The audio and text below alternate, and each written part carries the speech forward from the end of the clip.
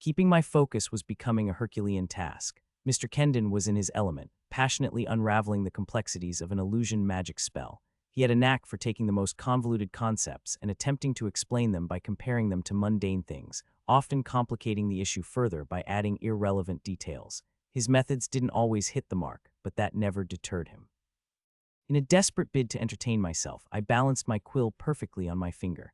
No way was I putting it on my nose Agonaut after the last fiasco where a rogue breeze gave me an ink mustache. That day was the worst. The blackboard might as well have been a blank slate for all I cared. My attention was miles away because, unlike my classmates with their mana veins, I had none. I was magically impotent, a fate sealed from birth. I'd come to terms with it now. My gaze wandered to the trio of giggling girls 2 desks ahead. Elise and her friends, likely snickering about another prank. Elise had a petite frame, big blue eyes, and long, wavy chestnut hair. Her attire was rather modest, no skin showing, but she didn't need to. Most of the lads were already smit. Perhaps she caught me staring because Elise looked back, smiled, and gave me a little wave. I quickly averted my gaze. She seemed so pure and harmless to everyone, if only they knew. If only they had seen what lay beneath that mask. My heart raced as the lunch hour approached. Mr. Kendon was wrapping up, and I needed to escape before Elise noticed. The moment he announced the end of class, the noise level surged, and everyone rushed for the exit. I was first out the door, practically sprinting without looking back. There was no way I could eat my lunch in peace if I went to the usual spot. I recognized that look on Elise's face was definitely up to something. I wanted no part of it. My plan was to head straight to the hidden area where I'd been having lunch for the past fortnight.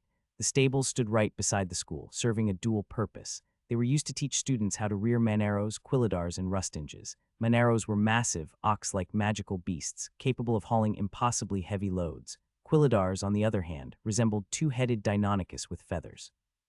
They were lightning fast, though not built for carrying weight, mostly used by those needing to travel quickly outside the village. Rustinges looked like a bulkier breed of quilladars. I had no idea what a Deinonychus was, but I was sure it came from my strange dreams. Since childhood, I'd dreamt of them like they belonged to another world. Over time, the dreams faded, slipping through the cracks of my memory. But every so often, out of nowhere, unfamiliar words would flash through my mind. Now I knew exactly what a Deinonychus looked like, a single-headed quilladar with far fewer feathers. I had to bite back a laugh at how bare it seemed without its plumage. It must have been a magical beast too. The stables were my haven. They were a large, sturdy structure made of weathered wood, standing tall and long with a roof thatched with straw. The scent of hay and the soft nickering of beasts created a serene atmosphere. Each stable was spacious enough to comfortably house the creatures, with wide aisles running between the stalls. I sat by the wall, pulling out a sandwich and nibbling around the edges, saving the delectable core for last. Suddenly, there was a slight rustle. I frowned. No one was supposed to come here. I peeked outside and saw Elise with her friends, giggling as they approached the stables. My heart skipped a beat.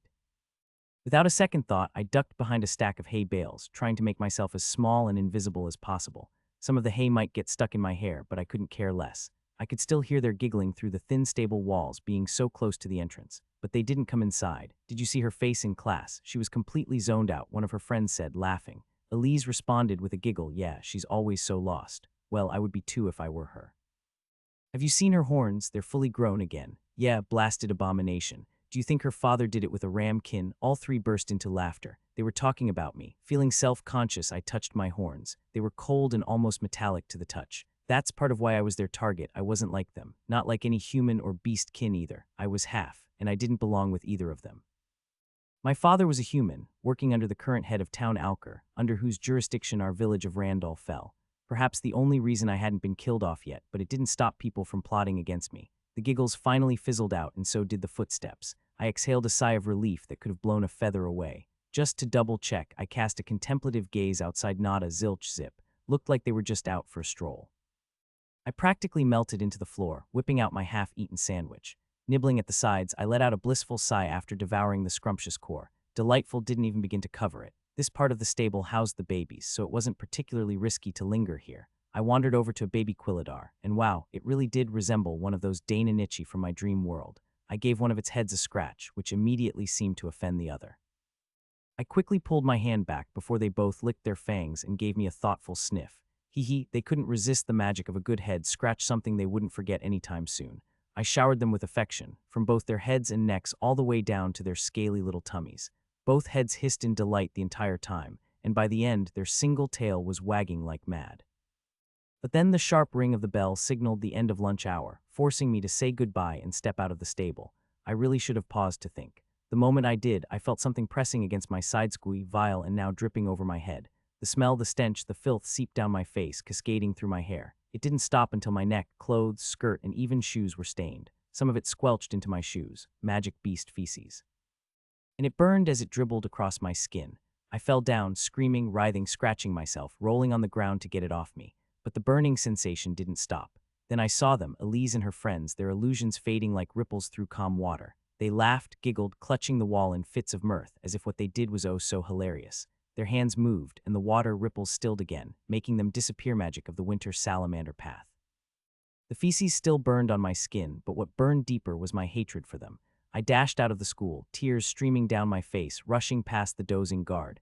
A few students loitering around glanced my way, some with sympathy, others with outright amusement. I despised this place. I ran through the streets, the only sanctuary in this wretched town being my home, just a bit further now. The squelching sound beneath my shoes was unbearable. Some of the filth had seeped in, spreading its stench and a burning sensation. This wasn't the worst prank Elise and her gang had pulled. Time and again, they proved capable of much worse. I burst into my house, slamming the door behind me. The floorboards groaned as I ran, leaving a trail of muck in my wake. I carefully avoided the broken step and headed to my room on the first floor. Father wasn't home. He was off in Alker for work and wouldn't be back until nightfall. I burst into my room and touched the hydro rune on the wall. I didn't have any mana to activate these magical tools myself, so Father had installed one with a pre-charged magic battery. It cost him twice the usual amount, but he did it for me. Water poured out, washing away the slimy filth as I cried on the bathroom floor. I kept telling myself I could endure it. I was 16, just one more year, and I could graduate. With some help from Father, I could apprentice under an enchanter and secure a respectable job. But each day was worse than the last. I loathed the school, that sea of strangers. I wept as I scrubbed the slimy patches of feces from my hair. Slowly, I peeled off my soiled clothes and stared into the mirror. The girl in the mirror stared back at me. She was 16, with an unfamiliar term echoing in my mind, half Asian, perhaps a remnant of my forgotten world. She had horns that ran like twisted crowns, curling around her head, solid and almost scaly. If one looked closely, they'd notice the color mismatches, evidence they'd been cut off more than once. Her waterfall of raven black hair clung to her once pristine skin, now marred with patches of burns. I couldn't hold back the tears. Probably the only thing I had going for me was my beauty. My eyes were narrow, my gaze intense. I was taller than the average girl my age, and my muscles were rather toned, making me physically capable even without magic. If only I had been born without these horns, I would have been normal, someone who wouldn't be called an abomination, someone whose father wasn't belittled behind his back for bedding a beast kin. If only, I sobbed, if only that were possible. I can do this. The burns would heal, those faces would be gone, just one more year, a single one. I can do this. I clenched my fists, repeating the mantra through gritted teeth. A quiet sob interrupted my mantra. A wave of negativity washed over me, and I almost intoned can't before a blaze in my eyes intensified. I will do this. I will get through it. Perhaps it was a blend of all these things. This anger, it was my strength. The love gave me purpose, and the stubbornness bestowed resilience. Whatever it was, it had been the source of unwavering determination deep within me from the very start. I would endure. I would rise above. I would survive. It was only for a year, after all. Shopkeeper Mikhail, with his wild and scruffy beard, peered at me suspiciously. I had my head and mouth wrapped in a scarf, bundled up in winter gear from head to toe, leaving no skin exposed. I cleared my throat and mumbled, I need, 2 pieces of sunbarm root, 3 ounces of holy water, and a pinch of salamander's breath, a vial of murcido extract, and a sprig of witch's thyme. Mikhail, the grizzled old merchant, was well connected with the roving band of traders known as Merit. His shop was a treasure trove for adventurers, stocked with all sorts of versatile gear. Many would bypass nearby towns just to visit his store. Sure, I could have bought a ready-made healing potion, but I was a top-notch alchemy student at my school. I knew how much of a rip-off it was to buy potions off the shelf when you could whip them up yourself with the right ingredients. Besides, I had a concoction in mind that was far superior. Mikhail gave me a once-over, grunted, and shuffled towards the leftmost aisle, muttering under his breath. He grabbed 2 gnarly pieces of sunbarm root and plonked them onto the counter. Next, he fetched an ornate flask and filled a vial with 2 ounces of a yellow, piss-like liquid. I knew the recipe for holy water, but it was a time-consuming process I couldn't afford right now. Mikhail then turned to a dusty, old wooden box filled with countless tiny vials and extracted one containing a pinch of white salamander's breath. It looked like plain white powder at first glance, but if one peered closely, they'd see a spectral illusion dancing around with too many eyes, teeth, and leaves fluttering in an eerie wind. I quickly tore my gaze away, not wanting to stare for too long. Next up was a vial containing a slimy, purple liquid clinging to its Waltz the Moonshadow extract. Its appearance made me uneasy, reminding me of something unpleasant I'd recently had to comb out of my hair. Finally, he reached into a jar and pulled out a sprig of witch's thyme. The herb had dark, almost black leaves and emitted a sharp, spicy scent. "That'll be 1 silver," Mekhill grumbled. I frowned. "Excuse me, how is it 1 silver?" Mekhill raised an eyebrow. "Ingredients aren't cheap, kid." Oh great, now he was messing with me too. Maybe he didn't recognize me. I leaned in, scowling, my eyes narrowing. "Oh, I know very well how much these ingredients cost. 2 pieces of sunbarm root, that's worth half a silver at best. And holy water, we both know it's just purified spring water with a dash of gold leaf. You can't fool me, I've made it before." He grunted but didn't interrupt. "The white salamander's breath isn't even rare in our valley. There are plenty of salamander molts around the river, but a pinch of it doesn't cost more than a few coppers. Moonshadow extract is just a paste of moonshadow grass, tricky to handle but not worth a silver on its own. And witch's thyme, it's not even in season. You're overcharging by at least a quarter silver." Mekhill's scowl deepened. "All right, Smartalek, how much are you willing to pay?" I tapped my fingers on the counter, pretending to calculate. "How about 3/4 of a silver? That's more than fair, considering the actual value of these ingredients." He sighed, clearly not thrilled. "Fine. 3/4 of a silver it is. But don't go spreading it around that old Mekhill got swindled by a kid in a scarf." I grinned, handing over the coins. "Deal." Oh, more of his secrets were safe with me. If he realized he had just tried to swindle Rionur's daughter, he would probably hand over the ingredients for free. But I didn't want to deal with him knowing I had bought these ingredients, which would inevitably mean my father knowing too. Just as I was about to turn away, I hesitated and frowned. No, I shook my head. I really shouldn't take her ramblings for facts, but what if? I immediately turned back to old Mekhill. I would like to buy something else too." Without waiting for his response, I rattled off my list. "I need a vial of nightshade essence, 5 dried thorns from the bloodthorn bush, 3 drops of venom from a shadow asp, a pinch of crushed bone from a wraith's finger, and a sprig of netherbloom petals." Mekhill's frown deepened and his eyes narrowed. "Who are you really?" he asked, his voice low and cautious. I hesitated. "Just someone who needs these ingredients," I replied, trying to keep my voice steady. His expression hardened and he slammed a hand on the counter. "Half of these ingredients are banned in the Empire. What kind of trouble are you trying to get me into, kid?" I swallowed hard. Damn it, had I overstepped my bounds? I hadn't the faintest idea that they were prohibited. Damn it, Lot, what had she entangled me in? I didn't mean to cause any trouble, I began to explain. "Get out," he bellowed, his face reddening with fury. I needed to rectify this. I stood my ground and slowly removed my scarf. The angry expression on old Mekhill's face dissolved, replaced by surprise, and then his eyes widened in recognition. He glanced left and right along the street before opening the counter and pulling me in by force. I yelped as he dragged me inside. His grip was rougher than I had expected. "Jade, why are you hiding behind a scarf? I almost called the guards on you." Old Mekhill hissed, his voice a blend of anger and a little less anger. Guards. This was turning into a much larger debacle than I had anticipated. What was it about those ingredients that had provoked such a reaction? "And your face," how he began, his tone sharp before softening with concern. "Who did this to you?" They knew. They all knew. Yet there was no justice for me. That was why I wore the scarf. I shifted uncomfortably. I don't want my father to know. I knew what would happen if he found out. At the start of the school year, they had nearly killed me in the name of a prank, throwing me into a pit full of creeping pharaoh thorns.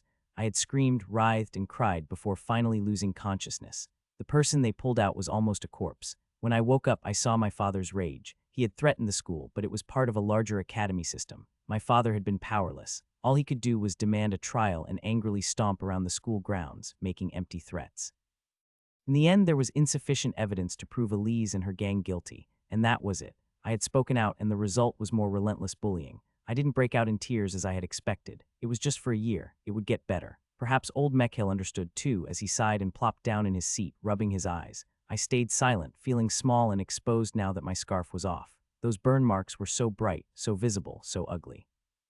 I wanted them gone before my father returned. Otherwise, he would waste his anger and time on something futile. In a school that taught the magic of illusion, the path of the white salamander, a magicless cripple like me didn't belong. There would be no evidence. I would rather spare him the headache and worry if possible. "Understood," said Mekhill. I knew he didn't. No one ever did, except Lot. "But I still don't approve of what you're attempting here, Jade." I frowned.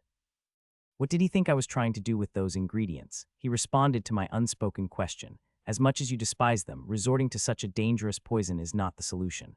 Oh, so these were the makings of a deadly poison. Blast it, Lot. A heads up would have been jolly decent. I didn't realize they were ingredients for a poison, I stuttered. Mekhill's brow furrowed. Of course they are, lass. These are the components of Morning Shade's elixir. A single drop induces hallucinations so vivid, it can drive a person or beast stark raving mad in minutes. In larger quantities, it paralyses the body while leaving the mind fully conscious, a fate worse than death for most. That's why the Empire banned it. Just too many noble disputes ended in unspeakable torment. Blimey, that was rather ghastly. I couldn't fathom why Lot would want me to concoct such a potion, but I really needed to salvage this. Before old Mekhill pegged me as a vengeful miscreant, I swear I had no idea those ingredients were poisonous. Come on, Mekhill, do you honestly believe that the person before you is capable of such a dastardly act? You've known me since I was a kid. That made him think. I just needed to give him one final push. I swear they were purely for academic purposes, nothing more. You don't seem like you're lying. I huffed. What did he take me for? Of course, I wasn't lying. No matter how much I despised Elise, I wasn't a monster. I didn't want to kill her, even though I occasionally dreamt of paying her back in kind. Those thoughts were swiftly dismissed as intrusive. Still, as I've mentioned, these ingredients are prohibited. Of course, you've told me countless times, I grinned, but never once have you said you don't have them. Confounded youngsters these days, are you sure you don't have any serpent kin blood in you? Nope, I beamed. He continued to mutter under his breath as he shuffled around his shop, gathering various items. When he was done, he handed me a box. I stared at it. He thrust it into my hands. It was heavier than I'd anticipated, just one drop in their food. I frowned. Excuse me, the materials you've brought are sufficient for an entire jug. I distinctly said no more than a drop in their food. Perhaps my mind was a bit sluggish, but it took me a moment to grasp his implication. Oh. He was hinting that if I were to poison my tormentors, this was the quantity I should use. I blushed and then whispered, I've already told you these are for academic purposes. He raised an eyebrow and gave me a long, scrutinizing look. Academic purposes indeed, ho. Just be careful, lass. This isn't something to muck about with. I know, Mekhill, I promise, I said. He sighed. All right then, off you go. And remember, no more than a drop. He really ought to stop this. How much? I inquired about the price. None for these. It's just me clearing out rubbish that didn't belong in this shop anymore. In other words, I couldn't afford them, and he was giving them to me for free. I glanced at old Mekhill's face, nothing, just a jolly old man. Older folks were so much harder to read than people my own age. I stepped out of the shop onto the cobblestone street, my healing potion ingredients nestled alongside a rather dangerous bag of banned elixir components. Blast it, Lot. She nearly got me thrown into a dungeon. As the clock's minute hand moseyed its way to the 7, I promptly extinguished the fire rune and deftly snatched up the vial of bubbling munchado extract with a pair of grippers. Into the cauldron went 2 dollops of sunbarm root paste, followed by a trio of ounces of a liquid as golden as the finest lager, but as fragrant as a dodgy Luhully water, my arse. I gave it a quick stir, switched off the flames, and allowed the root paste to marinate in the holy water. Standing over it, I carefully poured the vial of white salamander's breath over the now cooled concoction. The once urine-hued potion erupted into a tempestuous boil, resembling an irate volcano, as I stirred it with an absurdly long glass rod, adding even more of the salamander's breath. I soon left the boiling tempest to its own devices. I wasn't making a garden-variety healing potion. Nope, it was a salve of the same ilk, beloved by noble ladies for keeping their skin as smooth and unblemished as a baby's bottom. Even some well-heeled adventurers splurged on it. It was priced at twice the amount of a healing potion. A daylight robbery, I say. Who in their right mind would fork out 4 silvers for a mediocre healing potion, and another 8 for a salve made from the same ruddy ingredients? Yet, many did those poor, alchemically ignorant souls. As the boiling brew settled into a pure, viscous white, I introduced the bubbling munchado extract. The reaction was rather tame, but the violet tint gradually seeped into the white, producing not a lilac but a gloriously golden salve. Ah yes, it was a sight to behold, perhaps explaining its exorbitant price tag. I grabbed a nearby glass bottle and filled it to the brim with the healing salve. Behold, nearly worth 16 silver, and the ingredients barely cost a single silver. Perhaps this alchemical career wasn't so bad after all, yet my heart was set on a different path. I would be an enchantress. Alchemy was all well and good, but it lacked the sparkle of true magic. Enchanting, on the other hand, meant creating magical tools, and even indirectly I would be working magic. It was almost 6 in the evening. Father would be home in about 4 hours, give or take, depending on work. I should be fully healed by then. In the meantime, I could have a hearty chat with Lot about her rather dubious suggestion. Poison ingredients banned throughout the Empire. Oh, she had this talk coming. After tidying up the unholy mess I'd made earlier, scrubbing away every stain left by those ghastly, slimy feces, I finally gave myself another wash, partly because I still reeked, and partly because one ought to be squeaky clean before slathering any concoctions onto their skin. Magic beast feces was a whole different kettle of fish. Hopefully, this salve would banish the stench too. Ah, that reminded me I'd left my bag at school. And Elise, with her merry band of blasted witches, would have already disposed of it just to spite me. Damn it, after a thorough and vigorous toweling to banish any lingering moisture, I caught my reflection in the mirror. Clean, yes, but those unsightly burn marks were a glaring reminder. I quickly squashed the anger bubbling up inside me. No time for that luxury. Those fledgling mages were already well on their way to forming cores. The school valued them far more than they ever would me, just one. HMPH, that was all. I picked up the glass bottle from the stand, scooping some of the golden salve onto my fingers and began applying it. Healing salves, especially on burns, should be applied in a slow, clockwise motion. This helps to ensure even absorption and maximizes the salve's soothing properties. Once I was done, I glanced out the window of my room. The trees swayed in the light breeze, and the evening darkness gave the scene an almost eerie feel. My box of illicit ingredients was tucked away beneath my bed, snugly nestled alongside my other, alchemical experiments carefully hidden from my father's prying eyes. All this subterfuge was buried under a pile of plush toys father had lavished upon me to curry favor. I wanted to tell him I'd outgrown them, but a part of me still delighted in their squishy softness. Though I hadn't dared to pull any of them out today, the thought of smearing them with golden healing salve was simply too dreadful. Finally, I lay down on my bed and closed my eyes.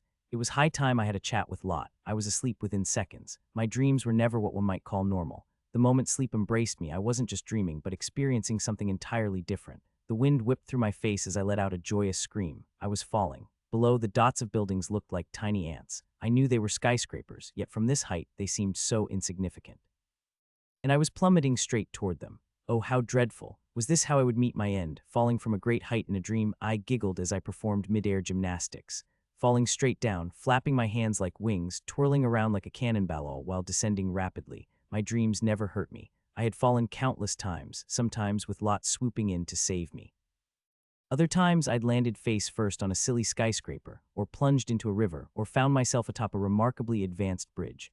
There were forests, factories with fantastically advanced machinery, which I half suspected were crafted by enchanters and powered by magic, but I was never hurt, not once, and there was no one else in this dream world but me and Lot. A vast black silhouette emerged from the clouds beneath me. Ah, speak of the devil. There she was with her immense and sinuous body, every inch covered in hard, glistening scales. A head like a giant serpent's, wings with a span that might encompass the entirety of Randall, 2 pairs of formidable clawed limbs, and a tail longer than her whole body, black, scaled, and utterly graceful. L-O-T-T, I screamed, save M-E-E. She looked up at me, her slitted amber eyes fixing on my falling form. With a single flap of her colossal wings, she severed the clouds in an instant. Just one glance from her and I felt myself slowing down. I soon landed on her back, giggling with excitement as she soared through the air. I gripped the massive thorny growths on her back, painful were it not for the dream. One couldn't get hurt in dreams, after all. We descended, streaking past the world whose echoes lingered only in my mind, zipping by skyscrapers at breakneck speeds. Lot could go faster, much faster, but I might not be able to hold on if she did. Soon we found a hill with enough space for Lot to land comfortably. Dust clouds rose as her massive frame touched down, shaking the entire mountain. Even downscaling her was an absolute bother. Not that I needed to. As an invisible force gently tugged at my sides, I found myself being slowly lowered. The moment my feet touched the ground, I rushed forward and enveloped Lot's enormous face in a hugger at least. I managed to embrace a bit of her snout. It was enough the gesture had been made. I missed you, Lot, but Jade, we've been acquainted for ages. Could you truly have found yourself longing for my presence after merely a single day apart? Lot's voice, soft and soothing, echoed directly in my mind without her monstrous mouth moving. It was quite at odds with her fearsome appearance, but then so was her warm and calming personality. Doesn't matter, I huffed, suddenly remembering my earlier indignation. I'm not amused by what you recommended. Oh, what about the ingredients you asked me to buy? They nearly landed me in a dungeon. Lot lifted her head, blinking her massive, slitted eyes. I'm not sure I understand. I sighed. Those ingredients you told me to get are banned in the Empire. Old Meckel said they're used for an elixir called Morning Shade. At low doses, it causes hallucinations with just a drop. At higher doses, it paralyses the body while leaving the mind fully conscious. There wasn't a murmur from Lot for a moment, but when it came, it was a single word. Fascinating. What? That was her response to me nearly being tossed into a dungeon. It seems she caught on to my train of thought. My sincerest apologies for the misunderstanding, Jade. I never anticipated that the ingredients themselves would be prohibited, although I can understand how they might be employed to craft something akin to the Morning Shade. Wait, what did she mean, might be employed to craft something akin to the Morning Shade? So you didn't ask me to buy these ingredients for making Morning Shade. Her enormous serpent-like face glanced at me. Reading Lot's expressions was a skill I had yet to master. Her countenance was always stoic, even though the voice resounding in my head conveyed far more about her emotions. No, what I had envisioned was entirely different. Now I was curious. Do tell. Well, the day your fate takes a turn will be tomorrow. I can already perceive your golden thread fraying into a black one, and I want you to be ready for what's to come.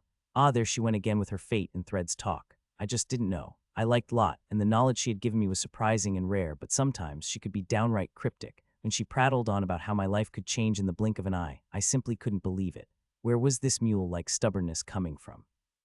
Was it perhaps due to that quintessentially human tendency to deny change, to cling to the familiar despite its flaws? Where had I read it again, Lot couldn't see the future, as she had reminded me countless times. However, she had a knack for reading the threads of fate, especially those tied to my destiny. What did that mean? I didn't know. I hadn't the faintest idea how it worked, but work it did for her. I'd often find myself sitting down, watching her mumble under her breath as if piecing together an exceptionally perplexing puzzle. She'd sometimes liken the threads of fate to a spider's web convoluted, intersecting, disorienting, with no specific shape or pattern. And yet, that was their inherent beauty. When she spoke of a golden thread ending in black, it signified an opportunity that culminated in death. So according to her, tomorrow I'd encounter this opportunity, and if I weren't prepared, it would end rather dreadfully for me. Woohoo, blast it all. Now that all the ingredients have been gathered, I would very much like to examine the threads once more. Oh crikey, nearly slipped my mind the ingredients. I smacked my lips with glee. Goodness, I adored alchemy. Lot had bestowed upon me more than just a few peculiar recipes. With those ingredients, which could easily get one tossed into the nearest dungeon, I was positively giddy about what other concoctions might be brewed. What could it be this time? A more potent poison, something whimsically named a Grimsnay, perhaps an elixir that could summon the dearly departed, or maybe a potion to make one invisible at the stroke of midnight, an essence to speak with animals, a draught that turns one's hair the color of moonlight. So what are we brewing today? I asked, licking my lips. A gentle breeze fluttered through the trees. For a moment Lot remained silent, but when she finally spoke, it wasn't a voice in my head, her colossal, serpent-like maw opened wide, unleashing a voice that grated like a rusty hinge. You're hurt. I tried to conceal it, but Lot always knew. Perhaps it was time to stop hiding, at least from her. Yeah, they doused me in magic beast dung. Had to leg it out of school, covered in the stuff. Got some burns, but they'll mend. I slapped on that healing salve as soon as I got home. Lot sighed, knowing she'd never quite get through to me on this matter. She'd already armed me with weapons beyond the wildest dreams of the mundane world. If I sought vengeance, I could have exacted it long ago. I wasn't a coward. I was more than capable of wreaking havoc on those girls' lives. One simple potion could transform them into hideous creaturess faces riddled with bristles, hunched backs with grotesque lumps, teeth falling out never to regrow, afflictions beyond the reach of even the highest-grade healing elixirs. I could concoct diseases that even the most devout priests couldn't cure. Boils that fester eternally, voices turned into endless croaks, limbs that twitch uncontrollably, and eyes that weep blood. The alchemical knowledge Lot had bestowed upon me was a terrifying power on its own. But I never used it on anyone. No matter how much I despised them or how deeply they hurt me, it was a slippery slope, and I wasn't keen on sliding down it. Once I saw them in pain, I'd want more, crave their misery. Where would this cycle end, this endless loop of suffering? I feared I'd become addicted to their agony, always seeking a new way to torment them, and even if I did even if I wasn't caught in the act but merely accused it, would be catastrophic.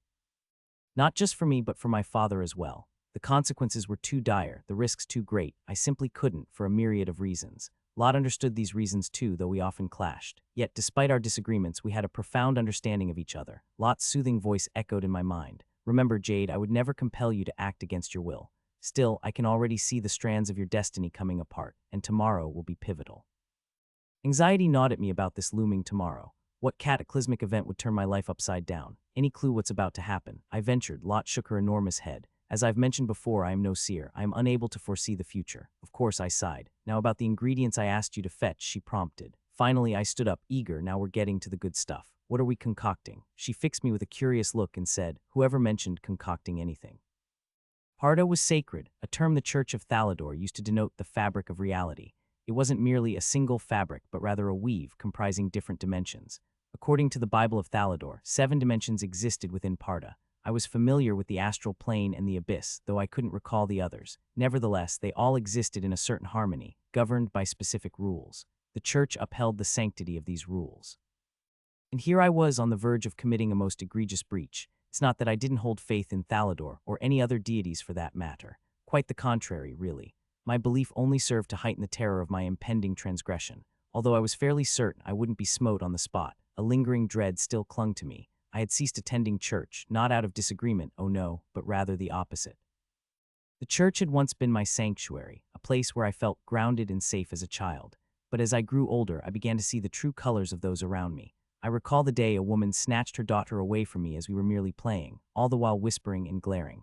The guard who perpetually barred my entry, the whispers, the stares, all crystal clear indicators of their disdain. For the first time, I saw them for what they truly were.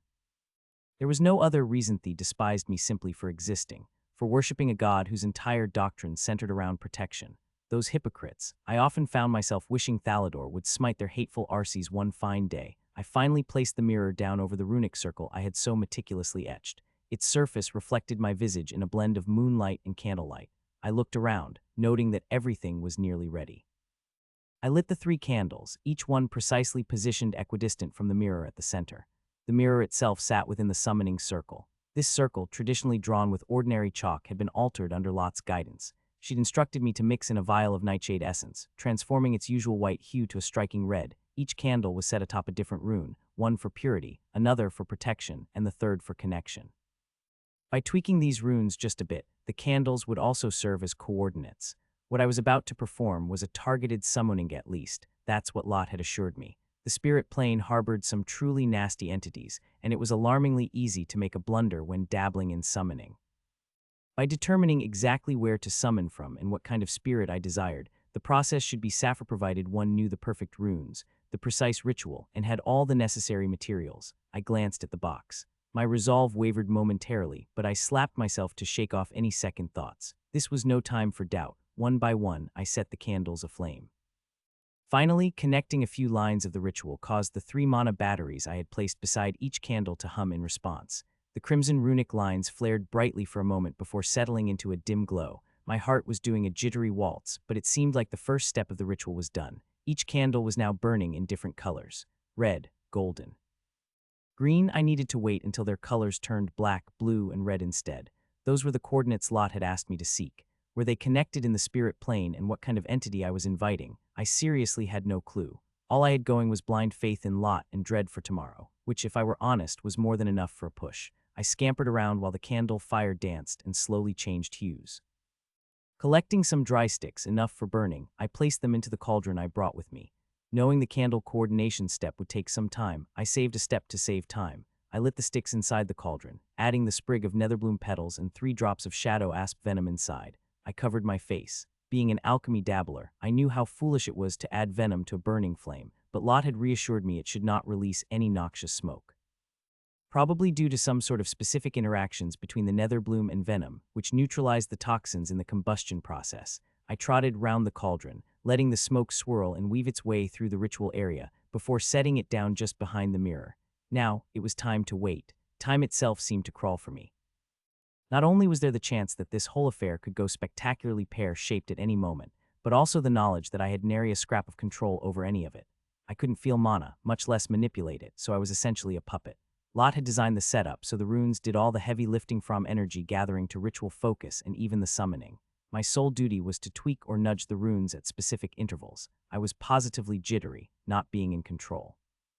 Moments like these made me long for a chat with Lot outside of my dreams, where I could endlessly bend her ear with my complaints. But really, what a fanciful notion, dreams manifesting in reality. Silly me. Time ticked by, the flickering candles playing havoc with my nerves. There was no rhyme or reason to their shifts. Every 2 minutes they changed colors in unison, from red to orange, then yellow, and so on until finally black. Black, that was unexpected. I glanced around. One candle burned black, another blue, and the last one red. Alarmed, I shuffled forward, scraping off a rune to lock in coordinates. Grabbing the crimson chalk powder, I swiftly etched another rune. After double-checking that all the runes were in their proper places, I positioned myself in the center of the invocation circle. Taking a deep breath, I opened my mouth and intoned, Omni serpeni voco te, custos in tenebris de mihi fortitudinem tuum. Presidium et potentia, eterna gratia, concilio meo, per lumen et umbrem nos coalescimus, protmes me forti servo. I hadn't the foggiest what language it was, but dear Lot had me perfecting the pronunciation like a diligent parrot. I must say I think I hit the right notes, though words like fortitudinem tripped me up a tad. Still, I eventually got there. For a fleeting moment, an eerie stillness hung in the air, but my gaze stayed locked on the mirror at the center. What stared back was my own visage, skin kissed by moonlight, etched with lines of worry. Then everything went topsy-turvy as my reflection twisted its head and locked eyes with me, wearing a chilling grin. My heart did a somersault. Success. Before I could utter the next bit, my reflection vanished, leaving behind a swirling abyss in the mirror. A rustle in the nearby bushes made my heart leap. Had that thing escaped? By all accounts of the ritual, it shouldn't have been able to. Dread trickled down my spine as I watched the shuffling foliage. A head emerged, gaunt and serpentine, skeletal with a pair of bulging eyes fixed unblinkingly on me. My hand moved of its own accord, reaching for the crossbow lying beside me. Suddenly I frowned, peering down at it. When on earth did I place it here? It ought to be by the tree. There, indeed, another crossbow lay there. I glanced back at the one I was about to grasp, and my expression twisted into horror. The crossbow had vanished, replaced by a containment rune. That blasted thing was trying to break free. Relief washed over me at first, quickly giving way to anger.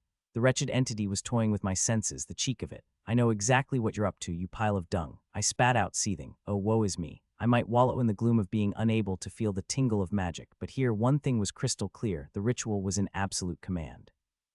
If that cheeky entity was nudging me to erase the containment rune, it only meant everything was ticking along like clockwork. As Lot would say, entities were like bloodhounds, able to sniff out our mortal emotions. Whatever it sensed from me, it gave it the cheek to try and bamboozle me. But I had a plan: reverse the trickery and show it who's boss. With a dramatic flourish, I straightened up, radiating imperious confidence. You really think you can outfox me, you pitiful, wretched excuse for a spirit? I sneered, my voice laden with scornful mockery. The very ease with which I summoned you should have been your first hint. The wind hushed to a gentle whisper as two slitted eyes emerged in the mirror, locking onto me. The only way to outdo such spirits was to flaunt one's superiority. And there I was, showcasing power I didn't actually possess. Did you truly believe a mere illusion would bamboozle me? How adorably quaint. You forget you're but a puppet in my grand theater. I laughed, even as a bead of sweat trickled down my spine. The glare from the mirror grew sharper. I beckoned you with a flick of my wrist, and I can dismiss you with even less effort. True enough, it was simply a matter of cutting off the connection rune, and the breach in parta would be sealed tight. I sashayed towards the mirror, and for the first time the fierce glare reacted. It fully revealed itself now. Its visage was like a pristine white sheet draped over the skull of a serpent. Hollow sockets housed slitted eyes, black and gold, counterfeit, mere imitations. Its mouth creaked open, the sides of the skull groaning as though trying to summon a voice it didn't have. Against all odds, it succeeded. The sound that emerged was grating, like a cat scratching a chalkboard while yodeling. It cackled its jaw 3 times in mirror, but what I heard on this side was quite different. Quid offers invocator. No clue what it meant, but did this mean my attempt to intimidate it had worked? Perhaps not. Anyway, I remembered what Lot had instructed me to say next. Omni serpeni, ausculta me unum mensum protectionis mihi prebe, et in commutation, meum sol tibi offero, esto mihi fortis defensor. For reasons beyond me, Lot had made me repeat sol at least 5 times before nodding in approval. The skeletal serpent simply stared at me for a full minute, not uttering a word. Seriously, an entire minute of silent staring. Did I mispronounce something? Whatever, I was through with waiting for a response. Lot had prepared a backup plan. If the entity didn't agree to protect me by this point, I just needed to sweeten the deal. I clamped my hand over my mouth, sinking my unusually sharp canines into my thumb. Once I pierced the skin, I held my hand over a rune situated just before the connection rune. Omni serpeni nunc adveni et gustum cape ius quad offero, veni, et tibi prebio saporum me sol. A smattering of blood droplets plummeted, and the rune sprung to life, twirling in a vibrant crimson hue before fading away. The response was immediate. Skeletal serpent in the mirror let out a bone-chilling shriek, its lower jaw grinding against the upper, producing a dreadful symphony. The fabric draping its bony form shredded as if ripples of energy were coursing through it. Ego accipio. It intoned, and right then, a searing pain erupted on my wrist. I winced, clutching it as strange symbols began to materialize around my wrist, weaving themselves into a faintly shimmering pattern. Lot really ought to have given me a heads up about this bit. My confident facade almost slipped, but I held steady as the fiery tattoo etched itself onto my wrist. It resembled a serpent's eyes, but instead of lines, it was composed of eerie symbols. The surface of the mirror rippled as the skeletal serpent slithered into reality. It still felt unreal, as if its entire form was a hurried brushstroke. The temperature around me plummeted to a biting cold in an instant. The skeleton floated through the air, graceful, lithe, and eerie. It paused mere inches from my wrist, gazing at the tattoo, then looked at me with its fake eyes, before touching the symbol on my wrist and vanishing with a pop. I dismounted, feeling the solid earth beneath my feet. The stark contrast between this serene hill and the hellscape we'd left behind was almost jarring. Lot, I began, my voice trembling slightly. What on earth just happened back there? She coiled her massive body around me, her serpentine head resting on the ground as she settled. Her voice echoed in my mind with a hint of amusement. Oh, nothing much, just showed a little intruder its place. I know what you did. But I said, struggling for words. What did you mean by took the bait earlier? Exactly what I said. Nether beasts are terribly greedy creatures. There was a chance it might try to exploit the loophole in the contract to get here. And it did, the cheeky blighter. Wait, this was all happening too fast. What do you mean there was a loophole in the contract? Not that I understood anything about the contract I signed. I had just recited that strange tongue Lot had taught me. It was meant to be a protection for a month, just that. The rest was Lot's doing, whatever she did, whatever loophole she left. Don't worry about it. There was nothing in that loophole that would have harmed you, Lot reassured me. Okay, Lot, just be honest with Muhi, was it needed? Did you actually want that thing here? Half yes and half no, she admitted. It was for two reasons. First, I wanted to see if something external could interfere with this dream of ours. Second, I wanted to make sure I showed this rat from the Nether its place so that it doesn't get any funny ideas. I knew she liked to experiment. But once again, a HEADS up would have been nice. I turned and stomped twice angrily in place. It's just I knew it wouldn't have helped at all and would have made me even more nervous attempting it, which in turn would have made me more likely to fumble. If anyone knew that much about me, it was Lot. But still, I was angry.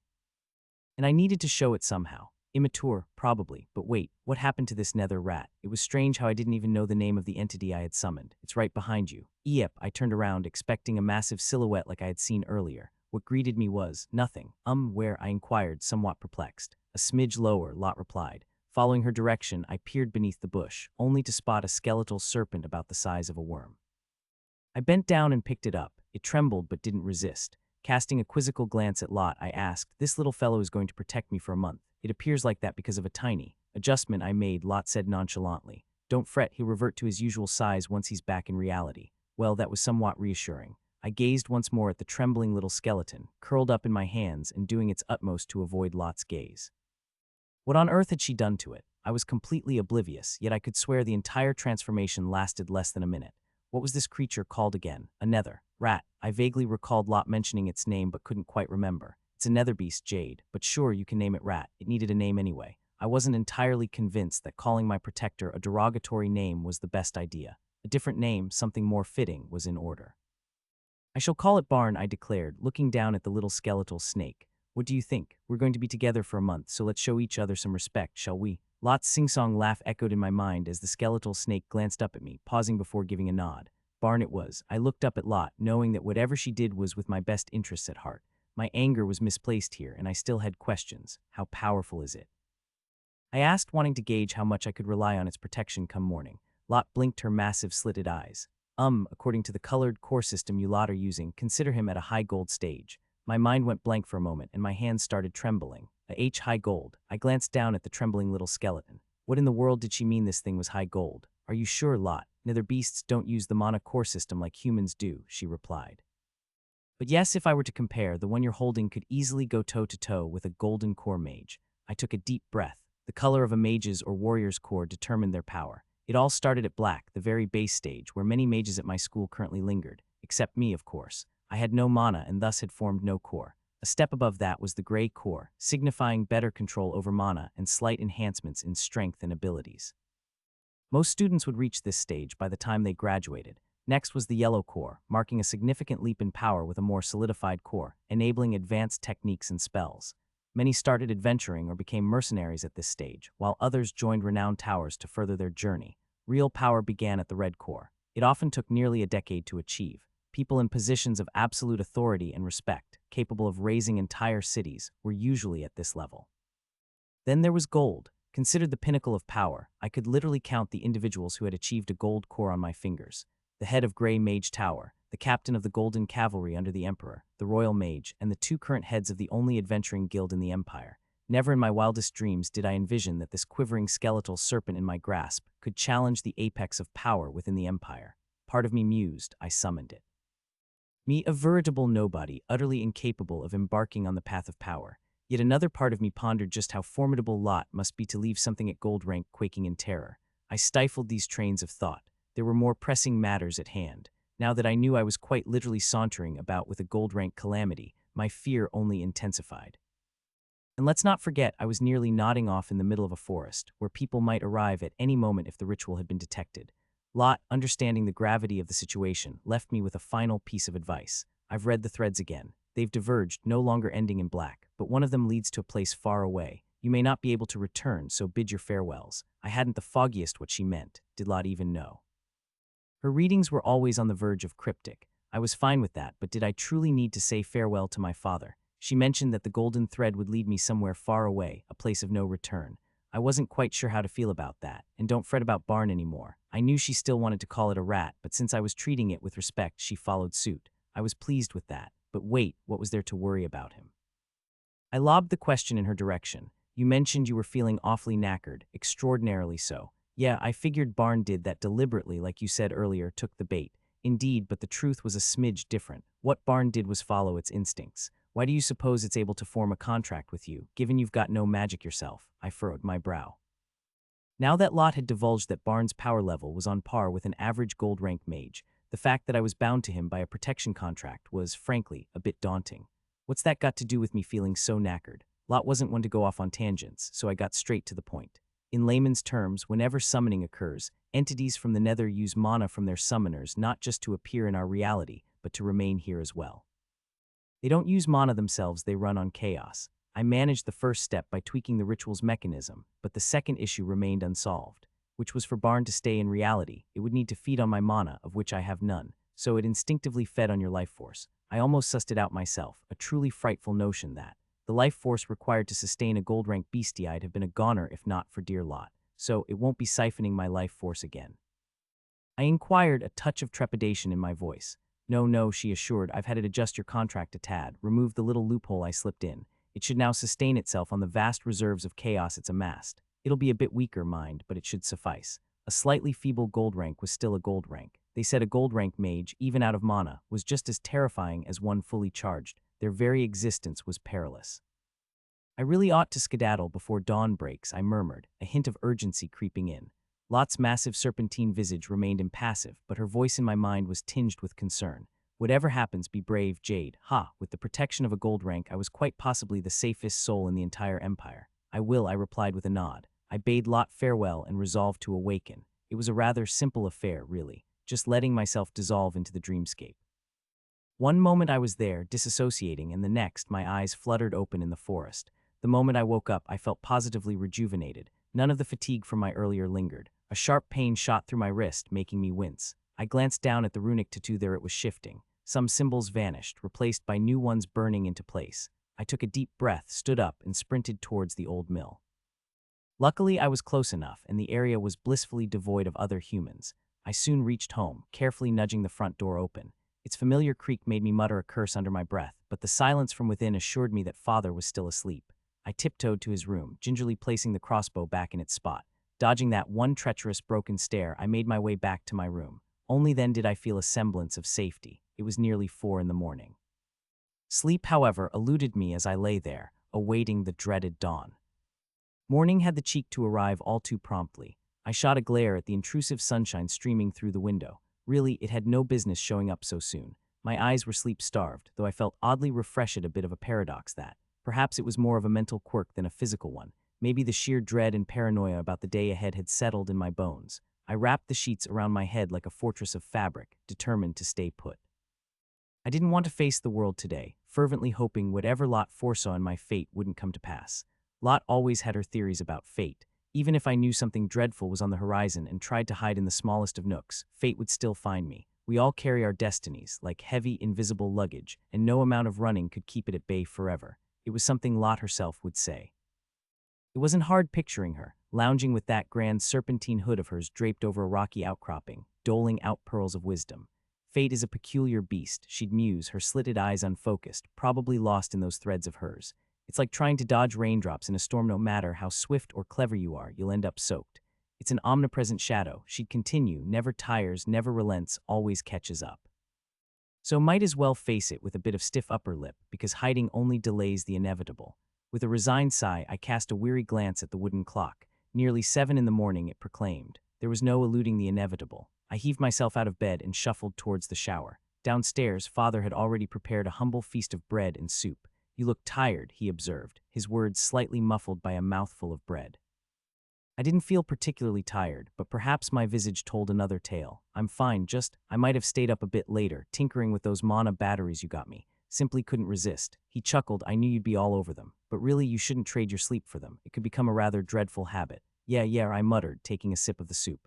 A tad bland. I added a pinch of salt, but you know how it is.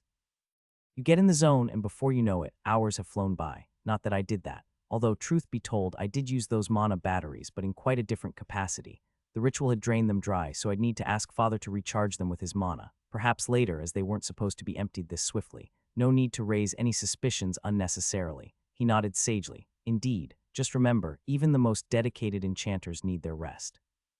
Those mana batteries will still be there in the morning. I rolled my eyes. All right, I'll try to be more sensible, but no promises if a burst of inspiration strikes. He chuckled, fair enough. Just don't come crying to me when you're yawning through your studies. Anytime, he replied. Now finish up and get going. The day won't wait for either of us. Tell me something I didn't know. Before long, Father had fetched his Quilladar from the stables. The creature with its two heads emitted a pair of enthusiastic squeals as Father perched upon its back. He gave a hearty wave as he set off towards Alker. I waved back, grinning like a Cheshire cat. Yet as soon as he disappeared down the cobblestone street, my grin did a vanishing act too. Lot had urged me to say proper goodbyes, but I just couldn't muster the courage. Perhaps I wasn't as gallant as she fancied me to be. I too had to go to school, however much I hated it. I slung a cloth bag over my shoulder and stashed a few books inside, knowing my previous one would be nigh impossible to find. I paused to gaze at their covers. Magic of the Winter Salamander Path. Ah, those were the days when I was still ensnared by the fantasy that I too might one day tread that path, that I might advance my core just like everyone else, to grow in power and strength, but most crucially, to wield magic, that elusive, bloody magic. It was everywhere around me, yet never within me. The craving to manipulate it, to bend it to my will, to perform spell after spell it gnawed at my very soul. This palpable frustration. The world teemed with magic, dancing in the air, swirling in the streams, whispering in the trees. Yet for me it was just out of reach, like a tantalizing dream slipping away with the dawn. To see others conjure flames, weave illusions, and summon icicles with effortless grace only deepened my yearning. I was like a bird trapped in a gilded cage, wings fluttering against the bars, desperate to soar in the vast enchanted skies. My grip tightened on the covers. When did this bitterness become my constant companion? The hunger for magic consumed me, haunting my every thought. It was a relentless ache, an unfulfilled desire. I craved needed that rush of power, the thrill of casting a spell, the satisfaction of bending reality to my whims. To live without magic felt like a half-life, a hollow existence. And so I clung to the faint hope that one day I might unlock that hidden potential within me and finally truly belong. It was this hope, no matter how slim, that kept me attending a school where I was deemed a cripple, all in the belief that one day I too would bloom and feel the magic. Needless to say, I squandered those 5 years. Well, not entirely squandered. I became a top-notch alchemy student. Even Miss Hester offered me an apprenticeship with her husband, an esteemed alchemist in Alker's adventuring guild. Ah, but I knew precisely what stoked the fires of my alchemical passion, what kept this enchanting dream of mine flickering ever so brightly. It was that same magic, the elusive wisp I endlessly pursued. Anything that made me feel a part of that magic world, that world of wonders. I closed my eyes and inhaled deeply. Yes, I'd grown accustomed to it. But every now and then, certain triggers would press those bothersome buttons. Had to pull myself together before I spiraled into yet another pity party. With a sigh, I slung my bag over my shoulder and stepped out. Locking the front door behind me, I made my way towards the watchtower. The deeper I ventured into town, the more I sensed something was amiss. The market street was teeming with more people than usual.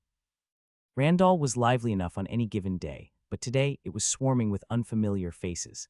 Knights clad in identical black plate armor, helms obscuring their features, others in black and blue robes, and some sporting leather armor with swords at their hips. My eyes narrowed as I took it all in. The ones in black plate armor were official knights from Alker, marked by the Thunder Eagle insignia on their hips.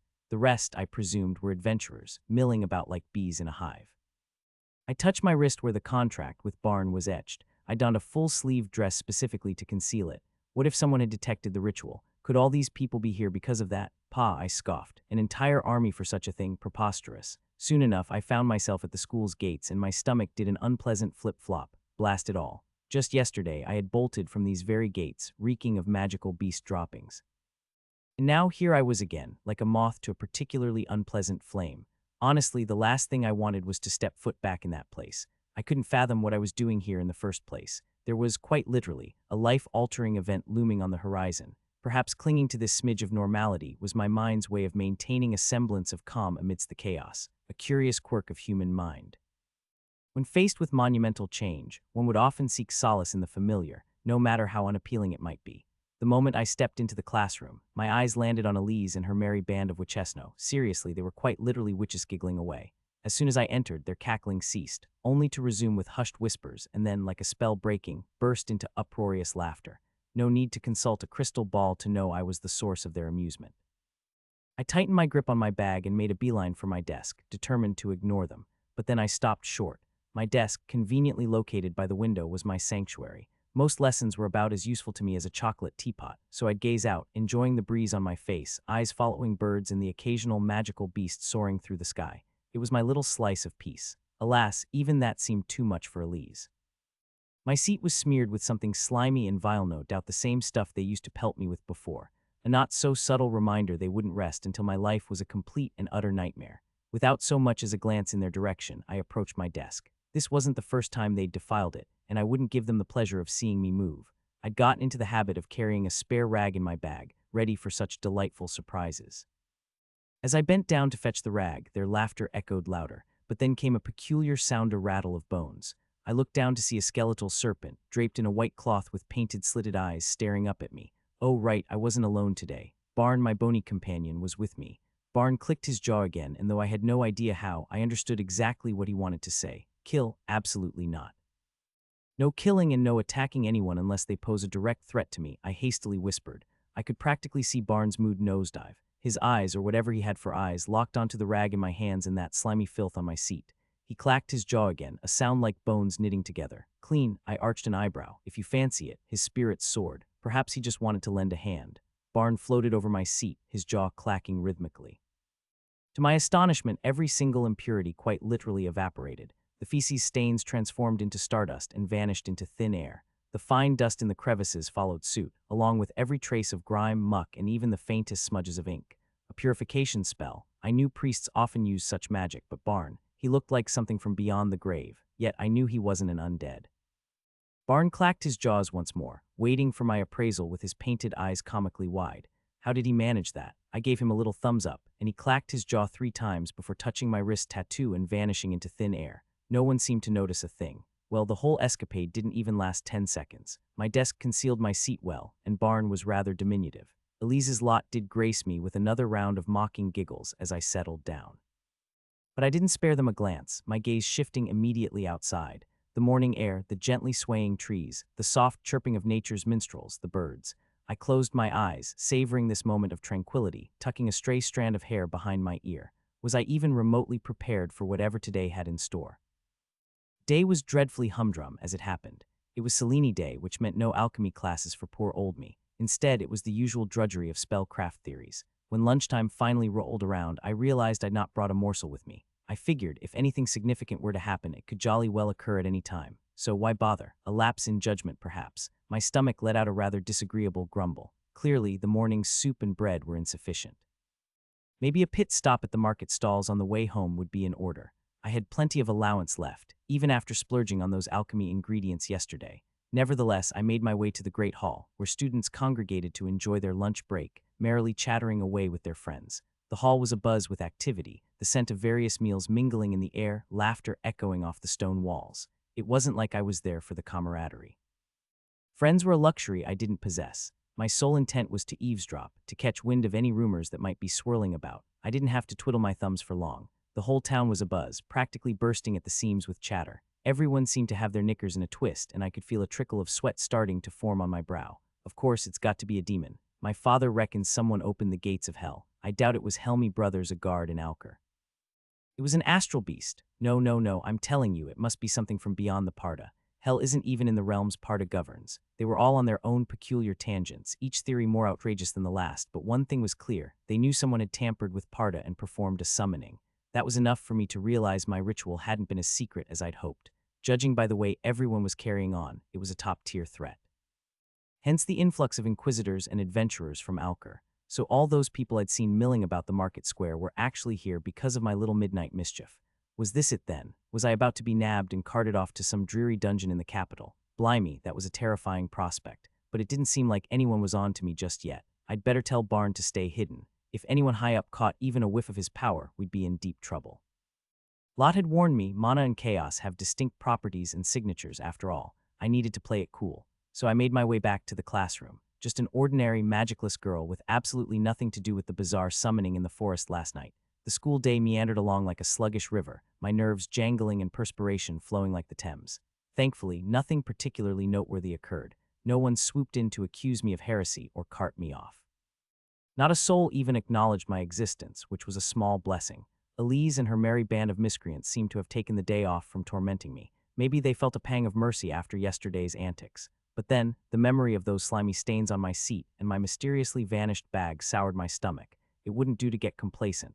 Vigilance was my only friend until I was safely beyond the school gates. As soon as the final bell tolled, I was off like a shot, darting through the halls and out into freedom. My stomach reminded me with a growl that sustenance was needed. The market lay conveniently along my route home, so I made a beeline for it. The bustling stalls came into view, alive with their usual energy.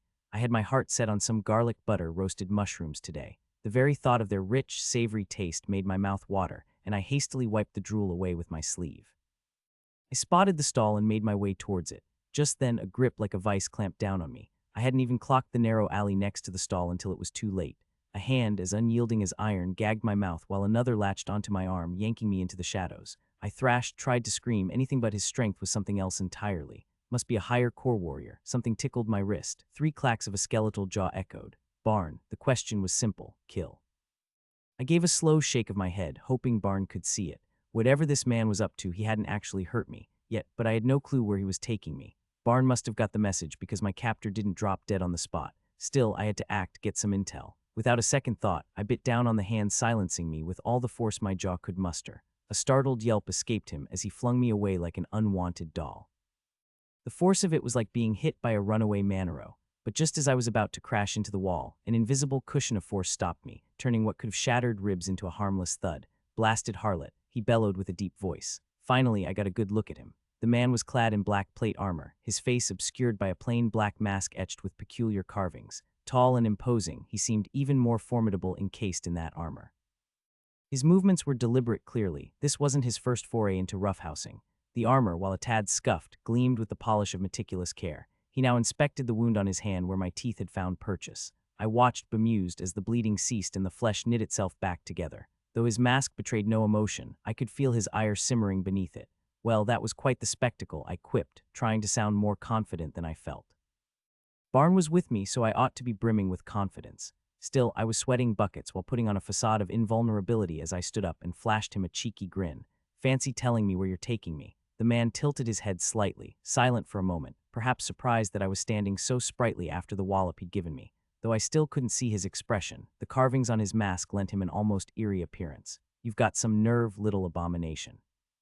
He took a step closer, his armored boots clanking on the floor. Tell me, do you know why I've brought you here? I sure didn't, but I knew he wasn't here to punish me for my ritual fiasco. Their arrest would have been rather official. No, this was something else. And the way he used the word abomination. Why did I have a bad feeling about it all? Well, it wasn't for the delightful conversation, I presume, I drawled, trying to keep my tone light. So why don't you enlighten me? He didn't seem to be keen on that. Information told us of a meek little half-beastie. Seemed like that wasn't the case. Different, quite feisty at that. Feisty, am I? I chuckled, one does try. But really, what's the game here? Dragging me to this dreary place only to stand around in that ghastly armor, tossing out vague threats. He didn't even acknowledge my words, and his tone was dreadfully condescending, the sort of way one addresses an errant child. Snapping a few of your bones wouldn't be too much trouble if it shuts that foul mouth of yours. That was quite the miscalculation on his part. Screaming louder tends to follow pain. Well, blow me down, this was not going to plan. However, I did glean some insights from his ramblings. Firstly, this wasn't a random ransom job, he had prior information on me. Secondly, he used they, so he wasn't acting alone. Were his cohorts nearby? I would think twice before doing anything hasty. Perhaps not the best choice of words, as he vanished in a blink and I felt a hand clamp around my throat. The grip should have been bone-crushing, yet a thin veil of energy cushioned his hold. He paused, trying to tighten his grip, but it didn't work. It was increasingly vexing not to see his expression. How else could I gauge his thoughts? I stared him down and flashed a grin, hoping for a reaction. What I didn't anticipate was the sudden appearance of a dagger. My grin vanished. What the devil are you playing at? You're a magicless freak. I don't know what trickery you're using. An artifact, perhaps. That would explain why you were unscathed when I tossed you earlier. He started slashing through my clothes. Where are you hiding it? Stop it, you bloody bastard. What do you think you're accomplishing? I don't have any artifact. But he didn't cease his prying. His knife continued its little dance, incessant, as he scoured for that blasted artifact that didn't exist. But then his blade grazed my skin, drawing a trifling trickle of blood from my torso. In that very instant, the air turned frightfully cold. I knew Barn had a true form, vastly different from the scrawny serpent he usually appeared as, one I had glimpsed in a dream when Lot had confronted him.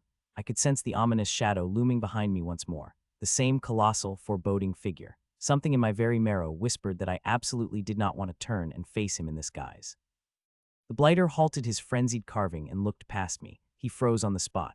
No, not quite. His hands were trembling ever so slightly, the knife poised in midair, as if he couldn't muster the will to move it an inch further. There came 3 slow, sinister clacks from behind me, and then, just like that, the fellow was no more. Vanished where he stood. It all transpired in a mere blink of an eye.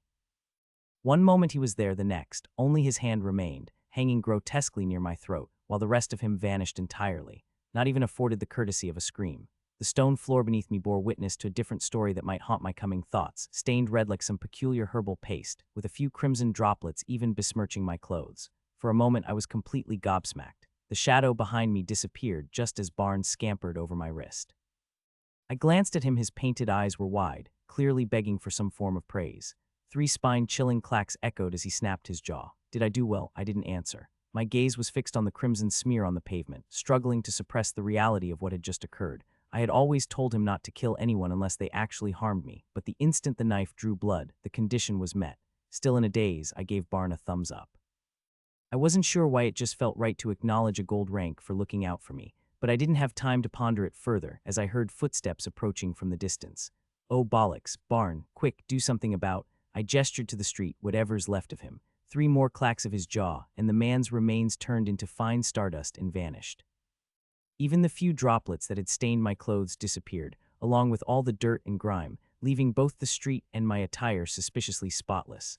A man emerged from the back of the abandoned alleyway, sporting a similar black mask and armor as the previous one. What the hell was happening?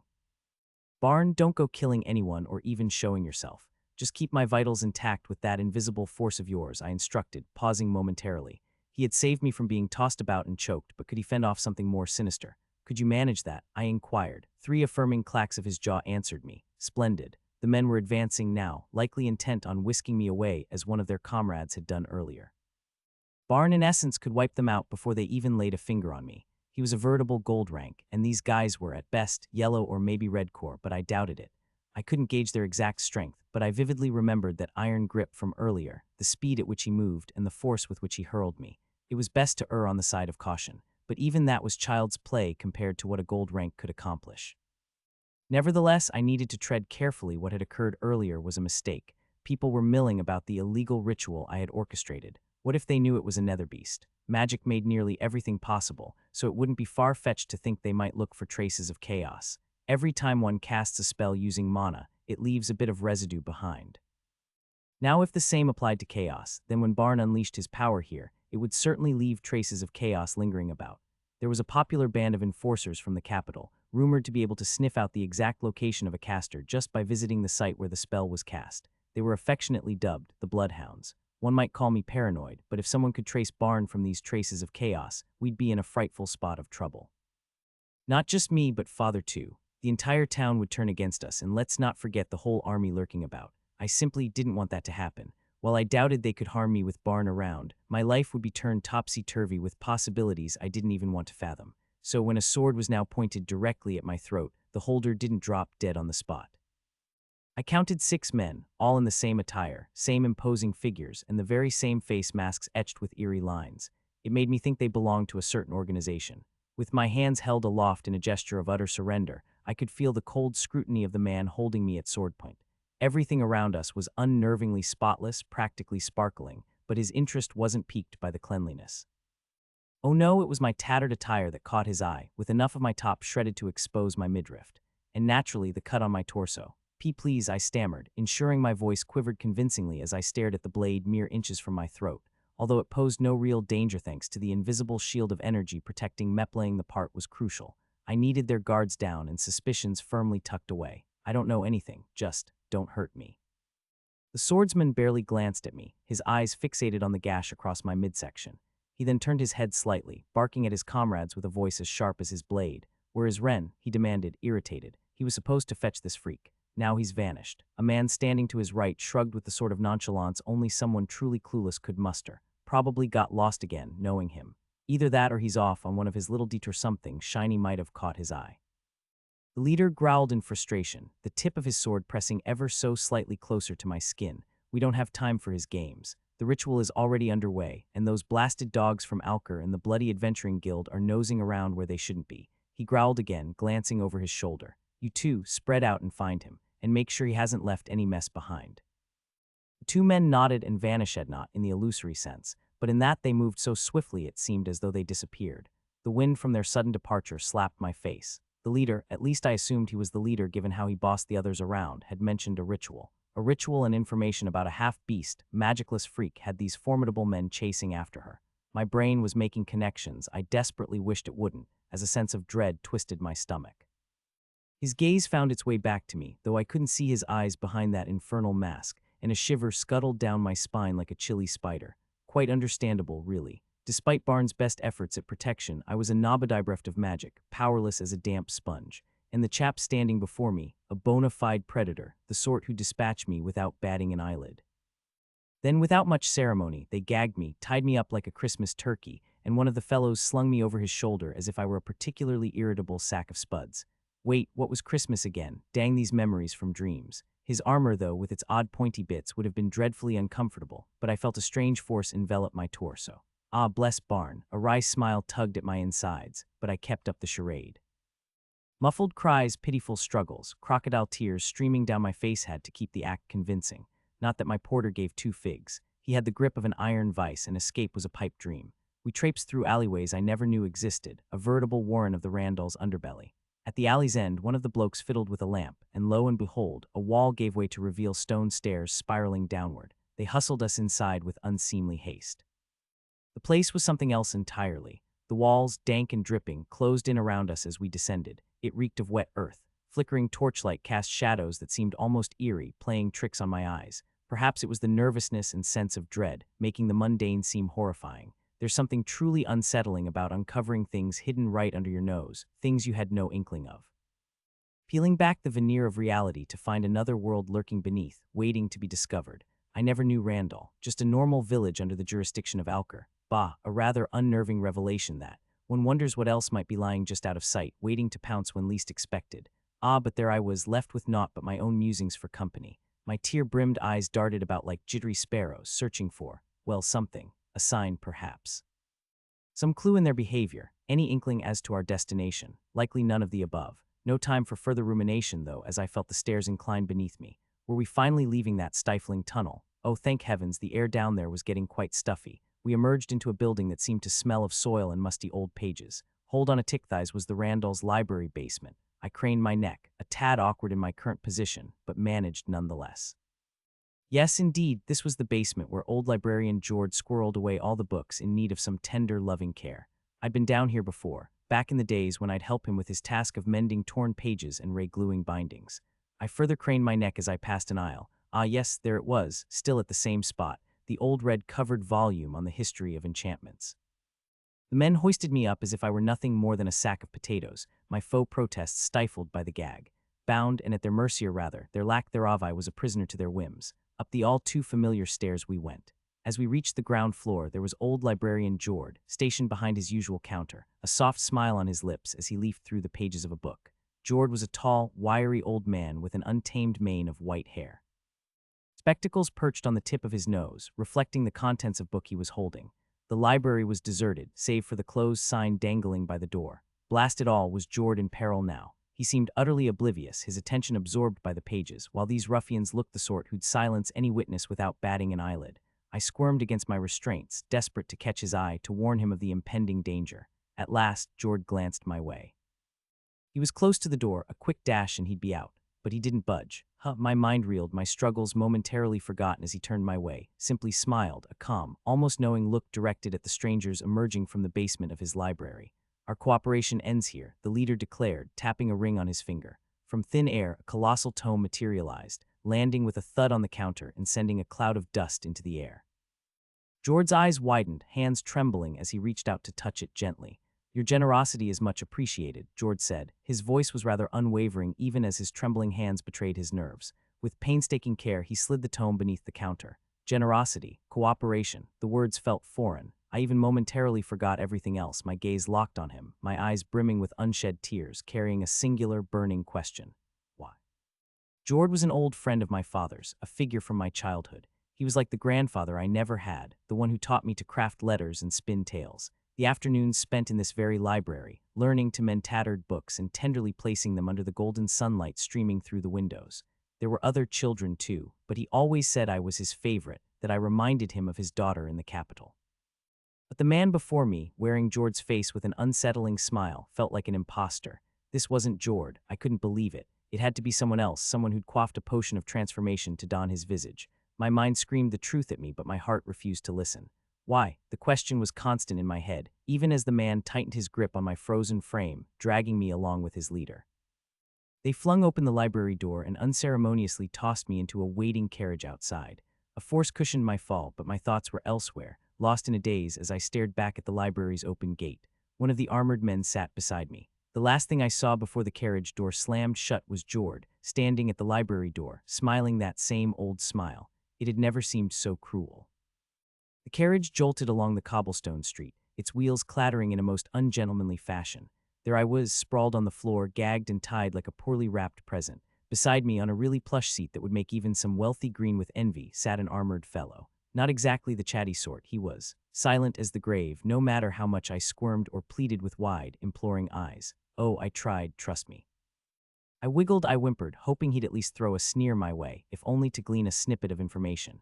Useless information, perhaps, but any morsel was better than nothing. Or maybe I was simply trying to distract myself from the dread of what had transpired earlier. These men's now deceased comrade had let slip that they knew more about me than I was comfortable with, and the revelation that old man Jord was in cahoots with these ruffians. Well, that was enough to make one's head spin.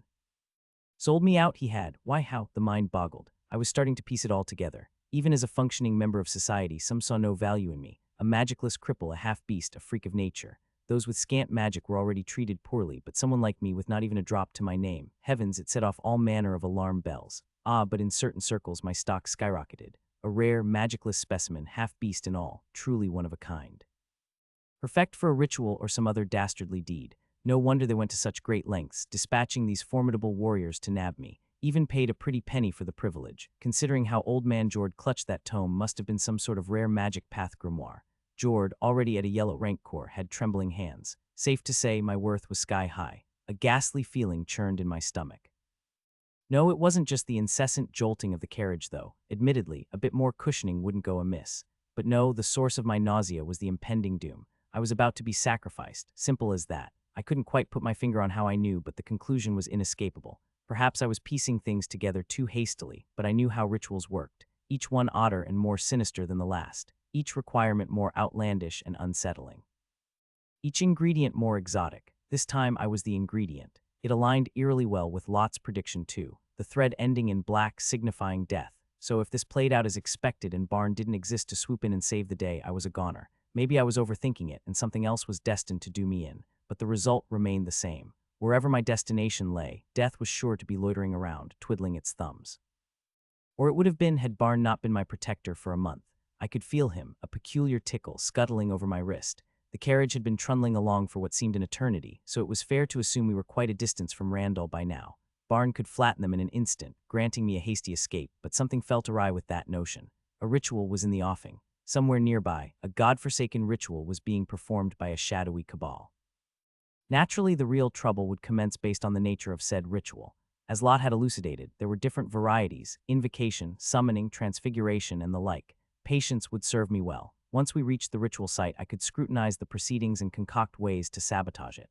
Moreover, it would give me a chance to discern more about these kidnappers of mine. Yeah, this was reckless, bloody reckless, I knew. I fucking knew it. But it was necessary too, wasn't it? Sure, I could kill the lot of them, right here, right now. But then I'd be left with fuck all no clue who they were or why the hell they needed me. And if it's some bollocks ritual that needed my sacrifice, then what kind of ritual was it anyway? I've got fuck all to work with, no info, zilch, nothing. This who was key. If I off them now and there's 100 more of these nutjobs lurking about, ready to have another gosse, a month after my deal with Barn expires, when I'd be back home with Father O. Thalador, what if they go after him too? If I acted rash and just slaughtered the lot, I'd be proper fucked up shit creek without a paddle. Right, calm down, Jade. You've got this. You've got a gold rank monster backing you. A fucking gold rank. Not even an army could stop that if the tales are true. So the plan's simple, head up there, scope out whatever shit they're plotting. If it's dangerous, fucking kill the lot of them. No mercy for those bastards who want me dead. A cunning scheme began to bubble up in my noggin as the carriage lurched and bumped along the forest path. I could hear the clatter of wheels against what I presumed were gnarled roots and the rugged terrain, punctuated by the occasional jolt that made my teeth rattle. I craned my neck and raised my nose ever so slightly, catching a whiff of pine and damp earth. My senses were always keener than most, even those at the gray core. Though others' senses sharpened as their core color upgraded, mine were still quite the anomaly. These acute senses told me we were deep in the woods, but as to our destination, I was as clueless as a hedgehog in a fog, as blind as I was gagged and voiceless. Finally, the carriage ground to a halt. I twisted about, straining to hear something, to catch any sound, any hint. Perhaps a chant, an invocation, a spell in a tongue from different plane. But in the end there was naught but silence, just the quiet whispers of the wind through the trees. The chap next to me stood up and flung open the carriage door. Instantly my eyes drank in the sight outside, gently swaying trees, a thick canopy, and dappled sunlight kissing the mossy floor. The man stared ahead for a moment, a curious blue light reflecting off his polished armor, before he reached out and grabbed me. Oh blimey, I had completely forgot to struggle. I immediately started shaking my head, eyes wide as his hands yanked at me. Then, like a fish out of water, or perhaps more like an eel, I began my pitiful wriggling dance. I was getting quite good at it, but he didn't hoist me over his shoulder like last time. No, he simply grabbed the ropes binding me and started dragging me towards. Well, I had to do a double take. In the middle of this lush forest opening lay something straight from those stories told about the fae kind. Flowers in all manner of hues gently swayed in the breeze, and a path cut through them, leading to the center. There stood a massive stone formation, each stone a long hexagon. I counted 6, connected in such a way that they formed a larger hexagon at the center. Each stone bore patterns etched in a strange tongue, glowing bright blue. That wasn't what made me do a double take, but the gaping void inside this hexagonal rock formation. It looked like a tarry curtain draped over the fabric of reality, something my mind immediately dismissed as a cheap illusion. A fake. It felt as unreal as the first time Barn appeared before me, his psyche like a rogue brushstroke on the canvas of existence. I also noticed other armored men around, each sporting the same mask and armor. This only confirmed my suspicion of it being an organized operation. Watching me being dragged along must have been their cue, for they immediately began to scuttle towards the tarry curtain. A set of stone stairs led up to it, and each man climbed up and vanished into the curtain. A bloody portal. In the middle of this godforsaken forest, I knew the concept every enchanter worth their salt dreamt of creating one. There must be some contraption on the other side where this curtain led. The tar-like curtain constantly rippled and bubbled, absorbing every single one of them. My breathing hitched as I approached it. Was it too late to have Barn kill them and make a dash for it? No, I needed to get a grip. Here I was, deluding myself into thinking I could halt a ritual I knew nothing about, relying on Barn to do all the heavy lifting, with no clue what awaited me on the other side. This little pep talk wasn't going as planned. Perhaps it was time to stop thinking altogether and brace myself. I felt a wee scuttle on my wrist. Perhaps Barn sensed my jittery state, for he scurried closer, leaving his bony tail for me to clutch. While it did naught to calm my nerves, I gripped it tightly as Barn coiled further around my wrist, repeating the gesture. Odd, but I could feel a smile creeping onto my face, a little twirl of the lips as the man stepped through the tar curtain portal, dragging me in with him. We emerged into an enormous room. No, it was more of a grand hall, really, rather spacious. The ceiling stretched so high it could almost touch the clouds if it were outdoors. I'd liken it to one of those grand rooms in Thalador's cathedral in Alker, if it weren't for the peculiar carvings adorning the walls. Faces and monstrous figures, eerily human in form, stared back at us. Featureless faces, blank slates, skin like wings, and wolves with sharp teeth sprouting from every inch of their bodies, cracked and grotesque. Torches flickered along the walls, casting ghostly shadows over these strange carvings. The air, as it filled my lungs, was thick with an ancient mustiness. Expectations, not a clue. But what I didn't foresee was a gaggle of robed figures standing at attention, clearly awaiting our arrival. They stood almost statuesque, clad in voluminous black robes adorned with intricate golden embroidery. Symbols and runes shimmered in their golden splendor, suggesting these were no mere decorative stitches. Enchanted, no doubt. While they might not turn away a sharp blade, they surely offered protection against magical assaults. My ears pricked up at the sound of distant murmurs. An exit loomed behind the robed figures, and from beyond it, the echo of many voices reached us. A chant, unmistakably. Ritual was underway. One of the robed figures stepped forward, holding a peculiar device. It was a contraption with a massive core inscribed with Vel-Tan script, or at least that's what it seemed like. The Empire's official enchanting script, but with some curious deviations. The script was unusually curvy, with some symbols I couldn't quite place, suggesting it was either a modified version or an entirely different one. I could decipher about half of it, but the rest was a baffling puzzle. Concentric rings of gold-like metal enveloped the core, etched with similarly bizarre symbols, with a single, shiny needle sticking out of the front. No time for further inspection, though, as the armored brutes flanking me roughly prized my hands from their bonds. I heaved a sigh of relief. My hands had been bound so tightly that the blood flow had practically stopped. I raised them, attempting to flex and rid myself of this bizarre numbness that made my fingers feel like pins and needles. My hand was caught mid-flex. I glanced up deadpan to find one of the chaps grabbing my wrist with a grip like iron, forcing my hand toward the needle. Seriously, but just as the needle was about to pierce my skin, it stopped. Oh bugger, I'd nearly forgotten about it. Barn, lowering my head, I gave a subtle shake towards my wrist, hoping he'd catch my drift. If Barn kept this up, my cover would be blown. He scuttled across my skin, but mercifully refrained from clacking his jaws. The man holding my hand now scowled, pressing the needle even harder against my skin with more force than necessary. Ouch, ouch, ouch. Take it easy, big guy. Pain surged through my hand as I cursed inwardly. Yet beneath it all, I was silently thanking Barn for letting the needle do its worst. It would have been rather calamitous if they realized I wasn't as helpless as I appeared. No one paid me the slightest bit of attention as the crystal attached to the needle glowed a brilliant gold before dimming. The robed figures immediately erupted into a hubbub, whispering in a language that eluded me. One of them sauntered forward, giving the chap holding me a hearty pat on the shoulder and uttering something to him. What in blazes was that language they were speaking? Were they celebrating? Though I couldn't fathom their words, it certainly seemed that way. Perhaps they were delighted that I was precisely the sort of good they required. How delightful. This was becoming rather irksome. The robed men moved en masse towards the exit where the chanting was emanating, and I, predictably, wasn't afforded the dignity of walking. Instead, I was unceremoniously dragged along like a sack of spuds. The exit led us into a tunnel, where a line of glowing runes was embedded in the walls, making me think of enchanting on a rather grand scale. I cast one last glance at the portal's stone formation. Similar lines adorned the floor, lines I hadn't noticed before. It struck me that this portal wasn't just a portal, but had some other purpose I wasn't aware of. Blast this alien script, I couldn't make heads or tails of it, but alas, my curiosity was fleeting. We stumbled into a vast hall, a grandiose cavern filled with hooded figures standing in the aisles. They were all chanting in unison, a low, droning murmur that felt more like a prayer than a ritual chant. I craned my neck, squinting to see if there was any sort of ritual circle beneath their feet, but there wasn't a trace of one. Why were they chanting outside the ritual circles? It made no sense. Lot had once mentioned something about the necessity of being within the circle for the chanting to be effective. I had no clue. The ceiling soared high above, disappearing into the shadows, or maybe just painted a deep, inky black. Towering columns supported it, each adorned with carvings of the same cryptic script. The runes seemed to be linked to the ritual, making me wonder if they acted as a sort of mana focus, a continuous script designed to condense ambient mana. The pillars gleamed, perhaps they were made entirely of metal. A mana conductor, perhaps, orichalcum. Going by their deep gray color, it made sense. I had cracked it. I would have patted myself on the back for it, truly. It was worth a bit of self-congratulation. But this moment of mine was cut short as my eyes widened in horror. We had emerged right in the middle of the chanting crowd, and the scene before me was horrific. The first thing that hit me was the scent, a mix of burning incense and a distinct coppery tang. I should have noticed it sooner with my keen senses, but perhaps my mind had been elsewhere. A massive ritual was the only fitting description for the spectacle in front of me. At the center of it all was a colossal serpent-like monster, its scales peeled away as it was pinned to an equally enormous board covered in runes. But that sight alone didn't make my stomach churn. No, it was what lay beneath that turned my insides to ice. I counted 5. 5 beast-kin, their twisted horns eerily similar to mine, strung up. They were gutted, their intestines and organs removed, leaving only their skeletal spines visible. They hung upside down, with ornate, scripted pillars driven through their mouths. Their hands and feet were tied back as if they were praying. Blood still trickled from these pillars, pooling at their bases where ritual circles were inscribed.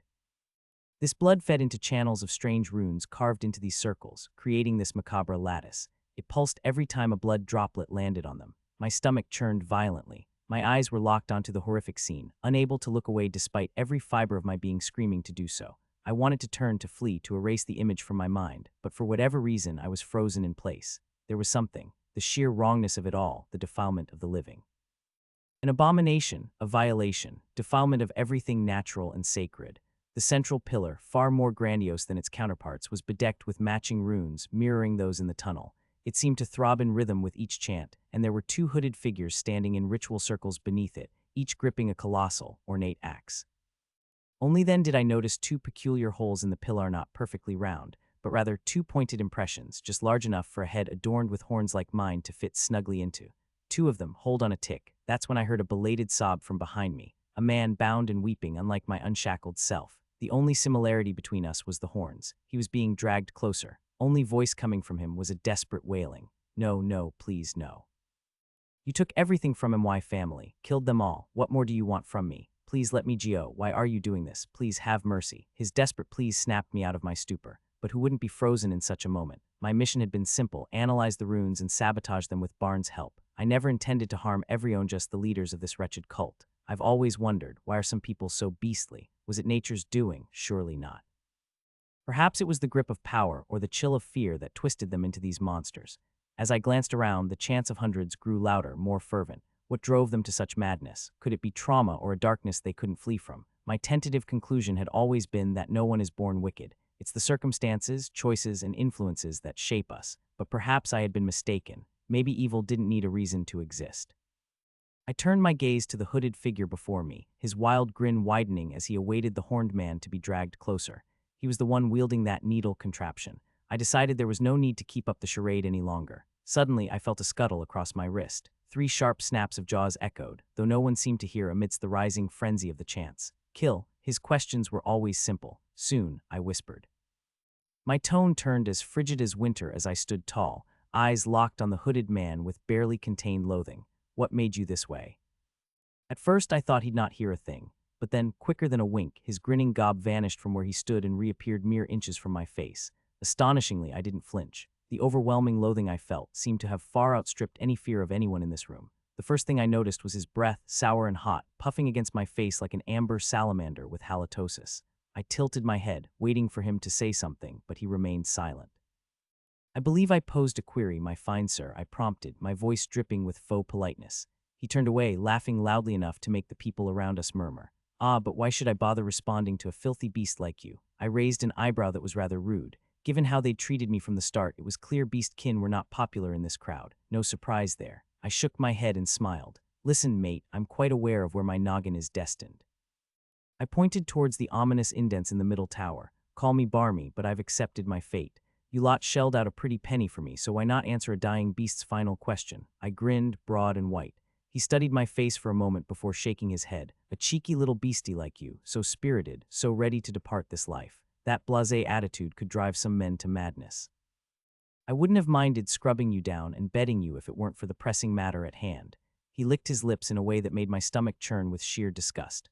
Ah, regarding your inquiry, he chortled, power naturally. What else could it be? Trust me, once you've had a taste, there's no going back. I have a hunch that power wasn't the only motive behind slaying these beastkin, I drawled. He burst into laughter once more. Oh, absolutely not. Think of it as purging the land of its filth.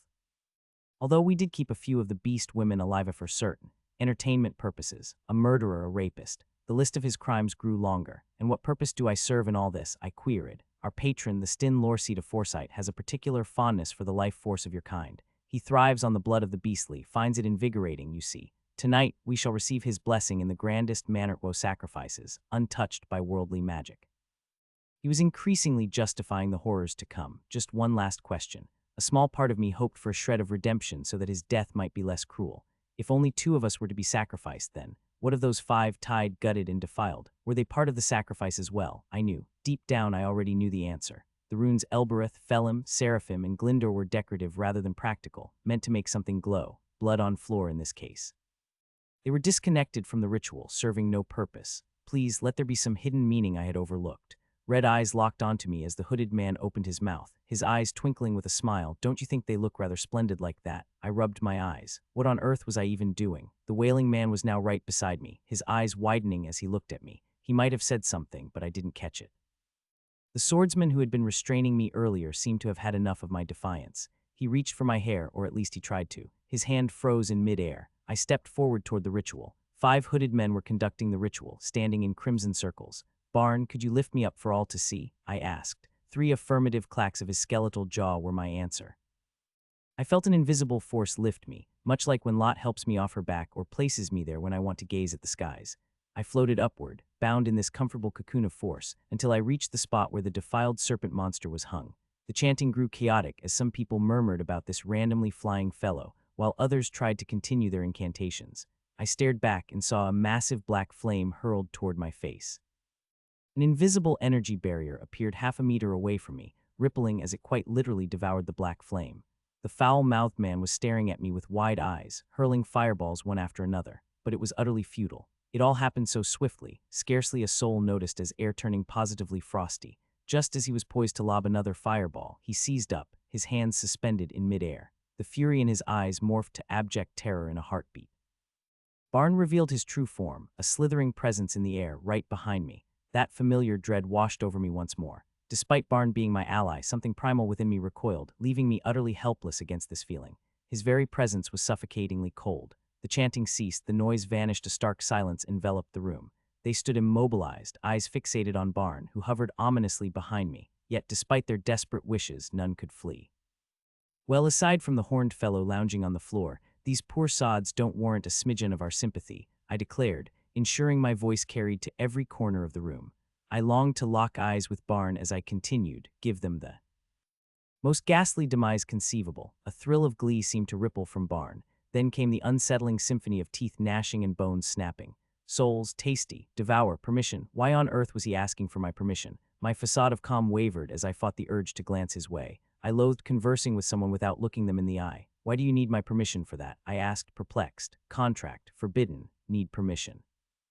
I'd instructed him to inflict a horrid end upon them. Was soul nibbling really that dreadful? Yes, sure, go ahead, I stammered. In hindsight, I really ought to have given it a bit more thought. What did I imagine a soul to be, I wonder? Perhaps something ethereal, like a wisp of mist, or maybe a tangible essence, like a sparkling gem. Honestly, I never thought to ask anyone, not even Lot. In hindsight, that was a blunder of monumental proportions. I really should have asked her. The very moment I granted Barn permission to nibble on these unfortunate souls, the air turned frightfully cold, much colder than it had been. With 3 swift clicks of his jaw, tiny specks of light began to appear above the heads of each cult member, who were now frozen in place by Barn's overwhelming presence. I couldn't help but wonder if I'd turn into an icicle myself if I dared to look at Barn right now. Shaking my head, I pushed that thought aside, a worry for another day. The motes of light reminded me of little fairies as they floated above everyone, and then in the blink of an eye it happened. Everyone simply vanished. Cultists standing in aisles, leaders near the main ritual, and people gathered in ritual circles all gone. A strange sense of déjà vu washed over me as I stared at the floor, now drenched in crimson. But when the shrill cries pierced the air, and I saw the multitude of eyes emerging from the puddles of blood, I knew something was dreadfully amiss. The ominous chanting had morphed into bone-chilling shrieks. Slowly, these grotesque puddles of eyes and teeth began to rise, no longer frozen. They swirled together like a ghastly blender, forming 2 distinct crimson vortexes around me. The tops of these whirling bloodstorms gravitated towards Barn, who loomed just behind me. I saw it pass by an actual bloodshot eye, very much alive in that gruesome state. Twisted teeth intersected it, swirling through the vortex. I could feel its sheer dread in those unholy cries. The mere sensation of what Barn had done was enough to chill my very soul. Perhaps this was why Lot had forbidden the munching of souls. The wretched screams just kept on, swirling through those ghastly vortexes of gore that whisked past me, never to be seen again, presumably making their way into Barn's belly or whatever he had that passed for one.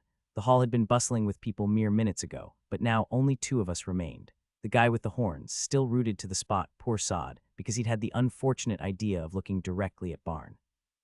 My mind was off on a dreadful jaunt I'd rather it not have taken. I had just killed people. Well, ordered Barn to, but still, it was my hands that were metaphorically drenched in blood.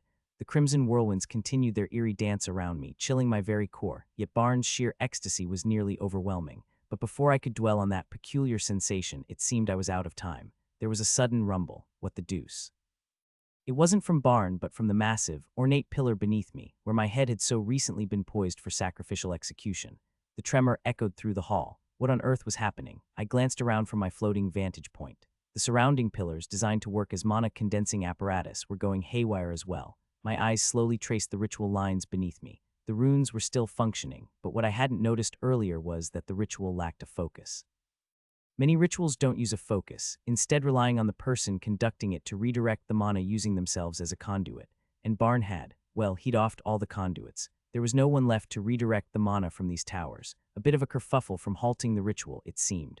The entire hall was in a right state, with the 5 towers around me shaking like leaves in a gale.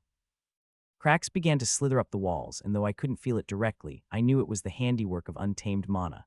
Blast it. This was precisely the sort of chaos I should have anticipated, but I was so consumed by my loathing that I hadn't given a fig for the consequences of halting an unknown ritual midway. I needed to act, and swiftly. Barn, I bellowed. The crimson vortexes were nearly gone, swirling away into nothingness behind me. The horned guy, still paralyzed, was staring blankly. He wasn't going to move in his state. Dash it all, I had to get a grip. The situation was spiraling out of control, and if I didn't do something, the entire place would come tumbling down. Or worse, the mana might bottle up and explode without warning. The force that had been holding me in place began to waver. Wait, what was Barn up to? Barn, I shouted again, louder this time. Why on earth wasn't he responding? Still, there was nothing. No clacking of his jaw, no sound of bone knitting, just an eerie silence. Tapping into our bond only brought a wave of ecstasy, not the reassurance I needed. Barn, I called once more, but there was only silence in return. I felt it as the force holding me fizzled out completely. Blast it, but I was ready. Though devoid of magic, I compensated with sheer physical strength. I was at the top of the main, ornate tower well, not exactly on it, but close enough to grab its edges as I plummeted. My hands found purchase on its metallic surface, adorned with massive words from the same script, deeply carved. Using the engravings, I began my descent. I wedged my fingers into the grooves, sliding down carefully, my muscles straining as I controlled my speed. I swung my legs to the side, finding the next foothold. It required a bit of precision, but nothing I couldn't do. I repeated the process until my feet finally touched solid ground. The moment I landed, I bolted without a backward glance. Something was wrong with Barn, and I was an utter nincompoop for even letting him attempt something forbidden by Lot's contract. It was as if he were intoxicated in a way. Damn it, I dashed towards the frozen man. I'm so sorry, I murmured, covering his eyes and spinning him around a full 180 degrees. The instant I did, life surged back into his stiff form. Princess Vernia. He wheezed, his voice a raspy whisper that quickly morphed into a horrid retch as he emptied his stomach onto the floor. Thankfully, he had the decency to avert his eyes. I could have sworn he called me something similar earlier when he was dragged in. Why on earth was he calling me that? I was no Vernia and certainly not a princess. But there was no time for a comforting chat. The whole hall was now vibrating like an overworked teapot. My eyes widened as I bolted to the nearest pillar, my fingers brushing against its cold metallic surface. Orichalcum, the best mana conductor ever known. Too soft to make weapons but perfect for magic tools. The runes were etched deep into the metal. I could decipher some, but not enough, a rather worrying sign in the Book of Enchanting. Even if I could translate the lot, could I stop the cursed thing from hoarding mana and going berserk? I couldn't sense mana, let alone control it. Princess Vernia, I can't fathom how these people got hold of you. But what did you do to them? The man stammered behind me. I sighed, casting a weary glance at him. He flinched, directing his trembling finger towards where Barn was, though he dared not look. I don't know who this Princess Vernia is that you speak of, but I assure you, it's not me. You've got the wrong person. He gawked at me as if I'd grown another head. Well, I'd told him the truth. I'd never met any beast kin in my entire life. But I cut him off. We can discuss this later. Right now, we need to ease. A sudden, more formidable rumble sent me sprawling, and a gust of chilly air washed over me. I kept my eyes firmly on the ground, steering my gaze towards the central tower of the ritual in an attempt to not gaze at Barn. It began to glow. Crikey. Without a moment's hesitation, I grabbed the guy next to me who seemed to grasp that something was amiss but lacked the good sense to leg it be his arms. Run, I bellowed. Huh. He stammered as I yanked him along, but that was enough to ignite his survival instincts. He screamed and sprinted after me, making a dash for the end of the hall. The hall was now shaking with a vengeance. I was screaming too as I ran. What else could I do? The main tower was about to unleash its pent-up mana, and I needed to take cover. My feet pounded against the stone floor, dodging debris falling from the quivering ceiling. So close, so close.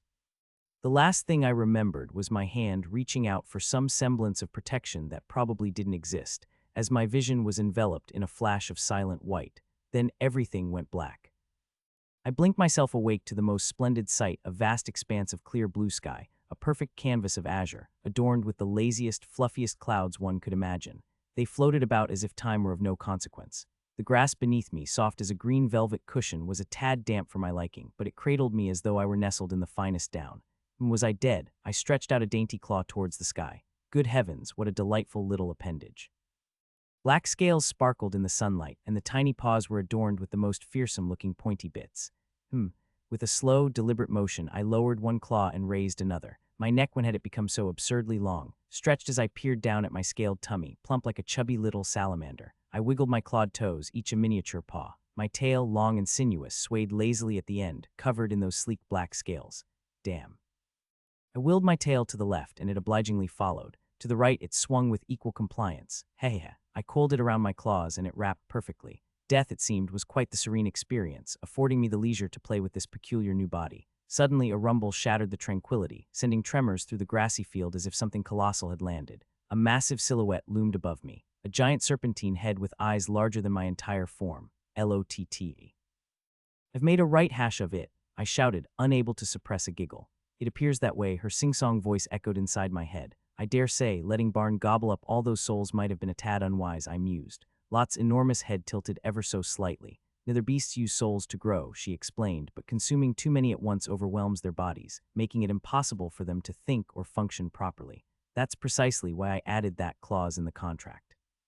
She paused before adding, how many did he devour? Ah yes, daft me struck again. I chuckled nervously. Would hundreds be considered excessive? Depends on how powerful they were. Mostly yellow cores, I suppose, with a smattering of reds. I wasn't entirely sure, but the hooded fellow was definitely at red. Those black fireballs were quite something. Lot's enormous head drifted closer, coming to rest on a rocky outcrop beside me.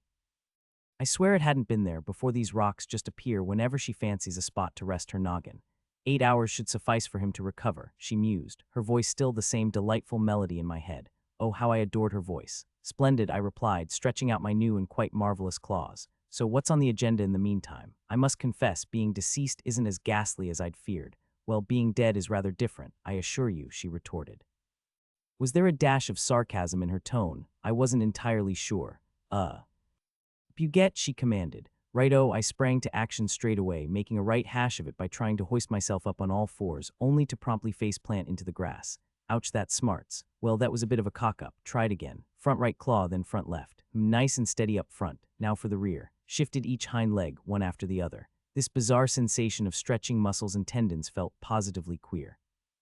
My tail, bless it, stretched out and lent a surprising bit of balance. Success. Finally standing on all fours like a natural. I shot a glance at Lot as the question bubbling up inside me popped out. Hold on a jiffy, in the real world, I'm either squashed flat under a mountain of rubble or vaporized by that mana burst. What in blazes did you mean by, quite different, am I? I faltered as a wave of anxiety washed over me, still alive. I haven't got much time to explain. You need to wake up soon and eat something. Wake up, so still dreaming then, not some cushy afterlife. Hang about. What happened to my body then? I started hopping about, gradually getting the hang of my new form. Peered down at my tiny self, noting the feeble little wings, just a chubby, scaled critter. I looked at Lot, then back at myself, then back at her again. Her long serpentine head, black scales, 2 pairs of clawed limbs, and that graceful, sinuous tail. And why do I look like a pint-sized version of you? Awakening was the usual capper slipping back into reality from the embrace of dreams. In my dreams, I felt no different than in reality, save for the delightful thought that pain couldn't touch me there. So when I roused to a symphony of aches and pains, I knew I was unmistakably alive. I was greeted by the curious sensation of hands. It took a tick for my eyes to adjust. Those peculiar, slit-like eyes of mine felt so strange. Upon opening them, I immediately regretted it. The world was awash in a kaleidoscope of blinding hues, causing my eyes instant agony. What on earth was that? I kept my eyes shut for a moment, taking stock of my surroundings through my other senses, namely my ears and my very skin. Scales. Right, first things first, it felt just like in my dreams. I flexed them, my claws, confirming I still had these new appendages, the little limbs on my back and the tail. So it carried over my form was just as it was in dreams. I sincerely hoped Lot would have a reasonable explanation when I returned, because this whole business was driving me barmy. Things needed sorting. First, I had to figure out what had happened. I was fairly certain the bottled-up mana in those towers had gone haywire. What was that flash of white that knocked me out? Initially, I thought it was a blast of concentrated mana, but that should have vaporized me and the chap with me on the spot. Perhaps it was something else, something to ponder later and query Lot about. For now, I needed to get this fellow to calm down. He was blubbering like a baby, clutching me for dear life. Although my vision was still on the fritz, I could feel someone hugging me like their favorite stuffed bear. I craned my long neck and ever so slowly cracked open an eyelid. The world was still ablaze with a riot of colors, but I was ready for it this time. I squinted. Half opening my eyes helped them a lot against those pesky colors. I was even thinking of using a bit of fabric as a makeshift eye mask can help dim them, but squinting would do for now. It worked, more or less, just enough to make out the same horned fellow clinging to me like I was his last lifeline, crouched behind a massive wall. I peered around. The bright hues were still making my eyes water, but I had to assess the situation. Debris littered the floor, yet the walls and ceiling appeared mostly intact. The structure had taken a beating, but was still standing firm despite the gaping holes here and there. With a bit of a squirm, I wriggled free from his grasp, making him yelp in surprise. I glanced down at myself, now fully in my little scaly critter form. It was just like in the dream, which gave me some time to adjust. but what I couldn't adjust to was my size. The chap who was now gawking at me had been smaller than me before, and now I barely reached his knees.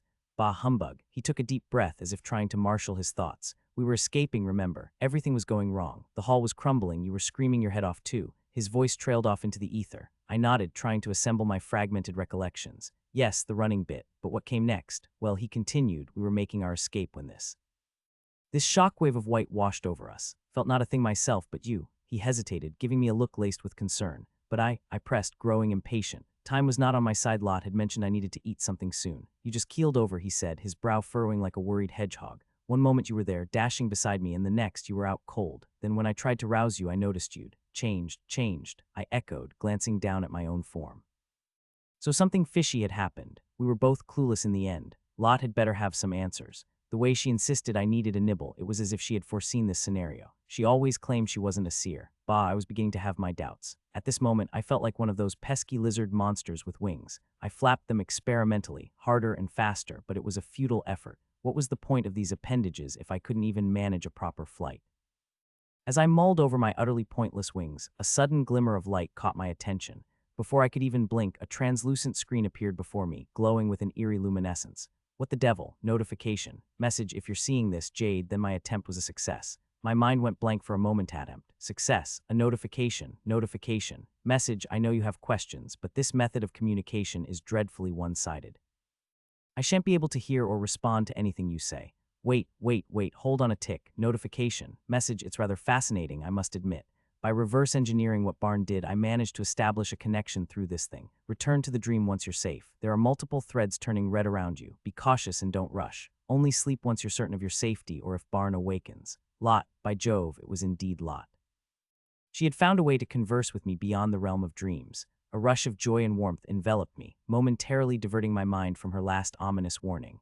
Ah, those crimson threads were there as well. I knew well what they portended. Danger, pure and simple. And multiple threads, multiple sources of peril. I felt a chill creeping through my veins. Notification. Message. Oh, it seems I might have bungled things up and intercepted another message from this thing. Right, let me step back for a moment. It should come through. Mission alert. Objective, eat to survive. Task, devour some sustenance within the next half hour. Reward, triple. Morphogen and experience from the subsequent kill. Penalty, immediate death. Accept YN. I blinked, attempting to digest the information. Wait, what was this about immediate death? LOTT. I wanted to refuse, to rail against the absurdity of it all, but then another line of text appeared, dashing any such hopes. Survival missions are automatically accepted. Bloody marvelous, I muttered, glancing at the fellow who was still observing me with a bit of concern and perhaps confusion. But alas, I had no time to decipher his expression.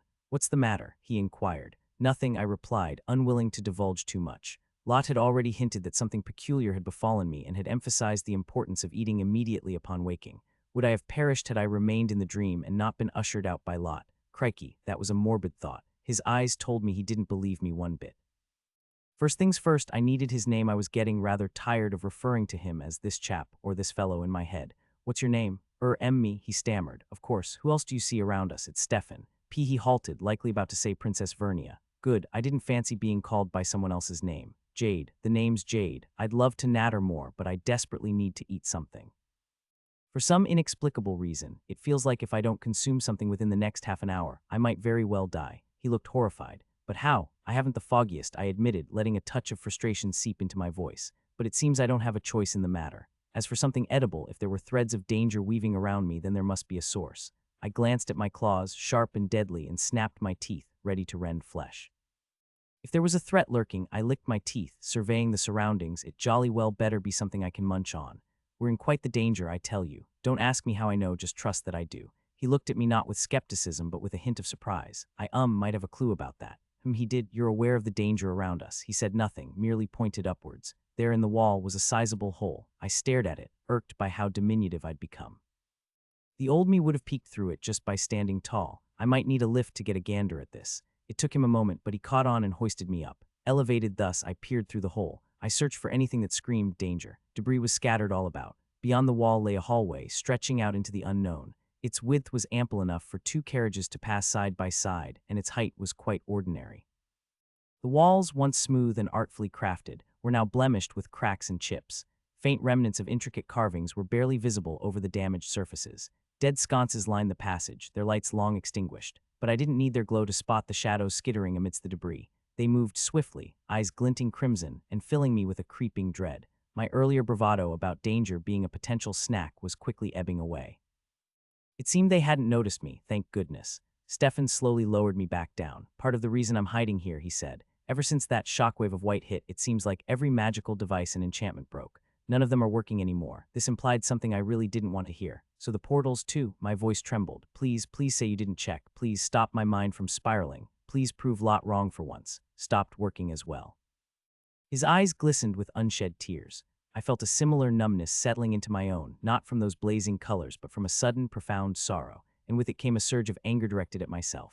Lot had advised me to bid my farewells, warning I'd end up in some far-flung locale. But heed her words, not I now. In this altered state, no one would recognize me. The portal home had ceased functioning. What would father think, had he concluded I'd scarpered, abandoning him?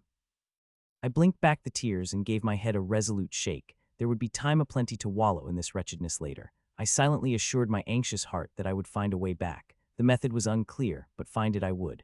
Presently, I had more pressing matters to address. Either I found something to nibble on soon, or I'd meet my maker. I gazed once more at the skittering shadows as Stefan hoisted me up, their creepy-crawly forms darting away in the dim light. What do you reckon these blighters are? I whispered as he gently set me down. They seem like spider-like monsters, but I've never seen any this size, Stefan remarked, peering into the darkness. They're swarming the place. One even tried to give chase, so I had to squeeze myself into a narrow gap in the wall. Lucky for me, it couldn't fit, so it ran off. Monsters out of the blue, swarming the whole joint. It sounded utterly bonkers for a place that might very well be the headquarters of an entire cult. Their resources, their formidable warriors, their numbers and power. It made little sense that the security of their base would be this lax. I had my hunch. The same pesky shockwave of white magic had to be the culprit once again. Ever since it hit, none of the enchantments had been working. Maybe whatever spell kept the monsters out had fizzled as well. But where in the devil's name was this base located that it would be overrun with monsters the moment the protection spell broke?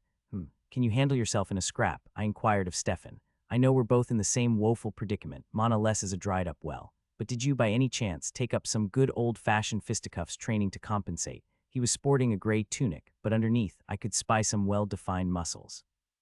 His hands were rough, bristled with Kalos Esquite, the laborer's mitts. As for me, in my usual guise, I could land a decent punch or two. But now in my current, more diminutive form, I felt more agile. My claws were sharp as a barber's razor, and my teeth, oh, what a set of gnashers. I clicked them together, made me feel rather pleased with myself.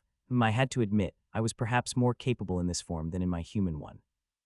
I was light, nimble, and if only these blasted wings weren't so useless. One could only hope these scales were more than just decorative.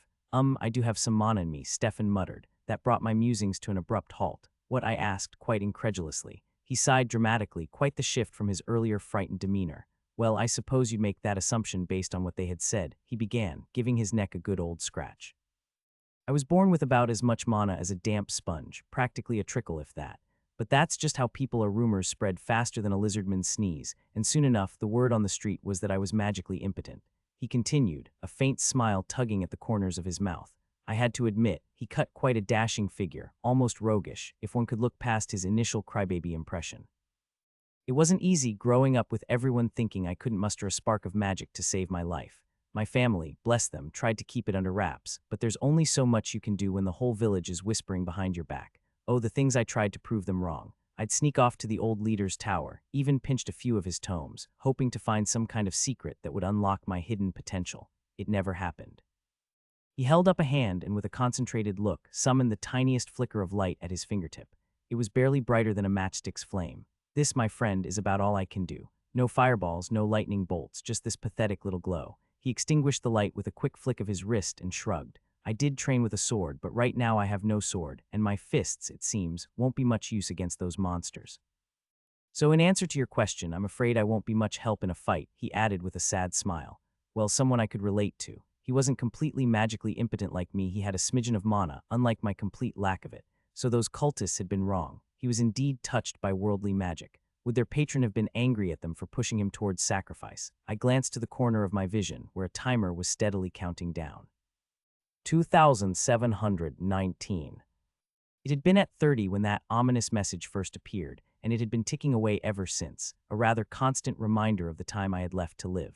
Oddly enough, I didn't feel particularly hungry, but there was a strange sense of hollowness inside me. It was as if something vital was missing, a void I couldn't quite identify. It wasn't the familiar gnawing of hunger. No, this was something more subtle, more fundamental, far more elusive.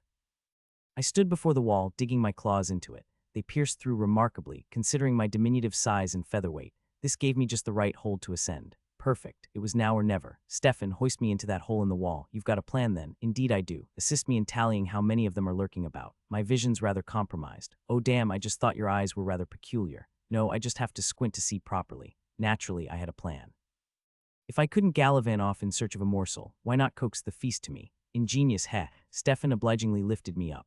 The wall was broad enough that the hole provided sufficient footing for me to stand.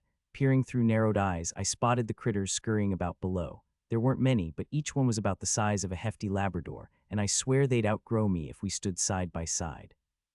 Their shapes were hard to make out, but Stephen had already told me they were something spider-like, skittering a bit too quick for comfort if one asked me. Stefan assisted in the head count.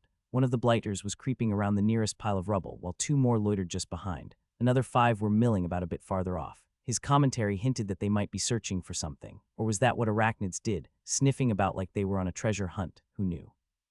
But no matter, I shot Stefan another squinty-eyed look. Right, no daft questions, just grab me by my blooming tail and dangle me, but before I could finish my command, a sudden screen flashed before my eyes, startling me into shutting them tight. But oh, it was a screen I recognized. Lot, curiously enough, even with my eyes clamped shut, I could still see it.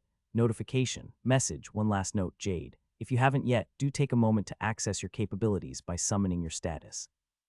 It reminds me of instructing a fledgling all over again, Hess. However, heed this caution, under no circumstances should you initiate an evolution without first consulting me.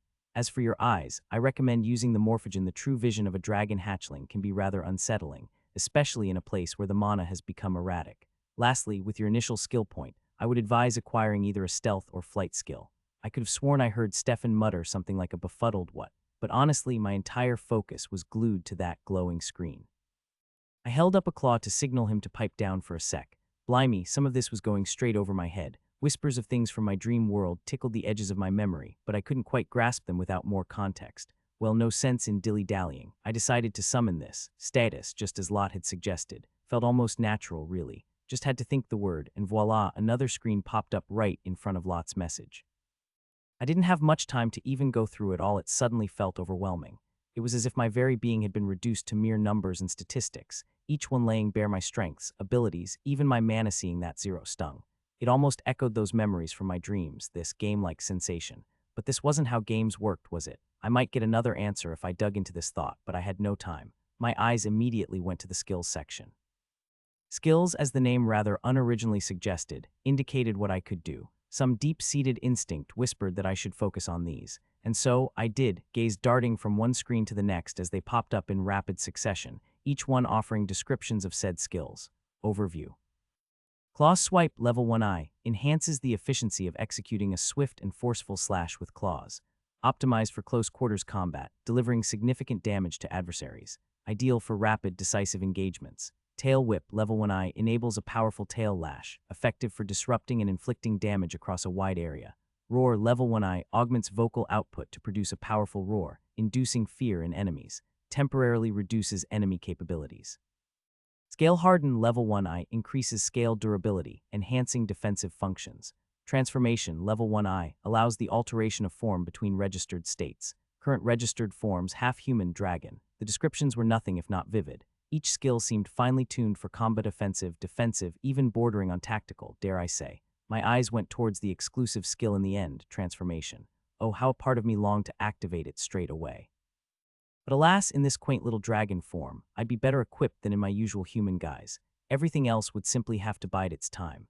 Now that I had a better knowledge of my capabilities, my mind was fixated on a singular purpose, to vanquish one of these spindly spiders and make it my dinner.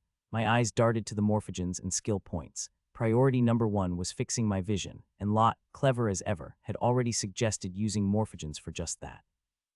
But how exactly to go about it? Another screen popped up. Select a mutation, Eyes +1, improve visual processing and targeting accuracy.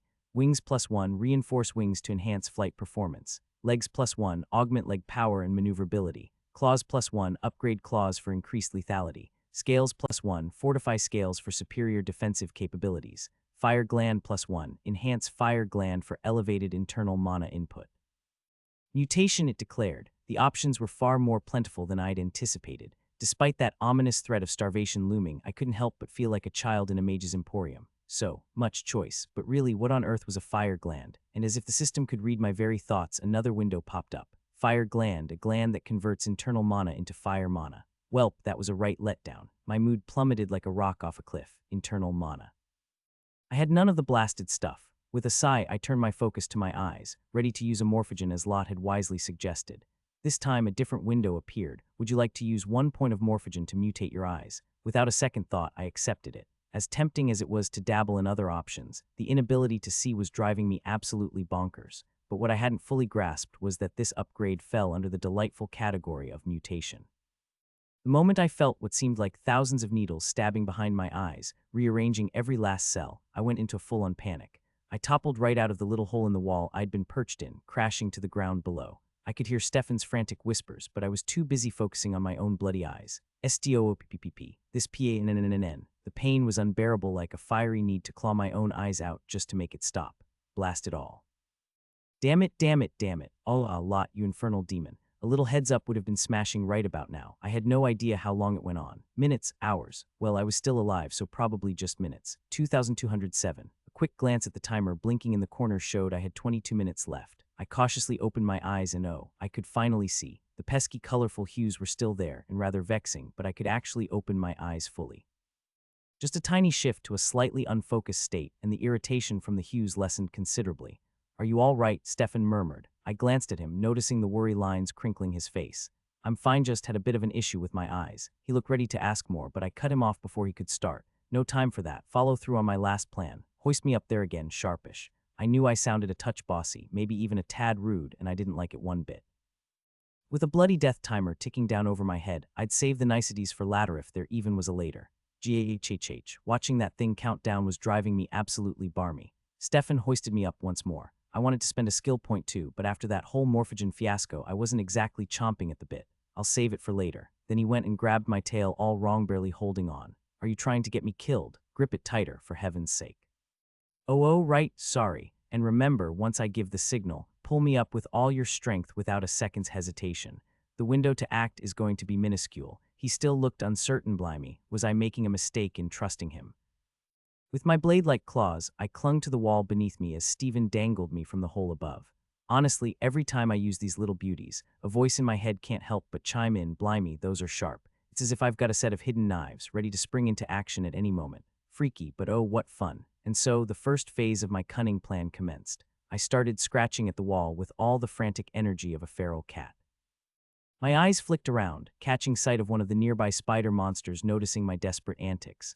Perfect. From its perspective, I probably looked like a trapped snack, all vulnerable and wriggly. What was going through its mind, I hadn't the foggiest, but it certainly scuttled towards me with the eagerness of something expecting an easy meal. Now, I'd be lying if I said I wasn't terrified. This was reckless, yes, but I was on a clock, and if I didn't eat soon, well, curtains for me. So might as well go all out, right? Right. I locked eyes with the beast as it drew closer, my claws still scratching wildly. Closer, closer. Now, the instant its ghastly face, with all 8 eyes gleaming, was within reach, I struck. My claws sank into its hideous mug, and I opened my jaws as wide as they'd go before chomping down hard. The taste was vile, bitter juices flooding my mouth, and the brittle crunch of its exoskeleton felt through my claws was, well, delightful in a grotesque sort of way. My first bite claimed nearly 3 of its beady little eyes, hardly enough to put it out of its misery, but just enough to send it into a proper tizzy, perhaps even drive the poor dear a bit mad. Perfect. It shrieked, loud and raw, the sort of sound that would make a banshee reconsider its career choices, and tried to yank itself free. But my claws were dug so deep into the sides of its head that it couldn't escape without a bit of, well, self-decapitation. And it seemed just clever enough to avoid that unpleasantness. Good, I needed it nice and close. However, its wail did the trick as I spotted its chums skittering towards me at a speed that would make even a cheetah blush. In no time, 2 of them were practically on top of me. That was my cue. Now, I hollered at Stephen, and immediately, an intense force yanked at my tail. I was ready for it, of course, and as I looked the massive spider square in its many eyes, I casually yawned open my jaws and chomped down on its face.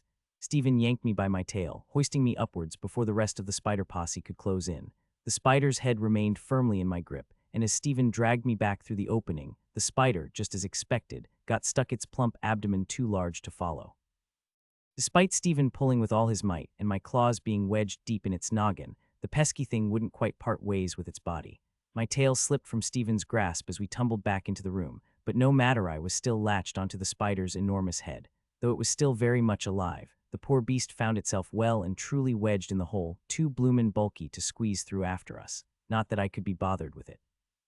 My sharp little teeth were far too occupied making merry with the spider's juicy cranium. The very instant I took that first nibble, I knew this was no ordinary morsel. The taste was something out of this world, like a lunatic had thrown every spice known to man into a pot and set it ablaze.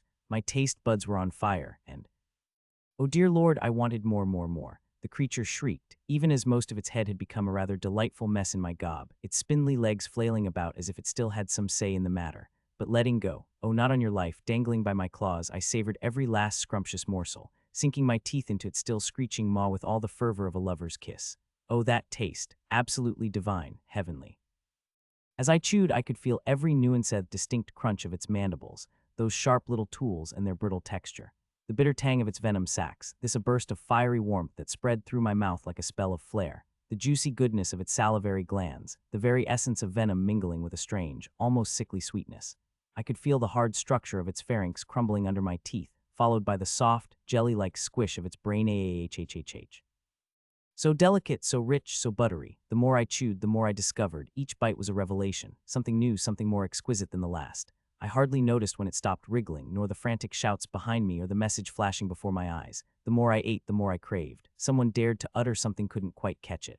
Then there was a hand-to-hand trying to interfere. Not on my watch. Get the hell away from me, you fucking wanker, I snarled. My jaws snapped with such a fervor that would have torn flesh and bone alike. The hand recoiled, lucky for it, because I was in no mood for interruptions. This was my kill, my food, and no one, absolutely no one, was going to take it from me. But then I refocused. Everything else was piffle. The part I'd been dangling from my claws was now happily residing in my belly, so I'd gone and stuck those claws to the wall. My serpentine neck was just the ticket for savoring every last bit of that spider. I was at the most important part after all, the juicy abdomen. I must confess I haven't the faintest idea when it all wrapped up. The assorted fragments of the spider's crunchy carapace and its rather unappetizingly long legs were scattered all about me, like a buffet I couldn't be bothered to finish. I plucked up one of those spindly skewers and gave it a thoughtful sniff. Could I manage another bite? Perhaps, but no, I was quite satisfied for now. With a bit of a shrug, I tossed the leg aside and turned my gaze towards Stefan, who had positioned himself in the farthest, most distant corner he could find, as if the very air around me might bite. Stefan, I ventured, for the third time, still nothing. I hadn't a clue what on earth had happened, but he looked well and truly spookadan at me, no less. I mean, really, I just saved the chap's life. And in fairness, he did save mine by not abandoning me when I keeled over. But couldn't he at least tell me what this sudden terror was all about? It probably wasn't worth the headache. I turned my attention to the screen floating merrily before me. You have slain a level 3 Araneus Impetuosa Juvenilis. Experience points acquired. Level increased. Skill point obtained, +1 morphogen source assimilated. Morphogens acquired, +2. Mission accomplished. Reward, survival mission completion. Triple morphogen and experience boost from next kill active for 2 hours. Well, that was quite a haul, and more morphogens to boot. I was just beginning to wonder where on earth I'd scrounge up another one after using the solitary one I had. I think I've got the gist. No, eat these monsters like there's no tomorrow. Right then, I had another skill point in my pocket, in addition to the one I'd neglected earlier. Lot had nudged me to grab a stealth or flight skill, and now I had the cheeky opportunity to nab both. The sheer giddiness of it all. My insides were practically doing a jig, bouncing about like a hyperactive bunny at the mere thought. Ecstatic I was, positively over the moon. Staring at that screen sent bursts of serotonin through me. Hold on, a tixerotonin. What on earth was that again? I halted, rummaging through those hazy dream memories. Something that made one feel chuffed. Well, bugger me sideways. It wasn't the first time a bizarre term had popped up from those dreamlands, and it certainly wouldn't be the last. Best to crack on with what mattered. Screen. Status. I commanded in my head, all proper like. Not much had shifted. My level had risen, but my attributes were stubbornly unchanged. Mana was still sitting at a big, fat 0. That I'd half expected it to budge with the level up, but no such luck. Still, if it was on the screen, surely there was some trick to increase it, right? I made a mental note to pester Lot about that later. Then my eyes wandered down to the resources section. Blimey, just the idea of learning skills by spending these skill points seemed bonkers, but that was the deal, wasn't it? At least that's how I reckoned it worked. This time I honed in on the resource option, just like I'd done earlier with Morphogen. Immediately another window opened up. Skill points may be allocated to acquire new skills or enhance existing ones. Morphogens may be expended to mutate physical attributes. Skills available for acquisition, stealth, requires 1 SB. Optimizes concealment capabilities and evasion efficiency. Quick dash requires 1 SB. Increases velocity over brief intervals at the expense of stamina. Crush claw requires 1 SB. Augments claw precision and impact force. Crunch requires 1 SB. Passive enhancement that increases bite penetration and retention. Select a mutation, eyes +2, improve visual processing and targeting accuracy.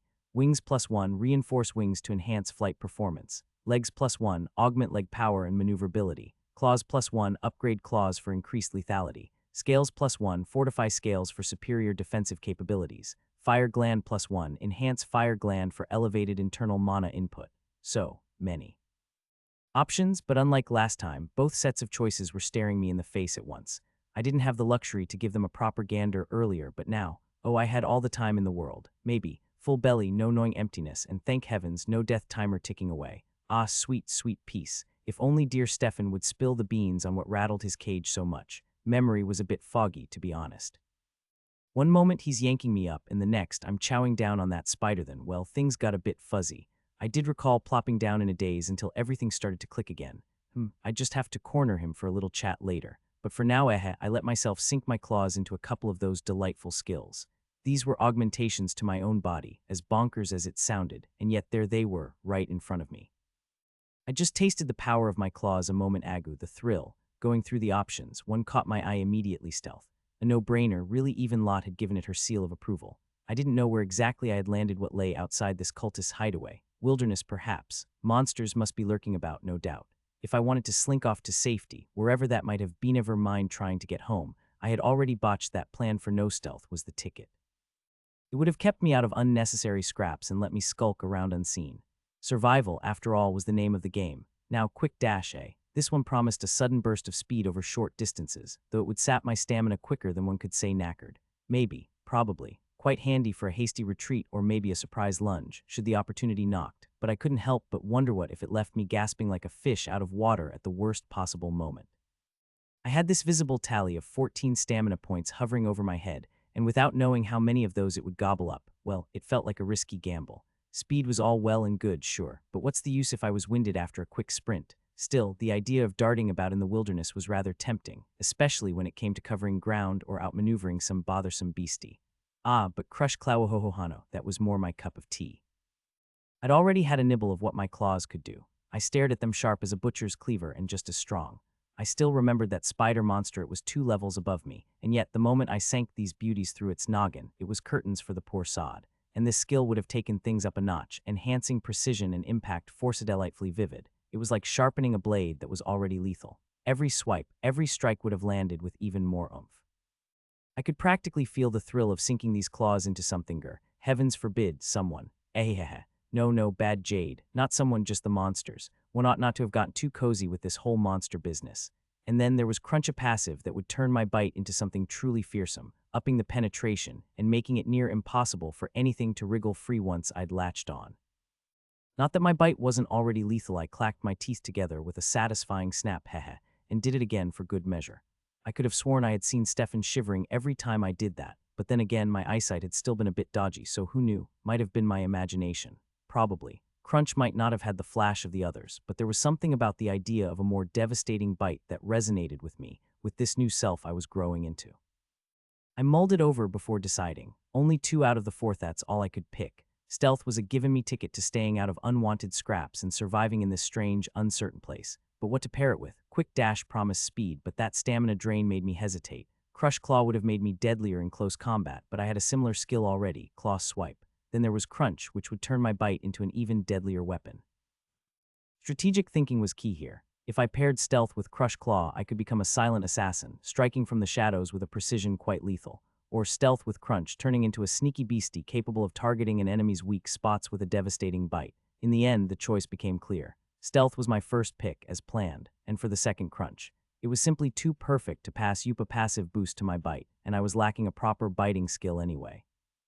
Plus, I had already had claw swipe to help with my claws. Yes, this was perfect, and with more skill points to be earned, I could unlock the others later on. Decision made, I confirmed the choices.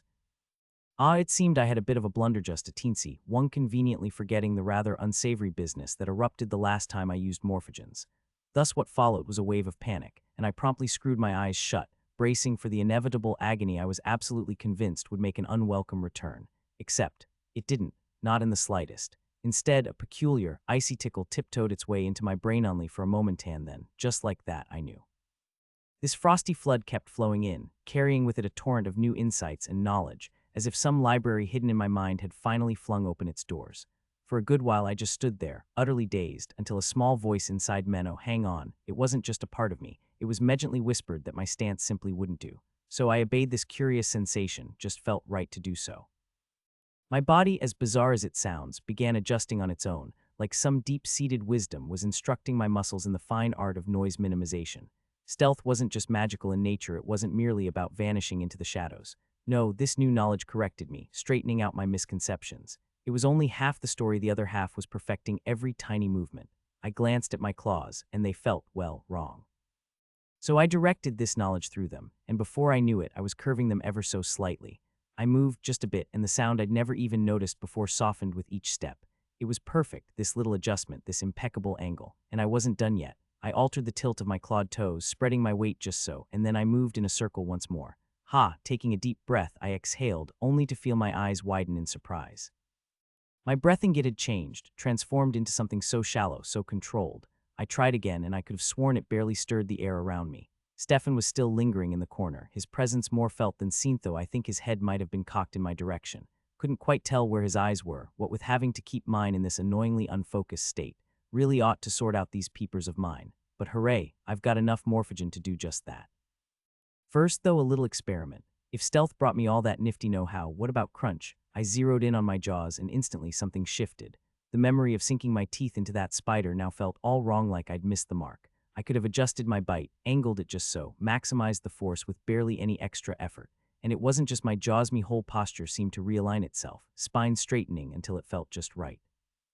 The way to close my jaws became instinctively clear, as if I'd always known how to do it.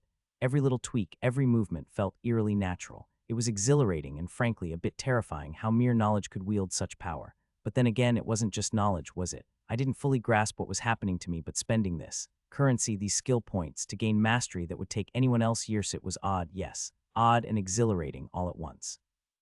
If I had to put a label on my current state of mind, it would be satisfaction, maybe a bit of happiness, and something else I couldn't quite name, but confusion, fear, not a trace of either. With a slow breath, I shook my serpentine neck. I'd mull over my mental state later. For now, time to upgrade these blasted eyes. That first experience was nothing short of horrifying. Using morphogen left me a bit, well, traumatized, to say the least. But the worst bit. I'd have to go through it all over again. Oh dear heavens, please, let it be like last time, no pain, just that delightful, chilly rush of aha. So that's how one uses their eyes' knowledge. Would you like to use 2 morphogens to mutate your eyes? Intriguing. So it takes 2 morphogens to go from +1 to +2. I wonder, does that mean it'll require 3 for +3, perhaps? For now, I just nodded along, mentally crossing my fingers that it would be as painless as before, with that lovely, icy tingle that came with spending those skill points. Gora. Once more I collapsed, writhing about like a fish out of water, as whatever the devilish thing was, decided to rearrange my eyes with what felt like thousands of tiny needles. No. I wouldn't say the pain was worse than last time, but bloody hell, it certainly felt like it. Stop. This time I dug my claws into the ground because I couldn't trust myself not to gouge out my own eyes to stop the agony. So I held on, and then as quickly as it had come, it vanished, poof, gone as if it had never existed. Well, perhaps a lingering phantom pain, but after it had done its job, it was like it had never been there at all. Weird, but anyway, my peepers were on the mend. I could fling them open without a second thought, and no longer did I have to squint like a mole at high noon. The blinding colors were still there, but as Lot mentioned, I had this true vision of a dragon hatching. What it all meant, I hadn't the foggiest, but these maddening hues that danced outside the range of my human sighter, even Stefanturally they were connected, no, perhaps. It still stung like the devil looking at them, but at least now I could make out what they were. It was as if a specter had lit a firecracker in its nether regions and was gleefully setting off bursts of random colors. The colors kept shifting, much like said firecracker, constantly, relentlessly. My eyes couldn't take the strain, so I shut them again. Still couldn't keep my gaze fixed on them for long. but at least now I had moments glorious fleeting moments off crystal clear clarity before the hues became unbearable, forcing my eyelids to snap shut again. Finally, I could properly assess my surroundings. Stefan had mentioned the chamber was dark, but for me, it was quite the opposite from the start. These hues illuminated everything within my field of vision. I knew something was amiss when Stefan pointed out the hole in the wall. It all made sense as space beyond was hollow, not a part of the original structure. The far wall, maybe 4 meters away, and the hole we'd entered from the cultists' lair seemed rough, like a natural cavern formation. If I were to hazard a guess, I'd say the cave formation didn't quite align with their plans for a tunnel, so they just walled off this hollow section. The space narrowed on both sides until it reached an end, confirming my suspicions. I closed my eyes once more, giving them a well-deserved rest before returning to the unfocused state, and made my way towards Stefan. Oh, if he wasn't forthcoming with an explanation, I'd get it out of him, one way or another. You had a go at biting me, you did. Ho, I didn't know what was happening. The moment you sunk your teeth into that screeching beast, you looked utterly lost. It was still making such a racket, and I thought something was horribly wrong when you chomped down on its still screaming maw. HOH, I was ravenous, I suppose. Ravenous, right. Well, I thought I'd ask if something was a misbed idea, that was. If I hadn't stepped back quick enough, I'd be missing a hand, I swear it. And you know, you called me a wanker. I turned to face him, gradually letting the focus return to my eyes. The hues made his face glow like a stained glass window blue, red, and a touch of green. His emerald eyes weren't quite meeting mine, flickering about like a candle in a draft, and his hands had a slight tremor to them. Only now did I spot the small, bloody gash where his gray tunic was torn around his torso. The blood had dried, so it must have happened a while ago perhaps when he was fending off those creatures, or maybe the wall itself took a swipe at him. It wasn't from you. He must have noticed my gaze. I'd already figured as much, seeing as the wound was hours old. I shut my eyes again. Yeah, I didn't remember any of that. Biting him, it sounded utterly ridiculous, but then again, he didn't seem to be fibbing, and to be fair, I was in a bit of a daze. My memories were as murky as a bog. Oh, bloody hell, now I was properly spooked. What in the world happened to me that I'd try to bite him of all people? I didn't like it. Not one bit, damn it. I added another question to the ever-growing list for Lot. What else could I do? I couldn't remember a thing, let alone figure out how to fix it. I summoned my stat screen. It was about time, wasn't it? There was one thing I hadn't tried yet, and it seemed high time to give it a go. The fact that I couldn't remember trying to bite my own companion had my paranoia cranked up to 11. I zoomed straight to my transformation skill. This one was a bit special, tucked away in the exclusive skill section, all fancy-like. Closing my eyes, I braced myself. After all, every time I'd used morphogen to tinker with my body, the pain was enough to make anyone twitchy. With a mental click, I activated it. Yep, any moment now. You look like you're constipated. Nothing happened. I ignored Stefan's quip, though a part of me was glad he was finally cracking jokes and engaging with me again. But seriously, why didn't it activate? Wasn't this supposed to revert me to human form, just as the description said? I eyed the screen, ready to pull up the skill's description again, when my gaze snagged on a glaring red exclamation mark right in front of transformation. What the hell? I zeroed in on it, and another screen popped up. Not enough mana. Haha, I needed mana to activate it, but I didn't have a drop to my name. If I turned into this form without mana, shouldn't I be able to revert just as easily? Making sense, as if turning into a monster ever made sense to begin with. My thoughts were now leaning a touch more towards the sensible side. I mean, sure, I could wallow in self-pity till the cows came home, but really, what good would that do me? Especially now that I could see these mana points staring back at me from my stat screen. They were at a big, fat 0, yes, but I knew they'd grow. So naturally, my mind wandered to more pressing matters like just how many of these mana points would it take for me to turn back into a human? Oh, and there was another timer ticking away on my stat screen. How did I miss that? Ah yes, the reward I'd snagged earlier. 13,509. Steadily dwindling away, it was. Now, I couldn't say I felt particularly safe at the moment. Would those wretched spiders ever leave? Or were they planning to set up camp indefinitely? There was still some time before Barn would awaken from his slumber, but sitting here in this tiny, claustrophobic hole was making my scales crawl. Quite literally, in fact. I felt trapped, boxed in. Now that I had this stealth ability, wouldn't it be jolly clever to pop out for a quick reconnaissance? Just a little peek to ensure the coast was clear, get a better grip on the situation, and maybe, just maybe, snag another solitary spider beastie to cash in on that reward. I relayed my grand plan to Stefan. Are you sure you'd be all right? Was I sure? Ha, not a chance. Who in their right mind would be? But I couldn't stand another minute in this stifling enclosure, with the threat of something nastier sniffing us out and leaving us with nowhere to run. So with a bravado that was probably more bravado than sense, I nodded. Don't you worry, I know precisely how to be stealthy. And so the little ritual began anew. Stefan hoisted me up once more, though I could have easily managed with my claws, but where was the fun in that? Plus, it was rather satisfying to have him do the lifting and contribute somewhat, certainly not because I enjoyed bossing him about. Not at all, but the moment I poked my head through the hole, my eyes widened in sheer terror. The tunnel was just as it always was, same old rubble scattered about, same spider beasties scuttling around, sniffing like a pack of overly enthusiastic hounds. But the roof, yeah, that was a different tale altogether. It was unnervingly still, so much so that one could easily overlook it, as did the spider creatures, utterly oblivious to its presence. It was camouflaged to perfection, blending seamlessly with its surroundings. If not for those bright, shifting hues, I reckon I might not have noticed it at all. And the size of the thing massive it was, sprawled across the tunnel roof with limbs stretching out a good meter each, ending in razor-sharp claws that dug into the ceiling, anchoring it in place. Its body was elongated, segmented like an insect's carapace, colored a dull, mottled gray that seemed to shimmer when those hues caught the light just so.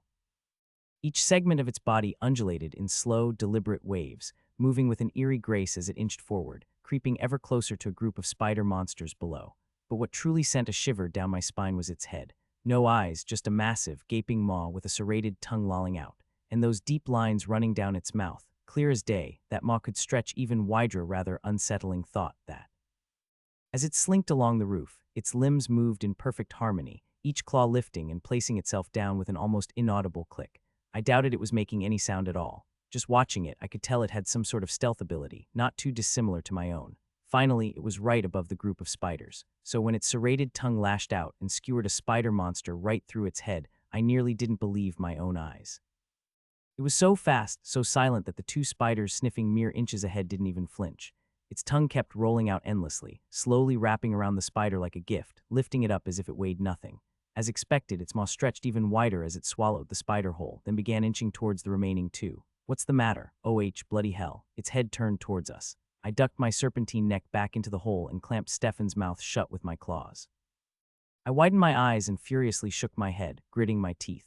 Please, for the love of all things sensible, take the hint. He didn't struggle, just looked confused for a moment. But when he saw me shaking my head like a maniac, something must have clicked because his eyes widened too. So there we were, frozen in place, not daring to move an inch. I wanted to at least sneak a peek outside, but the way that thing had turned its head towards us had me metaphorically wetting myself. So much for keeping the big bad from noticing us. Half the blame was mine for not ducking sooner, and the other half for not finding a way to get Stefan to keep his gob shut. Gahhhh, this was really bad. If it decided to have a sniff around here, we were done for. I didn't even see how fast its lightning-quick tongue lashed out. We were completely outmatched, so I waited, a minute, 2, maybe even 3. I had no idea, but keeping my head down and staying frozen in that position was anything but easy. I could see the fear in Stefan's expression, and his legs were trembling from holding me like that for what felt like an eternity. Uncomfortable wasn't the half of it. Stealth has reached level 2. A level up, already, sweet. Oh, but there was no time to be chuffed about it. Focus, Jade, I needed to see where that thing was. Right then, I braced myself and cautiously stretched my serpentine neck, just enough to sneak one eye through the very bottom of the hole. The blasted thing was still up on the ceiling, but the population of spider monsters was dwindling faster than one could say, Bob's your uncle. Oh, bugger, it was gobbling them up, one after the other. And the worst part was none of those poor buggers had a single clue they were being slowly devoured by an active predator. I wouldn't have noticed it either, to be honest, if it weren't for those irritating hues lighting up the gloom. I watched uncomfortably as it munched its way through the spider buffet. Relentless, quick, stealthy-o, how I was hoping it might leave just one behind for me. Just one. A nibble would be enough for that extra boost, sweet triple experience and those precious morphogens. Oh, for the love of tea and biscuits, just one. No, I had the misfortune of witnessing the entire colony of spider monsters in the tunnel being devoured, one, by the beast on the roof. Then, just like that, it slithered out of sight, perhaps off to hunt more, because I swear that thing looked anything but satisfied. Where in the name of all that's holy was it storing all that? Even though it was larger than a spider monster, it wasn't that large to wolf down an entire colony. There had been over 15 spider monsters in the tunnel, all within my view. Now it was completely deserted, not a single 8-legged critter left. I was suddenly having second thoughts about venturing out there. A shiver ran down my spine, and I glanced at poor Stefan, trying to keep myself steady.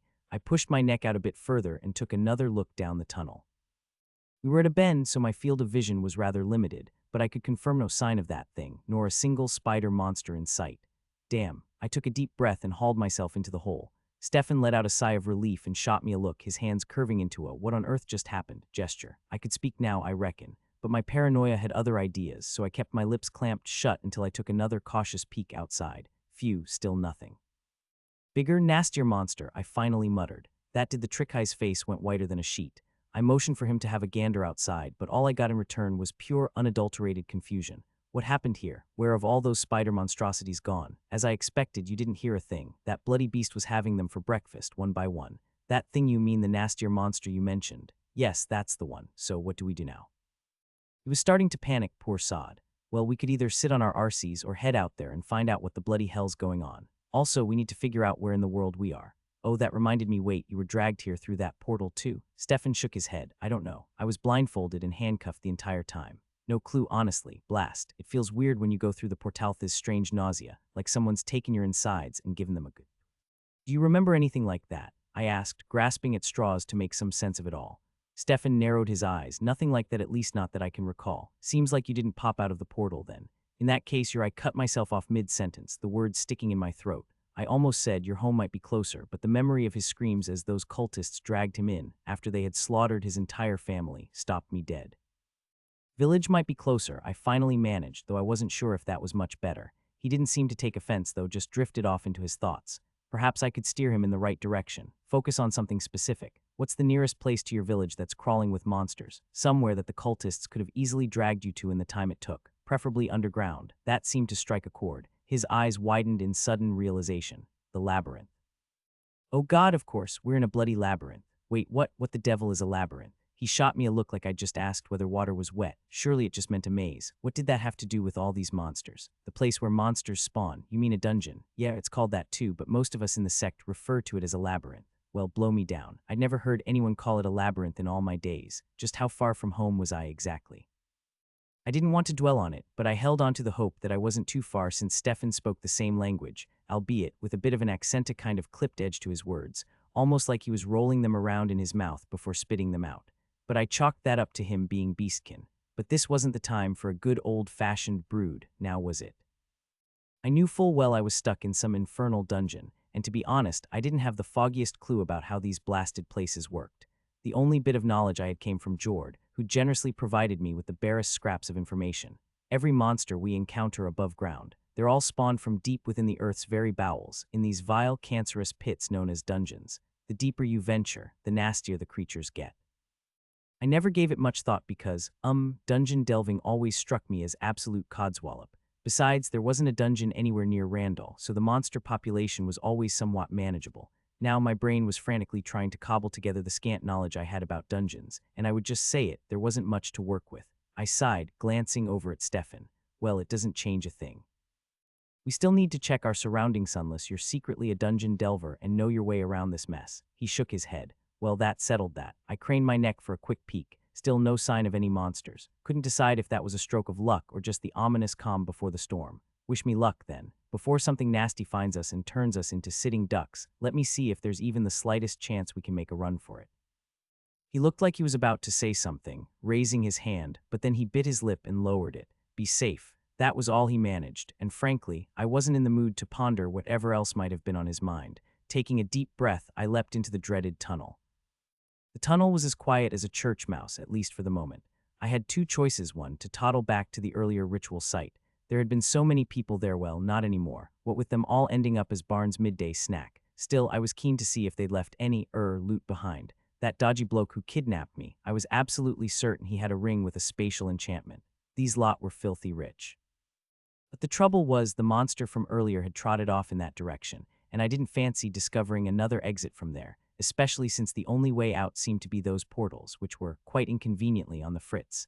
That reminded Nether were more of those masked warriors lurking about, the ones who hadn't legged it through the portal. What if one of them was still alive, skulking about in some corner? The thought made me shiver. I sincerely hoped not. And besides, that place was likely crawling with monsters. No sense in venturing back there, so I opted for the opposite direction. If this was indeed a dungeon, first order of business was to figure out how deep down we were and what sort of place it was, and of course whether there was any hope of escaping it. But just as I tried to shift from my spot, my eyes widened in surprise. There was a sticky sensation under my paws. I lifted one and inspected it. My claws were covered in white, with these little web-like threads sticking to them. Well, that explained why those spider monsters were sniffing about earlier. But what was this rubbish? It wasn't nearly strong enough to catch a proper monster, so maybe they were just marking their territory. Honestly, I hadn't the faintest idea. And quite frankly, I didn't think those spiders would be too keen on enlightening me. Ah, blast it, got distracted again. Focus, Jade, focus. Now I couldn't spot any monsters in my line of sight, but I was being exceedingly, thoroughly cautious. Stealth was guiding my every step, placing each foot ever so delicately to make the faintest whisper of a sound. Progress was, well, moderate at best, but I knew that by actively applying this newfound knowledge, I'd soon be upgrading these skills, just as that earlier level-up notification had hinted. Avoiding detection by that roof-dwelling creature was a breeze, and voila, an easy level up. The white, web-like stuff was still giving me the absolute creeps, but I pressed on. Hurrah, hurrah, it was I, Jade, on a little hunt. For the escape route, naturally. Those strange hues were still flickering in my vision, peculiar as always. I could finally see the end of the tunnel now, with the hues far ahead shining rather brightly. Yet curiously, the ones surrounding me here in the tunnel were growing dimmer by the moment.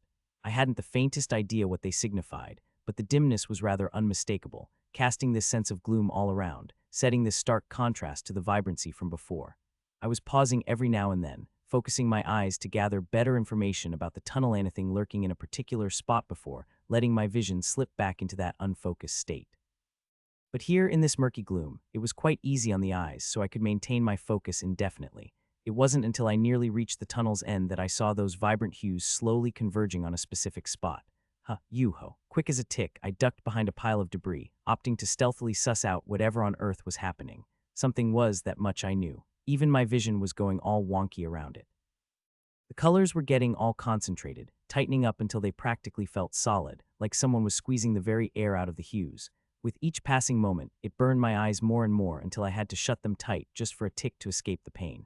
When I dared to peek again, the swirling colors had vanished, back to their usual selves, no longer all gloomy and ominous. But surprise of surprises, that wasn't even the half of it. I focused my eyes on the spot where those hues had been congregating, and yeah, of course there was something. A right massive turtle, if you please. It had a shell festooned with pitch-black spikes that gleamed menacingly when those odd hues lit them up. Looked proper deadly, they did. I crouched down, and I'll just say it, what was running through my mind wasn't the sheer absurdity of this creature just materializing out of thin air. No, this mind of mine was more interested in the triple experience and morphogen reward it seemed to be offering.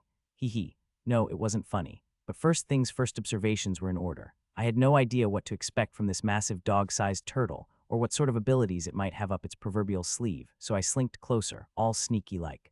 One would think something that had just popped into existence would be a tad oblivious, but Nothai's one was anything but. It had claws too, and was already digging into the dirt with them, albeit rather slowly and clumsily. First note to self, beware those claws, blimey, they were sharp, though not quite as sharp as mine. Made me feel a bit chuffed, I must say. Stealth has reached level 3. Ah, no such luck. The blasted creature was still at it, digging away, and by now it had fashioned quite the impressive crater around itself. I did notice, though, that it was becoming far less clumsy in its efforts. Could it be that it, too, had a digging skill that leveled up? Quite possibly, but at least my stealth skill got a level up. Hurrah, time was of the essence, so I had to act swiftly. Abandoning my careful circling, I made a beeline for the turtle, which was still preoccupied with its excavation. I let my focus sharpen like an eagle, a vulture. No, a damn tiger. All I needed was to time the perfect moment to strike. Then in a flash, I coiled my hind legs and sprang into action. Its shell was tough, those spikes even tougher, but its head was still exposed. With a swift motion, I raised my front claw, letting the knowledge from claw swipe guide me, and slashed at its neck before quickly leaping back. The turtle let out a pained screech, its beady eyes darting about in search of its assailant. But I was quicker, already climbing a pile of debris. My stealth may have been compromised, as it locked eyes on me, burning with what I assumed was anger, though who could say for sure. Its jaws snapped open menacingly, and something told me I wouldn't fancy being caught in that grip. But it didn't give chase as I bounded around. It simply couldn't. Its spiked shell looked too heavy to allow for any real mobility. Even so, it tilted its head and snapped its jaws with such force that it practically shredded the air itself. The spikes on its shell quivered, standing tall as it attempted to look more menacing. But oh well, it was dreadfully outmatched. This battlefield was entirely unsuitable for it. Piles of debris scattered everywhere, and it would never scramble over them quickly enough. Meanwhile, I had these rather remarkable skills that let me zip in and out like a breeze. The victor would be the one left standing, and that was going to be me. I knew exactly what I was doing. My limbs were still trembling ever so slightly. Damn it, I was utterly terrified. Perhaps this entire pep talk was just to convince myself of my own prowess. But damn it all, I was scared with a capital S. My first battle had been driven by sheer desperation to survive. I had the upper hand there, not to mention Stefan's assistance, but here, in this fight I'd chosen against an unknown adversary, my confidence was wobbly at best. This was my first true battle, my very first hunt, and by Jove, I was going to finish it. Focus. The turtle monster was already bleeding from its neck, but that wouldn't be enough. This creature was as tough as old boots, so we carried on with this awkward dance, me dashing about the debris piles and the turtle stubbornly tracking me, snapping its jaws my way. But its head just wasn't quick enough to match my nimbleness. A chance. It was just a smidge too slow in swiveling that noggin of its. I darted forward, jaws wide, and snap. Crunch guided me as my teeth clamped down on its still turning head. It let out the most pitiful growl as I bit down harder, sinking my fangs in even deeper. With a flick of my claws, I dug them into the sides of its skull, locking it in place. Then, with a swift roll and flip, I toppled us both over. Poor thing must have been in so much agony that it didn't even resist the tumble, and the moment it flipped, it was all over. It wriggled its clawed feet pathetically, dirt still clinging to them, wailing in the throes of pain from the wounds I'd inflicted. But it couldn't move anymore, couldn't claw, couldn't even thrash its head about. I paused just for a moment. My heart gave a little pang at the sight. It was a monster, born from this wretched dungeon, but seeing it fight so desperately for its life, something about it tugged at my heartstrings. No, I shook my head, no time for that sentimental nonsense.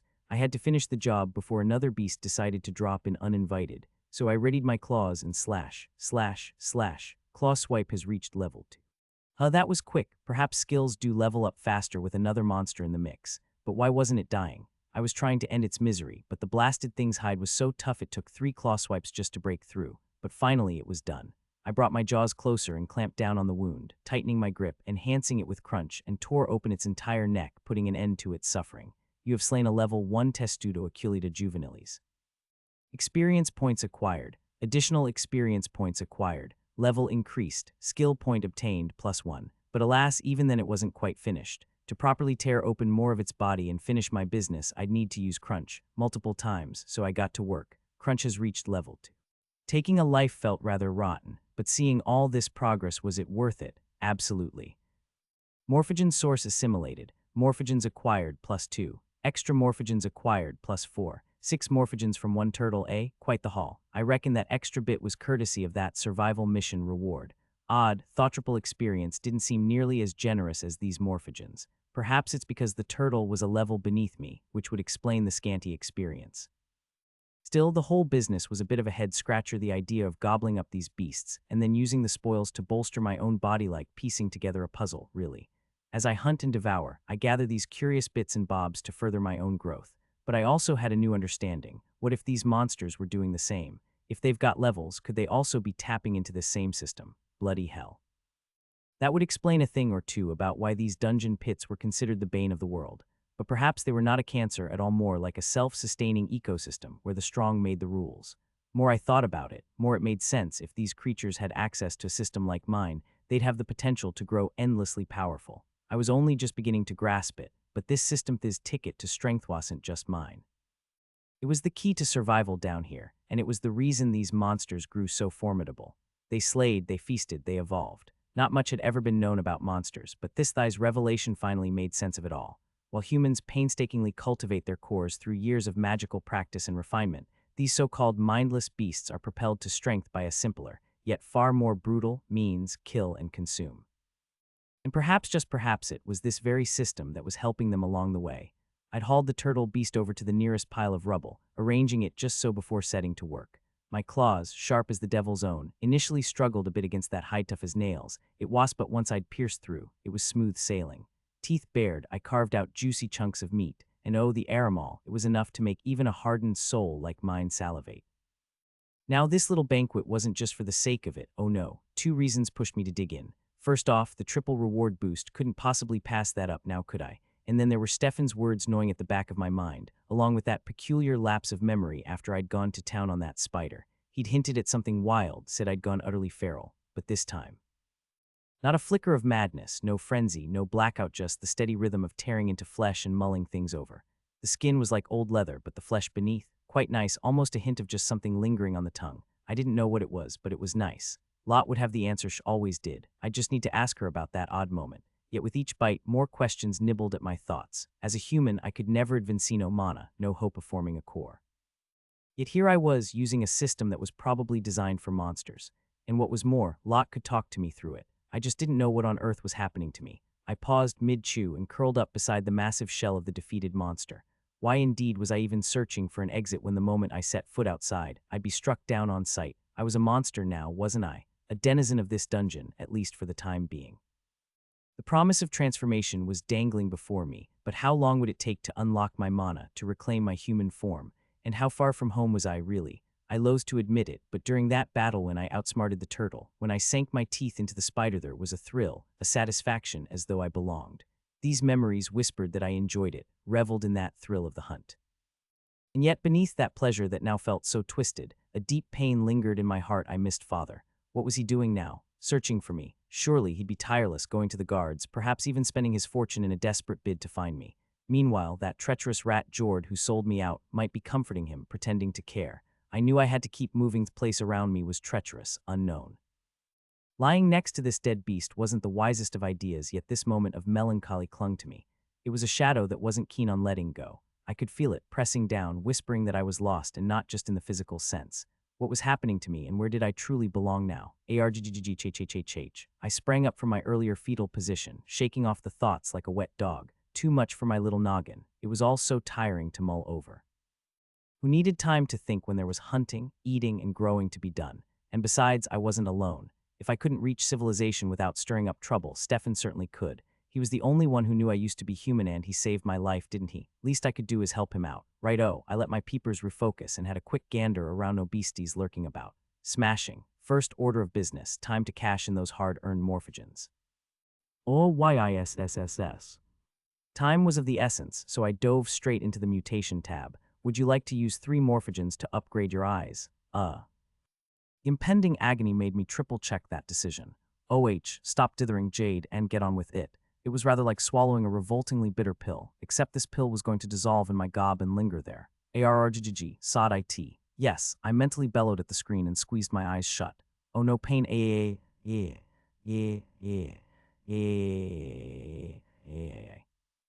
The familiar torment of 1,000 needles furiously rearranging the insides of my eyes nearly drove me bonkers. But I managed to keep just enough sense to dig my claws into the rubble, stopping myself from clawing my own eyes out.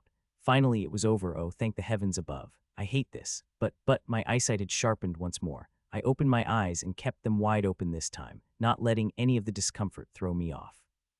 It took a good half-minute before the slight ache and irritation from the hues hit me. A few blinks sorted it out. It wasn't that the hues were any less vivid, just that my eyes were becoming more and more accustomed to them. Right then, I think I'll stick with sharpening these peepers for now, even though wings do sound rather tempting. But if this really is a dungeon, I'm likely traipsing through some dank cave or twisty tunnel, depending on the level. So flight would be a bit of a waste compared to these rather splendid sharp eyes of mine. Plus, who knows how many more upgrades I could squeeze in. Maybe I'll end up being able to spot a cockroach through solid stone one day. Heh, wouldn't that be a lark? But before I lose the plot, I'd best use that skill point. Just 2 options left on the table. Skills available for acquisition. Quick Dash requires 1 SP, gives a boost of speed over short distances but drains stamina. Crush Claw requires 1 SP, enhances claw precision and impact power. Well, I reckon Quick Dash is the way to go, at least for now.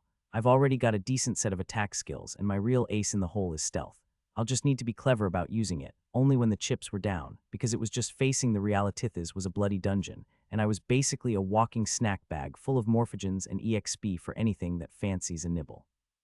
Survival was the name of the game. If I spot anything that was out of my league, I'd leg it, and no looking back. Do you want to learn the skill Quick Dash? This will cost 1 skill point. YSSSS. There it was Againth Icy Rush, that secret library in my noggin doling out another dollop of soothing knowledge. But before I go bounding about like a loon, I needed to suss out how much stamina this Quick Dash will cost me and how effective it really is. At the moment, I was sitting on a solid 8 stamina points. Maybe that tussle with the turtle drained most of it, or perhaps it has been creeping back up since. I really ought to keep tabs on my recovery rate so I could plan my moves like a proper strategist. Time to give Quick Dash a whirl. As soon as I activated it, I could feel me leg muscles clenched like a vice, a tingle as something sapped a chunk of my energy and crammed it into my legs. They were quaking, trembling with untamed power, and my heart practically leapt out of my chest as I shot forward. The world blurred for just a moment, even lessened, then it was over, the energy drained from my limbs. I glanced back at the heap of debris I'd been standing on just a second ago. 5 meters, give or take, in the blink of an eye. I quickly pulled up the stats screen, down to 7 stamina points. Damn, it cost me 1 point just to zip 5 meters. But it was something I could rely on if I found myself in a tight spot. All in all, I was quite chuffed with it. Now that that was sorted, I cast my eyes towards the tunnel's end in the distance. Time to leg it over there and see where this tunnel in dead end, where the real dungeon began. As I stood there right at the threshold, it all made sense, didn't it? Those cunning cultists had found a way to keep the dungeon beasties at bay, and of course it was enchantments. What else could it be? Some device must be cloaking the place or sending the monsters packing. That was about as far as my imagination was willing to stretch at the moment. Now, smack dab in front of me was the entrance to Cultist's lair. No grand door, no flashy entrance, just the outline of a solid metal gate, like the bloody thing had vanished but left its shadow behind. Usual shade of black, obviously crafted from orichalcum. Filthy rich bastards. A single kilogram of this stuff could keep a lower household fed for a year, and who knows how much of it they'd squandered on this setup. First, those metal pillars, and now this. Ha, pointless to dwell on it. Maybe Stefan could scrap it later and make a pretty penny. Plan for another time, perhaps, but it wasn't just the metal that caught my eye. Oh no, it was that damned enchanting script again, etched all over its surface a web of runes and symbols, now lying dormant, probably shut down when that white shockwave hit. Now, I was no expert in enchantments, but I've learned the Empire's official script, Veltan, for crafting magic tools. The more I looked at this mess, the more it felt like it was either derived from Veltan or maybe the other way around. Not worth fussing over right now, but I could recognize a few runes here and there. That shield-like one, definitely Ejira. The diamond-shaped rune with mirrored halves, each side reflecting the other, that's Reflecties. The hexagonal rune with 6 evenly spaced lines radiating from the center, Stabilos, no doubt. And then there was one on each side of the frame, a spiral-shaped rune curling inward like a vortex. A bit off, with thinner lines than I'm used to seeing, but it had to be Absorix. Something that siphons mana, from the bottom of the frame no less. HOH, did those sneaky cultists have hidden mana batteries stashed underneath? Makes sense, considering I didn't see anything else that could let this frame soak up ambient mana. But no sense in getting your knickers in a twist now, Jade. What's done is done. Best scarper before their mates pop by, all inquisitive and bothersome. So the final verdict, that plain old metal frame was a fortress in disguise. Magic never ceases to leave me flabbergasted, even now. And there, just beyond the threshold, I could see the outline of another cavern, crammed full of webs, white thick everywhere. It's no wonder the spider critters were all over the place the moment this barrier crumbled. But it does make me scratch my head. What on earth is the entrance to this base doing smack dab in the middle of a spider monster's den? Maybe they never used it, opting for those nifty portals instead. But then what was the point of this grand protective barrier? Why not just, I don't know, block it off with some great hulking iron gates or make the whole thing collapse into itself? Voila, natural barrier. Once again, I might be missing something glaringly obvious. Oh well, onto the dungeon, Jade. Off you go, step outside, please. Hee. I raised one clawed paw. I slowly turned my head and flashed a grin at the wall. Nervous was I, and talking to walls again, Jade. Tusk, bad habit. With a sigh, I steeled myself, blinking 4 times to refresh the all focus. Then, with a long serpentine neck, I peeked outside. Reconnaissance, I say. No way I was about to get caught out in the stalls again. The place looked more like a tunnel than a cavey, a bit of a geographical faux pas, really. It was rather spacious, though all hollow and echoey, with dimensions that certainly make my father grin. He was always banging on about natural caves and rocks, though I never quite caught the bug myself. The chamber stretched maybe about 10 meters in diameter, with a ceiling height of at least 8 meters, adorned with jagged stalactites like oversized, threatening icicles, all covered in webs, of course. Despite all that webbing laced about, one glaring question nudged at my thoughts: where, pray tell, were the bloody spiders? I slinked out and swatted away a particularly annoying web that dared to obstruct my view. The hues in the air, as usual, were putting on a bit of a light show, bright and flickery, but those pesky websa, they were somehow holding onto these hues, glowing faintly in my vision. Made it a right bother to see through them, so I took to them with a Vengeancion 2-1-2, hacking away like an overly enthusiastic lumberjack. Every time the sticky stuff clung to my claws, I gave them a good shake. Stupid, sticky webs. A few slashes later, something caught my eye. Instinctively, I slipped into stealth mode, scrunching up like a startled cat, eyes giving that reliable 4-blink routine. Was it? My gaze settled on what appeared to be a spider, but no, not quite.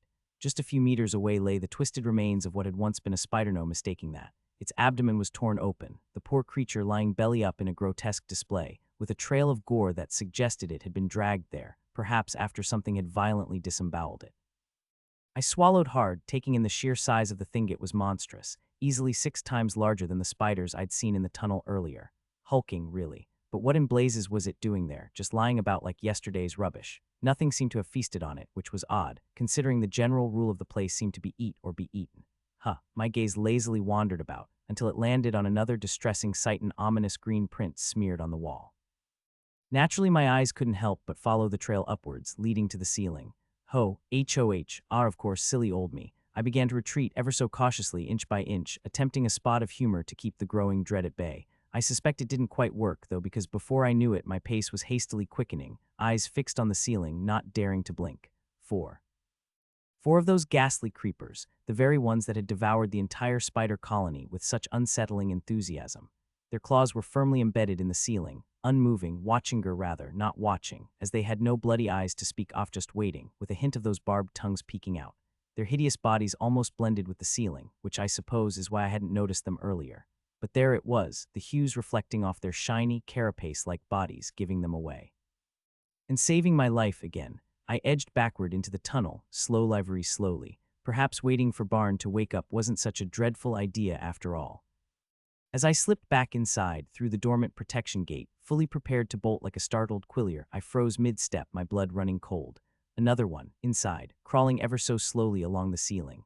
And the moment I entered, it stopped, its head twisting ever so slightly in my general direction. It had no eyes, so I had to assume, of course. Oh dear Lord, no. No. I swiftly tore my gaze away, heart hammering madly. It hadn't pounced yet, perhaps it was eyeing me up, trying to decide if I was more snack or sport. Oh, what do stealthy critters do best? Lurk about, no doubt, plotting their dastardly schemes before springing. But it just kept creeping, inch by insidious inch, and with every agonizingly slow movement, I could feel my blood turning to ice. What was I to do? If I bolted, it would know I'd spotted it, and that would be practically begging for a chase. No, couldn't have that, but I had no choice. With a breath that felt more like swallowing a brick, heart jammed firmly in my throat, I readied myself. Oh, for the love of Thalador, I had no intention of becoming this beastie's next course. Only one option left, no turning back now. Just ahead, I felt the tingle-quick dash surging through my legs, filling them with power while greedily draining my stamina. The beast on the ceiling inched ever closer. I started the countdown, legs coiling like springs. 3. I hunched a little, setting my posture just right. 2. Tail stretched out, balancing me. 1. Neck craned, eyes locked on my escape route. And 0. I was off. I think the creeper realized I was up to something because, in an instant, there was an explosion of pebbles and dirt as something hefty crashed right where I'd just been. But I was already 5 meters away, darting into the dungeon. I dared a glance back, blimey. It was just its tongue that caused all that chaos. If I'd been a second slower, I'd have been a dragon skewer. But no time to pat myself on the back. I could almost feel all 4 of them snapping their heads toward me in perfect, terrifying unison, just out of the corner of my eye. Wasting no time, I bolted with another quick dash, zipping through the maze of webs in one mad blur. The blasted thing stuck to me everywhere, horns, eyes, mouth, name it. But did that slow me down? Not a chance. The moment my claws hit the ground, I launched into another quick dash, then another, blinking past the dungeon tunnel. 5 times I did it, and by the end I was knackered, but claws crossed the distance I'd put between us would be enough. Quick dash has reached level 2. Oh, splendid, a level up, yay, now was not the time for it. These monsters weren't just fast, they were ridiculously fast, and much stronger than me. I'd have no chance against even one in a fair fight, let alone 4. I heard crashes behind me, one after another, but no way was I going to risk a glance back. Could have been more of those tongue attacks, or who knows what, but the fact that I wasn't already digesting in their bellies or skewered by some ungodly appendage gave me a shred of hope. Crikey, bugger, crikey, bugger. So I ran, like my life depended on it, because it did. The forest of webs ended soon enough, and I could finally see the dungeon tunnels for what they were, deep browns and blacks, now free of those sticky nightmares, with only the hues of my vision lighting them up. The attack seemed to stop, so I risked a quick peek behind me. My heart nearly leapt out of my throat. It was still after me, barreling down on all 4s like some bloody werewolf on a mission. I didn't think it was catching up, because it seemed we were practically neck and neck in speed. But alas, it had a trick up its monstrous sleeve, a ranged attack. That grotesque maw gaped wide, and with a sickening snap, it fired off that barbed tongue of it straight at me. I shrieked, darting sideways like a mad hare. Yet those wretched barbs still managed to graze my toes, sending a shiver through the scales as they hardened in defense. The tongue crashed beside me, missing by a whisker. Speed was well and good, but I knew I couldn't keep this up forever. That thing was so much larger than me naturally. It had stamina points to spare, unlike little me, and dodging its infernal tongue indefinitely. Not likely, I whipped my head forward, eyes scanning frantically for salvation. Anything. Please not now. I wasn't keen on becoming a skewered snack. What a bloody fool I was. Why on earth did I leave that cozy little hidey hole? Hues danced madly in my vision, in the walls, the floor, the ceiling. But waitha, just ahead there was a small spot devoid of hues, a hole, perhaps a hole, and by the looks of it, just big enough for me to squeeze into. Oh, sweet mercy. A surge of hope propelled me forward, making a beeline for the opening. Another lash of that cursed tongue caught my tail, pain shooting up my spine, but I was so close. Yes, I launched myself toward the hole in the wall, carried by sheer momentum, but just as my head neared the supposed escape, my eyes widened in horror. It wasn't a hole at all, just a patch of tunnel where the hues had taken a holiday. Same black-brown stone, no escape in sight. And But the momentum was unforgiving, and before I could even gather another coherent thought, I slammed into the solid wall. The all-brainbox, a right mischievous bastard, like a bloody puppeteer, yanking the strings of perception with wild abandon, all based on the absolute cacophony that bombarded one through their senses. What we saw, what we heard, what we felt, it all came charging at the brain like a herd of stampeding man-arrows, a chaotic flood of perception squeezing through the narrow gorge of our noggin. And the mind, ever the eager beaver, couldn't wait to start spinning a bloody yarn, crafting a tale of what was about to go down. But it wasn't just a guess, was it? More like a premonition, an expectation so vivid it was practically real, as if the event was already playing out before one's very eyes. That mental jig, that cognitive conga line, was probably what kept us ahead of the game, letting the mind run amok with wild simulations of scenarios based on the ever-shifting kaleidoscope of actions one observed. So there I was the moment I clocked that odd little patch of shadow, completely devoid of those vibrant hues that had become my constant companions in the tunnel walls. The floor, everything was drenched in them, bathed in them. Perhaps my mind decided to take a creative leap ahead of reality. It conjured up a hole, an escape route, a lifeline in those last desperate moments. Why, hell if I knew. Maybe it was just easier to dream of salvation than face the grim truth of a dead end. Perhaps that's why my brain painted a picture of a hole where there was bugger all, simply because it was what I needed to see. And then, the very next image my lovely brain served up, right after that vision of a dead end and my poor mug careening towards the unforgiving wall, was the anticipated crash loud enough to rattle my senses and reignite the dreadful notion that I was well and truly screwed. So, for the love of all things sacred, where in the blinking hell was I? I had braced for it, ready to kiss that solid rock with my head, but yeah, I didn't crash. I sailed right through that so-called solid space in the wall. All right, Jade, keep your knickers on. Time to take stock of this bizarre new space. I cast my peepers around and those familiar hues were back, lighting up the sides of this new tunnel, clear as day.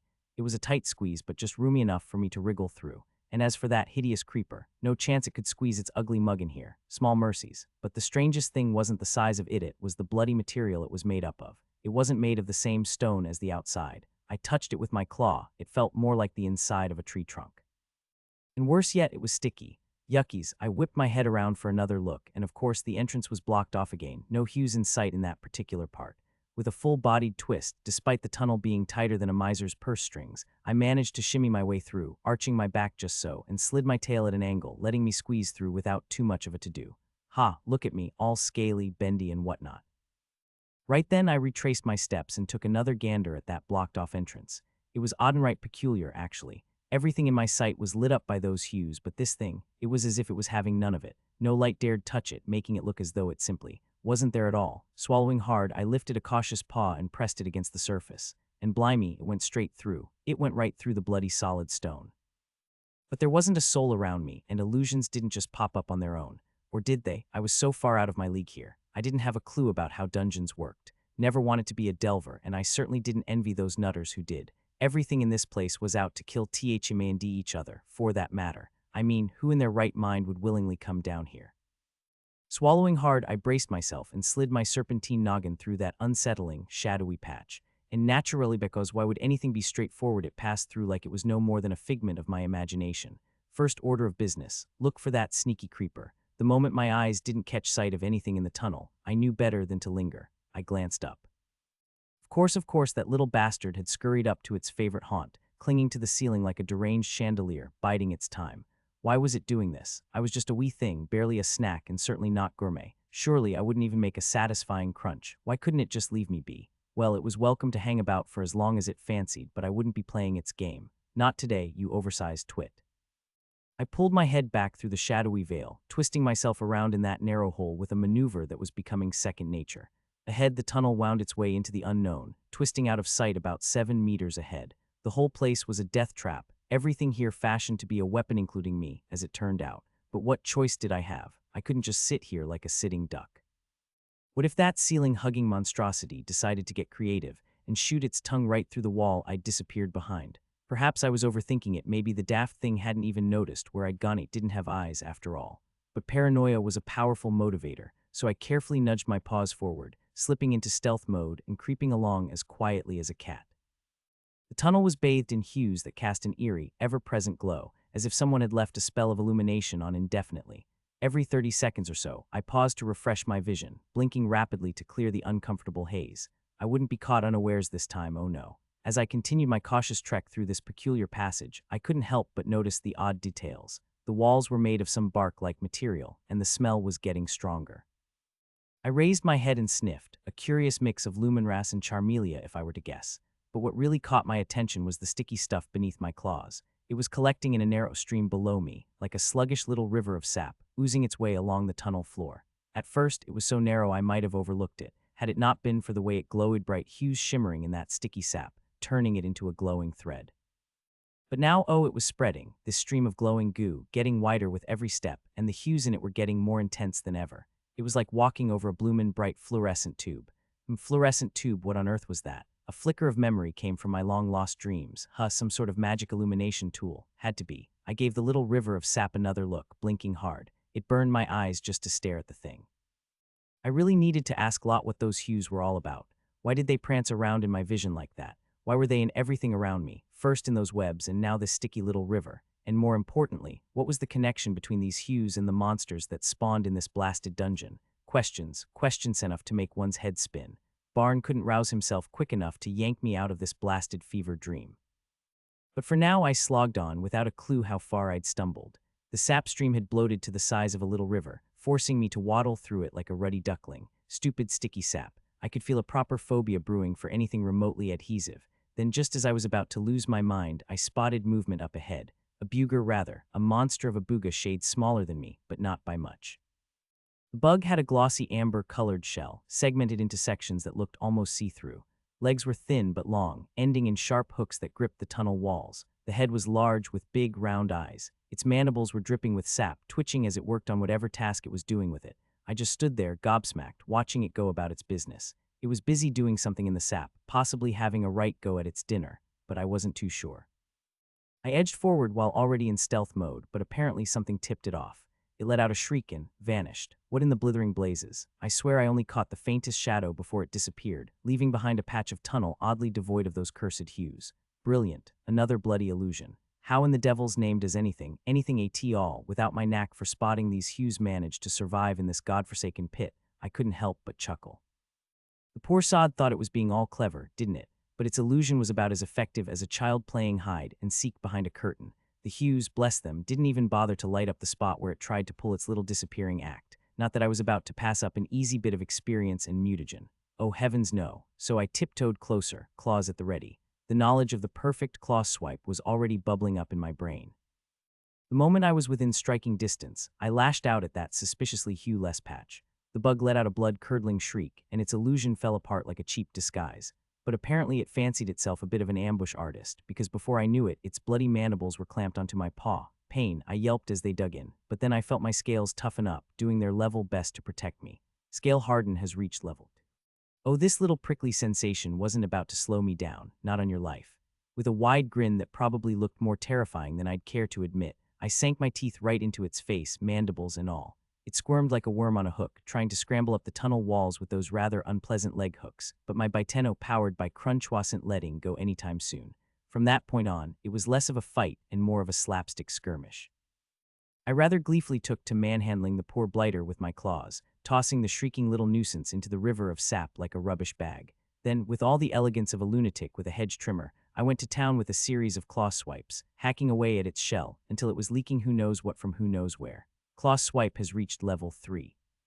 The creature kept up its pitiful wailing, but honestly it was just noise at that point. There was no escape on the horizon for it, and soon enough even the screaming fizzled out. You have slain a level 1 Coleoptera Titanus Adolescentus II. Experience points acquired. Level increased.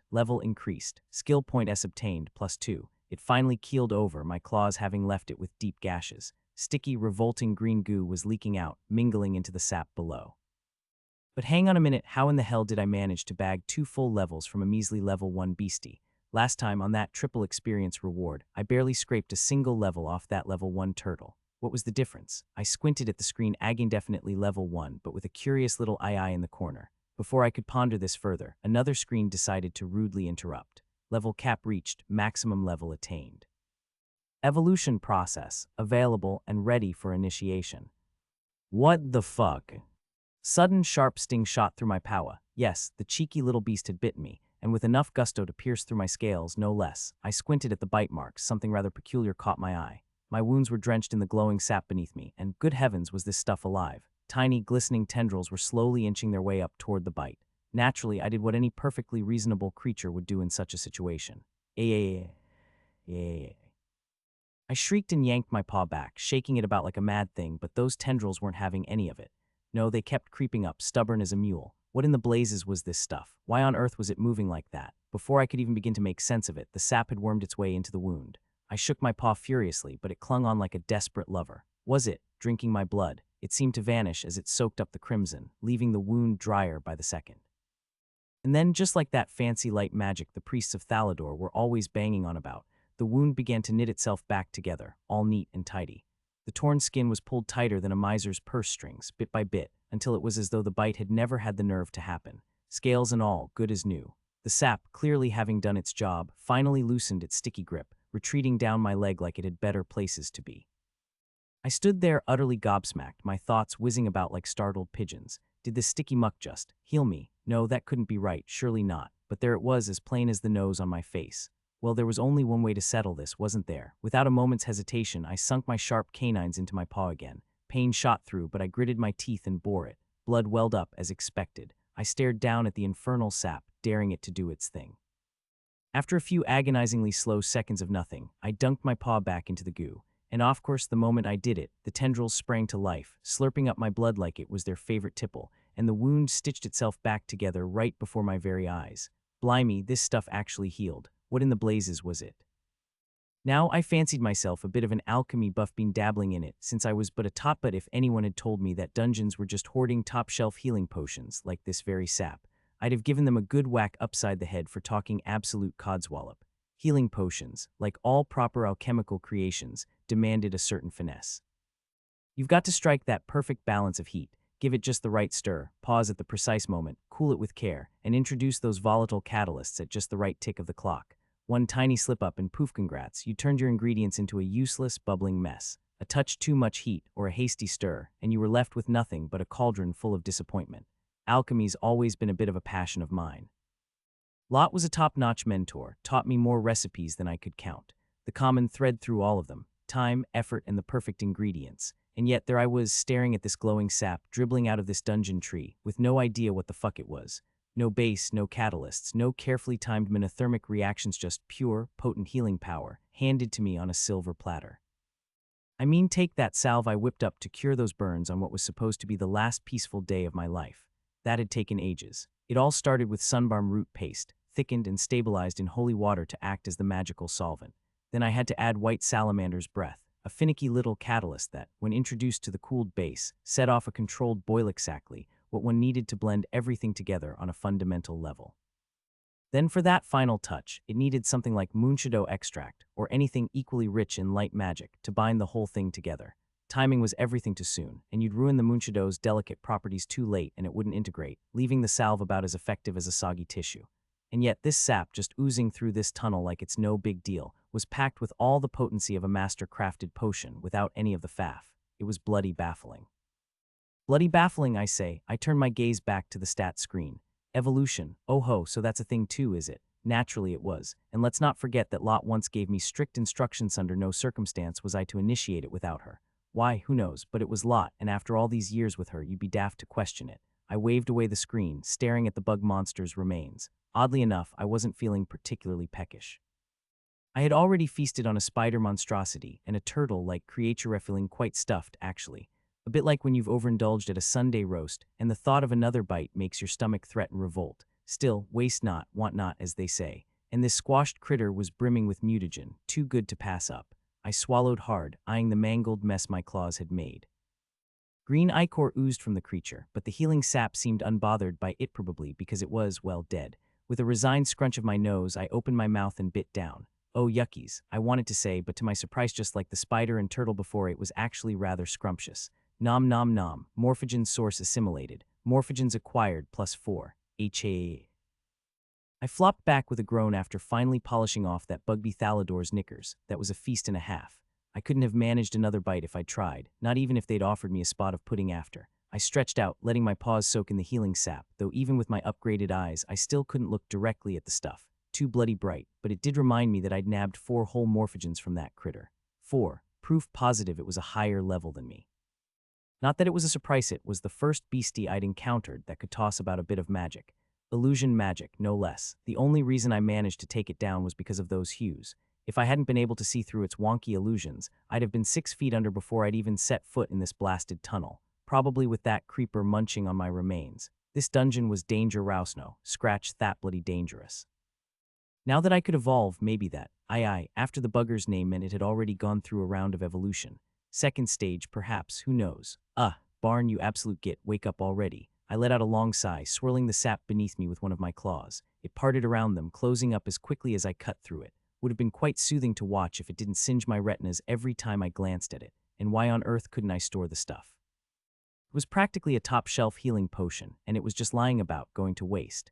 It rubbed me the wrong way, seeing it all just there. I glanced down the tunnel. My ears, always sharp as a tack, were just as keen in this monster body. Odd that they weren't listed as something I could upgrade, but there you have it. I could hear its soft noises, whimpers, the fluttering of wings like some oversized fly, even a few growls. There had to be an open space up ahead, probably crawling with more beasties. I wasn't sure what lay ahead. Maybe I didn't want to know. For now, I had enough mutagens for a few more upgrades. I pulled up my stats screen. Upon closer inspection, there was a cheeky little I tucked right behind my own species name. Rather curious, so perhaps after a bit of evolutionary sprucing up, I'd be sporting a shiny new II as well. Made perfect sense, really. And dragons. Yes, that word tickled something deep in the back of my mind. I hadn't quite had the luxury of pondering it, really, what with all the running for my life and whatnot. Never actually encountered a beastie by that name in this world, though it struck a familiar chord likely from my dream world. Not that I was particularly well versed in the local fauna here either. What on earth was that creeper that fancied chasing me, or that monstrous bug? I was slapping the most obvious labels on them: spider monster, creeper, bug, monstrably original, I know. Was it odd, though? Their species names were even more of a head-scratcher. Titanus adolescentus. What in blazes was that supposed to mean? But dragon now that stood out, no doubt about it, probably because it echoed from my dreamscape. The images bubbling up in my noggin confirmed that dear Lot was one of these dragons, too. It's all a bit befuddling if you dwell on it for too long, so I decided not to. Better to shove it aside and keep my wits about me. Speaking of which, a quick swivel of my serpentine neck revealed no immediate threats lurking about. Splendid. Perhaps I'd linger here for a spell. My focus drifted back to the stats screen, particularly to the resource section. Skills available for acquisition: Crush Claw requires 1 SB, augments claw precision and impact force. Select a mutation: Eyes +4, improve visual processing and targeting accuracy. Wings +1, reinforce wings to enhance flight performance.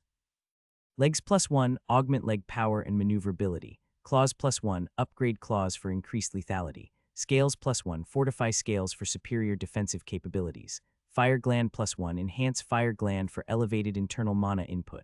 Well, that was a bit of a dawdle, wasn't it? Eyes, of course. I mean, really, who wouldn't? All I wanted was to feel a smidgen more like my old self. Sure, the other options had their merits, but these blasted eyes of mine were the real bother. Bright hues. Useful, I'll grant you that, but they'd be even more splendid if my brain could process them without turning every proper glance into a migraine. So I'd be left with 3 morphogens, Might as well put the rest to good use, or perhaps invest in some claws and scales, beefing up both my offense and defense. It's only logical, after all. Then I'd still have 1 morphogen left in the tank. Perfect for another go at the peepers once I'd gathered a few more. Sounded like a plan. Right then, eyes it was. Would you like to use 4 morphogens to upgrade your eyes? Hold on a tick. Could I select multiple upgrades at once? The pain was inevitable, so why not lump it all together? Take the hit in one go rather than dragging it out seemed the sensible thing to do. I mentally ticked a few more boxes. Would you like to use 6 morphogens to upgrade your eyes, claws, and scales? Brilliant. It worked. Now all that was left was to brace for the inevitable agony. Yay, go on, Jade, just say yes. It's only a teensy bit of pain, nothing you haven't handled before, right? Of course, a bit of self-deception never hurt anyone. The only way I was ever going to get through this was by convincing myself it was no big deal. I dug my claws into the bark like material of the tunnel, took a deep breath, and mentally clicked yes. Interlude 1, Harala's the Anomaly. Interlude 1, Harala's the Anomaly. Harala's paused the flow of magic, a scowl darkening his face. Bloody hell, he muttered, snapping at himself before forcing the mana back into the circle. His shift was nearly over, after all. No time for cock-ups now. Both hands were firmly pressed against the runes etched into the wall, each one glowing an obnoxious red as he funneled his mana into the runes. Something was definitely off. By now, the ritual should have been wrapped up.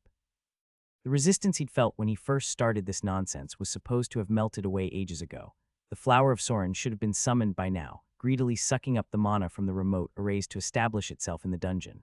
But instead, it felt like he was pouring his mana into a bloody black hole. No signal to stop, no bloody nothing. His core was getting dangerously low, something that made his skin crawl. Bollocks, this was not his idea of a good time. A Triton would be on shift soon, and Harala's could hand off this mess and report the anomaly to the Lord. Stepping back for a moment, he shook out his hands, the fatigue of holding them in place too bloody long starting to set in. Then, with a reluctant sigh, he placed them back on the damn glowing runes. Fucking hell, Arian, you useless sack of shite. If you're doing this just to piss me off, I swear by Seleni's withered tits, he caught himself, cursing his own rage for making him blaspheme. Damn it all to the pit, where the hell was Triton? Harala's was nearly drained dry of mana, and soon he was completely tapped out. His legs wobbled, and he cursed under his breath, grabbing onto a nearby pillar to steady himself. Staggering out of the chamber, his vision started to blacken at the edges. He should have kept some mana in reserve. Maybe pushing himself was a terrible idea. The thought crossed his mind, perhaps the ritual was completed. Maybe the Flower of Sorin had taken root, and it was just Arian being a spiteful prick, cutting the connection to make Harala's suffer. After all, Harala's had been the one to recommend that lazy sod as the perfect candidate to oversee the ritual, just to keep himself out of it. He'd even fibbed about his knowledge of flora ritual arts, just to avoid getting roped in. So it made perfect sense that Arian would take his petty revenge by severing the connection once the flower was anchored, letting Harala's precious mana drain into thin air. Or maybe, just maybe, Harala's was entirely wrong about the whole damn thing. Wading through the corridor, he eventually reached a door and slammed his fists into it with what little strength he had left. Triton, it's your bloody turn, you daft prick. Get your arse in here, now. There was a bit of shuffling behind the door, and when it didn't open within 10 seconds, Harala's patience snapped like a twig. What in the blithering fuck are you doing in there? The bloody array's dormant. You should have been down there ages ago, ready and raring to go. The shuffling quickened just a tad before the door was flung open. Out stumbled another mage, hair a chaotic mess of blonde, his angular jaw set with a pair of ruby-red eyes and pointy ears just like Harala's. The lad was a good deal younger, shirtless, and draped in a blanket that looked like it had been snatched from a bed mid-slumber. His hair was in such a state that even a blind sod could tell he'd been having a kip. What do you mean already? Wasn't your shift 4 hours ago? He yawned, as if Harala's had just disturbed his beauty sleep. Can't believe you didn't last that long. Harala's long elven ears flushed crimson, twitching with the barely contained fury bubbling beneath his skin. He let it show, not bothering to hide the temper that was rising like a storm. You do realize, you brainless twat, that we've got to crank up the output once the resistance dies down. Not all of us are blessed with a mana core as massive as yours. Just Harala's rubbed his eyes, his frustration seeping out. Don't argue with me, just shut your gob and get your arse in gear. But I said shut the fuck up and get to work. Harala's knew exactly what was coming, a complaint about not having fully topped up his mana reserves. But 4 hours was more than enough, and this lazy sod recharged faster than anyone else. Selene had blessed him. After all, there was no way Harala's could compete with that sort of divine favoritism. Just give me a sec, Triton muttered, slamming the door shut, leaving Harala's to fume in the corridor. No doubt he was getting dressed, probably faffing about with his robes. Harala's seethed, his anger simmering as he waited for what felt like an eternity. When the mage finally reappeared, he was the picture of elven nobility white robes perfectly pressed, even the wild hair tamed and combed back. Harala's ears twitched again, his rage rekindling. You made me wait just to comb your sodding hair, he asked in a low, dangerous whisper. Of course you'd think that, brother. But we're here to serve Goddess Selene, aren't we? Lord Stinlor himself might be watching, and you'd have me go in looking like I crawled out of a troll's arse. With that, the younger mage bowed with all the exaggerated pomp of a bloody peacock, strutting down the corridor like he owned the damn place. Harala's, left simmering in his own stew of rage, swallowed his pride along with a bitter dose of loathing. What else could he do? He trudged in the opposite direction, though it was more of a stagger than a stride. In the past 24 hours, his mana had been bled dry not once, but twice. Having one's core sucked dry once was already a kick in the teeth, but twice in one day, that was just taking the piss. But rest, that was a distant dream. He had to report the anomaly to the Lord first, then maybe, just maybe, he could collapse in a heap and call it a night. As much as he wanted to curse Arian up one side and down the other for his current misery, he knew better. That bastard didn't mess around with this sort of thing. If the flower of Soren had already taken root in the dungeon, it'd need a bloody truckload of purified mana from outside to establish itself properly. But the whole thing was off. The sigils were supposed to be draining his mana like a starving leech, not leaving him to spoon-feed a gaping void. Night was creeping in, and the mana lamps flickered dimly along the corridor walls. Harala's palms were clammy as he descended the stairs. He was knackered both body and soul, but he braced himself. He couldn't afford to show weakness, not in front of him. Deep breaths, he told himself. Deep, bloody breaths. Before long, he stood before an ornate gate, a piece of art that would have made any lesser man shit himself. 7 serpentine figures, each with ruby-colored crystals for eyes, coiled against the background of a blood-red moon, their gazes fixed on Harala's. Most would chalk it up to an artist's fever dream, but Harala's knew better. He'd been there when these beastly things had devoured a poor sod of a guard who dared lay a finger on this gate without permission. Taking a shaky breath, he rapped gently 3 times on the middle serpent's head. Enter came a soft voice from within. The middle serpent's ruby eyes gleamed as it curled, forming a handle for Harala's to grip. He grabbed it and shoved the bloody heavy door open, struggling every inch of the way. Of course, the miserable bastard inside could have opened it with a mere thought, not so much as lifting a lazy eyelid. But of course he wanted to see him suffer, knew damn well that Harala's was on his last legs, mana all but gone, not even a drop left to muster a piddly force spell, and everyone knew that those who followed a pure magical path didn't exactly bulk up physically. But if the sadistic git inside thought he was going to get his jollies watching him struggle, he had another thing coming. Not today, you bastard, not today. With every ounce of dignity he had left, Harala's forced his face into a mask of calm as he finally pried the door open and shut it behind him, ever so gently. No point giving the bastard the satisfaction. Lord Sereth, he said, voice as steady as he could manage, I'm here to report an anomaly I detected earlier during my shift. The chamber was nothing short of obscene in its lavishness. Every bloody thing reeked of wealth, the kind that would make even someone as rich as Harala's himself feel like a beggar. The furnishings were practically pulsing with nature mana, courtesy of the eldwood they were carved from. The ornaments golden filigree, crystal vials filled with goddess knows what, and artifacts that hummed with powerful mana. Massive mana cores, the kind one would only find by diving deep into dungeons, lined the shelves like trophies. Even the rug beneath Harala's feet glittered with gem dust from magma crystals. It was all a ridiculous display of opulence if ever there was one. And yet, behind that opulent desk sat a man who looked almost comically ordinary by comparison. Sure, he was handsome enough, but there was no flair, no bloody accessories, just a plain white shirt, neatly combed blonde hair, short and sensible, bland as porridge, really. Not that Harala's would ever let those thoughts slip past his lips. He wasn't suicidal, after all. The man was young, even by elven standards, barely 30, with a youthful face marred only by a slight stubble. His pointy ears were pierced, but even they were bare, lacking the usual ostentatious adornments. He crept up to the desk, every step a calculated effort to not trip over his own bloody nerves. When he finally bowed, it was with all the grace of a man trying not to shit himself. Bent double at the waist, hands splayed like a plucked turkey, he waited, and waited. The man behind the desk just kept scribbling away, the pen scratching like a rat gnawing through the silence, while the rug beneath his feet let out a faint, fiery cackle. Not a peep from him, of course, just more of that infuriating scribble-scratch, as if Harala's wasn't bent over like a bloody fool right there.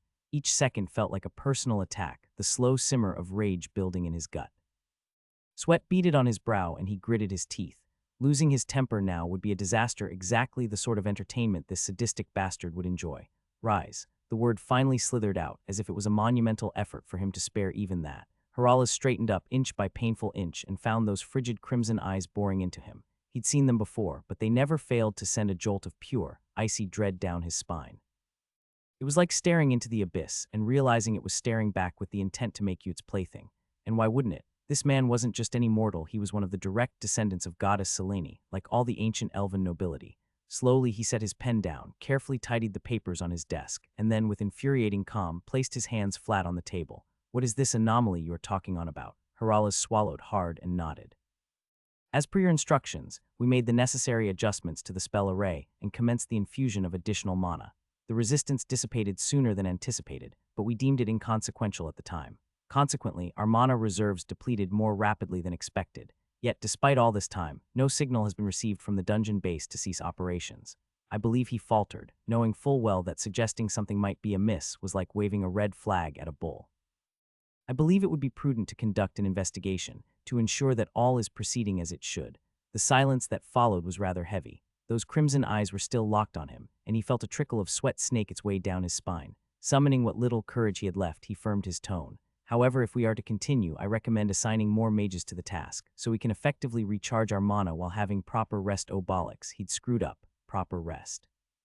What the bloody hell was he thinking, mentioning that? But the man's face remained a mask of stone. Not a single twitch, not even a flicker of emotion as those crimson eyes continued to bore into Harala's like a hot poker. Well, what a surprise, came the reply. Wait, what? Did he hear that right? This pompous, sadistic arse actually agreeing with him. Not a bloody chance. Indeed, some adjustments may be warranted. It is the will of the divine. After all, we are but mere instruments in their grand design.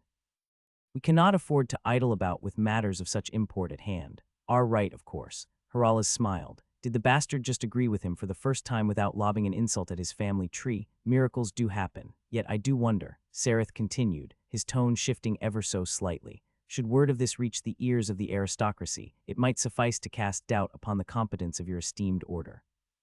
Dungeons are the scourge of our world, and the goddess is resolute in her determination to eradicate them.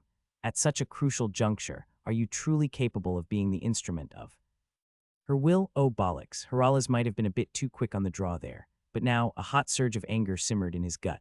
Are you questioning my devotion? Harala snarled. Lord Sareth eyed him like one might a particularly dull-witted insect. Devotion is disseminated through the elven queen and those born of the palace, as she speaks through them, as it has always been. Harala's quickly bowed his head, cursing himself 1,000 times over. My apologies, Lord Sareth. It is as you say. Internally, he berated his own loose tongue. How close to getting his head lopped off did he want to get today? I trust you are aware that these particular rituals are of significant interest to us. I shall be assigning 3 additional mages to your group, Arcanist Haralas. Furthermore, if you're certain there has been an anomaly in the process, inform Arbiter and Lore and conduct an investigation into the portals established at the Thelen ruins. Of course, he'd be the one running around like a dog with a bone, delivering messages like a bleeding errand boy. But he held his tongue, didn't he? Not a peep. Why? Because more mages meant more rest, and after this whole dog and pony show, he'd finally get to bloody sleep. Lord Sareth's face was about as expressive as a stone gargluntal. Miraculously, his lips curled into what could almost be mistaken for a smile. And just when Haralas thought he might have earned himself a pat on the head, the corners of Sareth's mouth twitched. Whoever said anything about returning to your duties? You are the one who has knowledge of this anomaly, are you not? So do be quick about it, Arcanist Haralas. You shall be the one to investigate it. Ah, the sweet scent of progress. I could practically taste it. No, not the kind of taste that lingers after chomping down on a dungeon critter, but the taste of victory, of growing stronger by the day. It was quite a simple notion, really. I was becoming more powerful, something I'd fancied for ages. Learning magic, carving out a path, and wielding strength, all my own, something I had always wanted. And even though mana was still playing hard to get, I was advancing, improving bits and bobs of myself like some sort of self-taught monster surgeon. With each enhancement, I could practically feel the power surging within me. Every time I leveled up a skill, it was like a jolt of pure joy, a little triumph all of my own. One day, mark my words, this whole wretched dungeon would grovel at my feet, or whatever I happened to be standing on at the time. But alas, dreams aside, my current predicament demanded a rather more pressing solution, unlocking that mana and maybe, just maybe, returning to my former human glory. If I didn't want to be skewered on sight up there, I'd need to pull it off before that. Perhaps I could pass as a magical beast, join Stefan, and waltz out of here. Yet that plan was about as watertight as a sieve. Would I stay like this forever? Not that I particularly loathed this body of mind-living weapon or not. It did have its perks, even if they were rather on the murderous side. But if there was to be any hope of reclaiming my old self, it seemed the only way forward was through killing more monsters, leveling up, and then, well, I'd have to see. But as I grew stronger with each monstrous defeat, the dream of wielding magic didn't seem so distant. In fact, I could practically feel it within my grasp. Maybe evolution was the key to it all. But alas, evolution would have to wait, no matter how much I itched for it. Lot knew better, bless her. So I sat tight. No threat loomed in this tunnel, at least for the time being. That bugger of a bug seemed to be a loner. Perhaps there were more up ahead in this murky passage. A part of me fancied a little jaunt down there. After all, their illusions were about as useful as a chocolate teapot against me. I could see right through them if I kept my wits about me and my eyes peeled for anything hinky with the hues. But I stayed put. First off, because I was stuffed to the gills bloody hell. What else would I hunt those bugs for? Morphogen, of course. I'd already hit the level cap, and it didn't seem like any more experience points would be rolling my way. The mere thought of another bite had my stomach doing cartwheels. Naturally, the amount of morphogen I could gather was strictly tied to how much I could chow down. So my motivation had taken a nosedive. Besides, maybe I'd reached the cap at lightning speed. Still, there was a bit of time before Barn would stir. I could really go for a kip and a chat with Lot. It felt like Ian since our last natter, which was, just a few hours ago arg. I hadn't the foggiest idea how much time had passed since I munched that bug monster and flopped here. 4 hours, maybe 5. No clue, but these weird voices echoing up ahead in the tunnel were driving me absolutely bonkers. Why was time dragging its feet like this? I sprang to my feet, peeling myself out of that sticky, bright sap. Honestly, I was getting far too chummy with that goo. Sitting here just wouldn't cut it. Even if it was safe, the tunnel was narrow, and I'd spot any threat a mile off. I reckoned something was seriously amiss with my noggin. This restlessness, this itch to keep moving, to uncover more, to learn it was like a bloody fire under my backside, even though staying put was probably the sensible option. What was this madness? The sensible bit of my brain knew that parking myself, catching some shut-eye, and maybe untangling the knots in my head was the clever thing to do. But then there was this other bit that had been poking at me since I first opened my eyes in this new, scaly hide that wouldn't let me rest. It was as if my brain had split down the middle. On one side, the urge to be cautious, to survive, to play it smart in this whole cock-up of a situation was hollering at me to stay put. On the other, there was this relentless curiosity, this burning itch to know, to explore, to push the boundaries of what I could wrap my head around, even if it meant hurtling headlong into the unknown. This turmoil wasn't just all in my head, it was physical too. My scales itched, my muscles twitched, and my heart thudded away, as if some primal part of me was dead set on the idea that staying still was as good as rolling over and letting the world pass me by without so much as a fight. Was it fear, excitement, or some bonkers blend of the two? All I knew was that I wouldn't be able to stand it for much longer. I could tell from my own scatterbrained thoughts, from the changes I'd clocked, that I wasn't the same as before. Didn't really have much time to dwell on it. And now that I did, I almost didn't want to stop. I peered down the tunnel, ears pricked for the noises up ahead, the growls, the flapping wings. I just have a quick butcher's, just a little one. So on I waddled through that wretchedly sticky sap, the squelch of it a rather rude accompaniment to my musings. It wasn't long before I noticed something odd at another part of the tunnel where the hues seemed off. Oh, splendid. Probably another one of those bug-eyed bastards, catching wind of my not-so-discreet slogging through the muck. No matter. I was now certain that these lot fancied themselves a bit of an ambush artists, always lying in wait to pounce. Adorable, really. I had half a mind to dispatch it now, save the body for a late snack when I wasn't so uncomfortably stuffed. Sounded like a decent plan. Creeping closer, I feigned ignorance, playing the clueless dolt while inching into range. And Thenwem, claws out, no swiping this time. Oh no, I drove them straight in, relishing the creature's delightful shrieks as it latched onto my paw with all the ferocity of a particularly vexed toddler. But did it know what was coming? Of course not. With a grin, I clamped my jaws around its shrieking noggin, tearing it clean off with a satisfying crunch.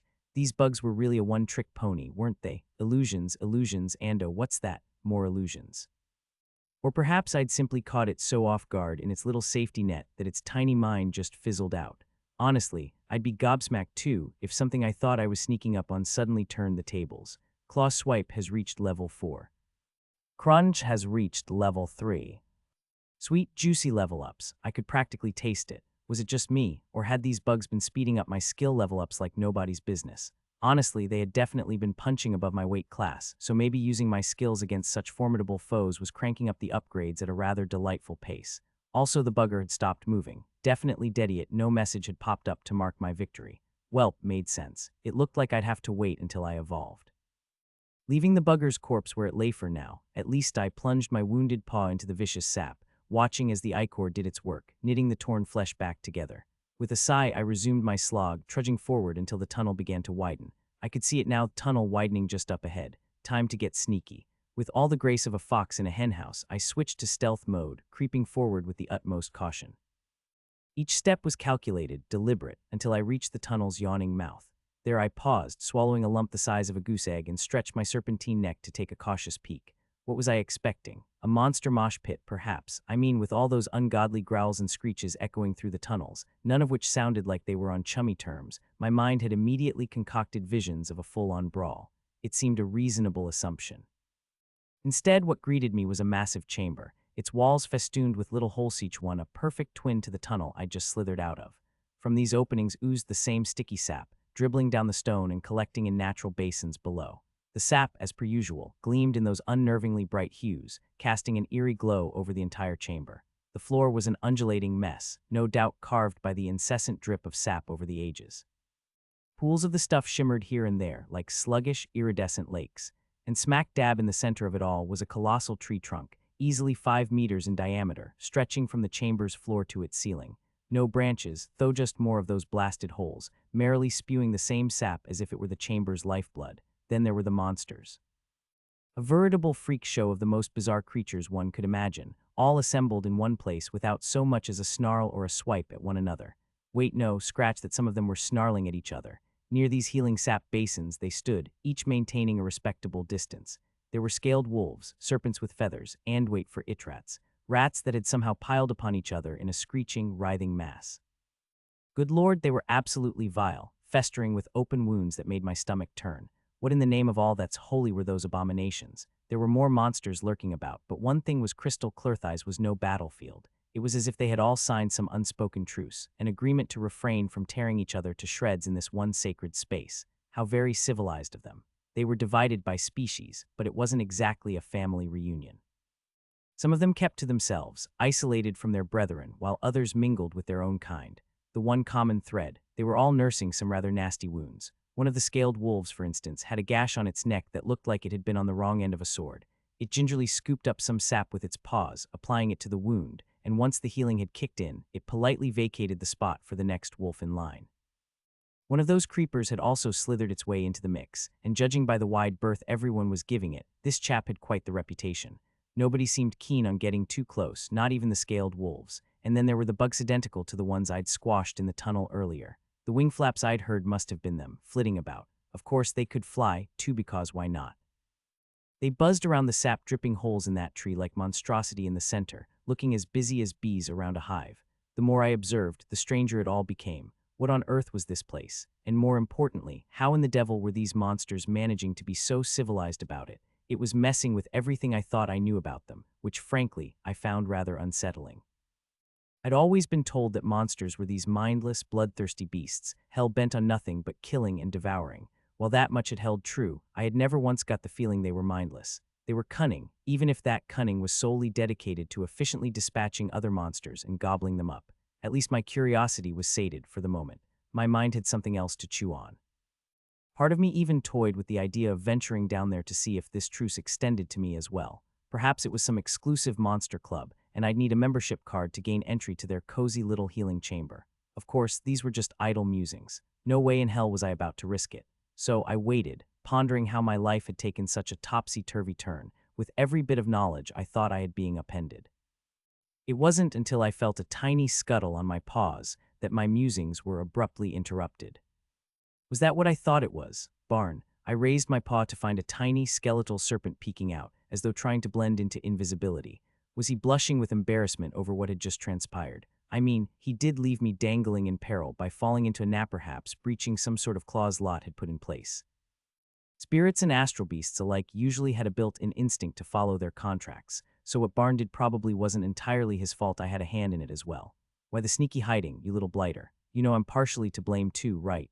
Barn glanced up with his oversized, beady eyes, perhaps, attempting a pitifully adorable look before skittering across my paw and taking refuge on the far side. I twisted my serpentine neck to get a better view. Hang on, he looked a tad different now, with stubby little wings sprouting from his back. Blimey, did he evolve. He used to be gold rank. How does one even top that? Higher ranks generally meant broader powers, so Barn was presumably more powerful, yet still gold rank. How curious. I wasn't quite sure how to feel about it, especially now that I had the potential to level up myself. My narrowed eyes made him skitter even further away, like a cartoon character in a mad scramble. Honestly, his appearance was so outlandish it was hard to even grasp what dimension his body occupied. A hasty brushstroke, as if it hadn't quite settled into form yet. Sometimes I wondered if any of this was real at all. But finally, Barn was awake. First things first, I wrenched my paw from the gooey, sticky sap. At last, I'd be able to escape, though I'd definitely be returning to collect some of this potent healing potion. Leave it behind, not a chance. Oi, stop your sneaking about, you little scoundrel. First things first, give me a hand and help me drop down there. I jabbed a claw in the direction of the chamber below, in the midst of the monster's shindig. Anyway, I waited for the spine-tingling sound of agreement from Barn, and as soon as it came, I launched myself through the tunnel opening. Below, a basin of sap awaited.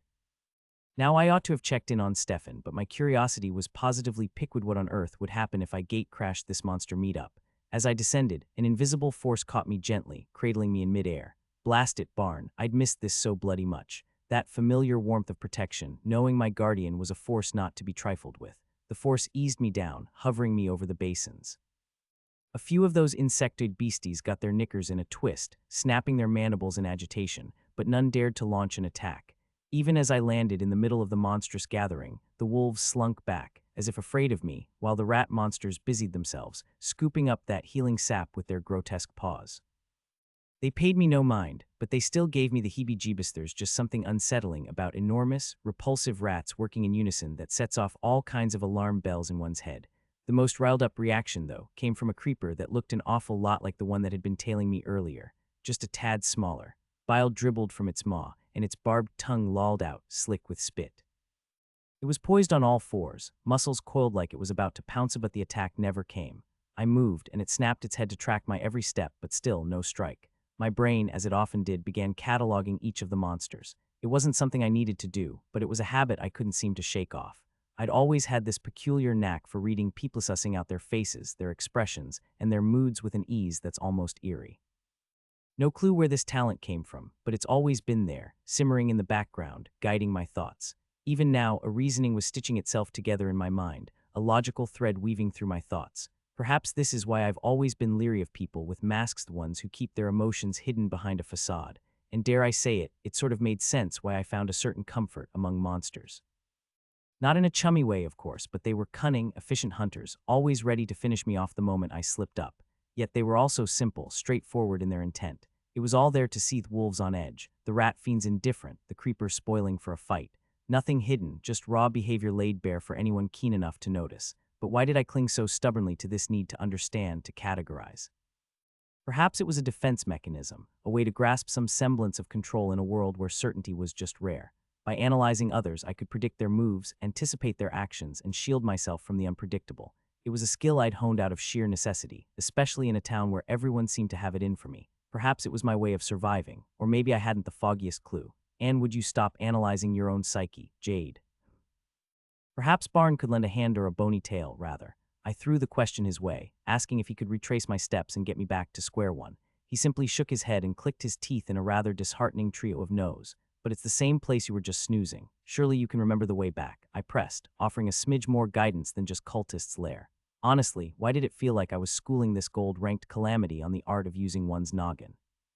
But no, the head shaking continued. Only this time he managed a slightly more enlightening response. Invocation, summoned to you, no path. Ah, so it seemed I'd unwittingly invoked some part of a contract that brought him straight to me. No wonder he hadn't the foggiest idea how to get back. Well, wasn't that just peachy? Perhaps I was approaching this all wrong. Instead of finding our way back, why not put Barnes' natural talents to use? These Parta entities weren't called bloodhounds for nothing. Remember that guy I told you to spare, the one with the horns? I raised a claw, mimicking horns atop my head. Could you give him a little sniff instead? That did the trick. His fake eyes popped open and he snapped his jaws thrice, practically bouncing with excitement. Absolutely brilliant. Suddenly, a force grabbed me, yanking me up, and the monsters around me tensed, well, all except the rats, of course. They were utterly revolting. I spotted 2 large tunnels leading out of this place. Ah, which one were we taking to go back? Wait, Barn. Where the devil was he taking me? The trajectory shifted, not towards the 2 grand tunnel exits, but straight towards a solid stone wall of the cavern chamber. The wall was made of the same stone as the rest of this dungeon, but as I got closer, it started disintegrating in this perfectly spherical shape. Oh, I see what's going on. Barn clearly wasn't interested in following the usual monster tunnel etiquette. I asked him to sniff out Stefan, and he did, just with a slightly more direct route. Barnes' method, straight line, mate, and nothing was going to stand in the way of a gold rank's willpower. Blimey, made me wonder if I'd ever reach that level of power. All around me, solid stone. You'd think digging underground might unearth some surprise hidden treasures, forgotten relics, or maybe even a worm or two. But no, dungeons aren't like that. Just rocks crumbling away, leaving behind a perfectly cylindrical tunnel, with those swirling hues dancing about. In no time, the earth above yawned open, revealing another tunnel, and not just any tunnel, but one I knew all too well. Those sticky webs were a dead giveaway. This was where it all kicked off. The very spot where that ghastly creeper first started tailing me. I wondered if they were still lurking about. Hold your horses, Barn, I muttered. He did as told while I had a gander around. Most of the webs had disappeared by now, and the entrance to the cultist's lair was plain as day up ahead. My eyes drifted forward, and what's this? That giant spider monster's corpse was still parked right where I left it. Hours had passed since I last saw it sprawled there. Peculiar, I thought as I glanced upwards, and lo and behold, not 4, but now 5 of those creepy crawlies were perched on the ceiling, their beady eyes fixed on the corpse. It didn't take long to unravel what they were up to. Peculiar rabbit-like beast, about the size of a small dog, with black fur, red eyes, and a rather nasty set of teeth and claws, emerged from a freshly dug hole nearby. I say freshly because it was right beneath that green stain on the wall I'd spotted earlier. I was certain that hole hadn't been there before. The rabbit took a tentative sniff of the air before inching towards the spider's carcass, and the moment it did well, that was the end of that. A barbed tongue shot out, pierced its head, wrapped around it, and up it went. One of the creepers gobbled it up without so much as a second thought. Blimey, they were using the corpse as bait, but something didn't quite add up. Now, I may not have been a dungeon expert, but I did know Thysremnants didn't stick around in dungeons. You wouldn't catch a glimpse of skeletons, limbs, or even a stray droplet of blood loitering about. The dungeon had an uncanny knack for gobbling it all up. Corpses. Same story, give them an hour, and they'd disappear, swallowed right back into the dungeon's gullet from whence they sprang.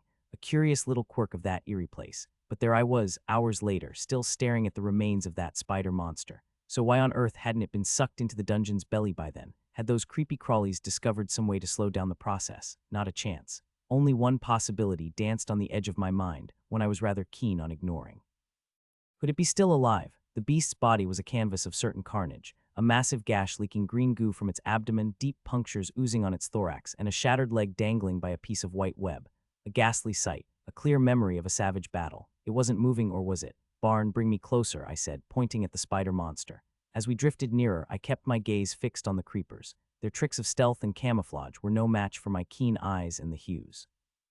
Oh, in the moment I drew closer, their heads all swiveled towards me in unison, one in particular looking a tad more jittery than the rest, muscles taut, tongue lolling out longer than usual, probably the same rascal that had chased me earlier. Seemed like it was gearing up for another go. And then, just as I got close to the spider, it struck. A barbed tongue, serrated and dripping with bile, shot towards me like a heat-seeking missile. Poor sod didn't notice the massive fuck-off disintegration sphere I had hovering around me, sphere that had just cheerfully disintegrated its way through solid stone, carving out a neat little tunnel. So when half its tongue vanished into thin air and it started shrieking like a banshee, losing its grip and toppling onto the spider, I wasn't the least bit surprised. Now that I was up close, I could see it clearly, no movement from the body, but those ghastly eyes, flickering ever so slightly, and the mandibles twitching as if they were trying and failing to move. A paralytic agent, no doubt probably from the creeper's spit or perhaps something nasty in those barbed tongues, keeping it firmly immobilized. Yet a strange fury began to bubble up inside me. I'm all for a good hunt, but there's a Kodia place where one grows stronger from hunting and devouring others. A successful hunt deserves a dignified end. Anything that desecrates the sanctity of life, leaving its prey half dead in agony, is an affront to the very essence of being a predator. Even monsters deserve mercy and a swift death to conclude the hunt. Barn, I muttered, think you could take them out while keeping their bodies mostly intact. Barn had a rather peculiar quirk. Whenever he took down anything or anyone, really it was, well, a tad excessive. Bodies didn't just fall, they were flattened, squashed right where they stood. Just this moment, for instance, his disintegration magic shield was floating around me, having just vaporized an entire chunk of the dungeon. Even that blasted tongue of the creeper that dared to attack me, poof, gone without a trace.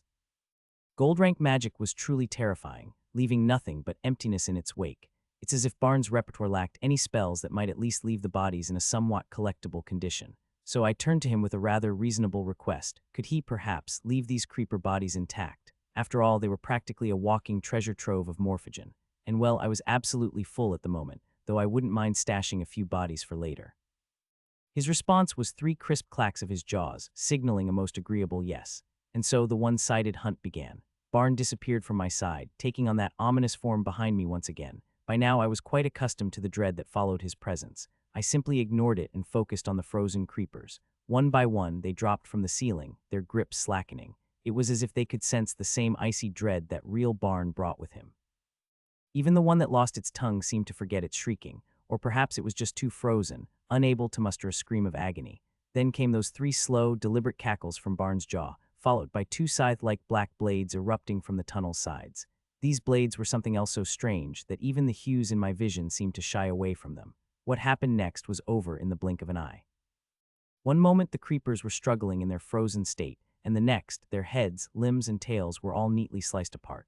I swear on Thalador's name I didn't see a single thing move, yet there it was, spider monster, still in one piece. Barnes' fine control over magic was nothing short of mesmerizing. Honestly, I was now itching to know more about these nether beasts. What sort of magic did they dabble in? What kind of mysterious paths did they tread? Everything I'd seen from Barnes so far was enough to get my curiosity dancing. from bubbles of force that could protect or squash, to those inky blades of death, to shields of disintegration and, cleaning. Perhaps cleaning was a part of the disintegration gig too. The sheer precision toe target, just the stuff that needed cleansing, was enough to give me a proper headache. Were all nether beasts magical prodigies like that? I shook my head and turned my gaze to the spider monster. Poor little beastie, used as bait for other horrors, paralyzed and still alive. I knew I was amongst monsters, but something about this felt deeply wrong. Not that I was about to give those creepers a lecture on morality. The least I could do was offer a bit of mercy and end the creature's suffering. Barn, if you please, finish off the spider as well. And just like that, its head rolled free, released from its misery. Yet the bitter taste in my mouth lingered. I closed my eyes and shook my head. There were more pressing matters to attend to now. I nimbly clambered up the wall, poking my head through the gap like a nosy cat. And lo and behold, there was Stefan, curled up like a worried hedgehog, hugging his knees as if he might just roll away from the anxiety. "Oi, I'm back," I chirped, shattering the silence. "Eep," he practically leapt out of his skin, springing up like a wind-up toy released. "Jade," I flashed a grin and waggled a claw through the opening before pulling myself fully through. "Just returned from my little jaunt in the dungeon."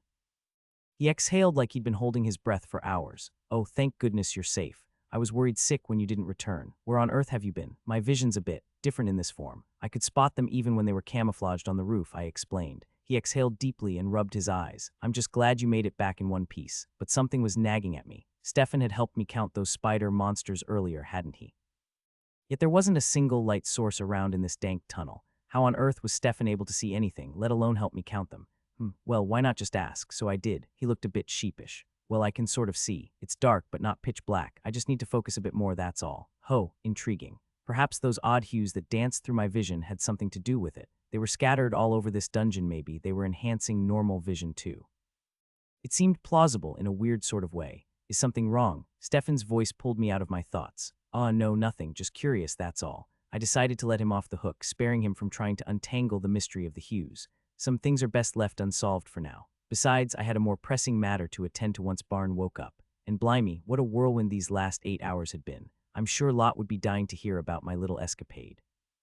"Right then, I'm knackered. Time for a kip," I announced, plopping down on the stone floor like it was the softest feather bed. Stefan stared at me as if I'd sprouted antlers. "Shouldn't we be figuring out how to escape? That's why you went out in the first place, isn't it?" "Later. I'm no good at escaping when I'm half asleep. You should get some rest too. We might have a long day ahead of us. But shouldn't I keep watch while you sleep?" "Bah, don't fuss about it. We're probably the safest pair in this whole dungeon right now. Just rest up and stop worrying so much," I said, curling up like a cat settling in for a snooze. Stefan looked like he had something on the tip of his tongue, but the words seemed to dissolve before they could reach his lips. Was I doing this all wrong? That's the second time he's clammed up like that. Maybe I should just ask him to spill whatever's on his mind instead of bottling it up. Or perhaps that's a terrible idea. No time for overthinking. Lot must be eagerly waiting for me. Finally, the promise of answers loomed just beyond my dreams. I was out like a light within seconds. I'd finally stopped plummeting through the heavens. Like used to be that every time I drifted off to dreamland, I'd find myself tumbling from the sky, as far back as I can remember. But now, with this monstrous new form of mine, I always appear right on the ground, no more free-falling for me. Which was ironic, considering I'd sprouted wingsuiterly useless, I might add. I gave them a half-hearted flap. They'd just have to wait their turn on the to-do list after I've sorted out these new peepers. Lot was nearby, her serpentine head resting on a rocky outcrop, eyes glazed over, lost in those threads of hers. I sprang to my feet and flung myself at one of her massive claws, hugging it tightly. The dungeon was terrifying, and last time we barely exchanged words. It felt like an eternity since I'd had her company, and I couldn't bear the thought of being without her. As expected, she sensed my presence. "How does it feel?" Her voice echoed in my mind. I knew exactly what she meant. I hopped away, practically vibrating with excitement. It's exhilarating, thrilling, knowing that the path to power is this raw, this straightforward. Not just the progress, but the sheer adrenaline of those battles. Oh, when I pounced on that turtle monster, I babbled on, knowing Lot enjoyed listening. Always had. And I loved a good ramble. I spilled every little detail of the monsters I'd hunted, the ones I narrowly escaped, the endless wait for Barn to wake up. As terrifying as it all was, a primal part of me was completely in tune with it. Never in a million years did I think I'd feel this way, but here we are. Yet none of this shed any light on the burning question sizzling in my brain. How in the blooming heck did I turn into a monster? And Ladio, she was definitely in on something. So I started, but before I could finish, an invisible force snatched me up. I'm fully attuned to the intricacies of your mind. Rather than elucidating it in mere words, allow me to show it to you, Jade. Her voice echoed in my mind as the force delicately plonked me onto her back. With a thunderous flap of her colossal wings, we were off, soaring into the skies. Soon enough, we arrived at a vast grassland rolling green as far as the eye could see. Lot touched down with such a thud that the earth quivered beneath her massive form. She turned her gaze in a particular direction, and I followed it. There, standing stark against the greenery, was a sapling, if one could even call it that. It was huge, about as tall as human me, but there was something dreadfully off about it. Instead of a healthy green, its stem was an ominous black, with a texture more akin to metal than any plant. It had only two leaves, or what should have been leaves. They were actually segmented metal blades, arranged in a way that vaguely mimicked the shape of leaves. And then there were the light-sod, mismatched colors blinking and flashing at random along its twisted form. What on earth is that? I blurted. That, Lot began, is the origin point of the interface you continually encounter. It is also the medium through which I have been communicating with you. I blinked and looked at it again, thoroughly baffled. So this thing is the source of my growing powers. No, Lot corrected. Was that a hint of amusement? Think of it more as an archivist, not the true source. The power you wield is a manifestation entirely of your own making. Once again, I could tell Lot was making some sort of point, but it still didn't explain how I'd ended up as a monster. This gizmo turned me into a monster, I ventured, trying to untangle the mess in my head. Lot's chuckle rippled through my thoughts. Oh, my young hatchling, you misunderstand. It's time you learned the truth. Nothing external transformed you into what you are. Catalog the runes that captured your attention on that central pillar. Hold on, what? That's out of left field, I groaned, mentally throwing my claws up in frustration. Lot's methods, though they had their merits, could be downright infuriating. Do we really have to go through this rigmarole? Just spill the beans. When the silence dragged on, I let out a sigh, hopping off her back and rummaging through my memories. I began listing them on my claws, one by one. Velo, Ekon, Don Bond, Severin. Arg, most of them were gobbledygook to me, but I could still picture a few shapes. Did you discern a pattern? I shook my head. Not really. The runes were so intricate, not from Veltan, their shapes stood out more than their meanings. Lot paused before her voice echoed in my mind again. It was an Oblivion seal, just on a colossal scale. Now that rang a bell. Oblivion seal standard kit in enchanting workshops. They're the magical oops button. If something went haywire, the seal would halt all magic flow and save the day. Otherwise, kaboom. So a mega-sized version of that. Wait a tick, the white shockwave, the very thing that knocked out every scripted device in that wretched lair, turned them into lifeless lumps, and the same shockwave that changed me. My brain did a quick somersault. No, nouter nonsense. That was absurd. But Lot wasn't one for indulging denial. She promptly crushed any hope of my wild guess being wrong.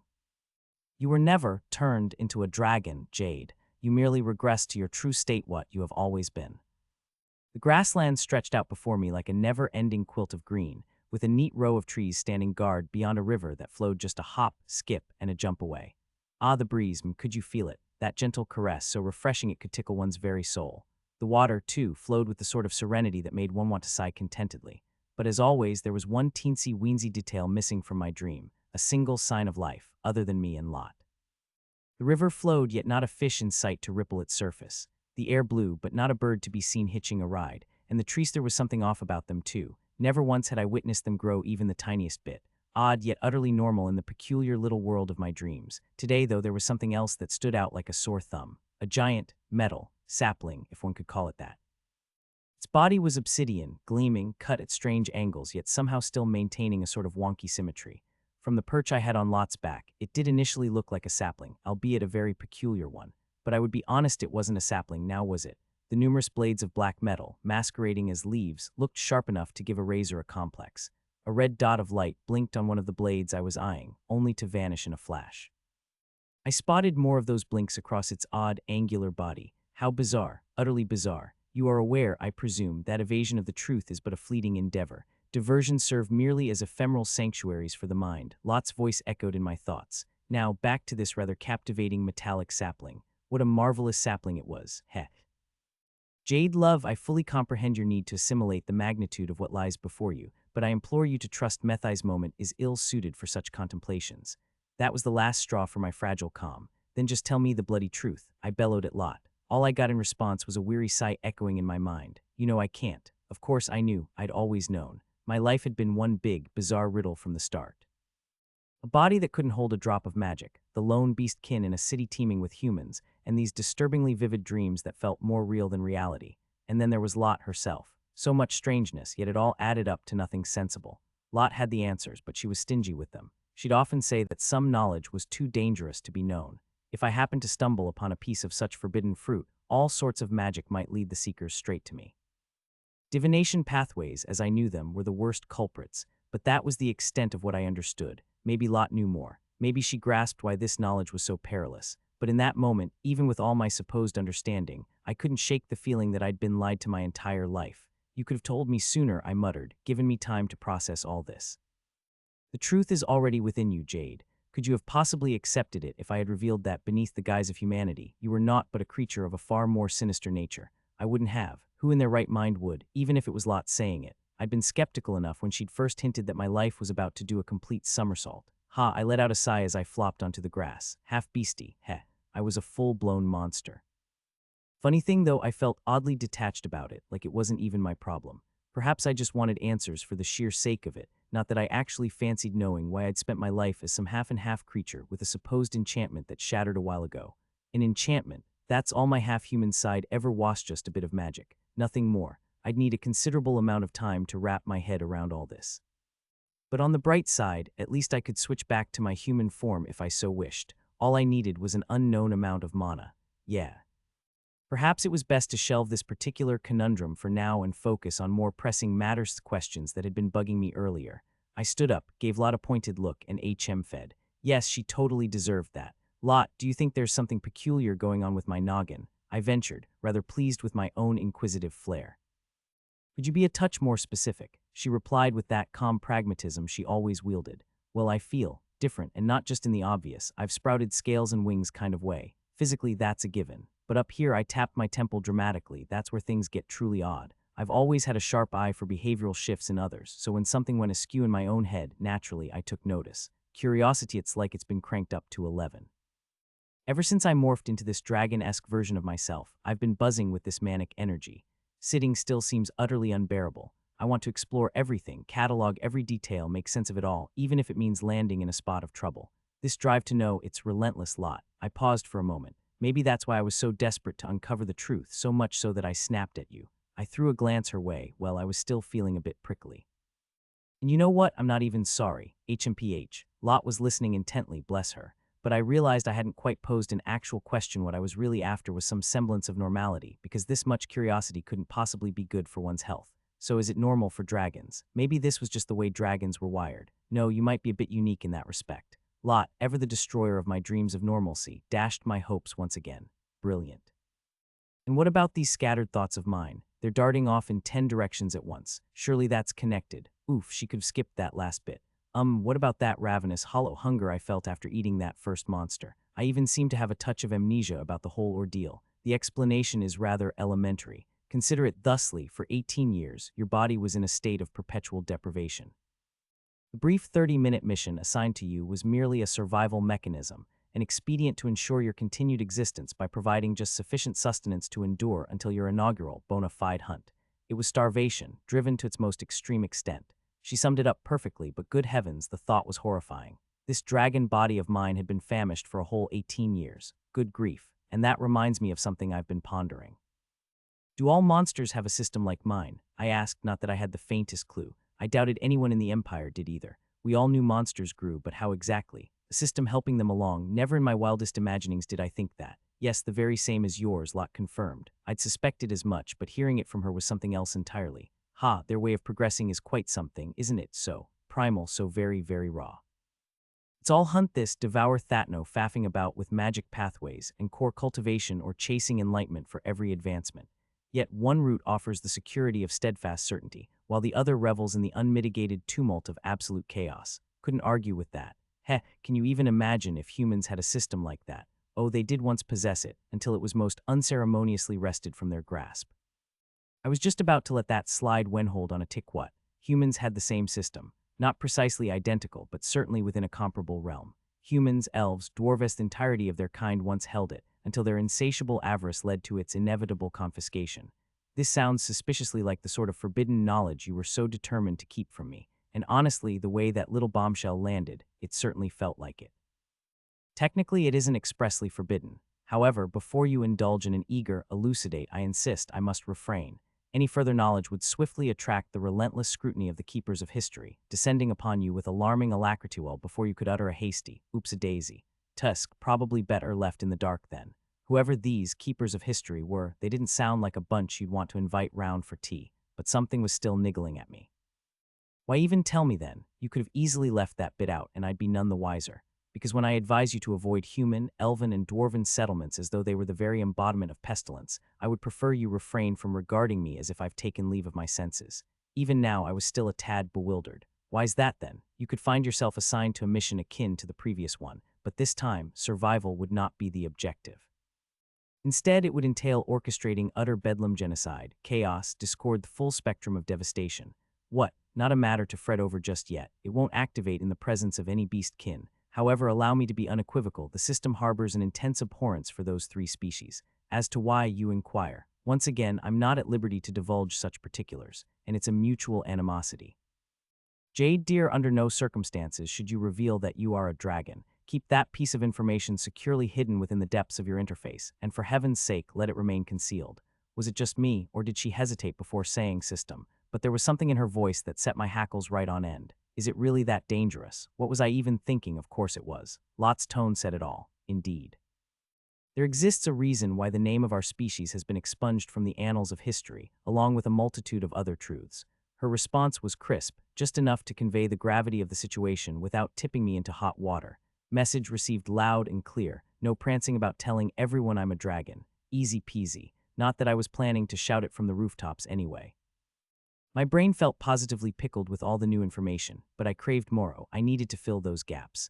But before I could even open my mouth for another question, Lot's voice cut through the fog in my mind. Before we allow ourselves to meander off course, there is a matter of considerable urgency that requires our attention near impending evolution.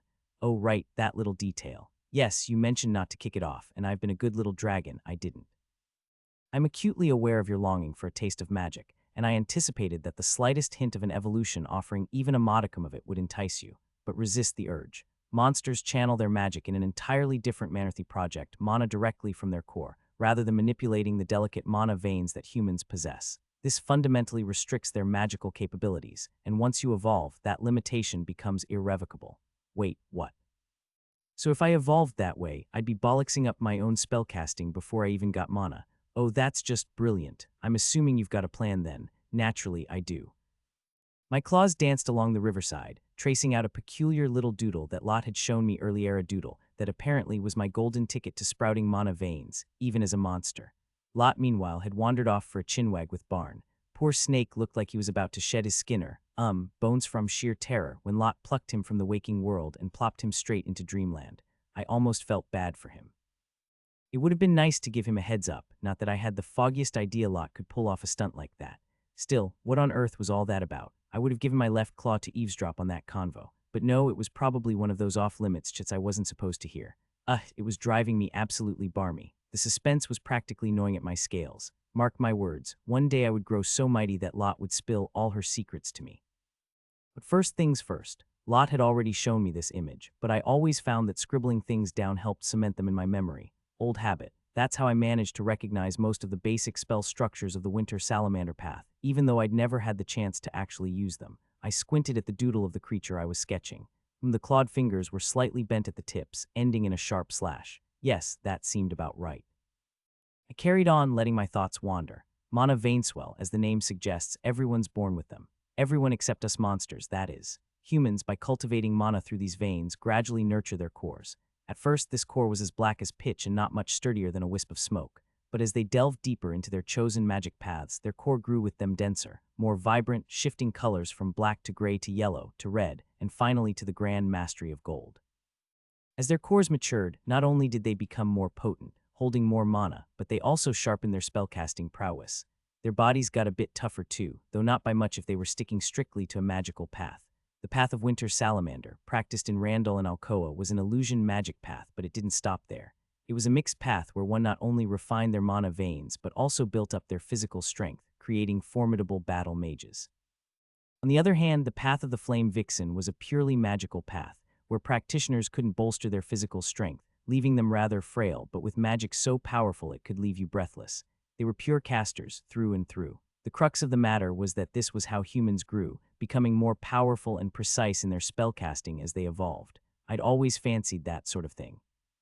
Not just blasting out mana for various effects like us monsters did, but actually crafting spells, fine-tuning them, exploring different magical paths. Sure, it was practically impossible to master more than one path, but a dragon could dream, couldn't she? My curiosity was insatiable, and honestly, it still is, but that's neither here nor there. I put the finishing touches on my doodle perfect. Lot had called this creature a valor rat, one of the rare monsters that had something akin to mana veins. These little critters boasted a second set of physical veins that circulated mana instead of blood. These veins were smaller and connected to their core after their third evolution, giving them the ability to wield magic in a more refined way, rather than just spraying mana around like a fire hose. As I devoured more and more monsters, there was a chance that some part of their anatomy and organ, a feature, what might be offered to me during my evolution, depending on how well it meshed with my own body. Lot was dead certain that if I gobbled up enough valor rats, I'd almost certainly be gifted these mana veins. After all, a dragon's body was meant to be the most adaptable of all. The more I feasted on their kind, the better my chances of acquiring this precious organ. And of course I needed it. Just as I was getting lost in my thoughts, I felt a familiar scuttle on my wrist. Ah, finally, whatever chat Barn had been having with Lot seemed to be wrapped up. I glanced at him, still trembling like a leaf caught in a gale, his wide, fake eyes pleading with me to get us out of here pronto. Poor Barn, Lot must have been his personal boogeyman. And right on cue, "You might want to hear this, Jade," Lot's voice echoed inside my noggin. Something was off in her tone, so naturally my curiosity was piqued. "All right, spill the beans," I said, standing up from the riverside and turning to face Lot, who was lazily sprawled out on the grass like she owned the place, which she probably did. "Barn's time with you is running out," she declared. I wasn't exactly gobsmacked. After all, there was a reason Lot insisted on that clause, and I'd let Barn break it. Still though, what happened? I asked. I was curious. The timeline I initially provided was predicated on how long Barn could sustain his presence by depleting his chaos reserves. However, when he devoured those souls, his body instinctively initiated the metamorphosis process. He was teetering on the brink of a breakthrough, and that small indulgence you permitted him provided the impetus he required. I'm guessing he ended up burning through more chaos than planned. Precisely. Well, at least I was mostly out of mortal peril. Still, it had felt pretty darn good to have him around, all powerful and whatnot. How much time does he have left? Approximately half a day, more or less. A smidge less than I was hoping for. But well done, Jade. That's how you flushed your own blessings straight down the loo. He'll exert every effort to assist until the moment he makes his exit. She shot a sharp look at my wrist was that a stink eye aimed at Barn. He trembled and slithered further up my leg, trying to avoid her gaze. And do not overlook what I mentioned regarding evolution. Oh, I hadn't forgotten. My first evolution needed to be a bit of a sacrificial lamb, but blimey, the perks it would bring. Bear in mind, if any evolution option even alludes to the sun or light, it will be immensely powerfully so, but do not allow yourself to be seduced by its allure. Aye aye, Captain Lot, I chirped, giving a cheeky clawed salute as the dream world began to fade, reality's pesky tendrils pulling me back. My eyes fluttered open to a riot of obnoxiously bright colors. Good grief, I squinted ever so slowly, letting my eyes adjust to the blinding brilliance. I spotted Stefan curled up in a corner, fast asleep. Bless him, he actually took my advice. Best to let him catch some well-deserved ZS. Barnes scurried up my wrist, his tiny beady fake eyes twinkling with all the relief of a pint-sized gremlin. "Shall we begin then?" I whispered, careful not to disturb Stefan. Barnes' reply was the faint sound of bones knitting together. "Let's." Step 1 was a dawdle, really just gorge myself until I could barely move. The more achievements I had, the more evolutionary options would pop up, like some kind of reward system. Lot had mentioned there's a specific achievement for eating so much that I'm teetering on the brink of bursting like an overinflated balloon. And that's exactly what I needed. Morphogen source assimilated. Morphogens acquired, plus 18. Just a little perk of the process. I flopped back with a rather unceremonious thud. I simply couldn't continue. My stomach was stretched so taut, it felt as though the seams of my very being were threatening to unravel, leaving me in a grotesque explosion of scales and innards. Oh, the horror, but alas, 4 more of those ghastly creepers remained. I cast a wary glance at my bloated, scaly Belladere heavens. This had better be worth it. With a resigned sigh, I reached for another severed limb, this one from the second creeper's clawed hand. The mere thought of it made my insides revolt. I didn't want to do it, I really didn't. "Shut you P, Jade, do it for the magic." So with a face twisted in a snarl, I bit down viciously. More, I had to consume more. The discomfort was a mere hiccup, a fleeting nuisance compared to the everlasting glory of Magico, the magic. Then it struck me I'd gained 12 morphogens from just 1 creeper. Normally, I'd only get 2 from a first-stage evolution creature, then 6 from that pesky beetle bug in its second stage. 3 times the increase with each stage, I reckoned. These creepers must be third-stage monsters, tripling the usual haul. So with a grimace and a groan, I gobbled up each grisly piece of the second creeper. Torturous? Absolutely. But the magic. Even if I burst like an overripe melon, I'd keep going. Magic. Magic. The word echoed in my mind, a relentless chant, louder with each bite. I was so close now I could taste it. I wanted it. I needed it. So desperately, so achingly. Morphogen's source assimilated. Morphogens acquired, plus 18. At long last, the second creeper was done for. I swear I could feel the food stacked up to my very throat, teetering on the brink of eruption. But with legs trembling like a newborn foal, I dragged myself towards the third creeper. Without so much as a second thought, I seized its severed head and sank my teeth right into its lifeless maw. Magic. The pain in my stomach was unbearable, a fiery inferno, but I couldn't stop. I wouldn't stop. For magic, I'd left the last one be. Oh, Thalador, I simply couldn't muster the strength anymore. The adrenaline which I'd whipped up for that longing of magic had fizzled out, and now I was marinating in pure regret. The pain was simply unbearable, and I felt like I might just pop like an overstuffed sausage at any moment. Moving, not a chance. I was utterly incapacitated, so I resigned myself to lying flat on my back and summoned up my status screen. I did try to use Crunch on their lifeless corpses, but alas, it turned out I couldn't snag any skill upgrades by using it on dead monsters. Still, I'd managed to scrape together a whopping 73 morphogens. Quite chuffed about that, though there was a niggling sense of dread about what was coming next. Of course, I'd need to put them to good use. And as if the current torment wasn't enough, me stomach was still waging a full-blown rebellion. I reckoned a bit more discomfort wouldn't hurt. Well, not much anyway. A quick mental tally revealed that I could fully maximize 5 body parts with the morphogens I'd collected. Skill points may be allocated to acquire new skills or enhance existing ones. Morphogens may be expended to mutate physical attributes. Skills available for acquisition: Crush Claw requires 1 SB, augments claw precision and impact force. Select a mutation: Eyes +5, improve visual processing and targeting accuracy. Unlock advancement: Wings +1, reinforce wings to enhance flight performance. Legs +1, augment leg power and maneuverability. Claws +2, upgrade claws for increased lethality. Scales +2, fortify scales for superior defensive capabilities. Fire Gland +1, enhance Fire Gland for elevated internal mana input. It appeared I could unlock advancements at +5. A bit of mental arithmetic told me I'd need 28 morphogens to bring my claws and scales to this advancement, and another 30 for both legs and wings. If I tossed in 5 more for the eyes, that would leave me with a tidy 10 left over. As for the Fire Gland, well, it wouldn't be much use until my 3rd evolution, so I could safely ignore it, at least for now. Still, a little voice in my head whispered that perhaps upgrading it to +4 wouldn't be the worst idea. Sounded like a plan. But hold on a tick, could I just skip ahead and upgrade straight from +1 to +5? I quickly scanned the screen, hoping for some sort of shortcut, but no such luck. It looked like I'd have to endure the agony of every single upgrade individually. With a deep mental sigh, I clicked through the options, and up popped another screen. Would you like to use 12 morphogens to upgrade your eyes, claws, scales, wings, legs, and Fire Gland? This time I didn't hesitate. With a mental click, I accepted, closing my eyes and bracing myself for the onslaught of pain. I wheezed like an asthmatic accordion, my chest puffing up and down in a rather undignified manner. The stomach ache still loitered about, but that was just the warm-up act. What really had me cringing was the encore of phantom pain. Torture, that was, in every conceivable sense of the word. Imagine thousands of needles deciding to redecorate the insides of one's eyeball size, precisely as delightful as it sounds. Then, just when one thought their legs and wings were safe, something tore through them, shredding them to pieces from inside, only to rebuild them into a new and improved model. The claws grew out, painfully of course, sharper and deadlier than ever, and don't even get me started on the Fire Gland. It was as if my very heart had decided to stage a melodramatic exit. And this delightful process, not once, not twice, but 5 agonizing times I had the pleasure. This pain, this unwelcome pain, still lingered in the recesses of my mind, a part of me terrified it might pop in for a surprise visit. But no, I shook my head and closed my eyes. Best get used to it. Because this wasn't going to be the last time, was it? Barn was off on the task I'd sent him on. Time wasn't exactly on our side, so he'd be assisting me in battling through the inevitable weakness that came with my 2nd evolution. The aim, to push through and finally reach that coveted 3rd magical evolution. I eyed the tunnel I'd unceremoniously sprawled myself across, like a bloated turtle on its back, belly bulging. The hues danced around me lazily, like a rainbow-colored fog mocking the chubby dragon flopped on the floor.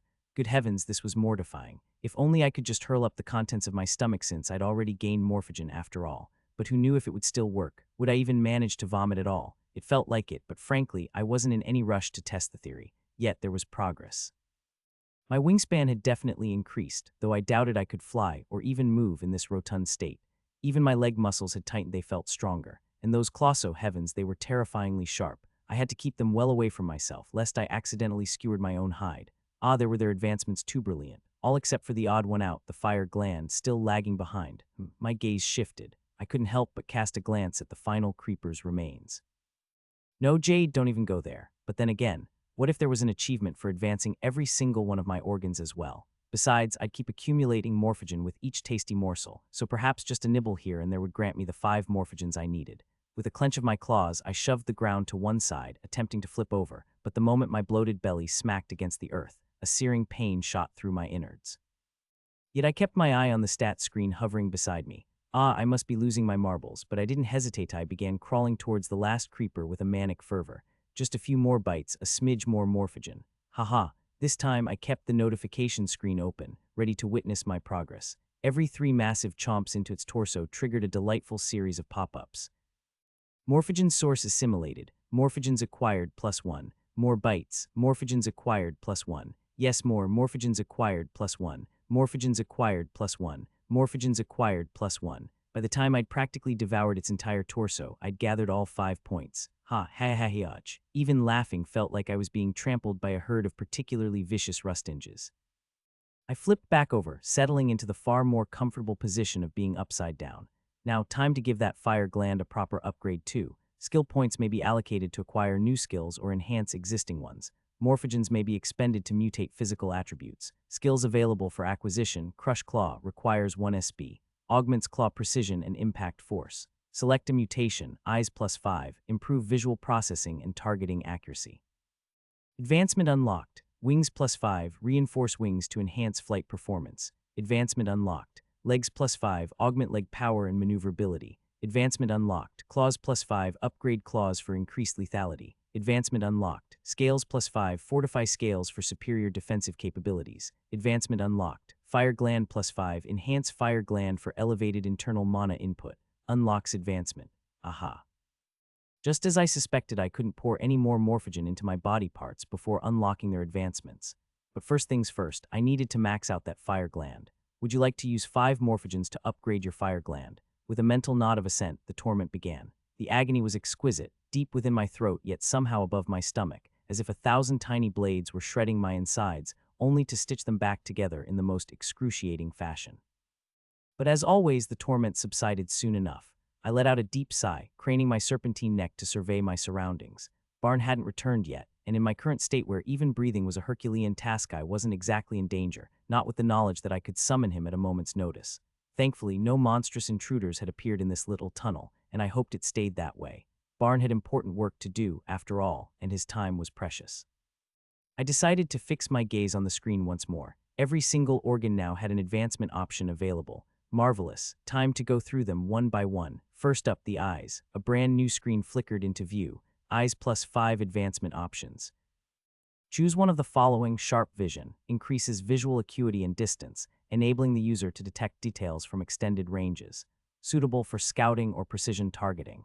Adaptive sight automatically adjusts the user's vision to varying light levels, from complete darkness to intense brightness, without delay or discomfort. Compound eyes incorporates additional lenses into the user's eyes, improving depth perception and expanding the field of view, beneficial for detecting movement. Focusing lenses enhances the user's ability to quickly transition focus between near and distant objects, optimizing reaction time and precision in dynamic settings. Oh yes, 4 upgrades to mull over. This ought to be fun. I sifted through them one by one, noting that none seemed to address those peculiar hues that danced about in my vision. Strange that these upgrades appeared more on the biological side of things, so those hues weren't part of my biology. How curious. I must remember to ask Lot about this latter. Can't believe I let that one slip by. But no matter, I had choices to make, and all 4 upgrades were rather tempting. Righto, time for a proper chinwag with myself about these upgrades. Each one had its own little sparkle, but I needed something that would give me the upper hand when the furs started flying. I gave them a good once over while I still had a tick before Barn came back. First up, sharp vision. Ooh, now that's a bit tasty, hee. Spotting the teeniest of details from a distance. Absolutely smashing for scouting out enemies before they even caught a whiff of me, or nailing a bullseye from miles away if I ever picked up a ranged ability or spell, that is. But how often would I be perched up on a hilltop, squinting at the horizon, especially when I was usually mucking about in these dungeon tunnels. Most of my scrapes had been more up close and personal, so perhaps this one wasn't quite the ticket. Next, there was adaptive sight. Now this one had me intrigued. My peepers had already been getting used to those hues around me. At first, I could barely open my eyes, but as they upgraded, I started seeing clearer. Now, at eyes +5, those hues were barely more than a mild bother. But oh, I still remembered that run-in with the sap Rivergood Heavens that had been brighter than a whole sun during midday, even for my +4 eyes at the time.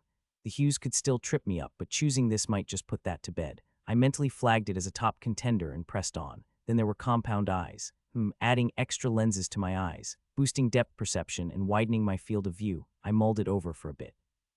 It could be cracking for spotting sneaky shenanigans from all directions.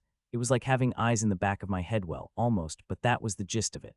But with most of the action happening right in front of me, did I really need to see everything all at once? Might be a bit much for the old brain box to handle in the thick of it. And lastly, focusing lenses. The moment I read the description, I knew this could be a real lifesaver in a fast-paced brawl. Being able to snap focus from what was right under my nose to what was further off, that was proper nimble, that was. Well, not that I was exactly sprightly at the moment, but it was perfect for timing a quick dash dodge, a close-range attack while keeping an eye on the bigger picture. This one was all about reaction time and precision. In the end, it was a tight race between adaptive sight and focusing lenses.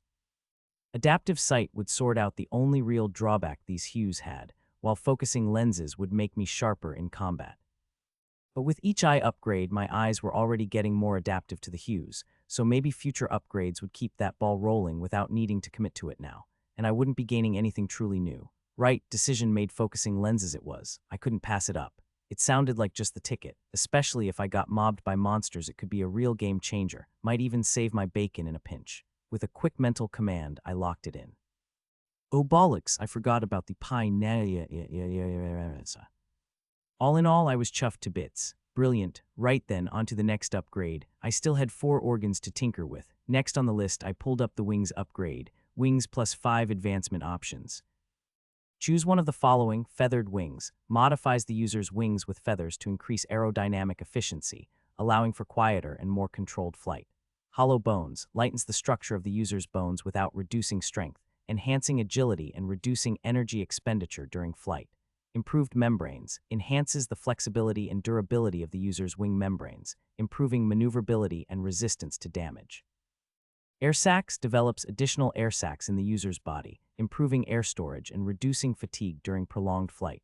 Wing muscles. Strengthens the muscles attached to the user's wings, increasing wing beat power and endurance for longer, sustained flight. Honestly, I'd yet to get a taste of the joys of flight, and I was absolutely itching to give it a whirl. I could already feel the raw power humming in my upgraded wings, far from the feeble things they used to be.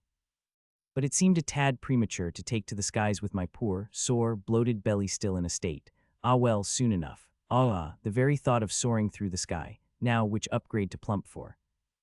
First up, feathered wings. A bit of a twist, adding feathers for that more aerodynamic pizzazz. Quite the clever idea, though a few of the terms sounded like they were plucked straight out of my Dreamland dictionary. But no time for wool gathering, Jade. Keep your noggin in the game. I just understood the terms, and that was all that mattered. The gist of it, a quieter, more refined flight, like a proper bird of prey swooping down all stealthy-like when the baddies least expected it. Although I must admit, I was a bit befuddled about how this would play out in a dungeon. They did tend to get more cavernous as one went deeper, but to what extent I hadn't the foggiest. So feathers, I'm not sure about that. I was rather fond of my current wingsmooth, slick, and jet black. Next on the list, hollow bones. A cunning idea, lightening the load without compromising on strength. It would certainly make me more sprightly in the air, conserving energy that would otherwise be frittered away just to stay aloft. Not that I planned on extended flights at this juncture. And another thing, it seemed like every single option had something to do with reducing my stamina consumption. What was the deal with that? With only 14 points of stamina in the bank, I was left scratching my head over how much a bit of airborne daring do would set me back. No matter, I'd sort it out in due course, but a fleeting thought nagged at mutant lighter bones make me more fragile. Apparently not, or so the description assured me. I'd be lighter, more agile, and frankly, it seemed like an upgrade that would never stop pulling its weight, so to speak. Next up, improved membranes. Now, enhancing the flexibility and toughness of my wing membranes, that was more like it. Better maneuverability and sturdier wings. Just the thing for dodging attacks and squeezing through tight spots, especially in these blasted tunnels. Plus, less fretting about tearing them up in a scrap. A well-rounded and efficient choice for someone of my ilk. Then there were air sacs, intriguing to be sure. Extra air storage and less puffing and panting during long flights. Didn't quite do it for me though. Skip that one too for now. Lastly, wing muscles. Stronger wing muscles for more power and endurance on longer flights. Ideal if I planned on flitting about endlessly, which I most certainly did not. but still, more oomph behind each wing beat, staying aloft longer, zipping about faster, and maybe even lugging a bit more weight. Tempting, but I had my heart set on something else. So it came down to toss-up between improved membranes and hollow bones. Both, frankly, were cracking options, but the more I pondered, the more I leaned towards hollow bones. Perhaps I was feeling a bit on the heavy side at the moment, but if I got any bulkier, hollow bones might just be the trick to keep me light on my feet or wings, rather. Right then, decision made, hollow bones it was. I locked it in with a mental command and braced myself. The pain came, but I was ready for it. After a good bit of cursing the heavens and writhing about pitifully, the pain finally eased off. Wasting not a moment, I pulled up the next advancement. I had to be quicker. Barn would be here any minute now. Legs plus 5 advancement options. Choose one of the following. Spring tendons. Enhances the elasticity of the user's leg tendons, increasing jumping height and improving landing absorption. Muscle density. Increases muscle density in the user's legs, enhancing strength for both sprinting and endurance activities. Foot pads. Modifies the pads of the user's feet to improve traction and grip, providing greater stability on slippery or uneven surfaces. Joint flexibility. Enhances the flexibility of the user's joints, reducing injury risk and allowing for more agile and precise movements.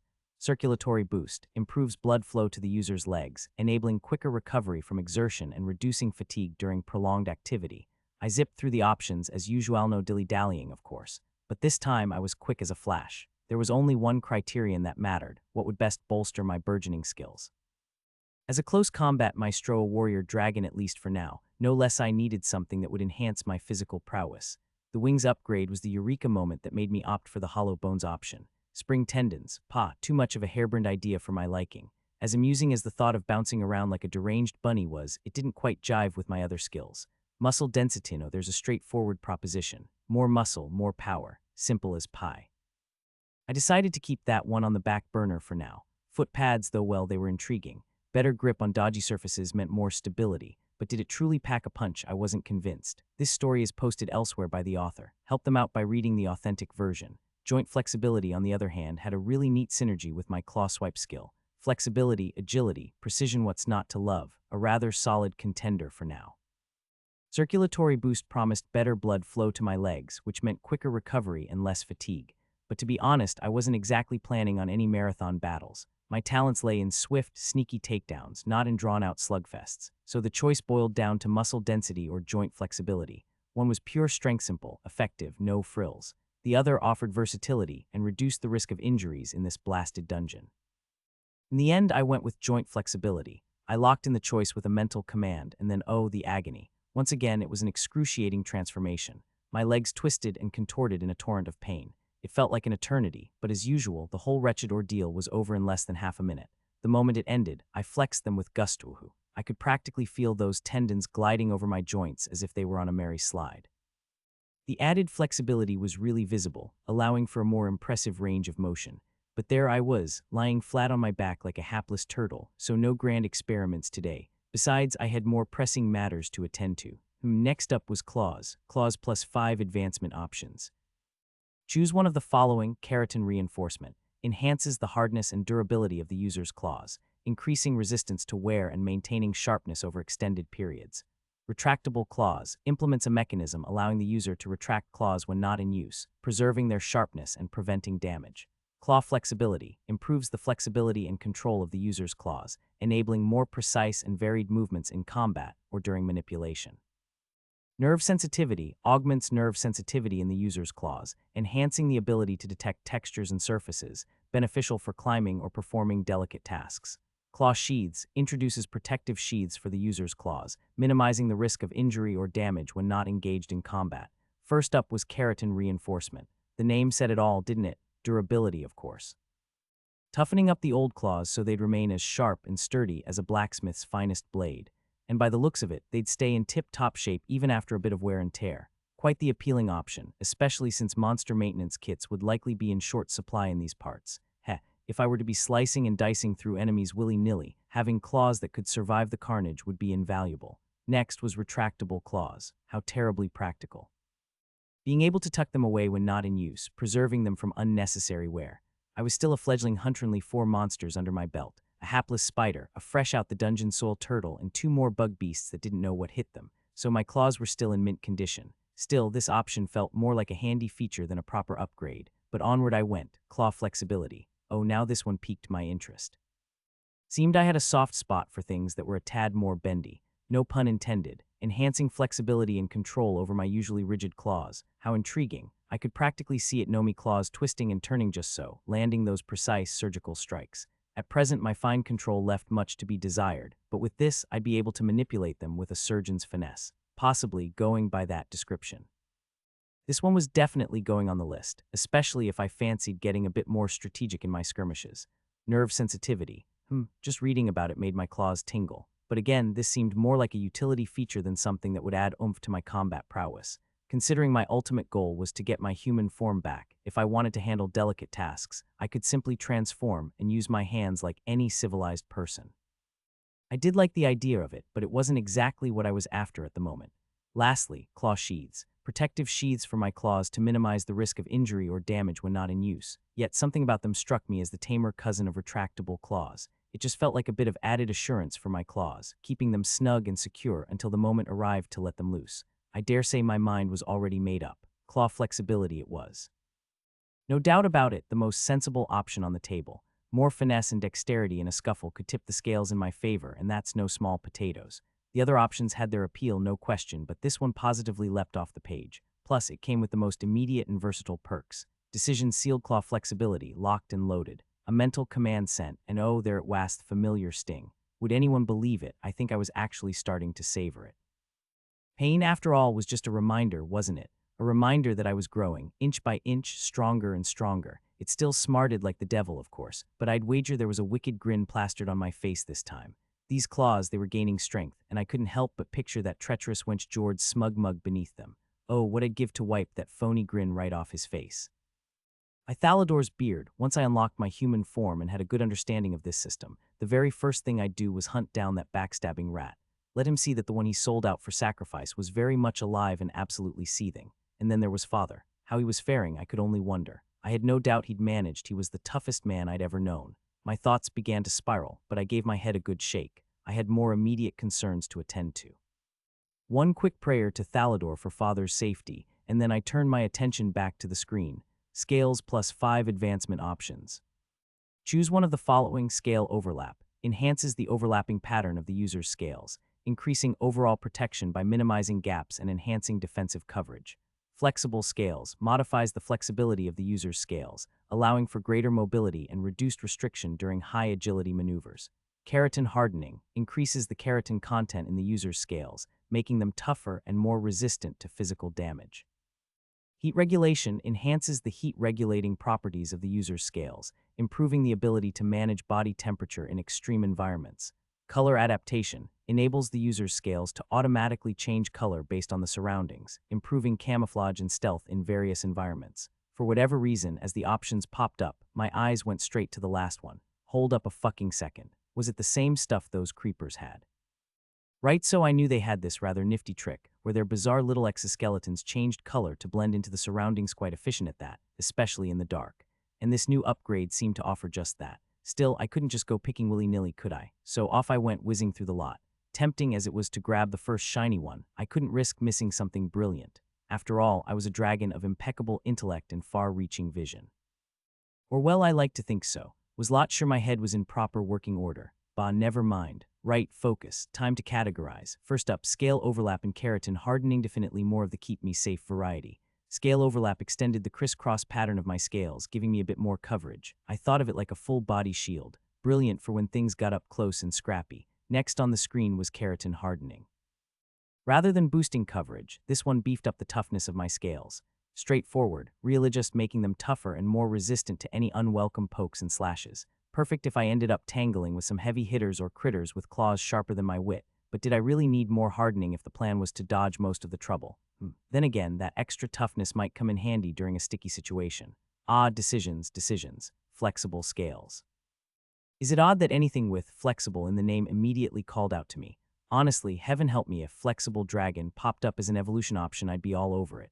This one, like the rest, was mighty tempting. Flexibility just made sense, didn't it? I could shimmy about quicker, less restricted, especially with all the nimble maneuvers I was hoping to master.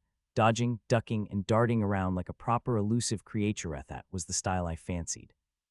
But here's the thing, I never thought my scales were holding me back. It's like finding a fix for a problem I didn't even know I had. And even if it was a problem, it must have been so tiny that I hadn't noticed. Maybe it would become more obvious as I matured, or perhaps not. Who knew? Anyway, I reckon I'd pass on that for now. Now, heat regulation, this was a bit more niche. I wasn't entirely sure what kind of fiery pits or icy caverns these dungeons had in store, but if the system offered this, there were bound to be some extreme temperatures down the line.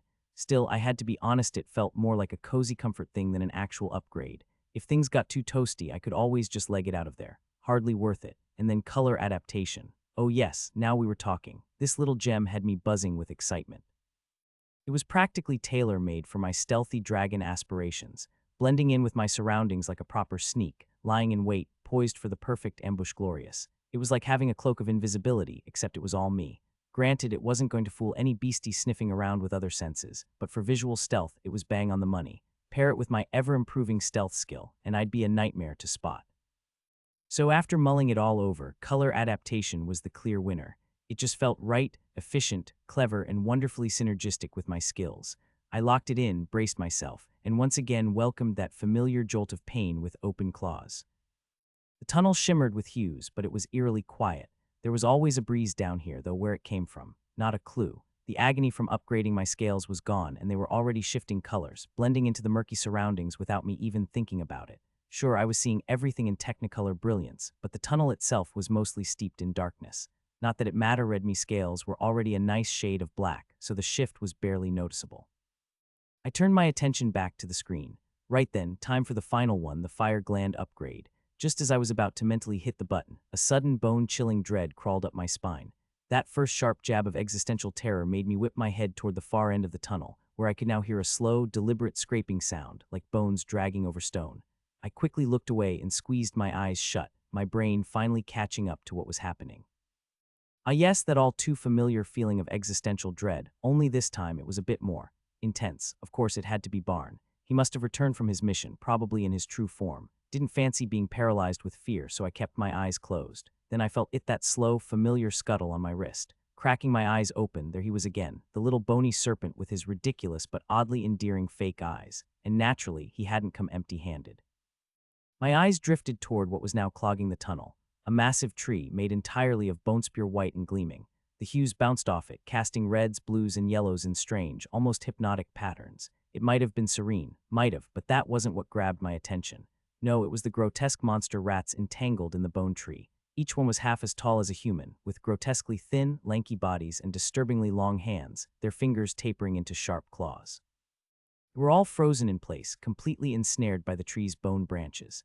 The branches coiled around them, winding through their bodies, holding them snug in a white, skeletal embrace. No blood. Their eyes darted about madly wide open, definitely alive, just properly stuck. Barn had finally found them. Valor Rat's lot had told me to sink my teeth into. I felt a pang of sympathy deep down, a whisper somewhere in my mind telling me what I was about to do was horrifically wrong. This wasn't right. This wasn't a proper hunt. Did I even deserve this? But I didn't have the luxury of listening to that voice. No, there was another one, much louder, manic even. Magic. Magic was right there within my grasp, dangling like a tantalizing treat. 18 years of longing crashed through any hesitation. Their misery would be short-lived, over soon enough. But still, are they hurting? I asked Barn, my eyes fixed on the twisted tree of bones. The sound of bones creaking and knitting answered just as usual. No, restrained, no magic. I was glad. I turned my focus back to the screen, only one last upgrade left. Then finally I'd start my evolution. I opened the Fire Gland upgrades. Fire Gland plus 5 advancement options. Choose one of the following. Mana efficiency. Enhances the conversion efficiency of internal mana into fire mana, allowing the user to generate more potent flames with reduced mana expenditure. Mana compression. Improves the user's ability to compress fire mana within the gland, resulting in more intense and focused bursts of flame with increased destructive power. Mana reservoir expands the storage capacity of fire mana within the gland, enabling the user to retain more fire mana simultaneously, allowing for prolonged use of flames without the need for immediate regeneration. Mana surge augments the user's capability to release fire mana rapidly, facilitating quick succession flame attacks or a sudden, concentrated burst of heat. Controlled conversion refines the user's ability to precisely control the conversion of internal mana into fire mana, allowing for better regulation of flame intensity and duration. Now this was a proper mana-centric upgrade. I gave my head a firm shake, banishing that nightmare of a thought. Right, onto the options then. First up, mana efficiency. Sounded quite sensible. The idea was to make my conversion of internal mana to fire mana a more well-oiled process. Not the most exciting thing in the world, but if I understood it right, I'd be squeezing more fire out of less mana. It made perfect sense on parchment, but there was one teeny-tiny problem. I had no clue just how efficient this upgrade would be. Oh, for a handy little chart or some percentages. I was going to have to make a guess and, quite possibly, throw myself at the mercy of Lady Luck. Efficient flames sounded like a lovely bargain, more blaze for my buck, if one will. But without knowing the exact numbers, I wasn't about to make any rash decisions. Time to explore the next option. Barnes suddenly curled tighter around my wrist. I looked at him, still fixated on his bone tree. What was that about? Nothing, probably. I tore my eyes away from him and shifted to the second option, mana compression. Now this was intriguing. If the description wasn't telling porkies, this one involved squeezing the fire mana into tighter, more potent bursts. More intensity, less fluff, like shooting out a powerful jet of fire. A mini flamethrower, but from where? Thalador preserve me, not my rear end, surely. Moving on the surface, mana compression was rather tempting. A concentrated, more intense flame. That certainly tickled my fancy more than the efficiency option. But I wasn't ready to make a choice just yet. And then, there was mana reservoir. Oh boy, why were they all so bloody brilliant? I wanted every single one right there and then. This one promised more fire mana storage. Wasn't hard to picture I'd be belching out flames left, right, and center, but instead of running out of juice after a few bursts, I'd have a lovely extra tank of fire mana just waiting to be tapped into. Fire, pause, recharge. Oh no, none of that nonsense. This was fire, no timeouts, no breathers, just relentless flamey goodness. I could practically feel my heart racing. I wanted this. Now. But no, Jade, don't be hasty. A wise dragon doesn't rush headlong into things. Must assess all options before deciding. Be cool, calm, collected, and absolutely not setting anything ablaze just after getting mana. The fourth option, mana surge. Now, I'd be really honest here, how was this supposed to work? I hadn't the foggiest, not even a smidge. I could read what it said, of course, but having never actually fiddled with this gland, the whole concept remained hazy at best. According to the description, though quick fire bursts of flame or a rather spicy surge of heat, it had a certain charm in theory, sure. Apparently there was a bit of a kerfuffle with the fire mana resisting its own release, and this option would smooth things over, seemed logical enough. In essence, rapid fire attacks in a flurry or one enormous fiery kaboom to end it all. Aggressive, sure, but was it sustainable? And was I even remotely right in my assumptions? I hadn't the faintest clue how much resistance we were talking about, or if it was even necessary. Rather like the flexible scales upgrade, really I was getting along just fine with the ones I had. So onwards I went, controlled conversion. The name alone had me buzzing. I'd always been a fan of tinkering, whether it was alchemy, enchanting, or anything requiring a bit of finesse. This upgrade promised to sharpen my control over the flame, adjusting its intensity and duration with a flick of precision. Oh yes, this one felt practical, especially useful if a little subtlety was required. Less about raw, untamed power and more about refining the craft. Not the flashiest upgrade, of course, but the sort of thing I'd definitely pick if I weren't smack in the middle of a dungeon. A solid, long-term investment, that one. But truth be told, the choice wasn't even close. There was just one option that screamed at me from the top of a metaphorical hill, one I knew I'd never regret: extra mana storage. Yes, my very first real mana upgrade, mana reservoir. My heart was practically doing a jig. This one wasn't just an upgrade, it was something altogether more grand. It felt special, and with my mind made up, I eagerly locked in the choice and braced myself for the inevitable pain. Ah, the pain. There I was, grinning like a loon as my chest felt like a pincushion for 1,000 tiny stabby blades. But I welcomed it because now it was time for the next phase. My first ever evolution awaited. So did magic, soon. By focusing intently on my level, it once again unveiled itself.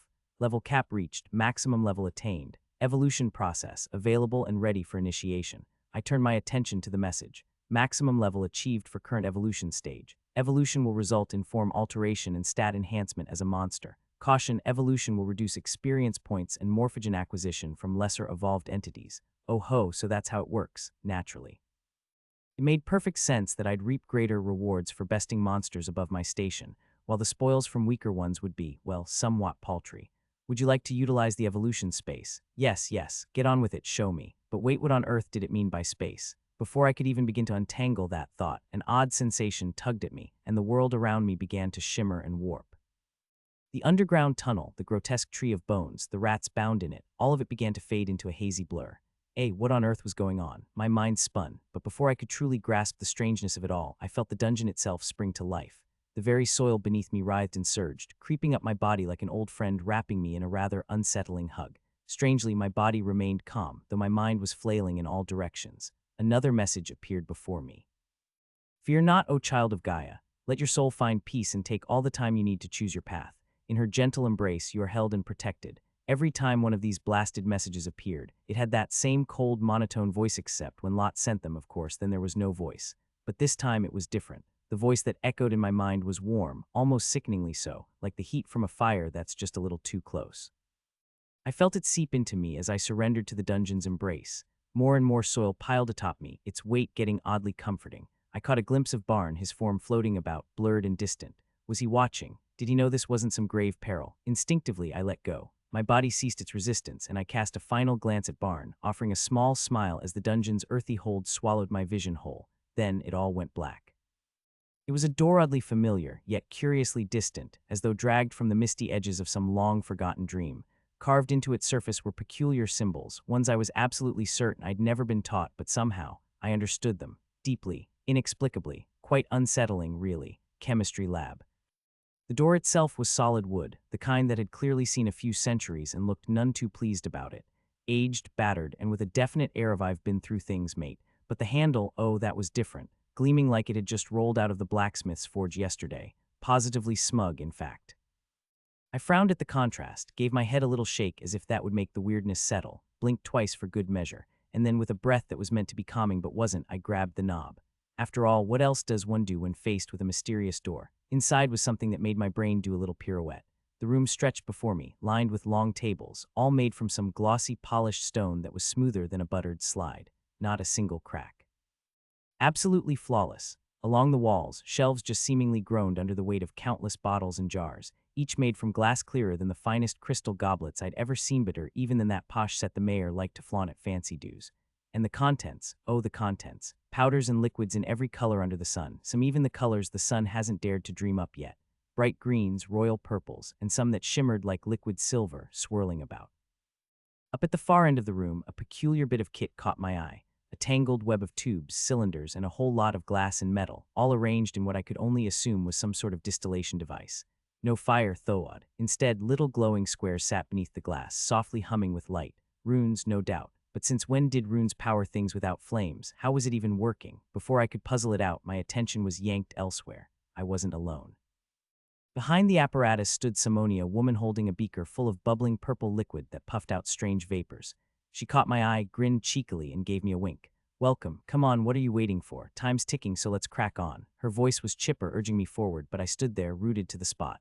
My eyes were glued to her face, and I couldn't look away. Those narrow eyes, those piercing blue irises. She looked exactly like me. Well, almost. No horns. And then it hit me, I wasn't in my dragon form anymore. Somehow I had slipped back into my old one. I glanced down, seeing the blue gown I'd worn just Oncefather had bought it for my last birthday, but I hadn't had many occasions to show it off. It still fit like a dream, though, but my twin across the room had chosen a different look. A loose tunic, half-buttoned, casually bearing her midriff and part of her shoulder, looking quite stylish. Or was it a crop top? Another pesky word from that strange dream world of mine, and a skirt to go with it, naturally. I started towards her, eyes flitting about the room. It looked like an alchemical lab, but far more advanced, more polished than anything I'd ever come across. Instead of the usual flickering candles, oil lamps, or mana-fueled flames, strange glowing orbs hung from the ceiling, bathing the space in a steady, unnervingly bright light. They didn't flicker, not even a bit. Lead bulbs, not again. More odd terms from my dreams bubbling to the surface. There was a soft hum, too, vibrating faintly beneath the floorboards. The sharp, acrid scent in the air nipped at my nose, but oddly enough, it didn't feel unpleasant. In fact, I felt oddly at home. And then there they were, shelves, lining the walls like soldiers on parade. Not scrolls, though. Oh no, these were books, neatly bound in stiff, pristine parchment. Each one looked smooth enough to glide one's hand across without a snag. Proper posh. I must have stared a bit too hard because my doppelganger grinned, leaving her spot behind the table and sauntering over to me. "Fascinating, right?" she said, a spark in her eyes. I tore my gaze away from the books, momentarily forgetting my earlier bewilderment. "Fascinating indeed," I muttered, still gawking at everything. There was something about this place, a strange familiarity, like bittersweet nostalgia creeping in, tugging at my insides. But where it was coming from, no clue. She giggled, grabbing my hand and giving it a gentle tug.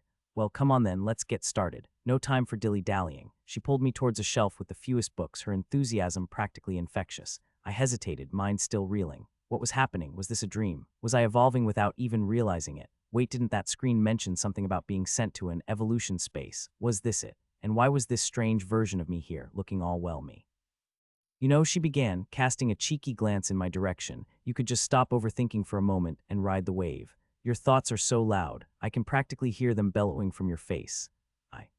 Shush, she silenced me with a finger pressed to my lips, a gesture that was both swift and utterly bewildering. Her face was too close. Let me do the talking first. It'd be frightfully rude if I didn't introduce myself, wouldn't it? I'm Yowell, a part of you anyway. The mental bit. The part that actually has a clue about how this whole system malarkey works. Instead of overloading your poor brain with all the nitty-gritty biological nonsense that comes with initiating an evolution, the system pulls out a slice of your mind and gives it a face. Mine, as it happens. Ah, so she was the system. In my form, splendid. And what is this place exactly? I inquired. The screen said something about an evolution space. Of course it's the same space. What did you expect to be tossed into some bleak void and suffer the same exquisite torment as when you mutated? You know, where every bit of your insides does a little dancey dance and twist. She wriggled a bit in place, but I went rigid. Wait, how did you?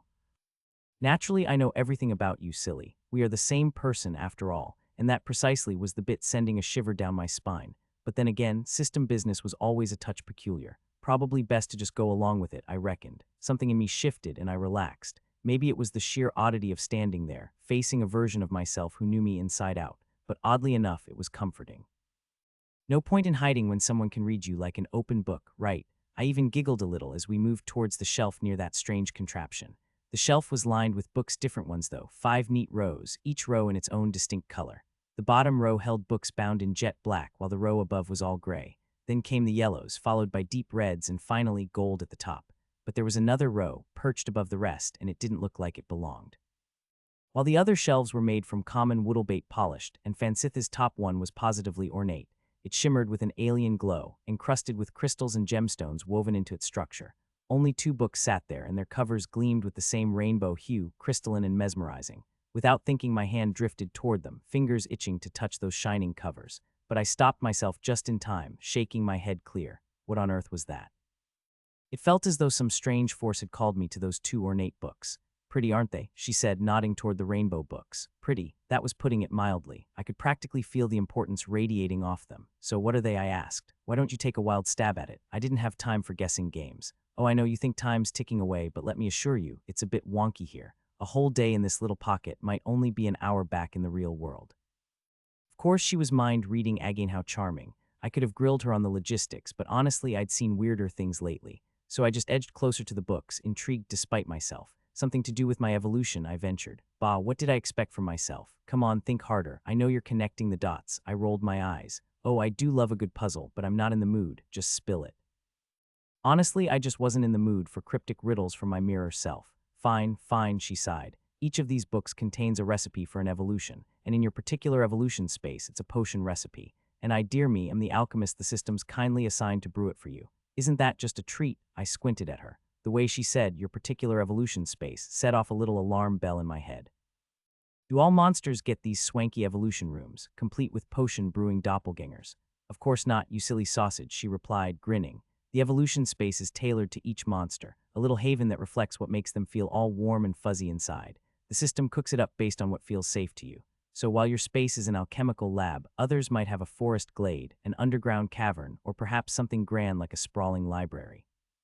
Whatever floats their boat, I muttered, trying to imagine that creeper in a cozy reading nook. Not quite the same vibe, but I don't even know what this place is. I glanced around again, and that familiar pang of nostalgia and heartache gripped me once more. It was unsettling, like remembering a home you'd never lived in. Yet she was right. Just being here made me feel strangely happy, more at ease. What was this feeling? And why did this place seem to wrap around me like a cozy blanket? She caught my gaze and smiled, but of course, didn't bother filling in the blanks. Instead, she sashayed towards the shelf as if she had all the time in the world. Come along then, she called. Grab those books and see what evolutionary concoctions you've unlocked. Alchemy, what was it, really? A mere craft, some dusty old formulas scribbled in battered tomes that Miss Hester kindly shoved my way. Or perhaps those violent, perilous concoctions that Lot was always so keen to pelt me with. No, it was none of that, was it? Not just that anyway. Something deeper lurked beneath, something grander, something far more elusive. What was it that lay beneath? The answer was rather simple, this raw, living, breathing symphony of transformation. The shimmer of copper bubbling away until it blossomed into verdigris. The soft sigh of glass as it cooled, shifting from molten rage to crystal clarity. It was all there, this melodic hymn of change, this lullaby of becoming. Everything in the world held the promise of change, but those alchemical ingredients, they carried it in its purest, wildest form. Every time I brewed a potion, crafted a salve, or melded ingredients together, it wasn't just stuff I was making, it was this very transformation itself. And somehow deep down, it always struck a chord with me. Now, as I stared at these books, these recipes, for my very own evolution, I couldn't help but feel that this was the purest manifestation of thoughts that had been resting quietly within me, unspoken, something I could never put in words. The concoctions I'd brew from these pages wouldn't just change the world around me, no, they'd change me. This feeling, to be elevated, to be perfected. My connection with alchemy was never just a matter of intellect. No, it was something far more visceral, more primal. My hands grasped a black tome from the bottom shelf, and for a fleeting moment I felt it again, same pull, the same sensation. Yes, of course, nothing was different after all. I cradled the book, the world around me fading into insignificance for just a breath, the smooth cover, the weight it held. Even without opening it, I could feel its scent of endurance, the promise of protection, and above all, the whispered vow of transformation. On the cover, it read, Ironhide Hatchling. Naturally, I dove straight in, and on the very first page, an image, a hefty, thick-scaled dragon, bulkier than my current form. Its wings were shorter than mine, though equipped with a leathery membrane. The tail, however, ended in a rather menacing spiked club. I flipped another page, and there it was, description, toughened, defense-focused evolution. Stat bonuses, +1 durability, +0.5 strength per level until next evolution. New skills available for acquisition. New organ, dermal shielding plates. Thick, interlocking scales providing superior primary protection over standard scales. So essentially, a bulkier, more defensive version of me. And I mean really defensive extra plating over my already solid scales, plus a new organ I could mutate and upgrade. Wait a tick.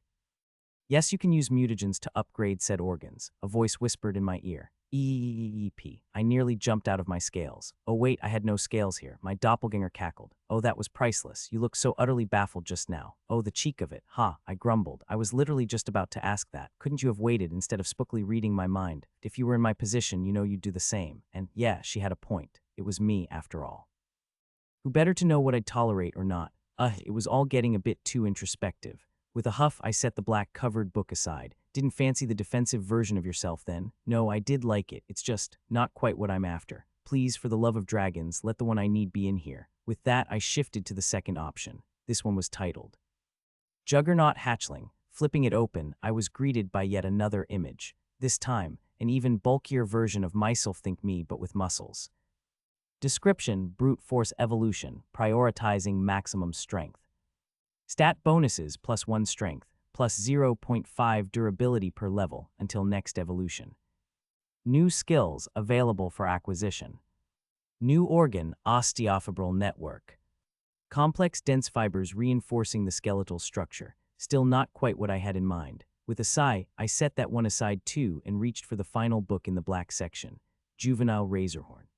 Description, high impact evolution, specializing in charging and piercing.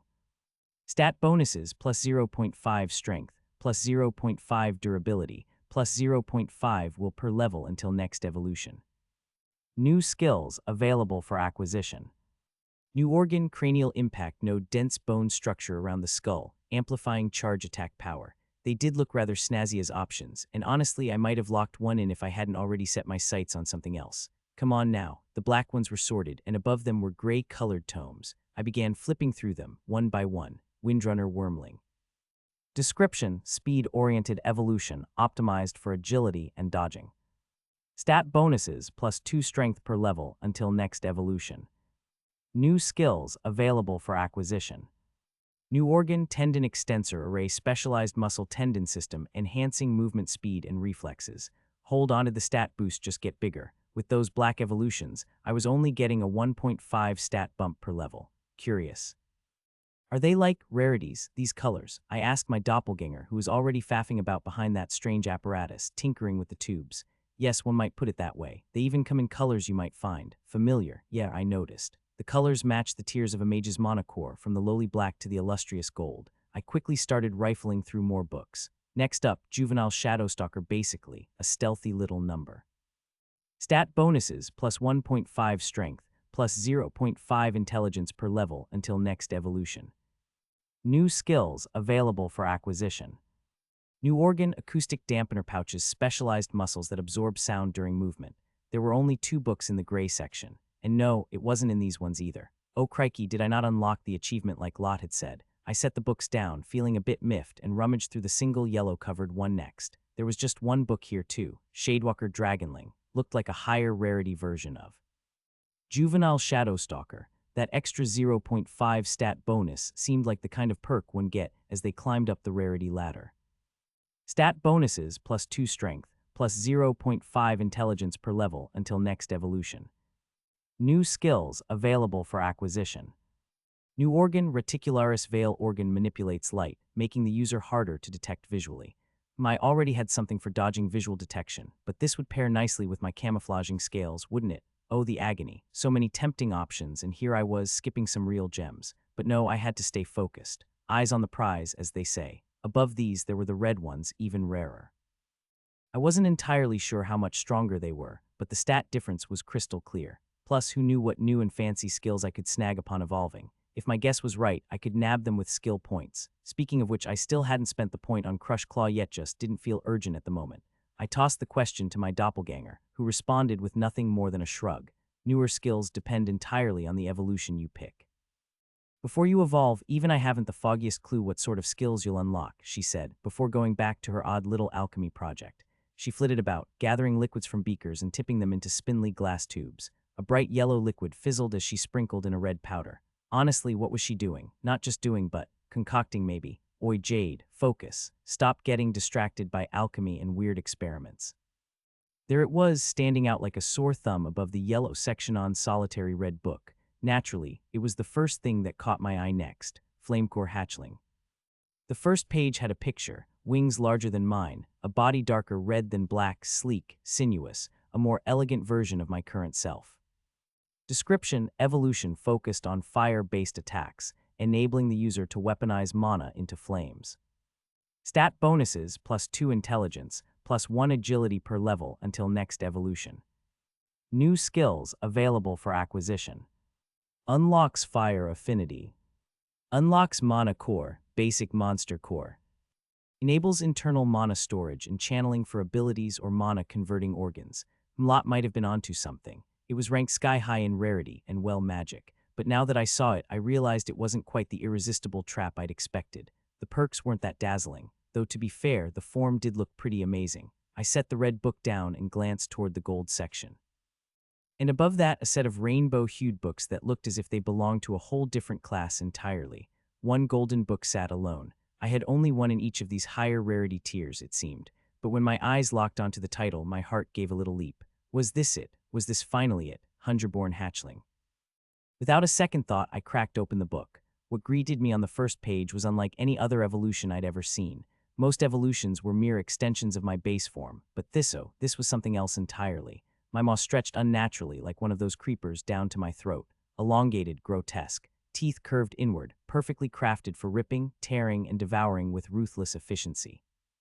My scales were a dark, almost sickly green, wings jagged at the edges like a serrated blade. My tail, even longer than before, thinned into a whip, perhaps fit for strangling prey. Yet the piece de resistance, my stomach bloated, immense, prepared for relentless consumption. I flipped the page in haste, and there it was, the description, gluttonous form allowing user to feed endlessly and rapidly process consumed material into usable energy. Optimal for prolonged survival or combat in resource-rich environments. Stat bonuses plus 1 intelligence, plus 1 will, plus 2 durability per level until next evolution. New skills available for acquisition. New organ macrotrophic sac. Specialized organ expanding stomach capacity, enhancing nutrient absorption and resource processing into stamina or rapid healing. Evolution exclusive ability, endless hunger. User's metabolism adapts, permitting continuous feeding without reaching fullness. Of course, Lot had been spot on again. When was she ever wrong? This was exactly what I needed, the key to unlocking magic. Lot had said that the more I devoured, the higher my chances of evolving with organs similar to those I consumed. To finally gain those physical mana veins the Valor rats had, I would need to feast on them, devour them, as if the sun wouldn't rise again. How much would I need to eat? I hadn't the faintest clue, but I knew the amount was no small figure. Lot had made it quite clear, unlock a hunger-based evolution at all costs. She'd even advised stuffing myself until I teetered on the brink of death before triggering the evolution. This was a sacrificial evolution. It wasn't for my overall improvement, but a crucial step on the path to where I needed to be. I clutched the golden book tightly. This was my ticket to magic, the real, proper magic I had longed for. So long, and now it was within my grasp. Looks like you finally stumbled upon it, my doppelganger quipped as she carefully heated the glass tube, gripping it with metal tongs, hovering it above what appeared to be some kind of runes. Naturally, there wasn't a flame in sight. Utterly bizarre that, and yet. Why do I get the nagging suspicion you knew exactly what I was after? Of course I did, she chirped. And you also knew which book it was. She nodded, positively beaming. And it never crossed your mind that perhaps, just perhaps, it might have been more efficient to tell me. Efficient? Oh, darling, I've already begun brewing the evolution potion. Watching you wade through those stages of despair while flipping through book after book was simply far too entertaining to interrupt.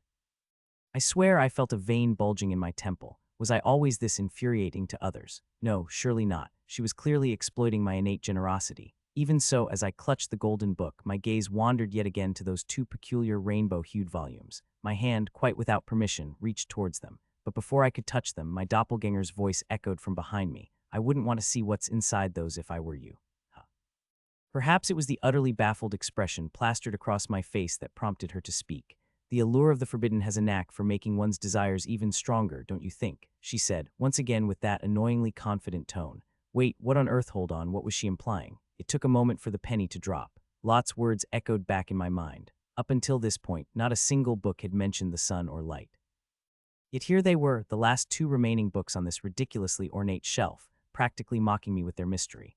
I know our mind all too well, she continued, gesturing lazily at those temptingly embellished rainbow volumes. Anything that fits neatly into a dream or desire. Oh, it's guaranteed our mind will obsess over it. What kind of evolutions were hidden in these books, if even my own bloody doppelganger had gone out of her way to warn me off?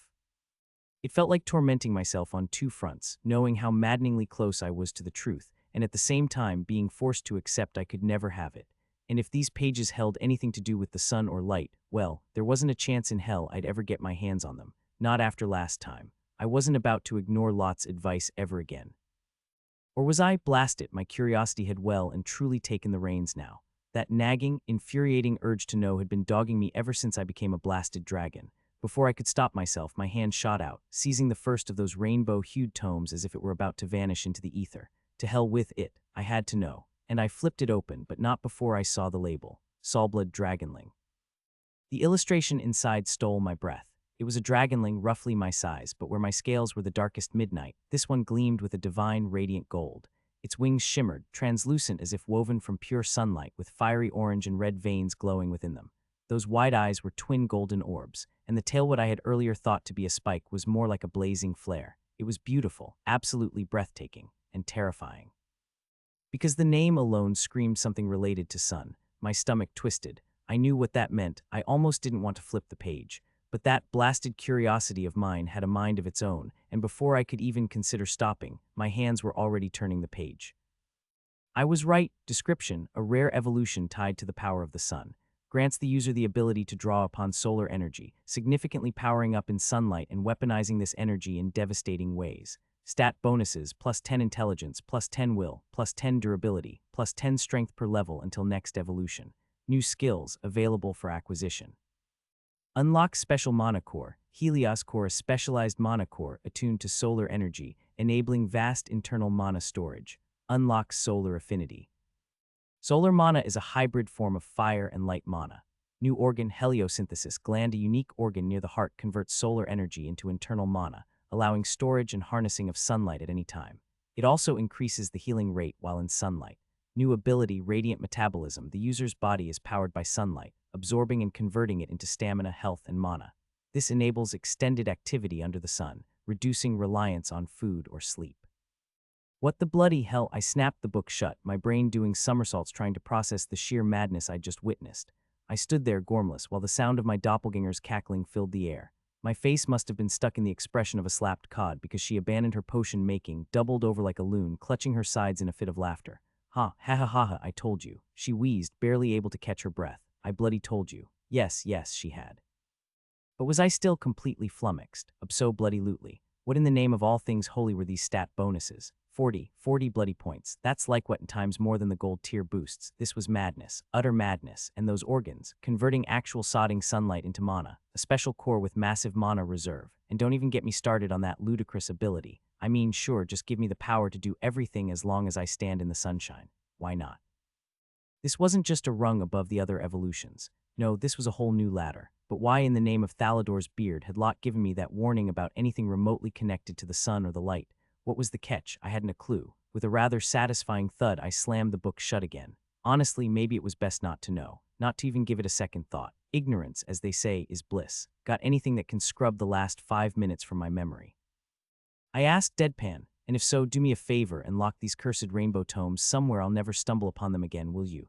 Cue even louder, borderline hysterical laughter from my doppelganger, now gasping for breath like she was on the verge of keeling over. I sighed, exasperated, but I couldn't deny itched hit the nail on the head earlier. The allure of the forbidden, directly proportional to how badly one wanted it. And hell, I could already feel it gnawing at me. This wasn't just an evolution, it was the key to unimaginable power, and it was only the second stage. Who knew how far I'd go, starting off with something like this, but something about it stank. Why was this evolution even on offer? Lot had told me I'd need to earn every evolution, each step of the way. I unlocked the Hungerborn hatchling by gorging myself senseless on those creepers' corpses, practically bursting at the seams. Upgrading every organ along the way probably didn't hurt either. Then there was Flamecore hatchling. That one was no mystery. It was all down to pushing my fire gland to its limits, advancing it further. Shadewalker and Shadowstalker, those were a dead giveaway direct results of having the stealth ability and picking all the sneaky organ upgrades. Windrunner Wormling, definitely tied to the flexibility and agility buffs I'd been stacking. It all made sense, like I'd earned them through some sort of effort. But this Soulblood Dragonling, aside from Lot's warning not to touch anything sun or light related, I hadn't the foggiest clue why it was even on the table.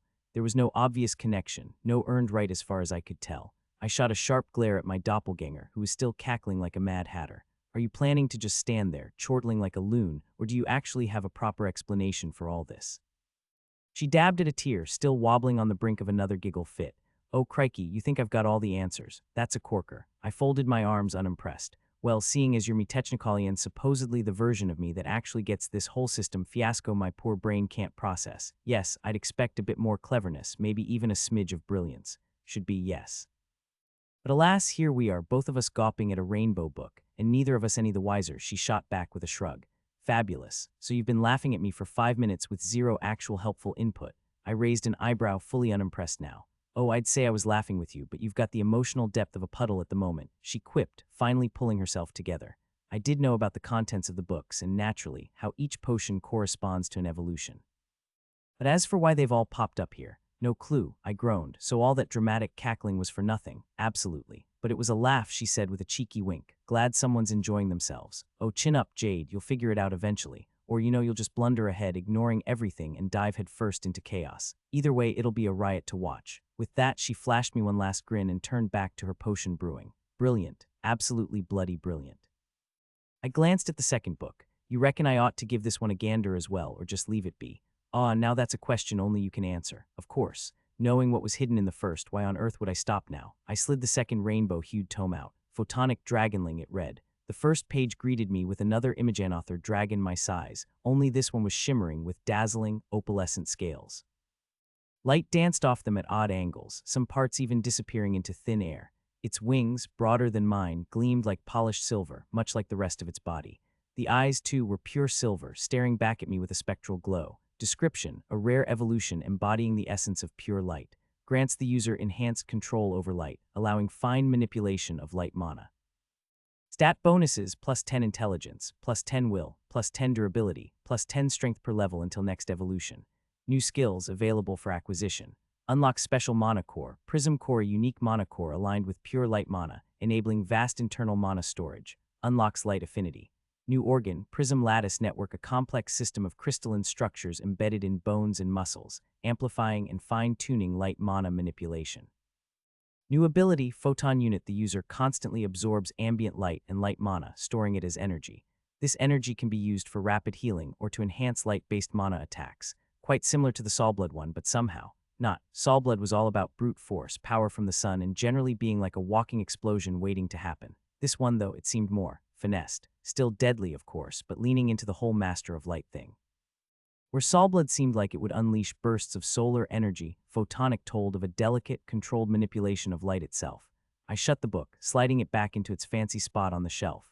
Suddenly, it made perfect sense why Lot wanted to chat before I kicked off this evolution business. She probably had all the answers tucked away in that brilliant head of hers. Maybe I could badger her for a hint, in case there was some dangerous bit I was missing.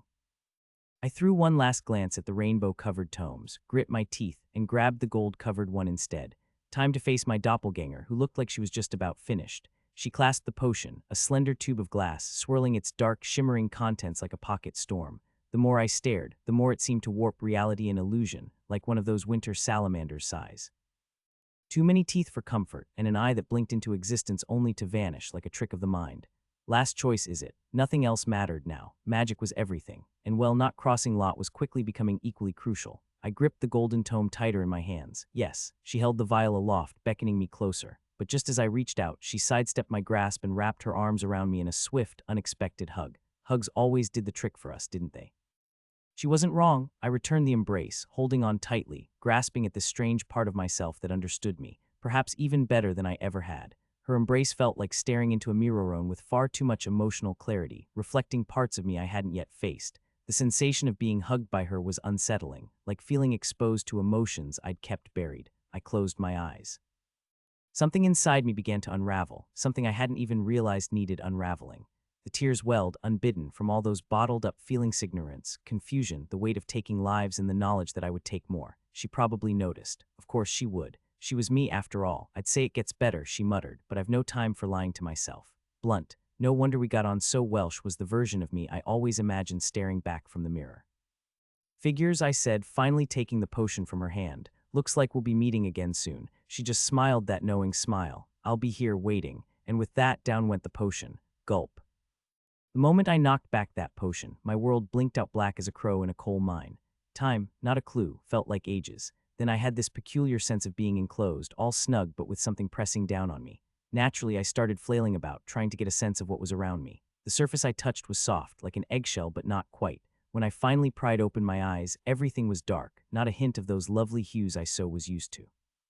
I could feel something else too, different. My arms, which were now shoving against the shell like stuff encasing me, had strength, proper, more powerful strength. And there was something else too, a hollowness like an echo inside me. Ah yes, hunger. Ravenous I was, positively famished. I made short work of that earthy shell with my claws, popped it open like a badger digging for worms. And just like that, the hues were back, washing over everything in a brilliant splash of color. Honestly, it was downright strange to have them gone in the first place. Made the darkness feel all the more empty. But no sting this time though, not with my freshly upgraded eyes. I glanced at Barn, who was still bobbing about in the same spot. The moment our eyes met, his fake ones went wide and he started zooming about, scuttling up and down my snout like an overexcited puppy. Was it joy? Excitement? Who knows? But through our bond, I felt a wave of pure glee. It was ticklish though, nearly made me sneeze. Up he floated again, spinning in circles, as if telling me to hurry up. The cheek. Of course, I knew what he was saying. I stretched my serpentine neck out of the earthy cocoon the ground had so kindly crafted for me to evolve in. I swear it felt just like the inside of an egg, smooth as butterbutt, made entirely of dungeon soil. Quite posh, really. And with that, I sprang forth. With purpose, of course. Had a plan, I did. First things first, time to take stock of the new me. I twirled my neck around, and oh, what a marvel. This was always something to be thankful for in this new form. My old human skull couldn't do such an easy tilt, twist, and switch to see my entire body. None of that awkward fumbling to peek at my own back. And yep, I'd changed all right. It was exactly like that blasted illustration I'd seen, spot on, really. First order of business, inspect the maw. Quite possibly the most grotesque feature of this new form, and creepy to boot. My claw traced the outline as I unhinged my jowlet, stretched unnervingly wide, nearly reaching the back of my throat, snapped it shut with a clack, and the teeth, changed tunisty, curved little buggers. Dark green scales glistened in the hues. My wings, now adorned with serrated bone-like blades, felt heavier than before. I reckon I'd grown a bit as well. But oh Thalador, my belly, I was fat, absolutely round. Didn't like it one bit, not at all. I used to be sleek, graceful, the very picture of a sinuous dragon. Probably, but this rotund form was an insult to my refined sensibilities. I waddled around on all fours, still getting used to this bulk, spotted a bit of debris a few meters away and jumped on it. Then off I went, darting left, changing direction, bounding from one spot to another in the tunnel. Agility still intact.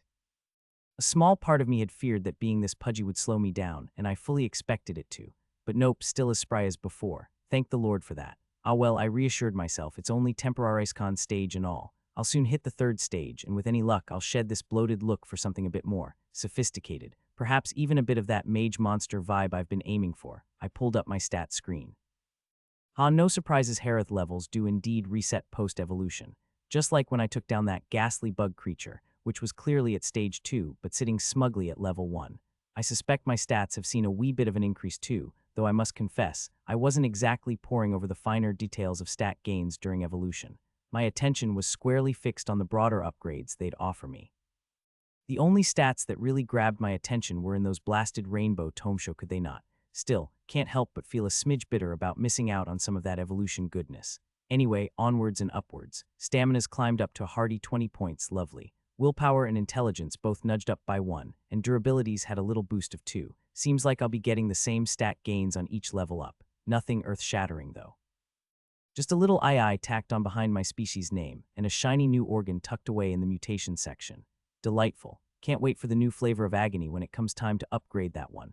Oh, the excitement. Haha. Help. I flicked the screen away and set my sights on the old bone tree, where those lanky, cursed-looking rat monsters were still trapped. Just the sight of them stirred something primala hunger gnawing away inside me. I reckon it's part of the evolutionary perks, lucky me. Barn was already perched at the top of the tree, probably waiting for me to get a move on. So with a deep breath, I edged closer to the eerie, bone-laden thing. Those rats' eyes locked onto mine. They knew what was coming. Like lambs to the slaughter they were, and they were terrified. As much as my instincts balked at the thought of this crude, sacrilegious sort of hunt, I knew that if I didn't force myself through it, I'd never tap into real magic. Proper magic.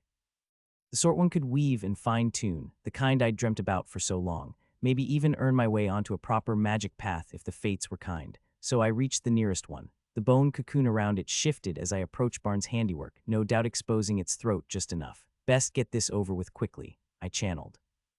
Claw swipe and with all my might slashed at its throat, done in one clean stroke. You have slain a level 3 Valor Ratus Adultus III. Experience points acquired. Level increased. Skill point obtained, +1. No blood came, its eyes simply dimmed, the life snuffed out.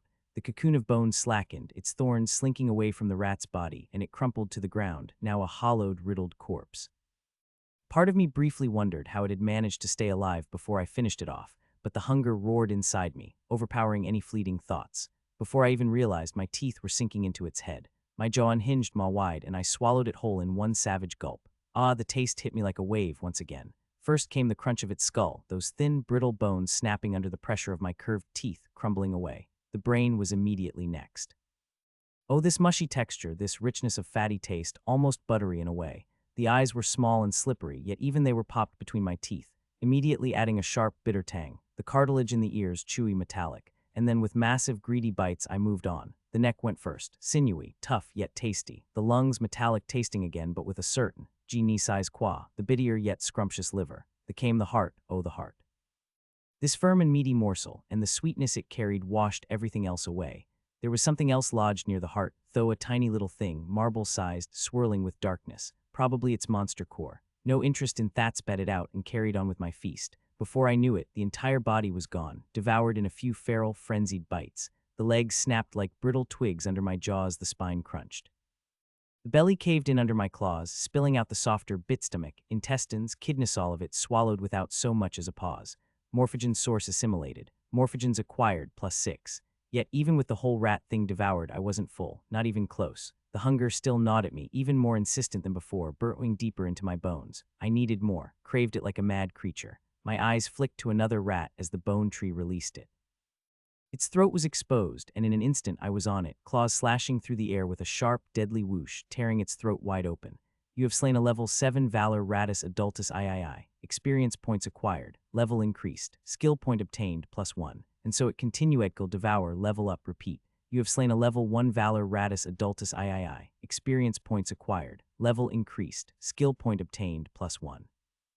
I had no idea how long it went on. You have slain a level 17 Valor Ratus Adultus III. Experience points acquired. Level increased. Level increased. Skill point obtained, +2. The number of bodies. You have slain a level 1 Valor Ratus Adultus III. Experience points acquired. Level increased. Skill point obtained, +1. I lost count after the first few. You have slain a level 9 Valor Ratus Adultus III. Experience points acquired. Level increased. Skill point obtained, +1.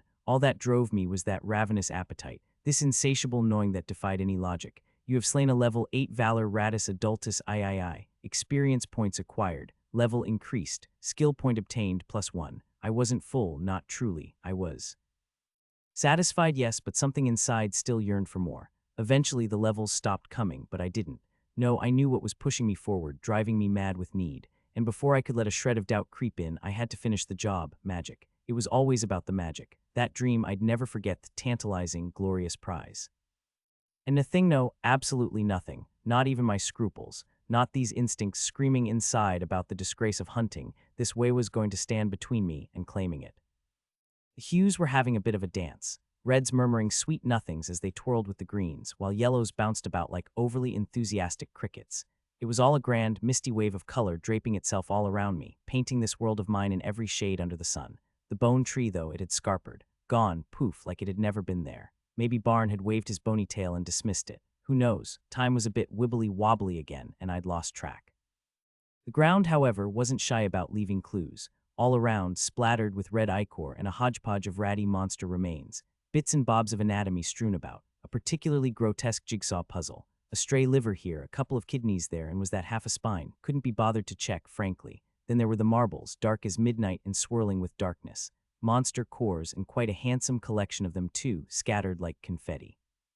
The hues were doing their bit, lighting up everything in their usual cheery fashion. Everything, that is, except the screen floating in front of me. Notifications, loads of them. Mostly level ups, but a few other odds and ends caught my eye. Claw Swipe has reached level 5. Maximum level attained, advancement available. Crunch has reached level 5. Maximum level attained, advancement available. Level cap reached, maximum level attained. Evolution process, available and ready for initiation. Well, of course that was going to happen. I did just slay a horde of hapless monsters, didn't I? It also made sense that my skills would level up after all that. I remembered using a claw swipe here and there, but crunch, odd. Maybe that was just subconscious instincts kicking in. Still, this proved my theory. Using them against stronger monsters made for faster growth. Perhaps I should have a chat with Barn, see if he could rustle up something a bit more challenging, perhaps a stage 4, for me to, practice my skills on. It wasn't the most savory idea, but it might be worth a thought, depending on how much longer we had left together. I summoned my stat screen. Blimey, that was a whole heap of morphogens, 186 of them to be precise. I didn't mean. Once again, I was standing on the precipice of evolution, and yet it didn't spark any joy, not in the slightest. Unearned. That word, that damned word, kept rattling around in my head. It was an echo that refused to fade. The worst part, I wasn't even fighting it. Deep down, I knew it was true. I was nothing more than a hypocritical dragon, betraying every instinct about what a true hunt should be. Instead of chasing prey, I'd slaughtered and feasted on tied-up, helpless monsters. It left a sour taste, bitter as a myth leaves, lingering in my mouth as I stared at my own stats. Not that I owed anyone an explanation. Bad dragon, evil dragon, sure, I could live with that, whatever the draconic equivalent is. But if that's what it took for me to carve mana veins into this body of mine, well, so be it. Unearned, it whispered again. It wasn't just a word, it was more like a feeling. This gnawing sense of emptiness beneath the surface. Kind of guilt, perhaps, or something more complex. I knew I could justify it 1,000 times over if I wanted, but no amount of reasoning seemed to fill that hollowness. Perhaps it was the dragon part of me, the primal instinctual side that craved a proper challenge, a real hunt. It craved the chase, the game, the thrill of outwitting prey, even if the odds were lopsided. And yet, the path I had chosen, it was a slave to efficiency over honor, power over pride. What a joke, but that could wait. There were more pressing matters to deal with. I took a glance around at the tunnel. The rubble, now stained with rat innards and blood. Bits of fur and bone were scattered about, remnants of my hunger-fueled rampage. Swallowing hard, I glanced up at Barn. Found the entrance to the dungeon yet. Barn, ever the cheerful horror serpent, clacked his bony jaw 3 times in his usual happy fashion, though this time, he hesitated before giving another single, uncertain clack. He'd found it, but what was with the pause? Something wrong? I asked, suspicion creeping in. He gave me a solemn nod. Great, elaborate. The sound of bones shifting filled the air as Barn responded. Fort, guarded, elves, that made my brow furrow. Hold on a minute before I even got to that kin of worms. Barn, how far are we from this dungeon entrance? The monsters in this part of the dungeon weren't exactly fearsome, aside from the occasional tough customer like those creepers. So I figured we were still in the upper levels. Barn's answer 3 clacks confirmed it. Upper levels, just as I thought, but something else had been niggling at the back of my mind ever since I was dragged into this mess. This group of cultists, absolutely rolling in it. Filthy rich, I mean. There were so many of them, all of them decked out in expensive enchanted robes, throwing around magic tools like it was nothing. And then there were the pillars. Orichalcum pure orichalcum holding up their fancy hideout. The enchantments, the layers upon layers of them, all intricate and flawless. And their power levels, of course. From that red core mage to the yellow core warriors, these guys weren't messing about. Even with all my shiny new upgrades, I'd be flat like a pancake if I tried to take any of them on. A single one of them would do me in, and they had a veritable army milling about down here. And the portals, good grief, the portals. The things were so vast and fancy, I knew they weren't just for carting the likes of me around. Oh no, I just knew these lot were up to something far bigger in my homeland in Randall. The way those masked warriors' head honchos sneered at the Inquisitors from Alcoa, calling them dogshit reeked of history. But that didn't explain everything. Not until Barn muttered a single word that made the last piece of the puzzle click into place. Elves. Bloody hell, no way. If this were true, I was smack dab in a mess involving the beastlands in the west of the continent of Nadrith, the very place where beast-kin like myself call home. And there, right in the middle, was the elven kingdom of Lethrandal. The human empire of Aurelia was further to the east, very far from here. Of course, I knew all of this, what with being a bit of a history boffin myself. The untamed wilderness of Vralkor also, affectionately dubbed the Beastland Shed, always tickled my fancy. Why? Simple, really. My kin hailed from those parts, and it's the only place said to have a coastline safe enough for a spot of sailing. It's been my little dream to gaze upon the sea one day. Oh sure, the Aurelia Empire's got a coastline too, but the eastern shore's more of a glorified death trap mountains crawling with beasts that would sooner eat you than let you pass. To the north, Caelthram's mountains belonged to the dwarves, and while they had some sea access, it wasn't much safer. Now elves. A fortress full of the pointy-eared lot. Well, that could only mean one Thingthai's dungeon was perched right on the border between the elven kingdom of Lethrandal and the Beastlands. Just my blasted luck. I drew in a deep breath. Right, pull yourself together. Stefan might know something. With that, I hoofed it over to the gaping hole in the wall. Granted, I was a bit stockier now, like a well-fed, medium-sized hound, but I could still wiggle about in tight spots. I dug my claws into the wall and scrambled up, craning my neck to get a good look inside. Suddenly, my ears were assaulted by the most horrendous shriek. Before I could blink, a fist came rocketing towards my face at breakneck speed.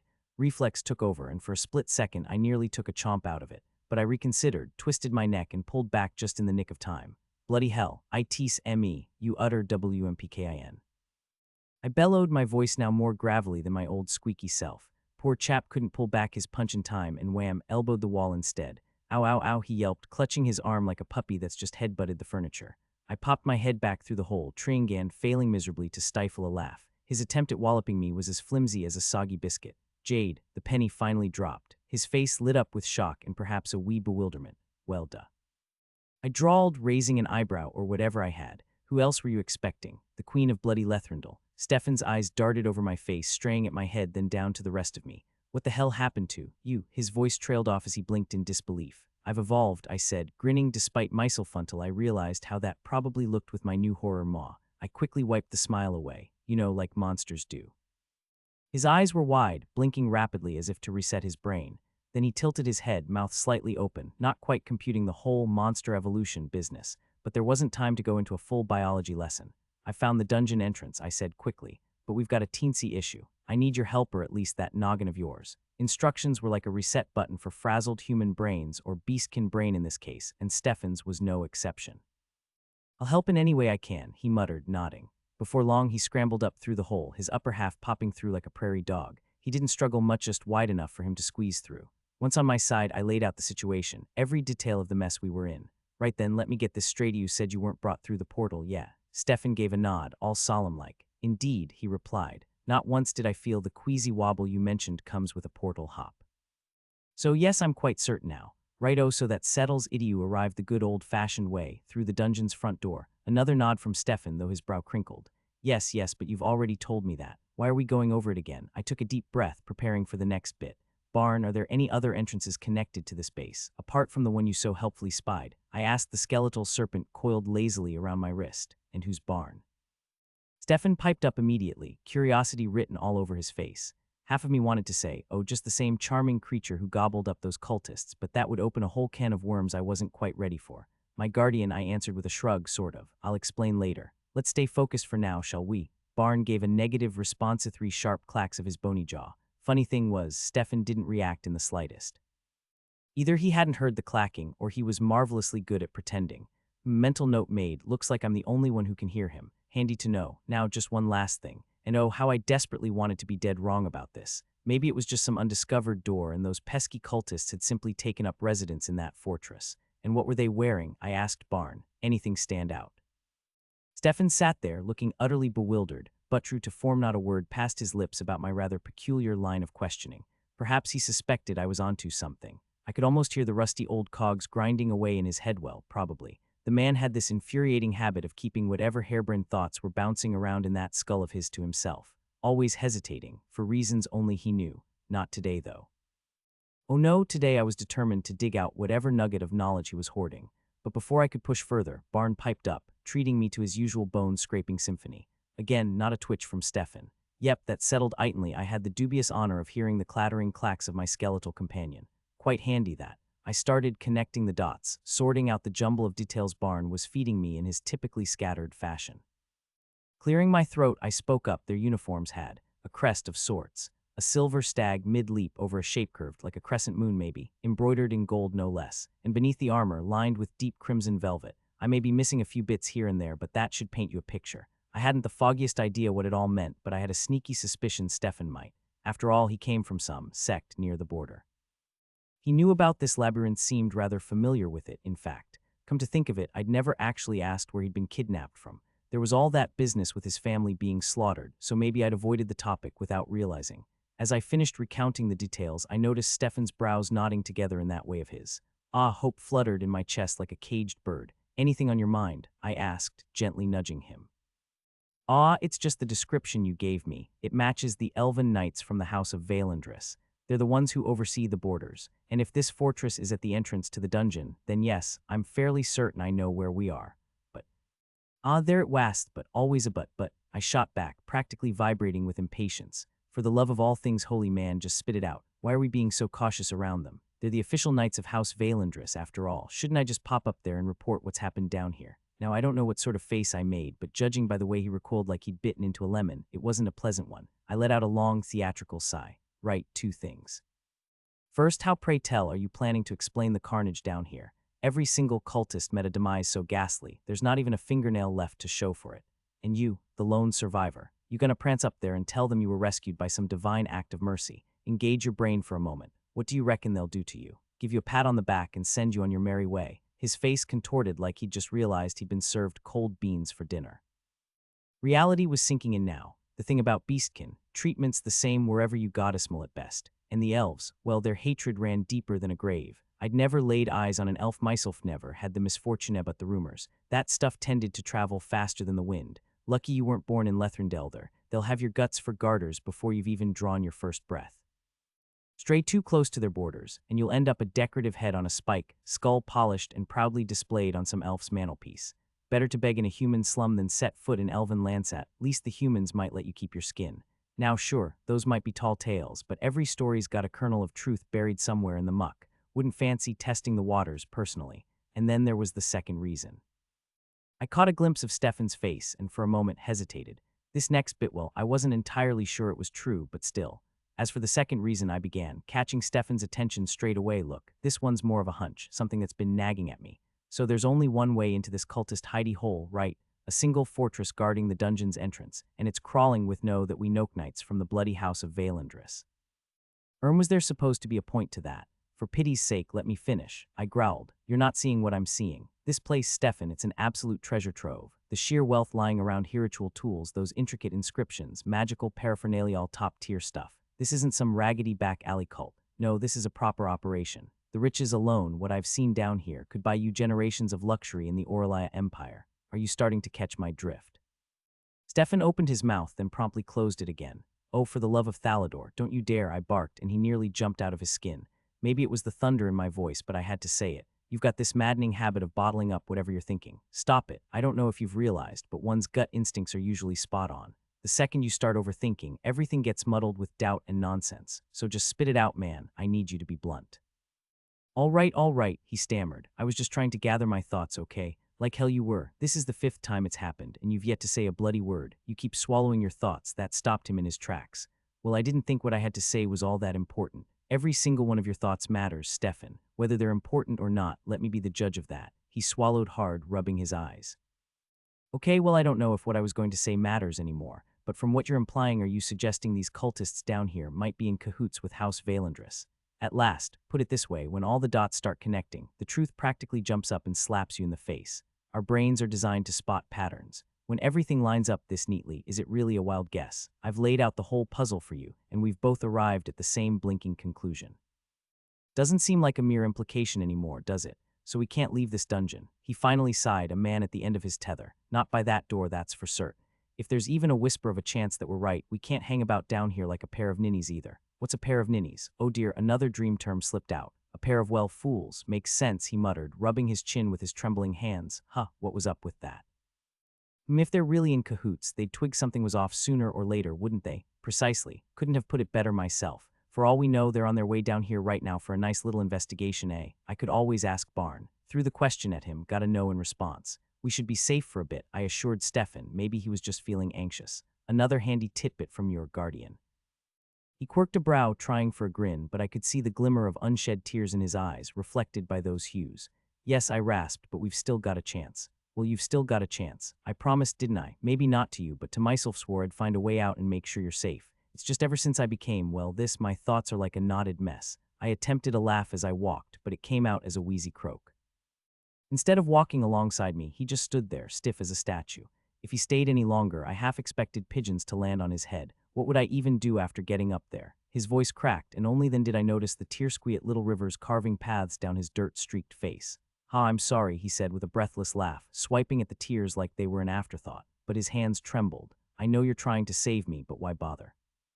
I might have a chancey, a tiny one, if I head up there. I won't be shot on sight, at least. So why not let me take my chances? Why risk your life too? I squinted at him. Risking my life for him? If only he knew. But that wasn't the point right now. I had to rewind a bit. Wait, what do you mean? What would I even do after getting up there? I asked with a tilt of my head. Too innocent. He needed a push. He kept quiet, avoiding my eyes like I just caught him with his hand in the cookie jar. I leaned in a little, adding some weight to my voice. A touch of authority never hurt. He rolled his eyes, new tears pooling up. I've lost everything. What's left for me? My parents are gone ill dead because of me. The sect wouldn't even let me linger around, not after this. Maybe I deserve it for being this weak. Weak, I blinked. That was the last word I'd used to describe him. The man had watched his whole world burn, and here he stood, still kicking well, more or less. I couldn't imagine losing my father like that. Just the thought sent a shiver down my spine, but maybe I could help him see it differently. Stepping closer, I made sure the rubble crunched just enough under my claws to sound purposeful. I didn't blurt out my little ace in the hole not yet. There was something else he needed first. You, weak. I snorted softly, careful to keep my voice from sounding too sharp. My anatomy wasn't built for gentleness, but I tried. Stefan, you're braver than anyone I've met. He blinked at me, a little bewildered. Maybe it was the way he treated me or the fact that we shared a kinship. Both beastkins, both kidnapped for sacrifice. But there was more. He had lost everything. And even after all that, he saved me. When that blasted white shockwave knocked me out cold, you didn't even hesitate. Dragged my sorry tail out of there without a second thought of him, though I had a hand in what happened to those cultists. Even knowing I'd turned into this, I gestured to my dragonish form with a toothy grin. He let out a wheeze of a laugh, so I pressed on. You're not running from fate, Stefan. Someone once told me none of us can outrun it, but here's the trick, it's not about escaping it. It's about how we carry it. And trust me, I know a thing or two about carrying heavy things. I chuckled. For a moment he stared at me, the tears drying up. Was that a flicker of something in his eyes? Maybe I was imagining things. Right, I wrapped my tail around his hand, giving it a light squeeze. I think you've got more reason to keep going than you realize. So pull yourself together, will you? Time to stop blubbering. But still, you'd be risking your life if we go through that entrance. His voice wavered. I grinned wide, flashing those nasty curved teeth. Whoever said we were using that entrance? I scurried about, nabbing another swirling marble of inky darkness, leaping over bits of rubble to snatch up two more. These little beastly baubles were hardly difficult to spot. Me vision's vibrant hues practically shouted their whereabouts. Monster cores. Before long, I'd gathered most of them. 26 out of 31, give or take. The rest, well, either I'd lost them during all that chaos or, possibly swallowed them in that ravenous frenzy. But no matter, this haul should do nicely. I strolled over to Stefan, presenting him my spoils. What on earth are these? Stefan squinted, trying to see through the murk. Monster cores, mate. One of them was barely bigger than a pebble, but since Stefan had pockets, lucky chap, he could stash them away. Where did you find them? He asked, looking rather puzzled. Just found them scattered about. I reckon when that monster on the ceiling chomped down those spiders, it spat these out. Must have not fancied them, eh? A half-truth, of course, said monster was me, and those cores belonged to a bunch of rather unfortunate oversized rats. Still, they'd fetch a good price, I was certain of it. Leaving them behind would have been criminal. Oddly enough, Stefan's spirits seemed to perk up a little. I hadn't the faintest idea why or how I'd managed it, but at that moment it just felt like the right thing to do. Did my rambling actually help? Who knows, but it was clear that something had lifted his mood, and that was enough. I couldn't help but feel a pang of sympathy for him. I'd have felt rotten if I'd just left him there like that.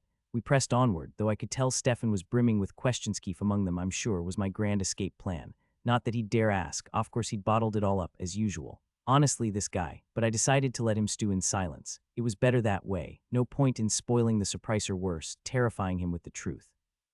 For now, I was just relieved he was still tagging along. One thing, however, threatened to crack my ever-cool facety-very step Stefan took was accompanied by a wet, gut-churning squelch. I really didn't want him knowing what it was. What in the name of all things decent is this squishy stuff? He finally asked. Drat, I could see him peering at the floor, squinting hard in the dim light. Feels like I've just stepped into a soggy sponge. I winced. It was almost bizarre how I could see everything with perfect clarity, while Stefan was practically blind in here. Well, almost, I knew he could see a bit, but it was all gloom for him. Underneath his boots, globs of rat anatomy. Kidney or liver, I couldn't tell from here. Oh well. That I said, hurriedly throwing my wings out, stepping in front of him like a shield, attempting to block the carnage from view. Though in hindsight, probably unnecessary, seeing as it was everywhere. Nothing to worry about, just, sticky spider webs, nasty, clingy stuff, you know. You can't walk 10 feet without stepping in it. No big deal, it'll come off eventually. Keep moving. I cringed the moment those words left my mouth. Brilliant, Jade. Could have just said they were spider organs left behind by that creeper at least. That would have kept my story consistent. My brain was all over the place. Spider webs. Stefan raised an eyebrow, gingerly lifting his boot and pressing it back down into the squishy kidney.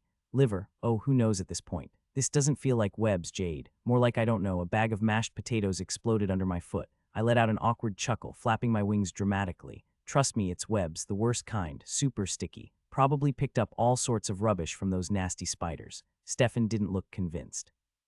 He squinted again and lifted his hand, probably about to summon some mana and light things up. I cut in immediately. Whoa, no, don't do that. I can see perfectly in the dark and light might attract something unpleasant, or worse, make something angry. Stefan shrugged. All right, as long as it's not something alive.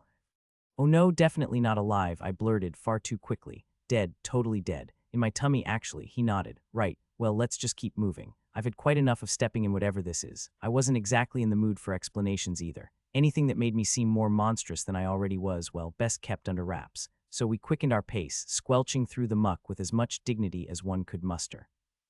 At last, we reached the entrance to our hideout, and without so much as a cautious peek outside, I stepped forward. Barn was with me, after all. Right then, the plan was as clear as day. Have Barn whip up a fresh tunnel with his nifty disintegration shield, effectively giving us a cheeky little side door to the outside world. Once we popped out the other end, we'd be golden. The only snag was deciding where to plonk this new exit somewhere discreet, away from nosy Parkers. Slipping away unnoticed, not a crumb left behind. Of course, going back and staying up wasn't in the cards for me, not anymore. Far too dangerous. I'd be returning back here, but I knew just the spot for this secret escape. Soon enough, I was in a familiar part of the tunnel. The walls around me shimmered from the hues, apart from one suspiciously shadowy bit. Smooth, circular, and just about wide enough for me and Stefan, though, he'd be squeezing through like a cork in a bottle. But not that he'd be needing any maneuvering. As his feet left the ground, a look of utter gobsmacked confusion painted his face. He floated beside me, wide-eyed like a deer in headlights. Don't fight it, I quipped, trying to keep things casual. Not that he could do much about it. Most people lose their marbles when they're suddenly bobbing about in the air. Brains aren't wired for this sort of caper. But I still said it, perhaps to calm him. And just like that whoosh, we were face first into what looked like solid rock. I went in first, couldn't see Stefan's expression, but judging by his stunned silence as he followed, it was a proper jaw-dropper. Inside, everything was just as I'd remember Edwall's smooth bark-like surface, with glowing lines of sap snaking along them like veins. The only new feature was a gaping great hole that popped up as soon as we barged in. Glancing back, I saw the illusion still held firm, hiding the breach in the stone. The hues remained unchanged, which confirmed my suspicion. The enchantment wasn't directly tied to the material itself, but was a more independent magic something I had only guessed at, but now seemed certain of. There wasn't much time to dwell on it. We began to rise again, Barnes' disintegration shield carving through the rock effortlessly as we ascended. It wasn't violent or explosive, the stone simply vanished, like dust swept into nothingness. Each layer dissolved in silence, leaving no trace behind, no debris, just a clean void stretching upward as we floated higher, the path behind us erased. We continued our ascent. The tunnel wasn't exactly room-adjust enough for us to shimmy through, but I stayed close to Stefan. Couldn't miss the disbelief radiating off him. He was practically vibrating with it. At one point, I caught him glancing down. Bad move that. He snapped his head back up so fast I nearly laughed. Maybe it was the sight of endless blackness below, or perhaps the sheer horror of seeing. Well, nothing at all. Either way, it rattled him good. Then, just as I was starting to wonder how much higher we had to go, a crack of light pierced the darkness above. A tiny glimmer at first, but it gradually grew, spilling silver beams down on us as the ceiling above cracked open. Soon enough, we were floating up into the night. And there we were in a forest, of all places. Tall, skeletal trees loomed overhead, their branches all twisted and tangled together like some massive, knobbly web. Not exactly the most welcoming sight. I told Barn not to plop us anywhere near that fortress, but he didn't exactly get a specific brief, so here we were, in the middle of trees I didn't recognize. The trees' branches were a right mess, forming a thick lattice that blocked most of the sky. Except for this one blessed opening, where no tree dared to stand. No branchy nonsense blocking the way, just a large, clear space letting in slivers of moonlight. And for the first time in what felt like ages, I bathed in that light, proper, natural light. Instinct took over. I closed my eyes and let the world come to me through everything else. The damp earth and moss filled my nose, grounding me. A faint rustle reached my ear, something more than just the wind. I focused in on it. It was close. Too close, right behind me. My neck snapped back, nearly giving poor Stefan a heart attack. The instant my gaze landed on the source, a low snarl ripped through the air. My heart kicked into high gear. Another thing that jarred me was the absence of hues above. I'd gotten so used to them lighting up everything around me, giving clarity in the darkest corners. Without them, the shadows felt wrong, somehow natural, like they didn't belong here. And from those unnatural shadows, two glowing eyes gleamed, slitted, furious. A panther-like beast slunk from the tree line, silent, menacing. Its fur was sleek and black, glistening in the moonlight as it prowled forward. The muscles rippled beneath its coat, and I had no doubt it packed a serious punch. Then there were the teeth curved like scythes, poking out of its mouth in a rather unpleasant way. But its those eyes still glowed that sickly yellow, and they were locked onto me. A part of me relished the moment. Ah, a challenger, so much raw confidence, but something was off about its movement. A limp, a hesitation. Before I could fully dissect it, the beast crouched low, muscles tensing like a coiled spring. Quick dash. I recognized the skill immediately. Before I could even blink, let alone shout a warning to the creaturito, tell it to wait, to hold off, thighs wasn't a proper challenge. It'd die before even touching me. It vanished from where it stood, and then it was upon us. Its claws, razor sharp and retracted like gleaming daggers, aimed straight for my throat. Yet the moment they touched Barnes' shield, the first claw disintegrated instantaneous, like ash caught in a sudden gust. Gone. The panther beast didn't even have time to process its fate. Its entire paw followed next, vanishing from the tips inward. A ripple spread up its leg, erasing muscle, fur, and bone in the blink of an eye. The howl that followed was something primal, raw, visceral, yet short, as the creature couldn't halt its momentum. It slammed into the invisible barrier. Every part of its body that made contact simply ceased to exist. The limb, the shoulder, the chest, all vanished, dissolving mid-motion. In the blink of an eye, the beast was no more. Its hulking mass disintegrated, bit by bit, until all that lingered was a faint memory of where it once loomed. And then, just like that, silence returned to the world. Barn gently set us down, though both Stefan and I had expressions that could only be described as utterly flabbergasted. And we're out. Blimey, that was a close one. I flapped my wings without thinking, wriggling about like an overexcited duckling. Stefan blinked, twice, slow and deliberate. Yeah, not sure I even want to know how you pulled that off. Oh, that was my guardian doing his thing. And you're probably right, best not to ask. He just stood there for a bit, eyes closed, letting the moonlight bathe his face for a moment. Well, you saved mine too. Well, I saved yours first, then you saved mine, and now I've done it again. So by my reckoning, you owe me one now. I grinned. He chuckled, shaking his head. You know, you almost sounded like a different person back there. I did feel different. There was this fog in my brain, creeping back in, but for that one moment, everything had felt crystal clear. It was something. So what's next? He glanced around, clearly spooked by the forest. Not that I blamed him, that monster did jump on us the second we poked our heads out. Don't worry, the garden'll see you off to the nearest safe spot. Somewhere near the start of the beastlands, I reckon. Just guide him a bit. And you? His eyes narrowed, curious. Ah yes, my life. What about me? Don't think I'll be returning to civilization anytime soon, for obvious reasons. He hesitated. I mean, I could say you're my magical beast, all tamed and everything. You could come with me. I owe you my life after all. Maybe we could figure out how to undo this mess together. Ah, if only it were that simple. Nah, don't fret. I've already got a way to undo it all. Not that I was in any rush. The idea of a human body again. How dreadfully dull. For now, I need to stay here. Maybe one day when I'm back to my former human glory, I'll pop by for a visit to you and your sister won't be able to get rid of me. He smiled, and I swear something stirred deep inside of me at the sight of it. Blood-Tide Sect, he said softly. That's where you'll find us. Ask about the Rackaran Steppes, my village, Karthak Ridge, moves through there. We'll be waiting for you. Ah, hang on, that reminded me. So, Who's this Princess Vernia you kept mistaking me for? Well, I wasn't exactly parading around with my usual mug now, was I? Couldn't help but wish for a mirror or a puddle, at the very least catch a glimpse of my current visage.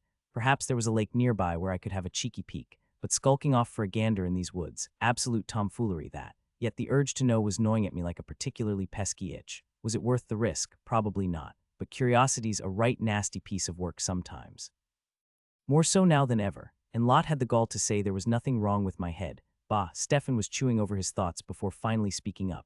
When I first saw you, you looked just like her. Right down to those blue eyes in the shape of your horns. Someone who looked just like me. Well, bugger me sideways, now I was intrigued. Someone you knew? I nudged, raising an eyebrow, or at least the spot where my eyebrow would be if I still had one. Well, not exactly, he muttered, scratching the back of his neck. I'd seen her maybe 3 times at most. She's the daughter of our sex matriarch. Princess Vernia was what they called her, though princess is more of a title. She was next in line to inherit the matriarch title. Fascinating that, to think my old face was a dead ringer for some high-flying princess. Still, this only made me more curious. Beastkins always tickled my fancy, weren't all gathered under one banner like the other 3 races. No, they had their sects, each one with its own little population. I had thumbed through a few dusty tomes at Jord's about the lot, mostly those rumored to have warriors and mages of golden core caliber. There was this Ironfang sect, famous as all get out. Their race was tusked Voronhulking, muscle-bound beastkin with tusks protruding from their lower jaws. Proper fearsome they were, and their leader was known to have reached the golden core. Not that I could dig up much about them from human lands. For obvious reasons, humans loathed them, and it made me wonder if the sentiment was mutual, whether beastkins held a grudge against other species as well. But before I went herring off down that rabbit hole, there was the burning question at hand. I knew I was a dragon at the moment, but if there was a beastkin race that resembled my old form so closely that I had a doppelganger as their princess, I needed to know more. Now then, I understand that each beastkin sect has a variety of races under their banner, but I was curious, which one do you belong to? And by extension this, Princess Vernia. Stefan went silent, simply staring at me. I let out a nervous chuckle. Did I just ask something daft? He shook his head, chuckling. No wonder your manner of speaking is so similar to those humans. I initially assumed you hailed from Vralker as well, just from a different sect. Ah, yes. Probably should have mentioned where those damned cultists nicked me from. Orlia Empire. Randall, to be precise. That's where I grew up. Should have mentioned that earlier. Stefan just laughed even harder. No wonder, I should have guessed from your accent. It's as plain as the nose on your face. No one from Vralker would sound like that. Hold on a tick. Wait, just how different is it then? I mean, we're speaking the same language, aren't we? Yours isn't exactly miles apart from mine, if you ask me. That's because I learned to mimic the Empire's accent. I squinted at him. I'm guessing there's a story behind that. Stefan nodded. Well, the Bloodtide sect is primarily made up of Horned Dracarys, and both Princess Vernia and I belong to that race. And from what I can tell, you were one too, though it appears you weren't aware of that. Well, I grew up mostly around humans, so I had no clue what I was. Always wondered, though. I knew I was horned beastkin, but there are plenty that fit the bill. Never once did I hear of Horned Dracarys. Naturally, information was scarce. There wasn't much about us in the books I had access to. Well, that figures. Sue about me then. In Vralker, every sect, including the Bloodtide, values strength above all else. It's practically ingrained in our culture. I was born with scarce magic, which is as good as a curse over there. In Vralker, duels settle everything. And when I say everything, I mean everything. Disputes, grievances, even trivial squabble settled with a duel. Bring shame upon a family, and they'd challenge you to a duel to preserve their honor. While there are rules, they're mainly for the higher stages. Early on, it's more of a free-for-all. I could see where this was headed. He carried on, it's all in the name of the ancestral guardian's will, they'd say. A way to keep the bloodline strong, to weed out the weak. So when it came to me, born with magic so scarce that I couldn't even form a black core, it was a given that I'd be an outcast, ostracized from the very start. I was expected to keep my head down, never make a fuss, never draw attention. Even among family, my presence was barely tolerated. He paused for a moment before continuing. Our rituals are harsh. Coming-of-age ceremonies involve trials, tests of strength. Those who fail are marked, not physically, but culturally. Seen as blemishes on the sect. My parents, they had their reputations to think about. They couldn't afford to have a son who couldn't even summon enough magic to defend the family honor in a duel. There was a tradition that such children, the magically weak, were sent away. For them, it was a matter of survival for the family. It was to avoid disgrace. Stefan shifted, perching himself on a jagged rock, releasing a sigh. So in the end, my parents decided to send me away, to the human lands. They said it was to give me a chance at life, where magic wasn't the be-all and end-all, but it was also to rid themselves of a liability. They arranged for me to live among humans, to learn their ways. It was with pointed purpose I was to blend in, adapt, and maybe, just maybe, find a place where I wasn't judged solely on the magic in my veins. I inwardly winced at the thought. Humans could be quite a pain too. They, like so many, held magic in the highest regard. But what I'd seen in Oralia wasn't nearly as brutal as what Stefan described. Perhaps having a humdrum job here would be infinitely preferable to being challenged over a slight misstep and killed in a duel. I knew the Beastland's inhabitants were primal by nature, but this was something else entirely. But still, do you hate them for it, for valuing honor above your life? He let out a bitter chuckle. I don't. Why would I? I loved them so much. My mother never truly abandoned me. She was an enchanter, well, what we called a chorus myth in the Beastlands. Our magic was worlds apart from anything I've ever seen among humans, not just in nature, but in how it was applied. Human enchanters used external materials to craft their devices, but a chorus myth, they used their own internal mana as the very foundation of their work. I saw it when my mother forged things. Her mana became something physical as it passed through the forge. I wasn't allowed to study it until I'd proven myself, but it was mesmerizing, nothing like what I've seen from human enchanters. My eyes widened at this revelation, a tangible form of mana as an actual ingredient. Bloody hell, how could that even work? My curiosity about Vralker was only growing by the second. How different was their magic? What paths did they tread? I needed to know more, but that was a mystery for another day. I couldn't go anywhere even if I wanted to. Stefan, oblivious to my inner ramblings, carried on. By the time I left, I had 5 mana shield bracers, 2 warded amulets, and a shadow cloak mantle. She armed me to the teeth, trying to keep me safe. How could I ever hate her? She loved me more than anything. I just wish I could have told her that I loved her just the same. He dabbed at his eyes, not saying a word at first, then let out a laugh. Sorry about that. Went on far longer than I should have. But yes, in a nutshell, that's how I ended up with this human accent. Spent the last 5 years in the capital city of Kerlum. Mother and father dropped by last month. I was quite shocked. Little sister finally ascended to Yellow Core, wanted me at the ceremony. His smile turned dark. Now I wish they'd just forgotten about me and never visited. And that's how he lost them, wasn't it? Those cultists caught him while he was on his way back home with his parents. I swallowed hard. Fate, as Lot would say, was everyone's end preordained in such a grim fashion. Mine would have been too if Lot hadn't been there. But hadn't I managed to dodge my fate, the one that led straight to death? Didn't Lot contradict herself when she said fate was a relentless beast? I didn't know. Maybe I was missing something. It was Lot after all. How could she ever be wrong? I shoved the thought aside. I could ask her directly after all. Are you all right? I asked. I don't know. But it felt good to let it all out. You're a good listener, Jade.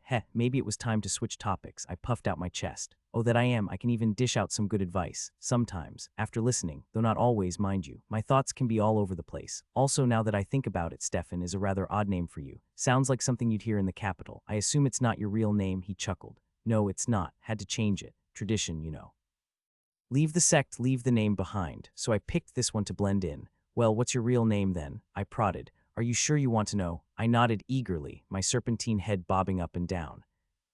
Yaroslav Korovich, that was my name. It means the opposite of what I am. Fierce and brave, my arse. He let out a chuckle, the sound more bitter than amused. Now that was a proper beastkin name if I ever heard one. So all this time you were just putting on this accent. Go on then, let's hear you say something in your proper voice. I wasn't faking it. I learned it. He protested. Oh, I don't care. Just say something. What do you want me to say? Just announce your name.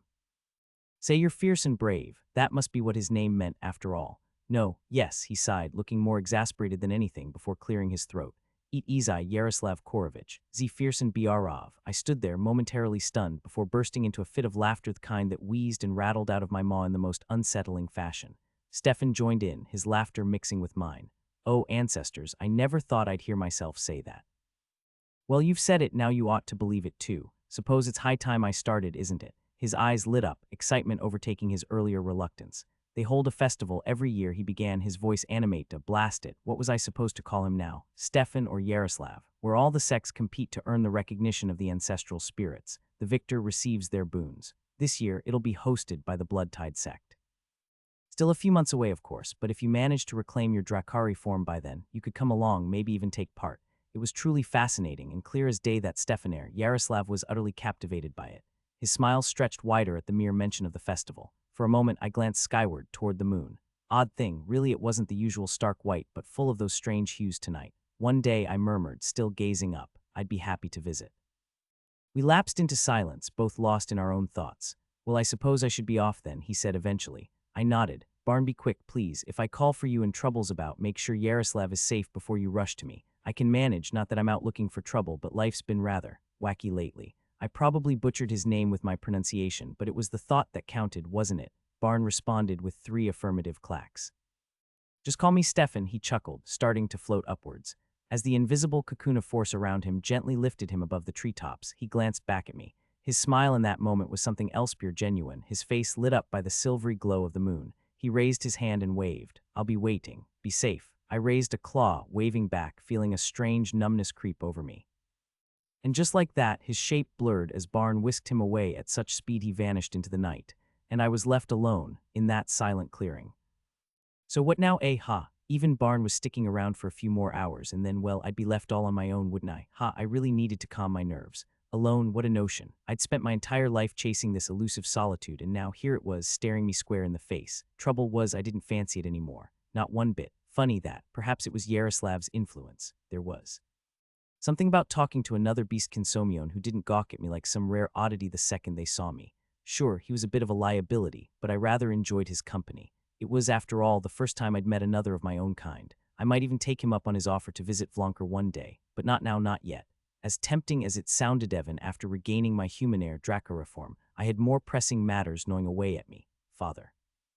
What was he doing to find me? Did he even know whether I was still alive? The uncertainty gnawed at me. I longed to see him, to embrace him, and say my goodbyes properly. I no longer belonged there. That suffocating town, those selfish humans, that rotten society. I'd never forget what they put me through.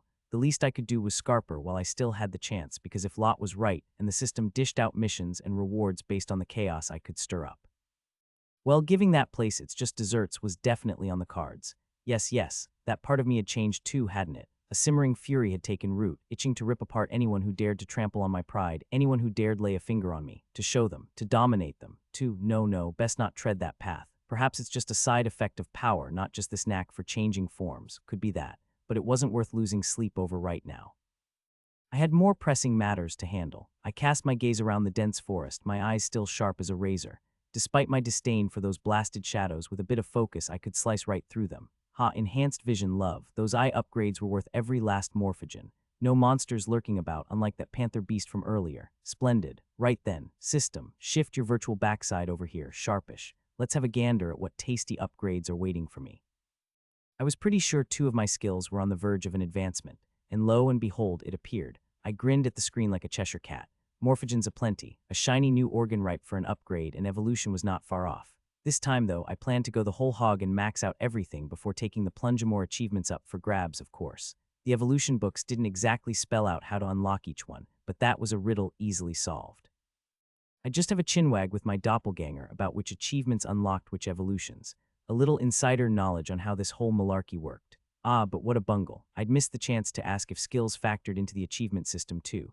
If that was the case, then for this evolution, oh yes, a magical evolution at that time might as well be prepped to the nines. All advanced skills and all. A thought worth chewing over. And let's not forget, I'd got Barn in my corner too. So I decided to use those precious few hours with him to train my skills to the absolute max. Yes, a cunning plan, the perfect evolution. Right, steady on, Jade. Let's see what's up for grabs in the skill advancements. I zeroed in on the little plus next to my claw swipe skill, and voila, another window popped open. Claw swipe has reached level 5. Maximum level attained, advancement available. Show me, claw swipe I, enhances the efficiency of executing a swift and forceful slash with claws. Optimized for close quarters combat, delivering significant damage to adversaries. Ideal for rapid, decisive engagements. Advancement options requires 1 SB. Controlled claw swipe II cost 1 SB. Moderate swipe force enabling rapid cuts or heavier blows based on the situation. Oh, so it would cost me some SB to advance these skills. Well, worth every penny, I suppose. I've got enough skill points after all. Yes, I accepted without a moment's hesitation. And just like that, oh yes, the familiar rush of knowledge surged through me. So soothing, so sharp. As usual, it wasn't confined to my noggin either. I could feel it, this newfound knowledge washing over me, a tingling sensation sparking in my claws. It was as if they suddenly remembered movements they'd always known, tucked away in the dusty corners of my mind. This feeling, the new mechanics of the skill embedding themselves within. I stared at my claws and slashed through the air of this control. I could feel the change, more precise, more instinctive. Light, delicate, quick. I shifted my stance, leaning into it. Muscles coiled and then snapped forward. Claws arced in a sweeping slash. Different, heavy, forceful, 2 swipes, 2 entirely different outcomes. My claws themselves knew the distinction. I knew I could fine-tune it even more, but this little experiment would do for now. Plenty on the docket after all, just you wait, dungeon. Let me prepare myself properly for you. I pulled up the Crunch upgrade. Crunch has reached level 5. Maximum level attained, advancement available. Yes, I know, get on with it. Crunch Eye, passive enhancement that increases bite penetration and retention. But this time, two options were laid before me. Advancement options requires 1 SB, Forceful Crunch II, increases bite power for greater damage to armored or larger opponents. Crushing Crunch II applies targeted pressure with bite, maximizing structural damage to bones or weaker armor. Two options. Splendid, but which to pick? Forceful Crunch sounded like the brute's choice, raw power, perfect for taking on those hulking, heavily armored types. Quite handy if I fancied a scrap with something more gargantuan. Then there was Crushing Crunch, a more refined approach, targeted pressure, snapping bones and shattering those annoying protective shells with surgical precision. I hadn't come across any exoskeleton-clad creatures yet, but I knew those creepers had something tough on the outside. Not raw power in this case, but finesse. An elegant solution to a rather messy problem. Suo. Did I want to smash through or did I want to dissect? Well, I already knew in my heart-crushing crunch it was. He's handed over. As soon as the knowledge flooded in, I felt it me bite, now stronger than ever. A couple of test snaps, and ooh, the difference was delightful. Would have been even better if I had something to chomp on. I glanced around at the tree. Nah, didn't fancy turning into a beaver today. Plus, there was something off about these shadows. They felt all wrong, like they had a grudge against me or something. Odd, missing those blasted hues again, aren't I? I glanced up at the moonba, still the only thing glowing with those strange colors. What's up with that? A dungeon on the moon, perhaps, who knows? Another one for Jade's never-ending list of questions for Lot. Honestly, they piled up quicker than I could keep track. Pretty sure I'd forget half of them by the time I met her again, but that's future me's problem. Right then, focus, Jade. Next on the list, prepare for the new evolution. I pulled up the screen again, scrolling down to the resource section. Time to see what shiny new skills were up for grabs. Skill points may be allocated to acquire new skills or enhance existing ones. Morphogens may be expended to mutate physical attributes. Skills available for acquisition. Crush Claw requires 1 SB. Augments claw precision and impact force. Flight requires 1 SB. Optimizes wing muscle strength and coordination. Improves control during takeoff, mid-air maneuvers, and landing. Deep breathing requires 1 SB. Enhances lung capacity and breath control. Increases stamina regeneration. Air Sense requires 1 SB. Increases sensitivity to wind pressure and direction. Climb requires 1 SB. Enhances claw grip strength and limb coordination. Select a mutation. Eyes focusing lenses II +1. Claws claw flexibility II +1. Scales color adaptation II +1. Wings improved membranes II +1. Legs joint flexibility II +1. Fire gland mana reservoir II +1. Macrotrophic sac +1. Oh, I finally snagged that flight skill. Woohoo, now we were talking. But let's see, what else did we have here? 4 shiny new skills all queued up lovely. Obviously, flight was the star today, but wait a tick. Why hadn't I tried flying before this? Surely I could have at least attempted it. I mean, birds did it all the time, didn't they? No skill required for a test flap, right? Just one little lift off to feel the difference. It couldn't hurt. The thought simmered in my mind, and yep, it was decided. A quick test flight, that's all. How hard could it be? Birds had tiny brains after all, and they managed just fine. I was already in the perfect spot, a clearing beneath the open night sky. O moon, be my witness, as this dragon took to the skies for the first time. I spread my wings wide, the wind giving them a gentle rustle. First flap. Oof, the tendons pulled tight, but they felt strong, powerful even. Surely these were made for this. Deep breath, right, flap again. Second one, third one. Flap, flap, flap, nothing much was happening. A couple of leaves stirred, some dust puffed up around me. Right, I see clearly not flapping hard enough. Obviously, so I flapped again with all the gusto I could muster. WHOSH, my wings caught the air and for a split second I felt a bit of lift. This was it. More, harder, I was airborne. And then I promptly tipped forward like a sack of potatoes, crashing nose first into the dirt. Brilliant. Right, lesson learned, more force, Jade. I stood up, dusted off my serpentine snout and stretched out my wings again. Round 2, here we go, I muttered to myself, crouching low. I was going to give it a proper go this time, start with a jump for a bit of momentum. Ready, flap, flap, flap. I managed to get a few feet off the ground. WHO, wait, what's happening now? Left wing, what are you doing? My left wing started acting a bit wonky and I veered sideways like a tipsy pigeon. No amount of flailing could save me as I spiraled down in a glorious display of chaos, straight into a tree trunk. As if the universe wasn't satisfied with just that, the system decided to chime in right then. Scale harden has reached level. Graceful, Jade, just so graceful, I groaned, lying in a heap at the base of the tree, staring up at the sky. So yeah, maybe flight wasn't as easy as it looked. This was going to take a lot more practice. Or I could just spend those sweet SBs and get it instantly. The absurdity of it just hit me again, just using skill points to download flight into my brain. Seriously bizarre when one thought about it, so I didn't. Now gimme all those skills. Haha, there I was, hovering with my wings beating steadily, holding me aloft. This time I'd got it right, truly. The sensation was utterly mad, downright peculiar even. Moments ago I hadn't the foggiest clue how to pull this off, but now it felt as if I'd been born for flight. My wings moved with a precision that felt instinctive, drawing in the air with each rhythmic beat, so smooth. The muscles in my back, shoulders, and wings worked in perfect harmony. Glorious. Each movement was timed just so, creating just enough lift to keep me steady. Before, it was all a farce-flapping about like a mad thing, every motion clumsy and strained. Looking back, I wanted to give my former self a good shake. My muscles had been pulling in every which way, a cacophony rather than a symphony. Despite having the strength and wingspan to fly, I simply hadn't cracked the code of coordination. But now it was second nature. The moment I'd learned the skill, it wasn't just knowledge, it was muscle memory that slotted into place. I watched my wings adjust to the wind with ease, the tension in my tendons feeling just right, and I could sense every faint shift in pressure as I hovered, perhaps, a perk of that air sense skill. My body moved efficiently, each muscle playing its part. It was so wonderfully odd, this sensation delightfully different. Truth was plain, my earlier failures weren't about a lack of strength, they were about a lack of understanding how to wield it.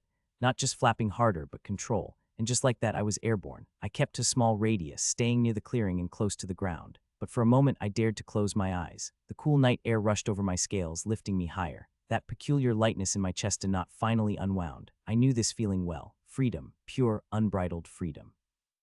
My wings sliced through the air, and I felt every subtle shift in temperature, every swirl of the wind that brushed against me. My heart thumped, yet not from exertion. No, it was the sheer thrill surging through me. I was gliding, flying. It wasn't just about moving, it was about the sensation. Seeing the world from above, with the ground slipping away and the sky wrapping around me in its vastness. A feeling only a creature with wings could ever truly grasp. This was my place up in the air, gliding beneath the stars. A slight tilt of my wings, and I eased into a gentle descent toward the clearing below. No need for frantic flapping, just a subtle change in angle, letting gravity do the work. Spot on. Now a little lean to the left, dipping the left wing ever so slightly to catch the wind just right. I banked smoothly to the side, letting the air currents lead me. Then with a sharp beat of my wings, I soared upwards again, climbing with grace. Once more, I dropped deliberately this time. Adjusting my posture, I descended swiftly, yet still maintained control, pulling up just in time to skim over the treetops. I was flying, truly gloriously flying. I wished Lot could see this. Maybe I'd show her when I returned to the dreamlands. But before I touched down, I soared higher, pushing myself further into the sky. For a brief moment, I hovered there, suspended in the air, simply watching the world beneath me. From up here, I could see everything. The forest spread out below, an endless sea of green, marred by those odd shadows and speckled with patches of silver moonlight. But that wasn't what I was after. In the distance, a fortress loomed, and my eyes narrowed. It was that same fortress teeming with elves and the proper entrance to the dungeon. Right on cue, the system chimed the moment my eyes locked onto it. Mission alert, exterminate, spare not a single soul. Objective, eradicate every elf within the fortress.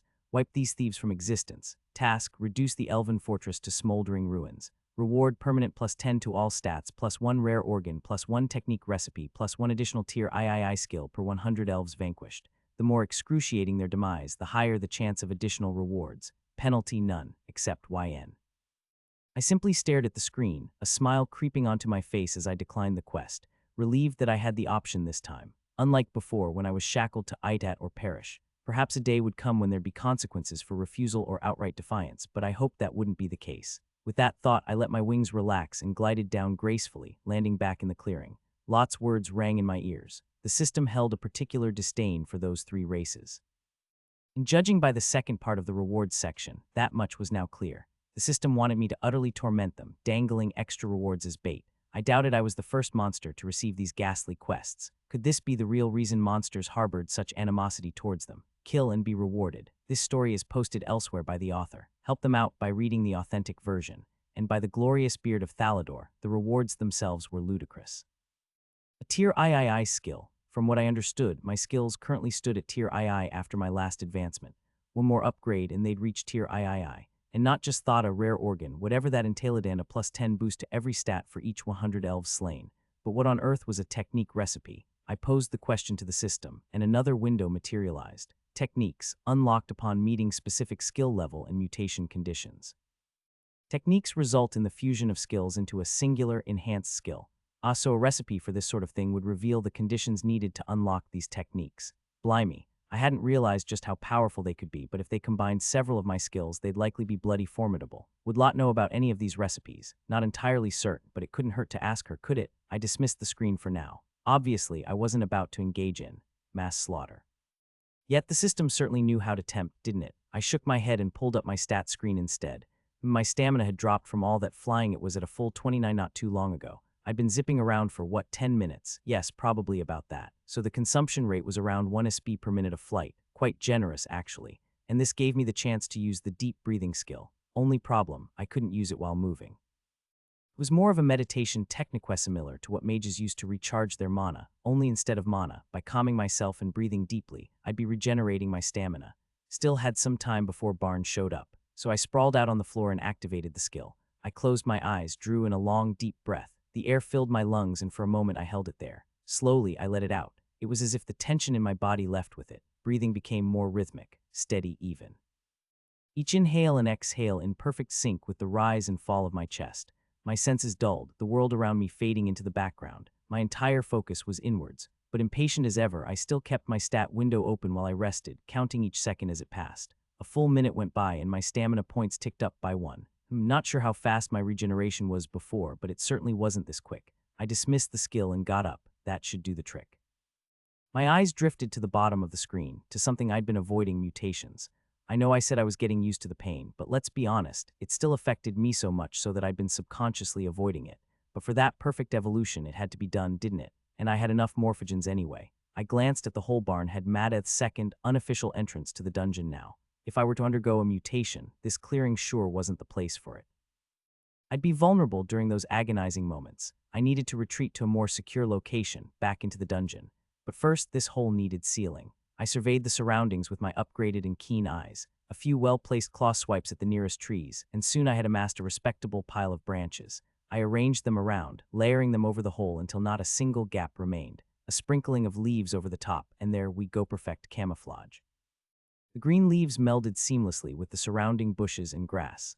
I left a small opening on the side, pressed my wings tight against my body, and slithered through the gap like a snake. My climbing skills came in handy as I gracefully descended, knowing exactly where to sink my claws, where to find my footing, and how much force to apply. In no time, I was back to where it all began, in that sticky tunnel of sap.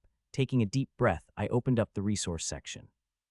Would you like to use 6 morphogens to upgrade your eyes? Looks like the cost of upgrading these organs has gone up now they're on their second advancement.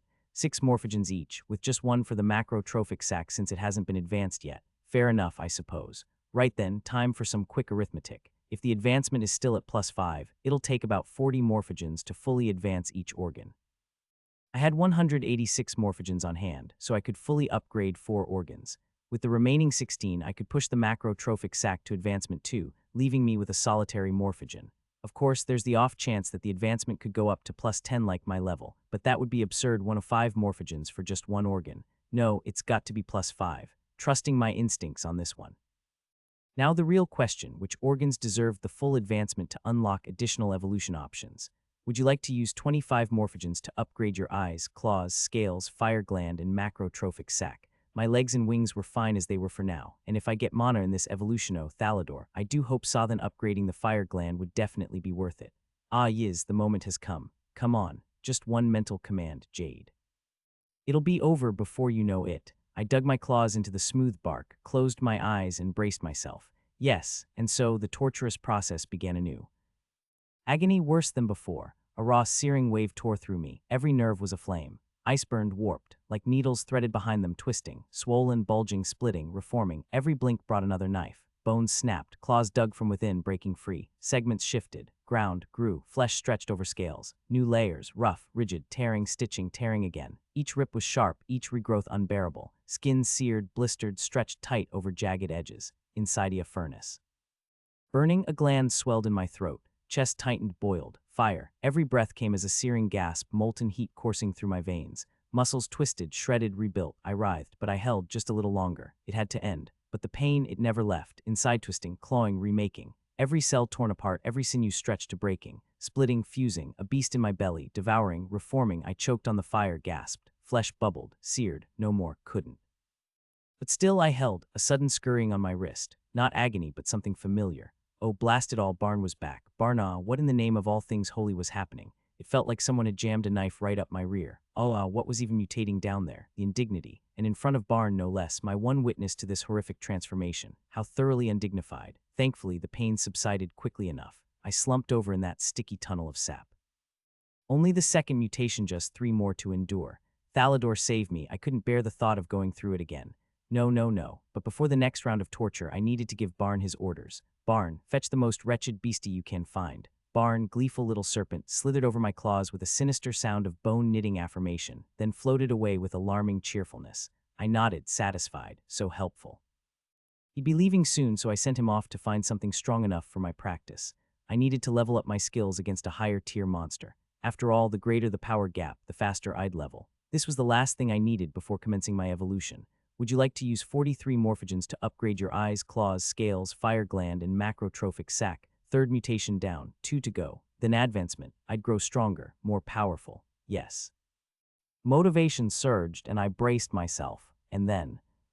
Sod it, I was ready. Bring it on. I fixed my gaze on the stat screen, made it. Finally, yet beneath the surface, the triumph felt oddly lackluster. More relief than victory, but even that felt hollow. I slumped against the tunnel wall, phantom pains gnawing at me like a stray cat with a grudge.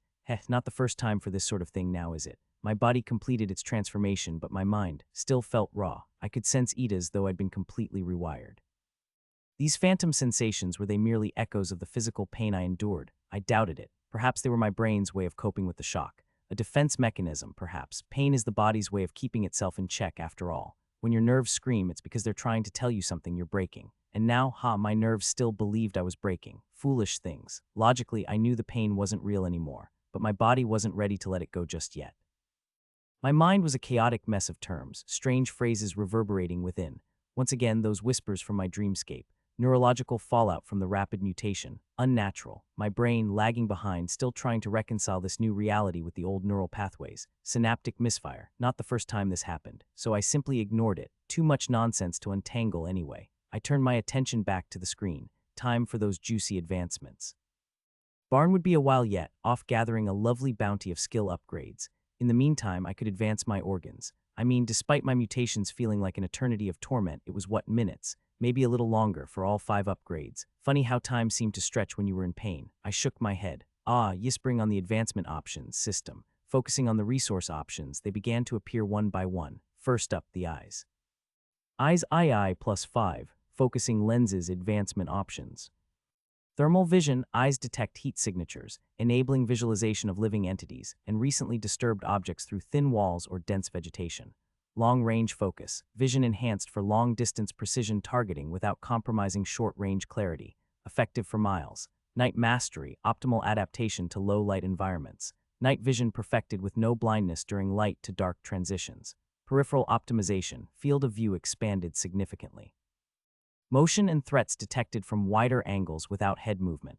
I took a deep breath as I sifted through the options. Bloody hell, these were in a league of their own compared to what I'd seen earlier. Right then, time to go through them and figure out which was the most efficient choice. First up, thermal vision. The ability to detect heat signatures. The term was new, but once again, echoes from my dreamscape filled in the gaps, and I understood. That would do. Quite the nifty upgrade, really. Being able to spot living creatures, or even trace the warmth left on recently disturbed objects through walls, no less. If I were hunting or hiding in areas full of cover, like dense forests or these cramped tunnels around me, it'd be perfect. Locked in for now. Next was long-range focus. The ability to zero in on distant targets without losing close-range clarity. Good grief, the precision. To spot threats or objectives long before they became an issue, that was a good upgrade. Then came night mastery, and oh boy, I now realized my vision wasn't perfect. After a venture above ground, it became clear that the hues brightening my sight were only present in the dungeon. Up there, the shadows were downright eerie. If my eyes could pierce through those dark corners. Yes, please. No more stumbling around in creepy shadows, squinting and hoping for the best. Also, no blinding transition between dark and light, certainly a bonus. Yet, considering I'd spend most of my time in the dungeon where the hues already illuminated everything, it wasn't really necessary. I moved on. Peripheral optimization. Now this one expanded my field of vision, allowing me to spot threats from all sides without turning my head. A more perception-focused choice, it would synergize well with all my flexibility upgrades, like dodging attacks or spotting sneaky enemies. Very useful in close combat too. I wouldn't have eyes in the back of my head, but it'd come close. Arg, I wanted them all. Every single one of them sounded brilliant. Why system? Why, just let me have the lot. I knew I was being a greedy dragon, but these options were just too good to pass up. I cocked my head to the side. Right then, peripheral optimization it is. It was neck and neck with thermal vision, and blimey, did I want both. But this one had the edge, efficiency-wise. I mean, in a proper scrap, awareness is everything, isn't it? Spotting threats from all sides without having to swivel my noggin. Yes, please, I'd be quicker, sharper, and a nightmare to sneak up on. Not as snazzy as thermal vision, of course, but in terms of payoff, this one took the biscuit. GAAH, I wanted both so badly, but I shut my eyes and made my peace with it, bracing for the next wave of agony. In agony, it wastuo minutes of cursing every deity under the sun, along with myself. But once it passed, I pulled up the next upgrade with a satisfied sigh.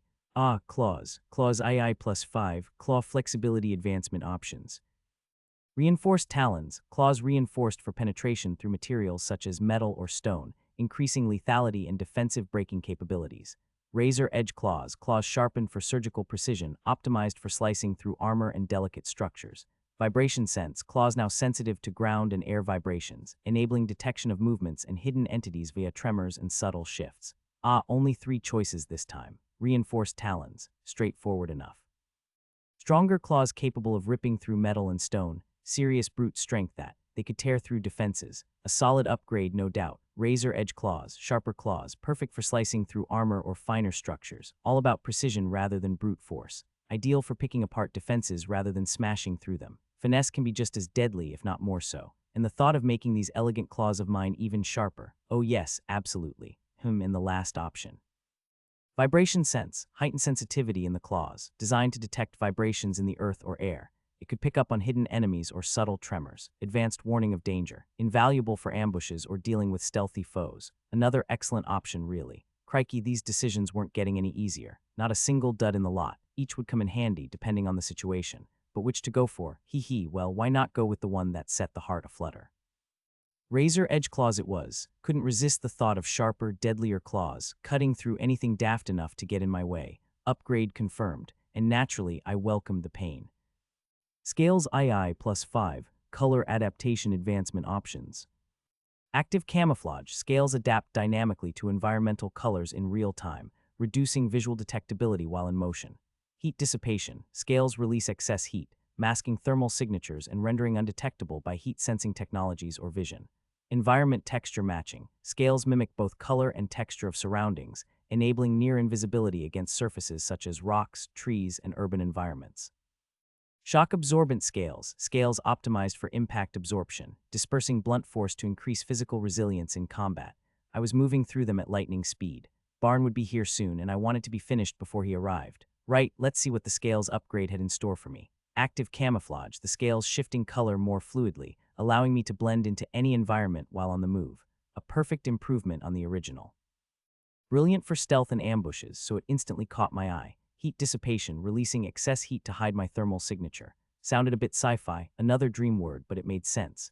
It also reminded me that I could upgrade my eyes with thermal vision, so this option would essentially grant me immunity to it. Not all predators in this dungeon relied on sight after all. Take the creepers. For example, they didn't have eyes, so they must have used another sense.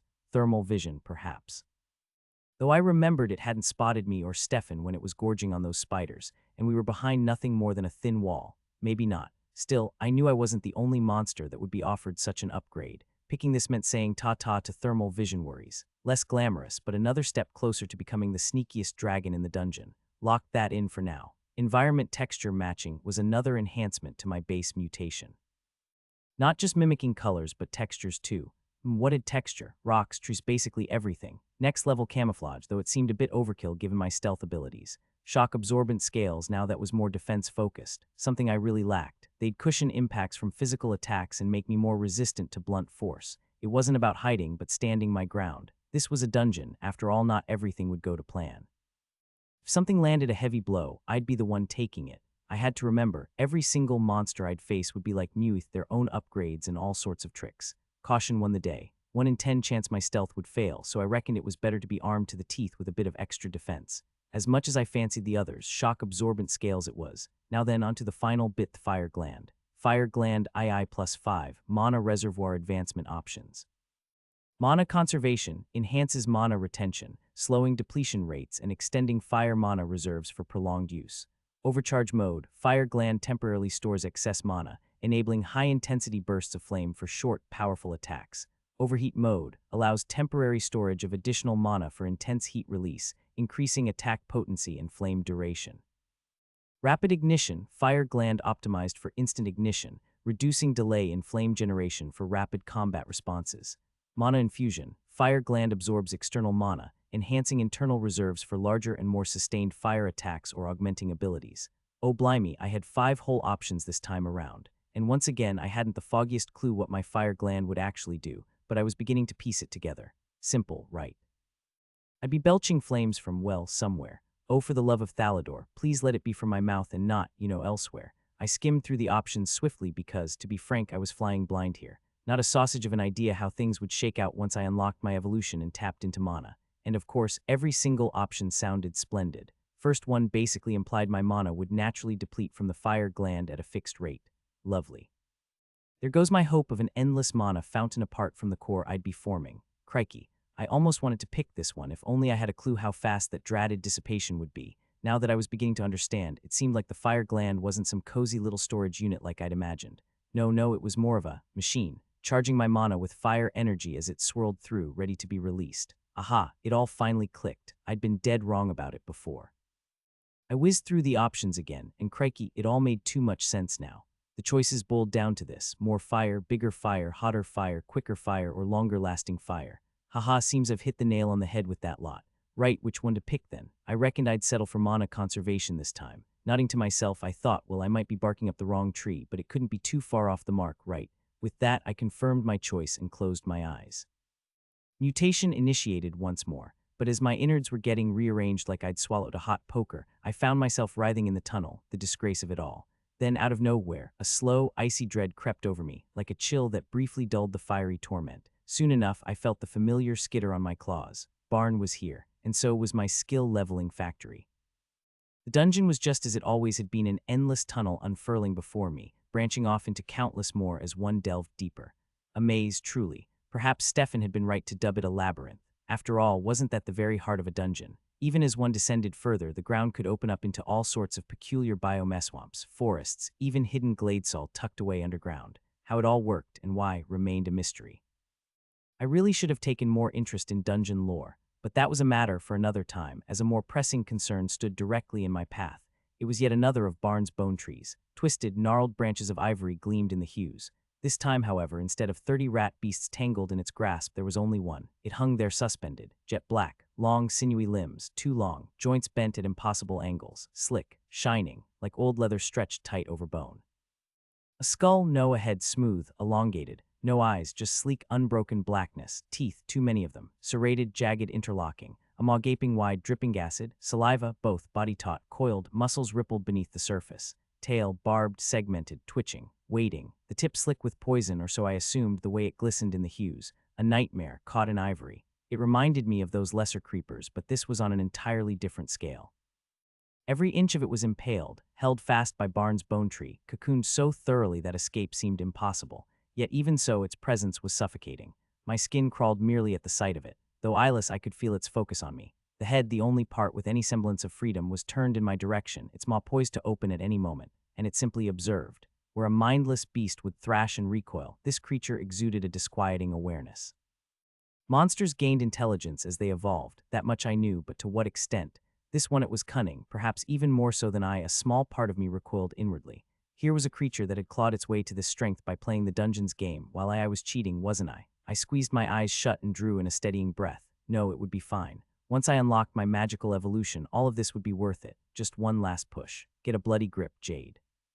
Shaking off the doubt, I got to work. First order of business, stealth. I needed it at its peak. I closed my eyes and initiated it. Every muscle tensed, then loosened. Breath shallow. No noise, no movement. Heart slowed. Breath controlled. Scales shifted. Flattened, soft against my form, colors dimming, no longer catching the hues as bright. The ridges smoothed out and the contours blended into the shadows. I could feel my body shrinking, pulling inward. Limbs coiled close. Muscles wound tight, ready to spring. My wings tucked in, silent. Wasn't that what stealth was? Becoming less than solid, less than seen. And right now I was just that. Stealth has reached level 4. Stealth has reached level 5. Bloody hell, that was quick. My stealthy facade nearly shattered as I lost focus. I had expected to stay like that for a while, creeping about while my stealth skill gradually leveled up. but the very moment I slipped into the shadows it happened. Just like that, cranked up to the max. What in the name of all that's unholy HAD Barn unleashed on me? Slowly, ever so cautiously, I lifted my gaze to that eyeless head, now trained squarely on me. Once again, it wasn't as feral as one would expect from a creature bound like this. Yet I felt something else. Amusement. Nah, hostility. Perhaps it was just my nerves talking, but honestly, what monster wouldn't be miffed at the sight of a mere ant like me scuttling about? Oh, sweet Thalador, I nearly wet myself right there and then. But I gave my head a quick shake. No time to dawdle, I needed to wrap up all this skill tomfoolery. I edged closer to the creature, watching as the bone branches cocooning it shifted, revealing just a sliver of its form.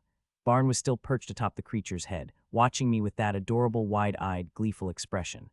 His presence brought a bit of comfort, but only just. Really, barely at all. Nevertheless, I steeled myself and approached the exposed bit of the beast. The smooth, leathery skin of its hind leg peeked out from the tangled branches. Despite still being ensnared, a small patch was left open for me, and I could see the holes in its body where Barn's skeletal tree had pried it apart. But even as I watched, the wounds sealed up right before my eyes. Well then, let's get down to business. Without further ado, I swung my rear around. It was like whacking a bloody anvil. Didn't so much as leave a scratch on that leathery hide. Not even sure if my feeble attempt managed to tickle the blighter, but that was quite enough for me. My mind was racing, trying to make sense of whatever unholy creature this was. Welp, not that it was needed, whatever it was well and truly out of my league. Needed to keep my wits about me. Apologies, oh random terrifying dungeon beast, but I'm in a bit of a pickle here. And terribly sorry to the inner dragon who's fuming at her own shortcut decisions, but I was determined to make the most of the precious few hours left with Barn.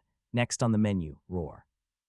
Funny how I'd never really bothered with some of these skills. Roar, for instance, wasn't exactly the best fit for my sneaky dragon style, but in a pinch, when cornered by nasties, it might just prove useful. It came naturally, like all my skills do. I just knew. I inhaled deep, felt my lungs swell, stretching like bellows, throat tensed, muscles coiling, ready to unleash. And then I let it rip. A sound. No, not just sound of force. It tore from my very core, a raw, guttural blast that rumbled up through my chest and roared out of my throat. My whole body shook with the intensity of it, yet the beast before me remained utterly unbothered, just watching. But never mind that, the upgrades were rolling in. Roar has reached level 2. I kept at it. Roar has reached level 3. Didn't take long at all. Roar has reached level 4. Faster than a thought could flit through my mind. Roar has reached level 5. And just like that, it was ready for its next advancement. I scanned the stats screen, flicking through each newly upgraded skill. Upgrades used to crawl, creeping in so slowly I barely noticed them. But now, with each one hitting instantly, the change was obvious. The jump between level 1 and level 5, huge, tangible. I rolled my shoulders, feeling the difference in my body. Everything tighter, sharper, more controlled. My vocal cords, they'd adapted. And before I knew it, I wanted to try them. Just once, a single time. Scrunching them, I prepared for another roar, this time so easy, smooth.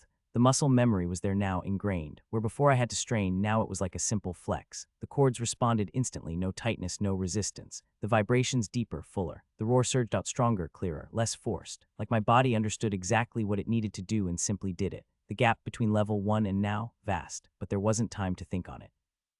Next up, Scale Harden. This one was a bit fiddly, wasn't it? I was well aware that if this creature so much as sneezed on me, I'd be brown bread. No sense in Barn untangling the mess afterward. I just needed to trigger that built-in reflex for my scales to toughen up. A light bulb flicked on above my head. Why not just bloody charge at the thing? I mean, it's not like I'd make a dent, but smashing into it would be like ramming a brick wall. I instantly used Quick Dash to put some distance between us. Quick Dash has reached level 3. Bloody hell. Anyway, focus. My eyes zeroed in on the spot where I'd been whacking my tail earlier. Right then, 3, 2, 1 charge. I let the momentum gather, hurtling into the beast's impervious hide. Just as predicted, the scales hardened in defense, absorbing the blow. And Scale Harden has reached level 4. One more charge should do it. Scale Harden has reached level 5. I kept at it, same process, rinse and repeat. Even brought out my fancy moves. Controlled claw swipe, not a scratch. Crushing crunch, not even close. Crushing claw, well, seemed like crushing was more of a hopeful description. The only thing getting battered was my skill levels, soaring like mad. Flight, yep, swooped around its bound form. Quick dash, zipping here, there, and everywhere. Deep breathing. Even just inhaling in its presence gave me a boost with every breath. Air sense to feel the currents around it. Climb skill to scale its hulking frame. Didn't matter what I threw at every skill used, every single time they leveled up. Climb has reached level 4. And not just steadily, oh no. Climb has reached level 5. Blimey, they were leveling up like a house on fire. I had an option. Option to spend these 4 precious skill points, hastily advancing any 4 of my skills out of a total of 10. but hold on a tick if the next evolution unlocked more skills, and it was bound to be a magical evolution because it absolutely had to be. There might be magical skills on offer that could help with magic. Maybe splurging all the points right now wasn't the wisest move. Argh, my lack of foresight struck again. I should have kept more skill points in reserve, just in case. But no matter what I would have to do for now, the only task left was to sift through each one and pick the upgrades. Not a bad part of the job, to be fair, certainly less of a faff than choosing new organs. Speaking of which, I still hadn't gotten around to upgrading the macrotrophic sac. To be honest, with Barn bringing along that formidable monster sealed in his bony tree, it simply slipped my mind. That, and I cast a wary glance at the bound monstrosity. Perhaps after all that rigmarole, I couldn't stomach the idea of groveling pathetically before it. But now the real conundrum reared its head. What on earth was I to do with her? Don't ask me how I knew it was a her, but I did clear as day somehow. Cautiously, I crept closer, my mind whispering assurances that she couldn't harm me. Barn wouldn't have lugged in something he couldn't keep under his thumb, after all. Her eyeless head stayed fixed in my direction. She hadn't looked away once, not since this circus act began. And just like that, down I went, slamming my head to the ground. I'm sorry, Grand Dungeon Beast. I know you're livid, but I swear I didn't mean to insult your dignity. She was clever more than me, no doubt, given how many times she must have evolved. She'd earned her strength through grit and toil, unlike me, who stumbled into power like a child face first into a puddle. Yes, Barn could snuff her out, but the mere thought made my innards squirm and wriggle in revolt. No, my very being rebelled. It felt fundamentally wrong, an affront to the natural order. The dragon inside me simply wouldn't have it. Only one choice left, wasn't there? If I couldn't stomach ending her, I'd have to pack her off to some distant pit, preferably the one Barn dredged her from. But what if she bore a grudge? What if she had some infernal ability to track me? A beast of her caliber, heaven knows what tricks she had stashed under that hide. As I chewed over the predicament, an odd, grating sound split the air. Sharp, jagged-like claws on slate. Laughter. Low and rumbling, it rang out like metal scraping metal. I jerked my head up in disbelief. The sound was coming from her. The grating noise persisted. Constant, unnerving, rusty hingeslaughter. I knew it. No, I understood it. Twisted, unmistakable. Her head locked on me, but that sound was hers. Then she spoke. Low, guttural, grinding, not laughter but close, like rocks scraping against one another. No words, only sounds relaying meaning, fragmented, a picture painted. No pity, it wasn't for me. Her eyeless gaze shifted, fixing above me. Right at Barn, no restraints, no mercy. My thoughts raced, assembling pieces. And then clarity, I knew what she wanted. This wasn't about survival anymore. No, she wanted a culmination, a proper end to this Barn's hunt. Her noise, jagged as it was, carried an emotion I couldn't ignore. The challenge wasn't mine, it was his. She didn't want me to save her, that wasn't the point. What she needed was the fight, the chase, the thrill, to end it on her terms, not bound like this. If defeated, she growled again, end me. No half measures, I froze. I didn't understand her. Maybe it was because I was a coward. Why face oblivion when you can cower and scrape by? Why ask for a final fight you cannot win? But she did, she would, and somehow I knew she'd rather face death than stay like this helpless. Her gaze, hard, unyielding, demanded it. Release me, face me, end me right, again directed at Barn. I took a breath, steadying my shaking thoughts. Why did I even understand her this well? Maybe the dragon in me understood her best. This primal need for a true hunt. The idea of her being restrained, denied her final challenge, grated against everything in me. But to kill her outright, no, my core rebelled against it. There wasn't a decision to make. If this is what she craved, what she demanded, who was I to deny her? I locked eyes with Barn and gave a curt nod. He understood. These cramped tunnels wouldn't do for what was coming. No, I had a better location in mind.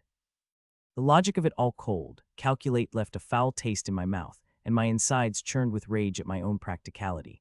But if those blasted cultists had indeed thrown their lot in with the elves, they'd need an explanation for the carnage that had unfolded down here. Why their pitiful little ritual had failed, why no one had survived. A clash of titans ought to cover it nicely. A wicked grin curled across my face as the dragon within snarled at my audacity. Not today, Miss Vanity. Today it's Miss Sensibility's turn. Let's find somewhere a bit more spacious, I said to the bound beast. A forest, perhaps.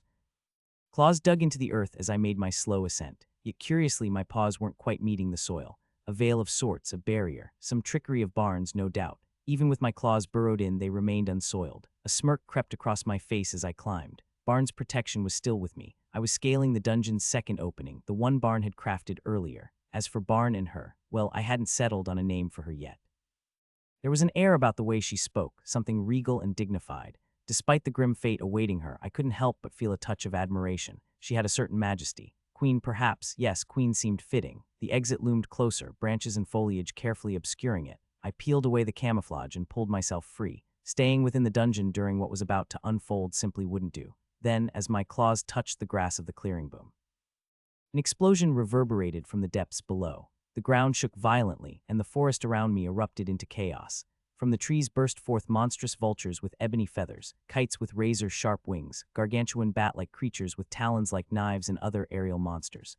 For a heartbeat, they didn't turn on each other, they were all just intent on escape. I unfurled my own wings, joining the exodus, rising higher to survey the pandemonium. The forest spread out beneath me, vast and wild. The higher I soared, the more the world revealed itself. While the other creatures darted past in a frenzy, I hovered, ascending ever higher, where the sky's boundless expanse welcomed me once more. Ah, the air up here cool, crisp, tinged with the scent of dawn. The sun was nudging its way over the eastern horizon, casting a blood-red hue through the clouds. The ground trembled again, a shudder rippling through the earth as the behemoths below clashed at the ritual site, just as I'd planned. The rumbling persisted on. Twice something enormous was thrashing within the bowels of the earth, but my eyes were fixed on the fortress elven knights of House Valandris, as Yaroslav had described. I could just make out silhouettes, humanoid figures darting around the fortress. What they were up to was anyone's guess, yet something stood out.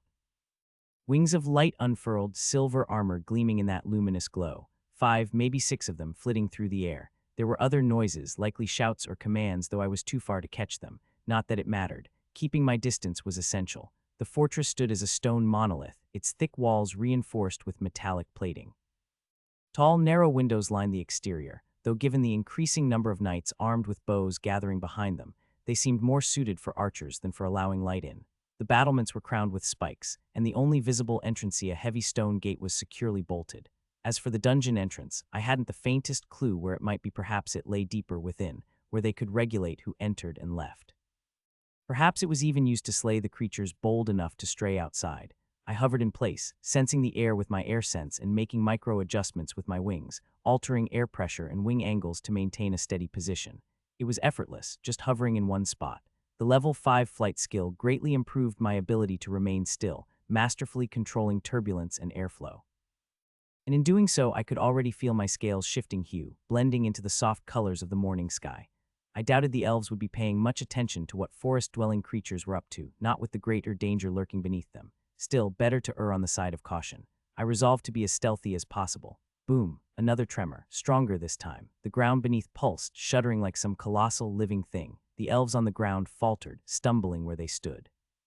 What were they feeling in that moment? I couldn't say, but they should be safe enough, provided they possessed even a scrap of survival instinct and didn't end up caught between Barn and Queen's battle. Yet one of the knights caught my eye, one of the 5 adorned with those wings of light, clad in gray armor, perhaps some orichalcum alloy plated with gold. He, along with the 4 flying behind him, likely his subordinates, moved in a direct line. He halted, barked something, and the 4 scattered.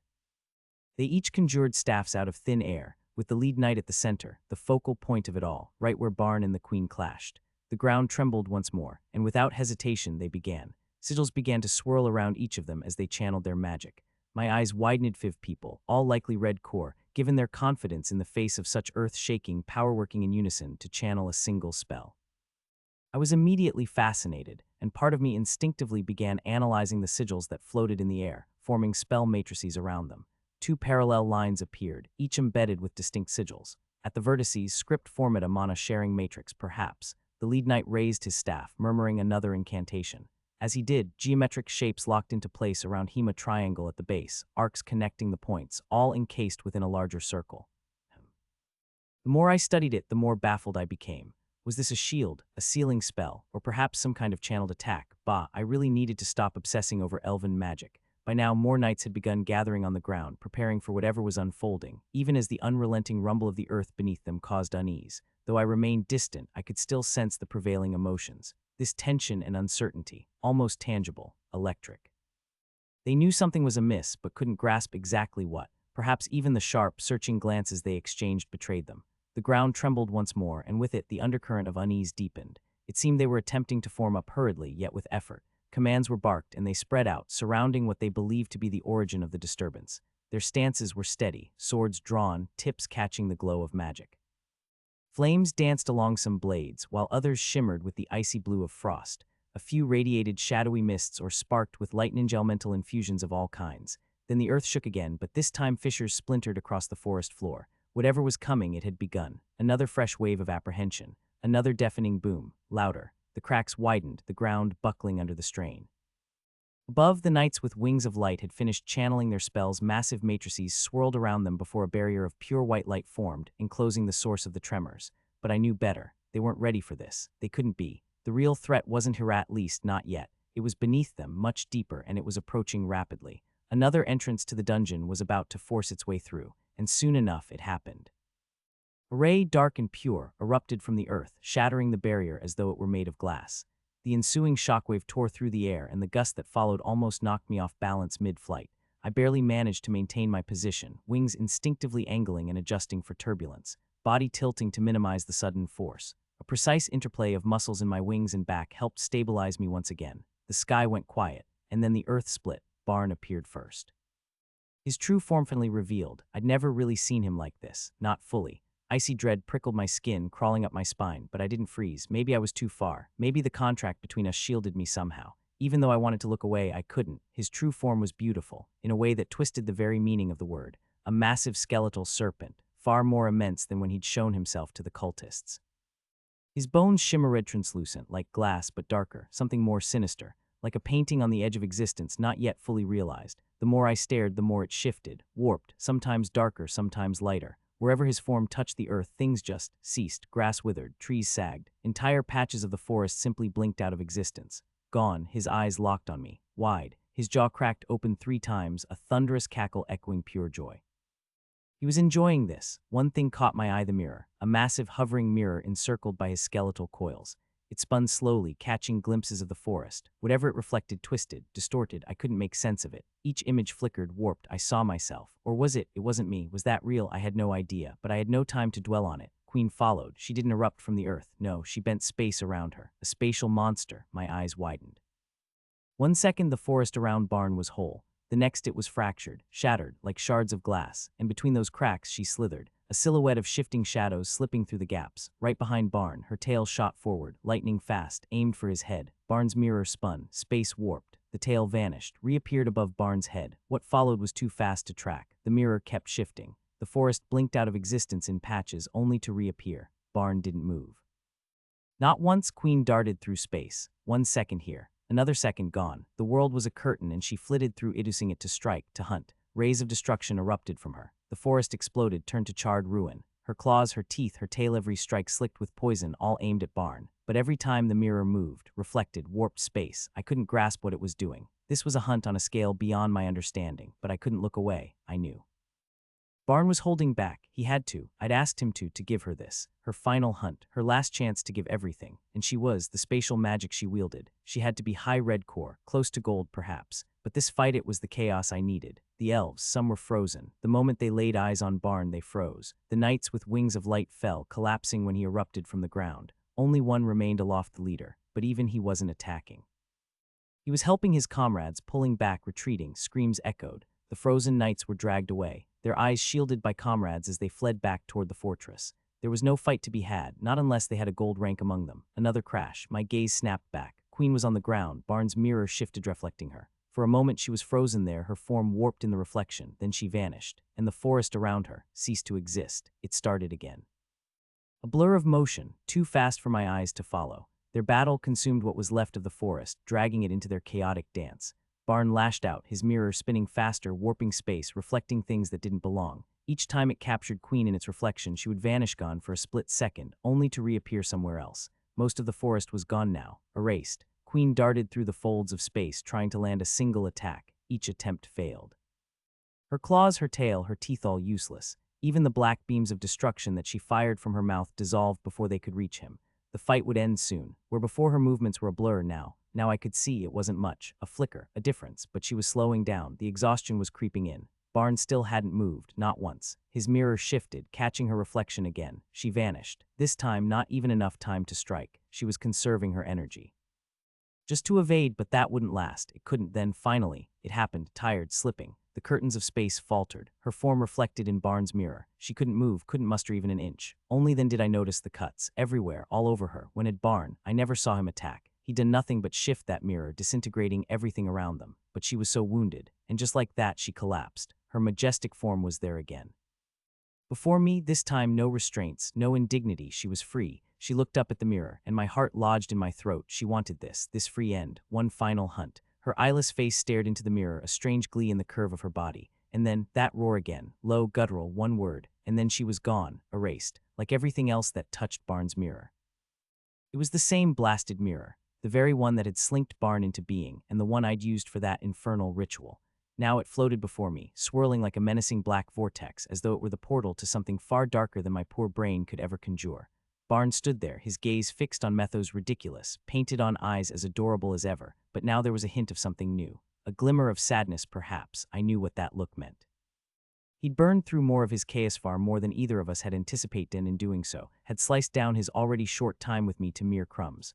But that was fine. I suppose I should have felt something. Grief, guilt at the very least. But no, I was numb as a gravestone. Explaining my bond with Barn was like trying to knit fog. Was it just fear, the same terror that Lot had stitched into his soul and passed on to me? Or was there something else lurking beneath the surface, something deeper that I hadn't quite grasped? Fear was a weapon, that much I knew. Dominance was carved from terror, shaping minds and bending wills like wet clay. Was that all Barn was, just a creature beaten into submission by Lot and delivered to me? If it was just fear binding us, it would make sense, all neat and tidy. But what twisted my guts was the affection, that warmth I felt from him, despite his ghoulish form. His loyalty wasn't just about cowering obedience, it was far more complex. Affection and dominance, they're like chalk and cheese. Fear keeps creatures tethered, yes, but not like this. Not with the way Barn looked at me now, with such sad eyes, as though the idea of leaving me was the worst of fates. Fear makes you follow orders, sure, but it doesn't make you seek comfort or protection. Barn's loyalty, his gaze, the way he responded to my every command, it all felt so genuine, not forced, not coerced. I didn't know what to make of it, but time was ticking. He was shrinking bit by bit, like the last dribbles of a candle melting away. Whatever chaos he had left couldn't even hold him together anymore. The mirror's abyss swirled faster now, the gateway to the netherworld opening wider. Barn looked back at the mirror, then back at me, as if he had no desire to return to that dreadful place. I stepped closer and gently cradled his small, shrinking form. Whatever the source of his affection, I wanted him to know it was reciprocated. For everything he'd done for me, I wouldn't forget. Maybe one day, when I've gathered enough mana and I'm strong enough to keep you here, I'll summon you again. His eyes widened, painted though they were, and for a moment I could swear he almost looked hopeful. You'd come back, wouldn't you? I asked, almost pleading. He bobbed his head furiously in an exaggerated nod, looking for all the world like a cartoon character. I nearly laughed, silly Barn. Then wait for me. I'll work hard to get that strength. With that, I brought my paw to my mouth and bit down, drawing blood. This was Barn's prize, according to Lottie, a few drops of my blood. It felt absurd in comparison to everything he'd done. He opened his fake mouth, eager as ever, and I let a few drops land on the fabric where his lips would be. They were absorbed instantly. Then he was offshooting out of my hands like a missile, clattering his jaws with manic glee. Suddenly, massive tendrils burst from the mirror. I staggered back, but they weren't after me. They wrapped themselves around Barn, pulling him slowly back into the swirling abyss. Just before he was fully drawn in, one final clack of his jaws echoed in my mind. For the first time, it formed a clear sentence. I'll be waiting, and I'll be preparing, I shouted back as the last of him disappeared into the mirror. The trees towered around me, their bark rough and as jagged as an old sailor's beard. I clung to one of the branches, claws sunk in like a cat that bit off more than it could chew. Landing after a flight, well, let's just say I wasn't exactly the picture of grace. Bit of a blunder, really. Maybe I was a bit too round for this sort of lark, at least at this stage. I squinted through the tangled mess of branches, the leaves all knotted into a thick green quilt that stretched as far as the eye could see. The sun was still rubbing the sleep from its eyes, low on the horizon, but its rays barely made a dent in the gloom under this canopy. Whatever breed these trees were, they'd done a cracking job of keeping the sun out, casting the whole forest into a sort of eternal twilight. I closed my eyes and took a long breath. The air was thick with the heady scent of wet earth, rotting leaves, and moss clinging to anything it could, but there was something else, something off. My eyes snapped open, my attention drawn away. In the distance, the forest simply ended. Where once mighty trees had stood, proud as old kings, there was only desolation. A scar, raw and ugly, slashed across the landscape where life had been snuffed out. Blackened earth stretched for miles, a great gaping wound in the heart of the forest. Yet the elven fortress still stood, untouched as ever. I told Barn to give it a wide berth, and clearly they kept up their end. That place must have had some sort of magical defenses. One of Queen's ruinous beams had carved its way right up to it, only to fizzle out just before it reached. Likely some kind of protective barrier, typical elves. Suddenly, a gray flake drifted down onto my snoutesh. It fell softly, like the ghost of a snowfall, the quiet echo of the battle's end. A titanic clash, contained but deadly, leaving what was once a lush, green world now swallowed by shadow. I wasn't quite sure what to make of it all. This was my first time seeing such destruction on this scale. My experience before, Well, it was limited to school's mock battles amongst fledgling mages or instructors teaching via demonstration, nothing more than child's play. I'd never even dreamed of witnessing something like this. But instead of fear, something else bubbled up inside me. A fire ignited in my chest, burning hotter with every beat of my heart. This devastation, this ruin stirred something deep, something primal. My pulse quickened, a strange pleasure washing over me as I gazed upon the wreckage. The sight of this destruction, it thrilled me, pleased me. I wanted more, this power, and I knew the path to get it. Images from the battle flashed in my mind, Barn and Queen's titanic struggle, the world splintering like a shattered mirror, Queen dancing through the cracks as the forest dissolved into pools of shadow and ruin. That image burned itself into my soul. I craved it. The power to claim my place, to be the dragon who roared with pride and meant it. I closed my eyes and breathed in once more. Ah yes, it was time to press on. With that, I spread my wings, fluttered briefly over the treetops, then dropped down to the clearing. There'd be no grand flying down those tunnels after all, but deeper I would go. I had to see what kind of biome this dungeon would reveal further in. Yet before that, there would be preparations to make, a great many. I found myself once more in the sticky confines of the sap tunnel, glaring at my stat screen. Time wasn't on my side, and I needed to delve deeper and quickly too. The chaos had passed, but it wouldn't be long before curious eyes came poking around. I had no intention of lingering like a fool caught in the rain. Soon, I'd be ready to descend further into the proper entrance of this place, to reach the main biome of the dungeon. But first, a little preparation was in order. I needed to boost the skills that were ripe for a second advancement, the ones on the very cusp of a breakthrough. Second-tier upgrades had given me a nice jolt of power, but the tantalizing prospect of a third-tier boost had me grinning like a cat in the cream. Perhaps advancing these skills would unlock even more achievements for my evolution. Hee. Right, first up, controlled claw swipe. Controlled claw swipe II, moderate swipe force, enabling rapid cuts or heavier blows based on the situation. Advancement options requires 1 SP, echo claw swipe III. Upon executing a swipe, a delayed echo of the strike materializes. Target is hit twice in quick succession odds by the physical claws, followed by the force-based echo. Both hits are physical. Phantom claw swipe III extends the swipe range by manifesting force claws that mirror Jade's movements, enabling short-range strikes. Force claws are physical but less powerful than direct contact. Okay. What the fuck? What on earth were these options? Up until now, every upgrade had been a simple refinement, a sharpening of technique. Each one brought me closer to mastering the perfect claw swipe. Alright, fair enough, I'd only had one upgrade so far, but still. Tier 3, I suppose even muscle memory had its limits. The echoes of the last battle rang in my mind. Yes, it made sense I'd get something a bit exotic at this stage. Excitement bubbled up in my chest. But a niggling thought itched like a flea biteated. These upgrades need mana. Not a peep about mana usage anywhere, and I had none to spare at the moment. No matter, I'd be unlocking my mana soon enough, so even if these moves did drink up a bit of the stuff, I'd be ready for it. But something told me they wouldn't need mana at all.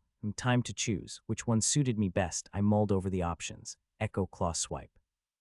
Now that one's clever. A swipe, then like an Echonothar hit follows. First my claws strike. Then this echo trails behind, doubling the damage in one clean motion. Both hits are physical. A treat really. Twice the damage for no extra effort. No ranged attacks yet, so this handy, quite delicious Tutwo strikes back to back. Individually they're fine, together, devastating. A cheeky upgrade compared to everything else. Then there's Phantom Claw Swipe. It extends my range, force claws mimicking every movement. Less power though, a trade-off, range over impact. Great for keeping enemies away, but not for those heavy hits I'm after. Arg the agony. Why must I choose between such tempting options? Cruel system. Right, Jade, breathe. Phantom Claw's reach was appealing, but it was limitedly around my claws. Not like wielding a magic sword, just an extended arm. I'd still need to close the gap eventually. Though I could see a few clever uses. On the other hand, Echo Claw simple. Double the damage in a single swipe. No frills, just power. Efficient. Lethal. I like getting the most out of my claws. They'd served me well. It only made sense to double down on their sharpness with all these mutations. Yes, Echo Claw Swipe. Doubling up with each strike, that's the one. Simple, reliable, lethal. Just what I needed. Ah, splendid. Choice locked in, the same icy rush of knowledge surged through me. Sharp. Brisk. But this time it was different. It didn't just whisper improvements, didn't just feed my muscles new ways to slice, to strike. No, this time something else stirred, something far more tantalizing, a manifestation of my strength, but beyond me. If I had to compare, it felt like quick dash. Except instead of draining stamina in one exhausting burst, it channeled outward, an extension of my very self. It didn't sap my mana, far too practical for that. It fed on stamina, perfect, ripe for testing. I cast my gaze down the tunnel, bark walls, bright sap veins slithering through. Ah, yes, perfect. I crouched, claws ready. The pulse of excitement swelled in my chest. Let's see what you can really do then. I lashed out, just before my claws met Barkther. A tug, a polite request from the force behind me. I accepted it, and in that moment my swipe siphoned stamina. Thunk, the walls splintered. Bark cracked like brittle bones. And then there it was, delayed echo. The air shimmered, and the force from my strike followed. A perfect aftershock striking the same spot. Another crack, deeper, ruthless precision. I couldn't help but a low cackle bubbled up. Raspy, wicked, like some ancient crone. Shivers of delight rippled through my spine. Ah, that was perfect, not magic, but oh so close. The anticipation of my next evolution simmered, even more delicious. But enough of that. Focus, Jade. I slapped myself lightly. Onwards to the next upgrade. Possibility was, with any luck, it'd be just as glorious. Crushing Crunch II applies targeted pressure with bite, maximizing structural damage to bones or weaker armor. Advancement options requires 1 SP, Crunch Aura III. Bite now generates a Force Fang aura extending beyond the physical jaws, enabling short-range attacks without fully closing the distance. Weaker than the physical bite. Spectral Crunch III, a force-based aura of teeth manifests upon biting, enlarging the attack and adding a little ranged effect. Increased damage when the bite fully penetrates the target. Right then, time to knuckle down and stop gawping at every bit of odd skills as if it's the first spark of magic I've ever seen. Jade, that was only the beginning, oh ho ho ho. Ahem, let's have a butcher's at what we've got here. Once again, the choices seemed different at first glance, but their use was as familiar as my claw swipe upgrades. One option offered a bit of extra range for my bitey peasy, though it'd cost me a smidge of power in return. The other, well, it was practically Echo Claw Swipe all over again, except this time with a second, larger force bite tagging along for the ride, doubling the damage and adding a nice bit of aftershock once the bite sank in. So the first option gave me a touch of versatility, while the second promised raw, unbridled power, double the damage, maybe more. I was toughening up nicely, and with only one pick I found myself leaning towards the latter. Simple, direct, brutal, right-o spectral crunch it was. All that remained was to upgrade my macro trophic sack, which I was absolutely not avoiding because of the agony it brought to my, rear regions. Absolutely not. I gave my head a good shake, mentally clicking on spectral crunch, and welcomed the delightful rush of knowledge flooding in. Ah, lovely stuff, if only my mutations were like this too. Tusk.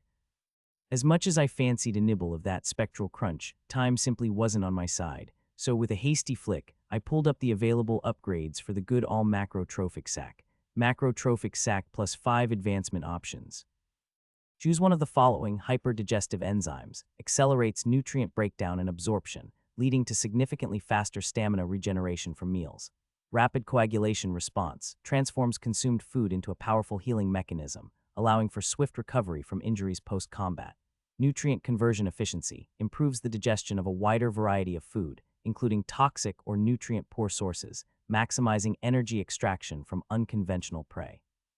Stamina Surge Reservoir, enables the storage of excess nutrients in a reserve, which can be tapped into during periods of stamina depletion for immediate recovery.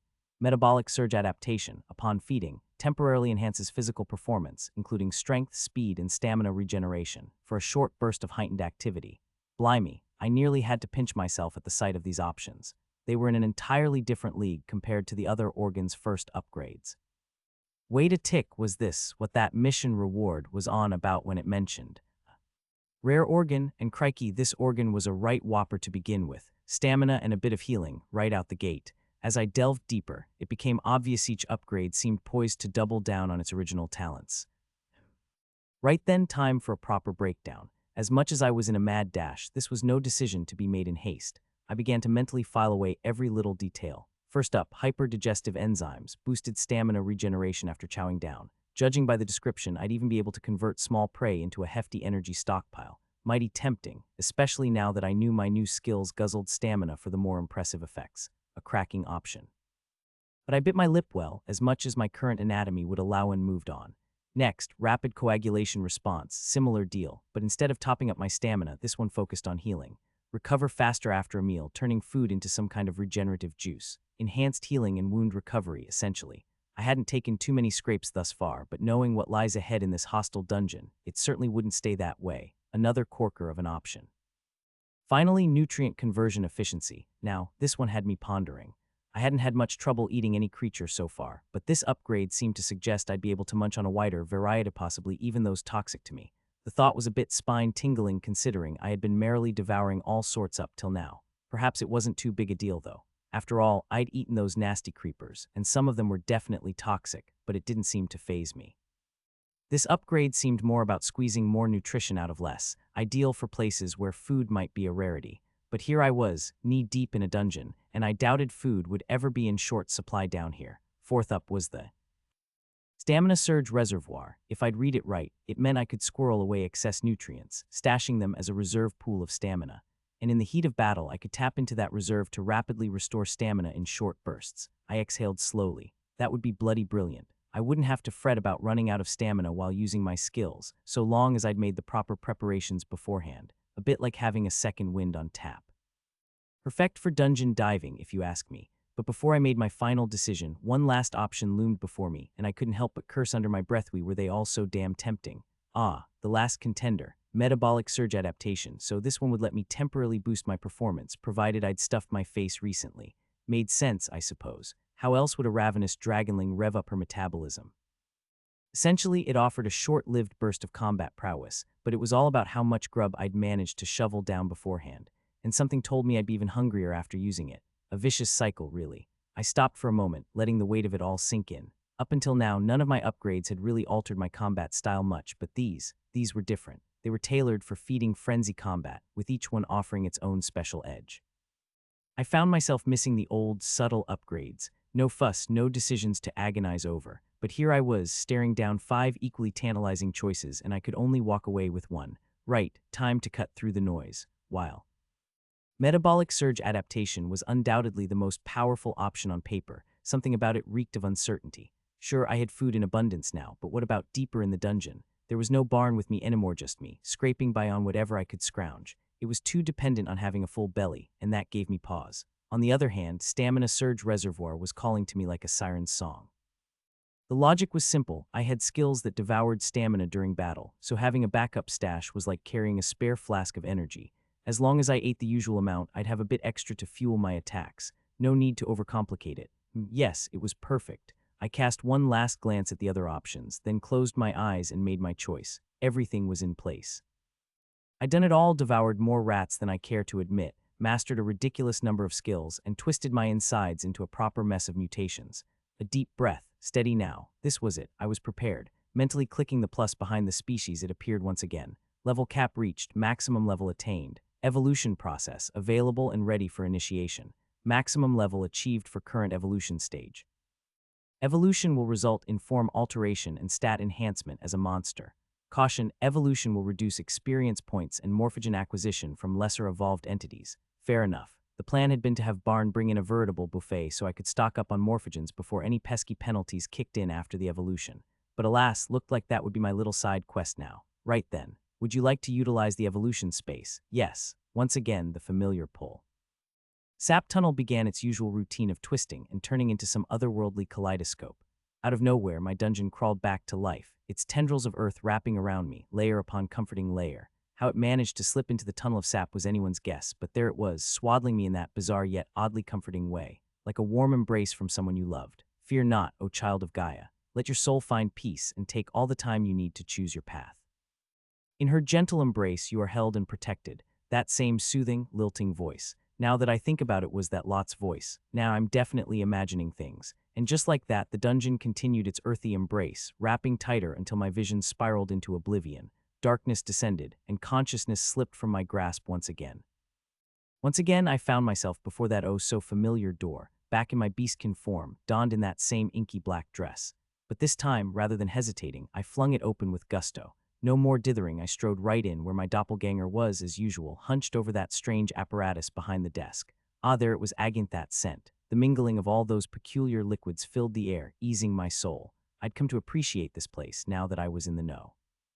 No longer on edge like before, I could finally take it all in, unbothered. But the cheek of her, not even a glance in my direction as she fiddled with those flasks, pouring and measuring her strange concoctions.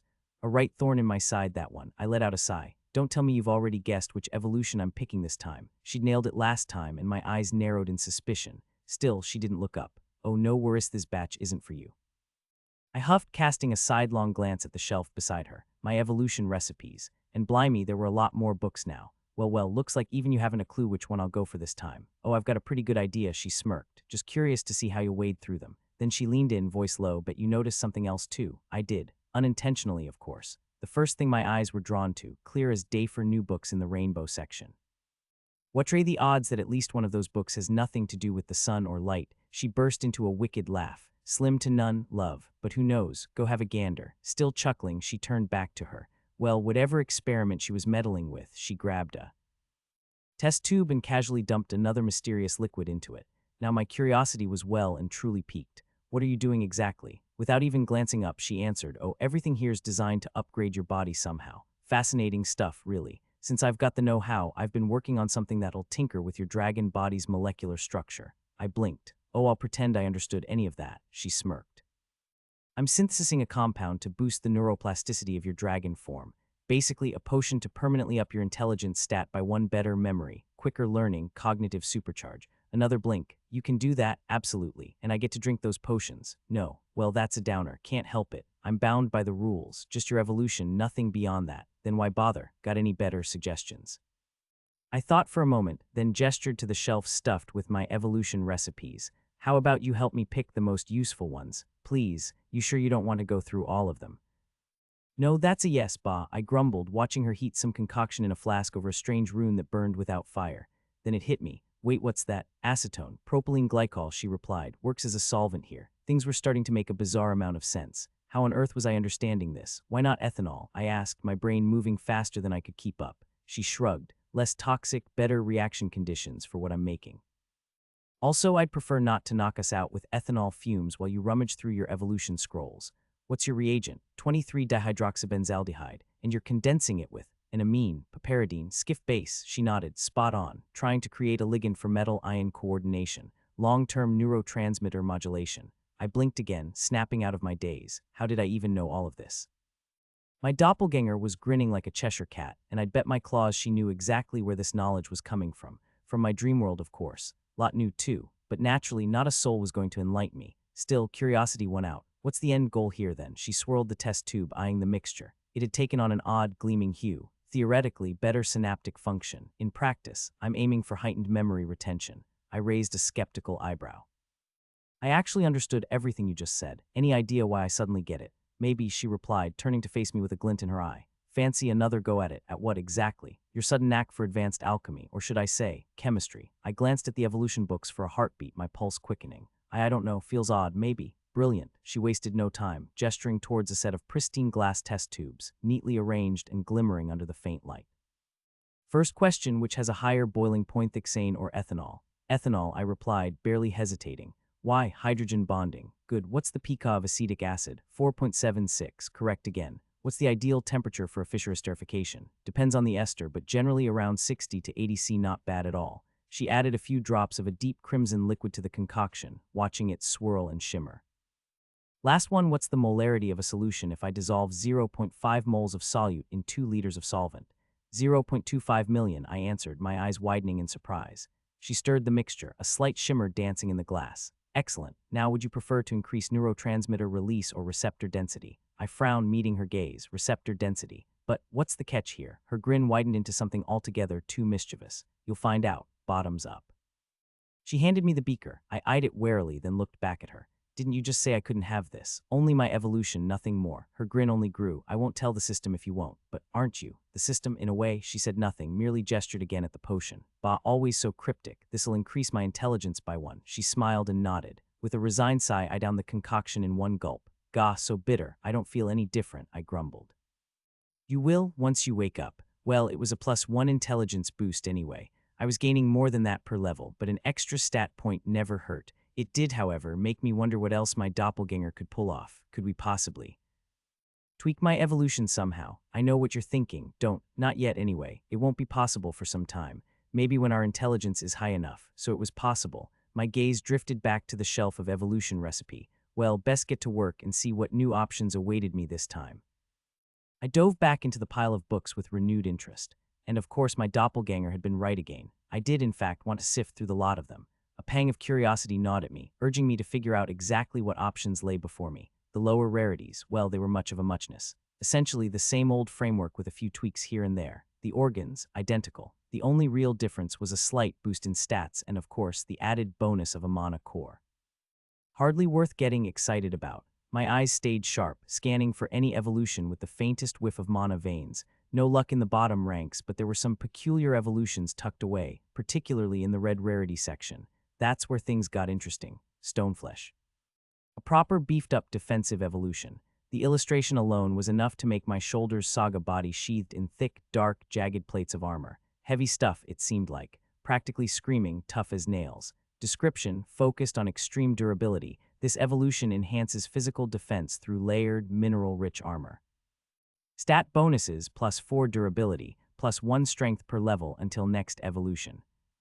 New organ, lithodermis gland, synthesizes microscopic mineral deposits, integrating into scales to increase density and toughness without sacrificing flexibility. Unlocks Earth Affinity. Unlocks Mana Core, Basic Monster Core. Enables internal mana storage and channeling for abilities or mana converting organs. Skills available for acquisition. A bruiser, no doubt about it, but then a thought struck me. And how exactly did I get this evolution? I asked, turning to my doppelganger, who was fiddling with that enormous contraption again. She cast a quick glance my way, her fingers never pausing in their work, and I waved the book at her. Maxed out scale harden at the first tier, defensive upgrade to your scales at the second, she muttered.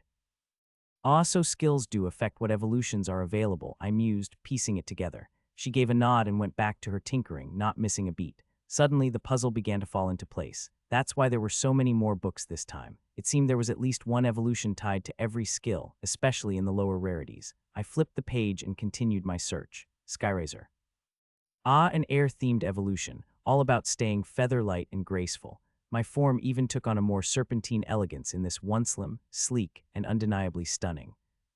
Stat bonuses +1 intelligence, +2 will, +2 durability per level until next evolution.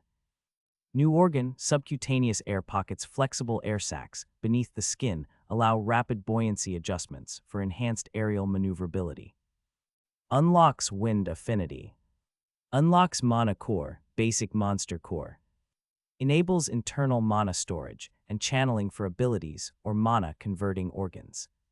Skills available for acquisition. Next on the list, Echo Serpent. Now this one was clearly linked to that Echo upgrade I snagged for my claws.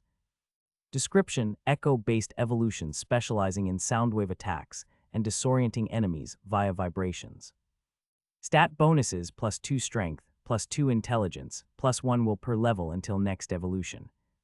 New organ, acoustic resonator chamber, specialized chamber near the throat manipulates and amplifies soundwaves using stamina and wind mana, creating concussive blasts or enabling echolocation. Unlocks Wind Affinity. Unlocks Mana Core, Basic Monster Core. Enables internal mana storage and channeling for abilities or mana converting organs. Skills available for acquisition. Nearly every evolution seemed to unlock that mana core, which meant that, moving forward, no matter what I picked, mana would be mine to wield. Not to mention, each evolution came with its own affinity, though how exactly that worked was still a bit murky. Back home, an affinity simply meant one could more easily sling spells from a particular magical path. Most folk in Randall had light affinity and followed the battle mage route, the path of winter salamander illusion magic, naturally. Still, I'd need to watch my step. My affinity choice could very well shove me down one particular lane, slamming the doors shut on others. But every path held its own beauty, none with any truly dire drawbacks. Some just needed a bit more grit and elbow grease to tread. Besides, who's to say I couldn't unlock multiple affinities? Surely, with each evolution, more doors could swing wide open. Could I unlock multiple affinities? I asked my doppelganger. Yes, came the blunt reply. Splendid. I grinned as I reached for the final book in the red rarity section. Flame Ravager. Oh ho, the name had a certain fire, no pun intended. I flicked the book open, a grin spreading across my face. The same sleek serpentine form, but slightly larger. My scales looked as though they'd cracked around the joints, heat pouring from the gaps. Blackish red, more pronounced around the seams. And by the grace of Thalador, my claws had grown monstrous. I eagerly turned the page. Description, form optimized for destruction and relentless combat, enhancing melee and fire-based attacks. Stat bonuses +2 strength, +2 intelligence, +1 durability per level until next evolution. New organ, pyroclastic tendons. Tendons briefly superheat, using fire mana, turning physical strikes into incendiary attacks that cause burns on impact. Evolution exclusive ability, Inferno Overload. Absorbs fire mana from the environment, if available, and overcharges all fire-based attacks for increased damage output. Unlocks fire affinity. Unlocks Mana Core, Basic Monster Core. Enables internal mana storage and channeling for abilities or mana-converting organs. Skills available for acquisition. I blinked, taking a moment to absorb the sight. Damn, that was a splendid evolution. Just imagine, strutting about as a fiery menace. Though now that I thought of it, there was something I'd overlooked in my excitement last time. What's this evolution exclusive ability business? I think I had one in my last evolution too. Endless hunger, wasn't it? Never quite reaching fullness, always ready to gorge like a bottomless pit. I raised an eyebrow at my doppelganger, curious. An evolution exclusive ability is exactly what it says on the tin, came the matter-of-fact reply. It's an ability you lose when you evolve again, only useful for that specific form. Ah, makes sense, I nodded, then frowned. Still, a bit odd how I didn't spot it on my stat screen. That's because there's a separate window for active abilities, she explained. You can add them to your base stat screen, but they're hidden by default. And why keep them separate? The default setting avoids cluttering your stat screen with too much information. Abilities and techniques don't show unless you manually allow it. You can fine-tune what you see, just focus on what you want. Right, mental note for when I wake up. Useful bit of tomfoolery to remember. My attention shifted back to the golden rarity section, now boasting 4 books instead of just 1. And oh, I knew one of them held the prize I was after. I could feel it, mana veins, practically singing out to me. With a steadying breath, I reached for the first book, Devourer Dragonling. Sounded like an upgrade of my Hungerborn hatchling, and as I flipped the page, that's precisely what it was. Similar form, big belly, serpentine neck, long tail, and wicked wings, but this one had a more skeletal air. Its skin stretched thin, with bones faintly visible beneath, lending it a ghastly, emaciated look.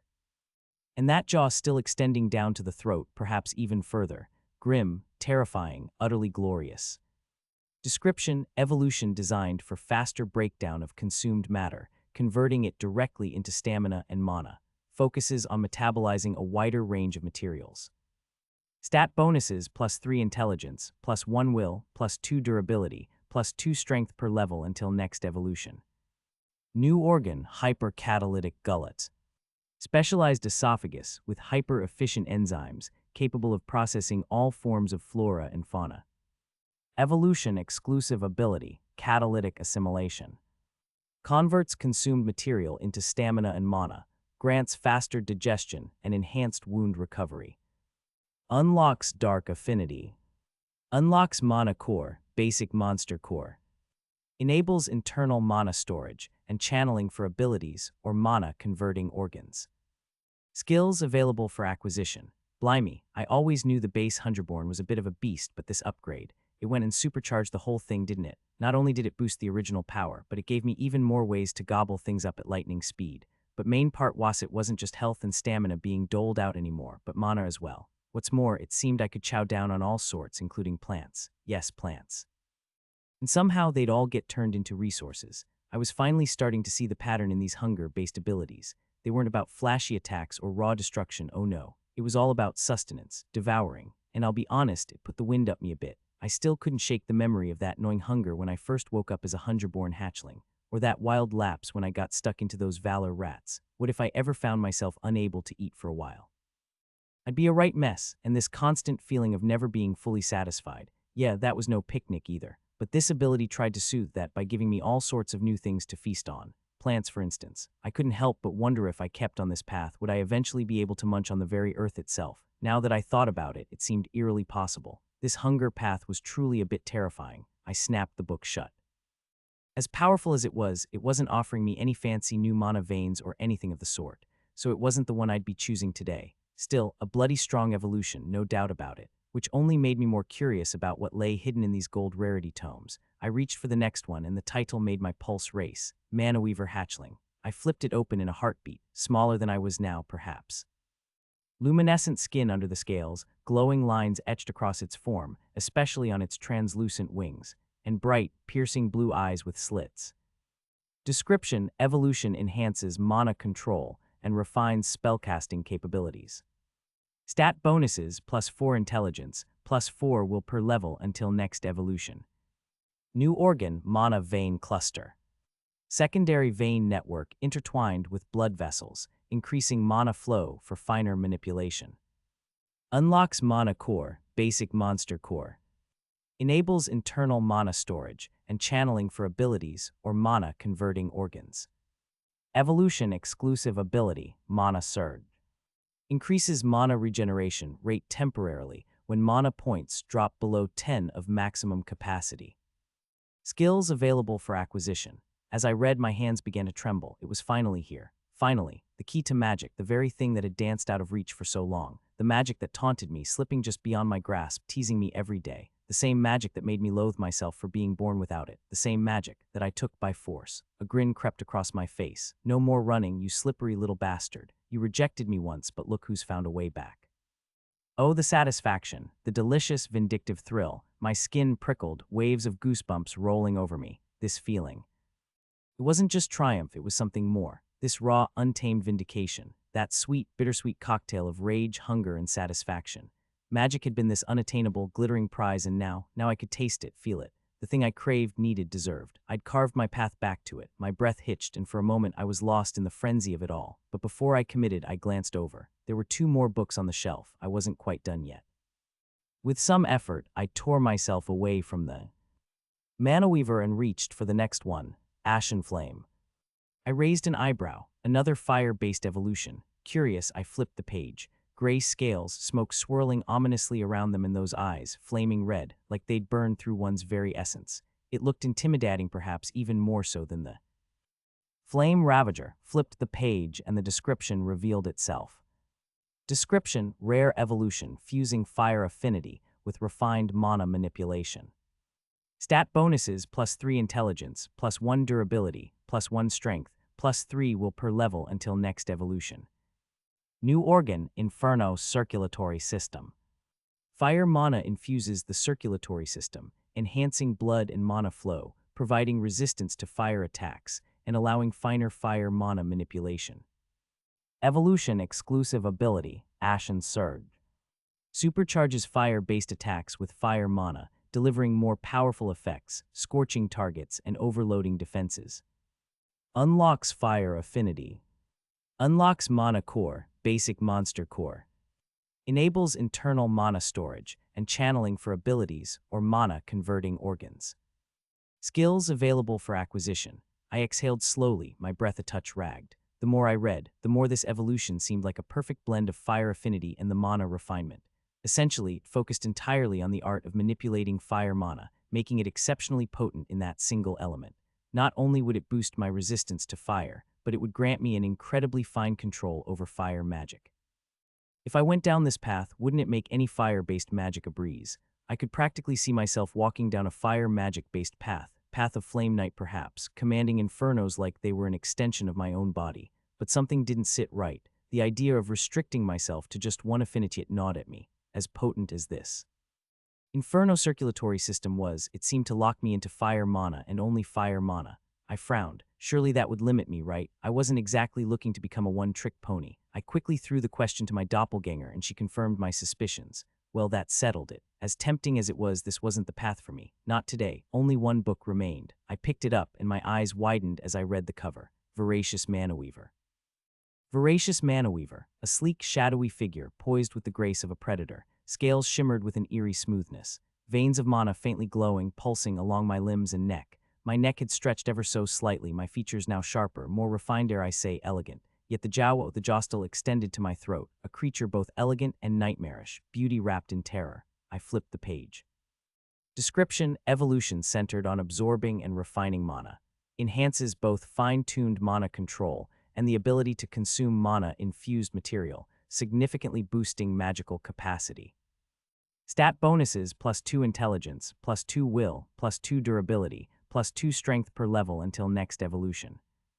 New organ, mana conduit vasculature, a highly intricate network of mana-conducting veins spread throughout the body, allowing for extremely fine control over mana manipulation and greatly increasing efficiency. Ability, Mana Devourer. User can consume mana-based objects, creatures, or energy sources to permanently enhance internal mana reserves, capped by current form limitations. Unlocks mana core, basic monster core. Enables internal mana storage and channeling for abilities or mana converting organs. Unlocks one affinity of choice. Skills available for acquisition. I stared at the book, slack-jawed, when my doppelganger let out a mad cackle behind me. Of course, what on earth was this tome doing in the golden section? The effects far outstripped anything else on this shelf. An affinity of my own choosing, the ability to devour mana-laden substances, and the best bitno, evolution-exclusive nonsense. This ability was here to stay, not just a temporary gift to be whisked away with my next transformation. The sheer lunacy of it all, to be able to permanently expand my mana reserves. Permanently, absolutely bonkers. Oh sure, the book said it was limited by my current form, but still utterly ridiculous. Powerful beyond belief. Well, decision made, wasn't it? Not only would I get mana veins, but I'd also keep a dash of my ravenous side. The macrotrophic sac would remain with me, even if endless hunger wouldn't, more than enough for me. With a sharp snap, I closed the book and clutched it to my chest, shooting a glance at my doppelganger. Guessed again, have you? I pulled a face, eyebrows raised in exasperation. Honestly, it wasn't much of a conundrum. Was me, after all. Likely had a good mental rummage through these very pages herself. She nodded, smug as a cat who'd licked the cream. No surprises there, of course she knew. And the way she was casually twiddling with those vials told me she was already elbow-deep in concocting that potion. But how exactly did I manage this? Evolution. Oh, come now, you already know. Hunger wears many hats, doesn't it? Yet it always somehow signifies that endless craving. This time your insatiable thirst for magic nudged you down this path. How does that even? My question was promptly interrupted by her burst of laughter. Cheeky cow, kidding. Your last little growth spurt came from devouring all those valor rats. The system probably thought, blimey, that's quite the feat, and kindly presented you with this shiny new option. Well, that was more believable. If feelings alone could whip up evolutions, I'd have been sporting mana veins during my very first evolution, given how desperately I craved the stuff. Still, couldn't help but feel a little bouncy, all things considered. Even if my doppelganger's insufferable smirk as she deliberately mixed those ingredients was really grinding my gears. I squinted at her, a sly grin tugging at the corners of my lips. You are infuriatingly smug, you know that. She raised an eyebrow, the picture of false innocence. Me, smug, heaven forbid. I'm merely basking in the warmth of being right again. I rolled my eyes but couldn't stifle the chuckle that bubbled up. It's hardly impressive when, well, you're me and it's a foregone conclusion you already know the answer. She shrugged, swirling the liquid in a vial with exaggerated nonchalance. Knowledge is power, silly. Though I must say I was almost convinced you'd set your heart on Ashen Flame. Thought you fancied yourself a bonfire, did you? Ashen Flame. Oh, not bloody likely. Oh, please, I scoffed, puffing up indignantly, as if I'd settle for being a glorified matchstick. I've got standards. Picture this, a proper, elegant dragon with impeccable taste. You reckon I'll be able to commission gowns for my dragon form in the future? She cackled, setting the vial down and folding her arms. Oh, class is it? As if gnawing on mana-soaked rocks and energy sources is the pinnacle of sophistication. Truly a fine display of high society. Oi, don't knock it till you've given it a go, I fired back with a grin. Besides, I'd keep myself in tip-top condition, teeth polished, scales gleaming.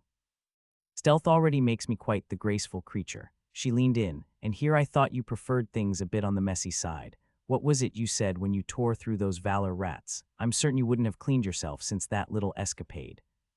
I smirked, shaking my head. One time. Then visions of that spider encounter and those bug monsters flashed in my mind. All right, maybe a few more. But in my defense, I haven't exactly had the time or the luxury for a proper scrub down. Honestly, I hated mess. Always had. Even now, the thought of being a grimy dragon, sticky sap still clinging to me, sent shivers down my spine. I was a walking disaster. I probably had enough muck under my claws and scales to plant a bloody garden. Oh, I really should have asked Barn for a deep clean before he left. Anyway, enough of that. Just pick one of these. I blinked, eyeing the colorful array of tubes she'd suddenly produced from nowhere. Reds, blues, greens, yellows, had the whole rainbow lined up. 12 of them to be exact. What are they? I asked, counting them up. Forgot already your affinities. Ah, right, the choice. I clapped my hands together before a frown crept across my face. But why 12? I thought there were only 10 affinities, or are there advanced ones in the mix? She shook her head, lips quirking. Nope, all of these are base affinities. I've never come across anything beyond the usual 10. Fire, water, earth, air, lightning, nature, ice, metal, light, and dark. Those were the only ones they'd ever drilled into us. Sure, there were advanced versions like fire's advanced form, Inferno. And there were some fancy combinations too, like fire and earth forming a magma affinity. Though combinations were quite rare, what with multiple affinities being rather uncommon. They existed, of course, even triple affinities. That vile bitch Elise was a dual affinity mage, and the very thought of her left a bitter taste in my mouth. But one day I'd have my revenge on her. Bah, what are these other affinities then? New base ones I've never heard of. Some thrilling new discovery. New magic. She grinned. Better than me telling Yowie not see for yourself. And as if by magic, a parchment appeared in her hand and she passed it to me. The affinities lay before me in a neat little row, and just a glance was enough to confirm it. Two new ones staring me right in the face. Spirit and chaos. Chaos is an affinity too, I muttered, incredulous. Indeed, she replied, though I wouldn't recommend it unless you've got an organ to convert mana into chaos. The natural conversion of mana to chaos mana doesn't exist, no matter how strong your affinity is. Same goes for spirit. I raised an eyebrow. Barn ran on chaos, didn't he? So it was just another form of mana then. Strange. For every other affinity, having just the affinity meant you could convert ambient mana straight into your preferred flavorfire. Mages could pull it from their cores and turn it to fire mana. No faffing about with external matrix fiddling. But chaos, spirit, apparently not so simple. It seemed both would be useless to me if I couldn't naturally convert ambient mana into them. What's the point in that? Unless I found a place teeming with those specific mana types, I'd be as good as a fish out of water. And the only place I knew chaos existed was the bloody netherworld. Lovely. Wait, if chaos mana only exists in the netherworld, what about spirit mana? Does that come from some other realm governed by Parta too? She shrugged, nonchalant as ever. Well, I wouldn't know. I only deal with things related to you and your dragon biology, nothing beyond that. Fair enough. Made sense, considering the system had made her that way. Still, my eyes drifted back to the parchment. At least tell me their strengths and weaknesses. You know, like how fire's weak to water and earth, but water is strong against fire and earth. Her eyes lit up. Oh, you want a strengths and weaknesses chart? Yes, I exclaimed, that I can do. She snatched the parchment from my hands and with a flourish pulled a pen out of thin air and began scribbling. Moments later, she proudly presented her work to me. Ah, I knew the base ones well enough, so my eyes skipped straight to the bottom. Aha, chaos didn't play nice with light, and spirit had a bone to pick with dark. Still, I had no clue how they actually worked or what sort of spells I could fling about with them. Barn had some sort of disintegration magic, but I wasn't about to assume I'd get anything similar. Anyway, it seemed I'd have to choose from the 10 affinities I knew. Chaos and spirit weren't exactly calling to me, although there was a niggling thought, what if one day I could craft some fancy mana to chaos or spirit conversion organ, a whole new school of magic entirely by me. The mere thought sent a delightful shudder through my bones. Ah well, that's a future worry, if it ever comes about. Still, curiosity got the better of me. Do advanced versions of these exist, or mixed versions like chaos and spirit thrown in with other elements? She gave a half-hearted shrug. Probably, but I haven't the foggiest. Maybe when you get to that level, the system will give me the lowdown too. Fair enough. So what's it going to be? She asked, gesturing towards the glass tubes once more. Time to think. There was only one magic path I really knew, Winter Salamander's path. Light magic. Illusions. And even that I'd only had a nibble at, just the basics. Every affinity had its strengths and weaknesses, no real downside to picking one over another. But there was always one path that had captivated me, one so elusive, so out of reach that I hadn't even dared dream of ever using it. The affinity of energy and speed, the most unruly, rarest of them all. Lightning. I grabbed the vial that shimmered with a violet hue. My doppelganger grinned, her eyes gleaming with excitement. Before I could blink, she snatched it from my hand and gleefully dunked it into the beaker. The solution bubbled furiously, changing from pure white to a deep electric purple. Once again, it toyed with my vision claws, slitted eyes, flickering and vanishing in the liquid. She stopped swirling, but the potion never did, buzzing with a restless energy. She handed me the beaker. But just as I was about to take it, my gaze wandered back to those rainbow-colored tomes. You can have a look if you fancy, my doppelganger said, nonchalantly. I shook my head, a wry smile tugging at my lips. If the potion's ready, those books are nothing more than a tease. No sense torturing myself, knowing I won't be getting my claws on what's inside. Just spill the beans, I'd rather not sully my mood leafing through them, all the while wishing for the unattainable. She shrugged. If you insist. All four are about sun or light, more or less. First two are pretty much identical as the last time, bit of a stat boost, with an extra organ thrown in for good measure. The last pair, well, I suspect they were a result of your, voracious appetite. Oh, I could already picture all the ways it could be gloriously overpowered. Part of me itched to dive into those tomes, but not today. So I tore my eyes away, grinned cheekily at my double, and lunged forward, scooping her up into an unceremonious hug. She yelped, surprised, before relaxing into it with a smile, squeezing me back. Looks like it'll be a while before I see you again, I murmured, a strange numbness creeping over me. It hadn't been long, but there was this bizarre bond between us, something familiar and oddly comforting about her presence, like this place was wrapping itself around my memories. You know, she whispered conspiratorially, time flows differently outside. You could stay a bit longer if you like. We pulled apart, and with a mischievous grin, she grabbed a few extra vials off the shelf, waiting for my response. I glanced at the beaker, my evolution potion, for a moment, before meeting her grin with one of my own. What sort of experiment are we cooking up then? Fisher esterification, a lovely ester with a fruity smell, hell yeah. Interlude 2.1, Cedric. Interlude 2.1, Cedric. Randall had been a hive of activity for the past few days. Cedric glanced out of the window from where he was seated in Randall's usually quiet local library. The place, typically abandoned, was now anything but. From the early morning, throngs upon throngs of Inquisitors had been filing in. Is that the Aegis of Farron? Aren't those reserved for the higher-ranking Inquisitors? Giles remarked, standing beside him. Cedric followed his gaze, spotting them too. Their white robes, familiar enough, but the armor, now that was something special. Gleaming, orichalcum-plated chess pieces, adorned with runes so intricate that Cedric had only ever seen their like crafted by experts in the Grey Tower. The armor shimmered faintly in the morning light. Looks like the cavalry's arrived, Cedric mused. You reckon they've uncovered something? Well, obviously, Giles replied, tone dripping with sarcasm. They've got the top-tier divination mages on their side, bound to have sniffed something out, and judging by all this fuss, I'd say you were spot on. Someone's definitely summoned a nether beast. Oh, Giles, by Thalador's plumpest Cedric, Tusk, don't tell me you lot were still doubting me. Cedric groaned. Oh, that he would. Cedric grinned, barely glancing up from the book in his hands. Giles, unable to resist his curiosity, sidled up to the chair Cedric was perched on and craned his neck to peer into the pages. 2 days and that thing hasn't left your grip. What's caught your eye? It's not what I've found, it's what I have to find. Master's on her way, and she's got this infuriating knack for catching you off guard with questions. No way am I getting caught out this time. Nether beasts weren't exactly easy to research, so Cedric had been pleasantly surprised to find anything useful in the dusty old stacks of Randall's library. His eyes flicked towards the librarian, a wiry fellow at the counter, leisurely sipping his tea. Jord, if he remembered correctly, though names had never been Cedric's strong suit. There was something a bit off about him, the way he'd gotten all flustered when they showed up yesterday, though he'd been perfectly polite. Perhaps a bit too polite, but Cedric shook his head, probably overthinking it. Ah yes, speaking of that, Giles muttered, lowering his voice to a conspiratorial whisper, did you really have to drag the nightmare into this? What were you even thinking? Cedric shot him a baffled look. I didn't invite her. She's the head of the Grey Tower and probably the only person who knows anything about this forbidden part of business. And I did run it by you lot before I contacted her, remember? You said you'd reach out to your teacher. She's my teacher, you dolt. Honestly, this guy. You could have asked someone else.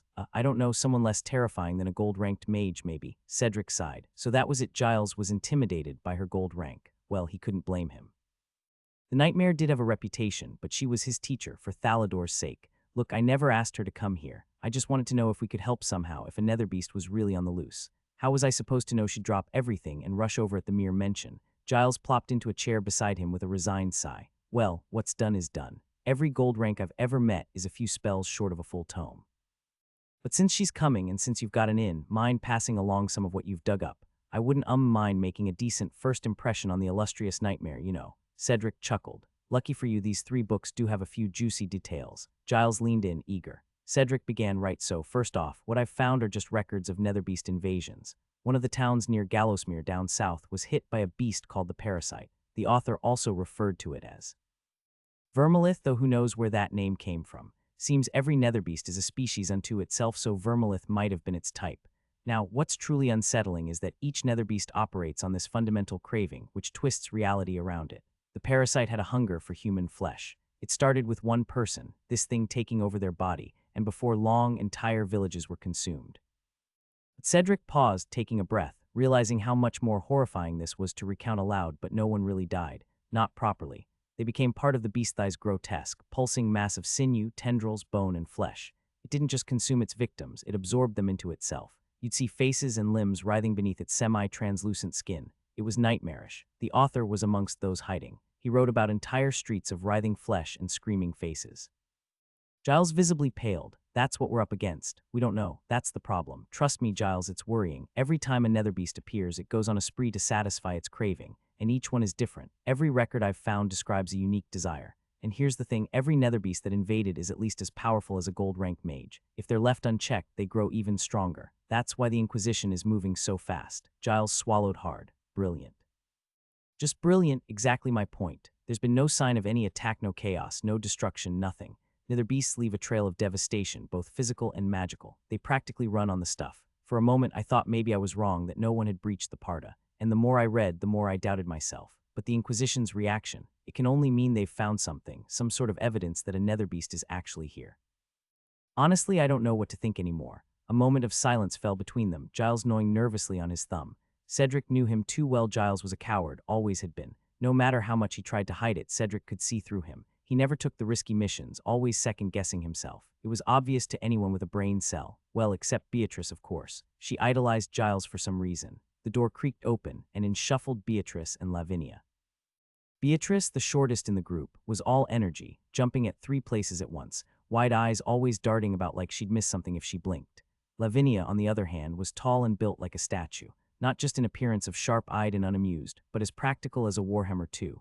They'd gone out to grab something to eat while Giles and Cedric hit the library, Cedric diving into his research on nether beasts. At the moment Lavinia stepped through the door, her face contorted in a mix of confusion and disdain.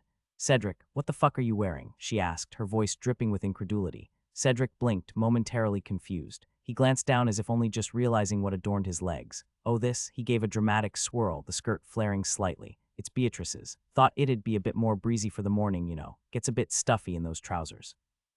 Lavinia pinched the bridge of her nose. "And your grand solution was to nick Beatrice's skirt." Cedric's gaze flicked to Beatrice, who was beaming like she'd just invented the wheel. "I told him it'd suit him. Plus the airflow is unbeatable, right?" said. Cedric nodded, full of conviction. "Oh, it's marvelous." Beatrice turned to Lavinia, her tone as earnest as a zealot preaching a new religion. "More men ought to try it, really." Cedric grinned, crossing his legs theatrically. "I've never felt so liberated.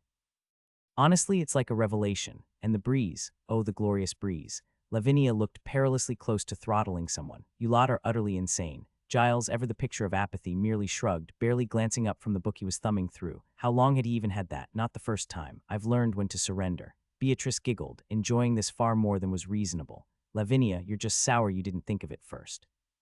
Practical, stylish, and Cedric looks rather fetching, doesn't he? Lavinia's eyes narrowed into slits. "Fetching is not the word I'd choose." Well, that was a new one. Cedric leaned forward, fully committing to the tease. "Oh, what word then?" "Dashing, impeccable, a sartorial vision." He batted his eyelashes dramatically for added effect, but Lavinia's expression remained as deadpan as a brick wall. "Idiotic," she replied flatly.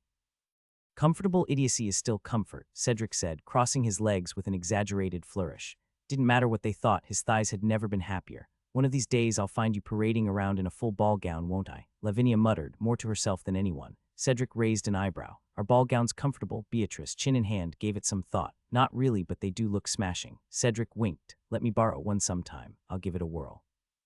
Beatrice clapped her hands, practically vibrating with excitement. "Oh," said, "I've got the perfect gown for you. We'll make a whole event of it. Lavinia, you simply must join in." Lavinia groaned. "Please, Thalador, no." Giles finally looked up, sighing. "Can we focus on the looming apocalypse before we start planning Cedric's debutante ball?" With a shrug, Cedric snatched the book from Giles' hands. Right, Netherbeast first. Frocks later." He wasted no time grilling everyone on the horrors he'd uncovered. Nether beasts, those vile things, driven by cravings that made them stronger, more dangerous.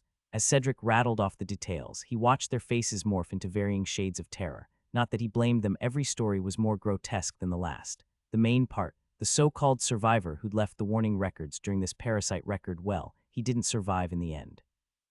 His last words were scrawled just before the beast dragged him to join its ever-growing body. But one thing niggled at Cedric. Not a single nether beast overstayed its welcome here. Like a pattern was there. They all vanished after a month, like there was some unseen timer ticking down. Perhaps the land itself expelled them, or maybe they were forced out when stronger warriors got involved. Anything below a gold-ranked fighter was a sitting duck, but those with enough knowledge stood a chance.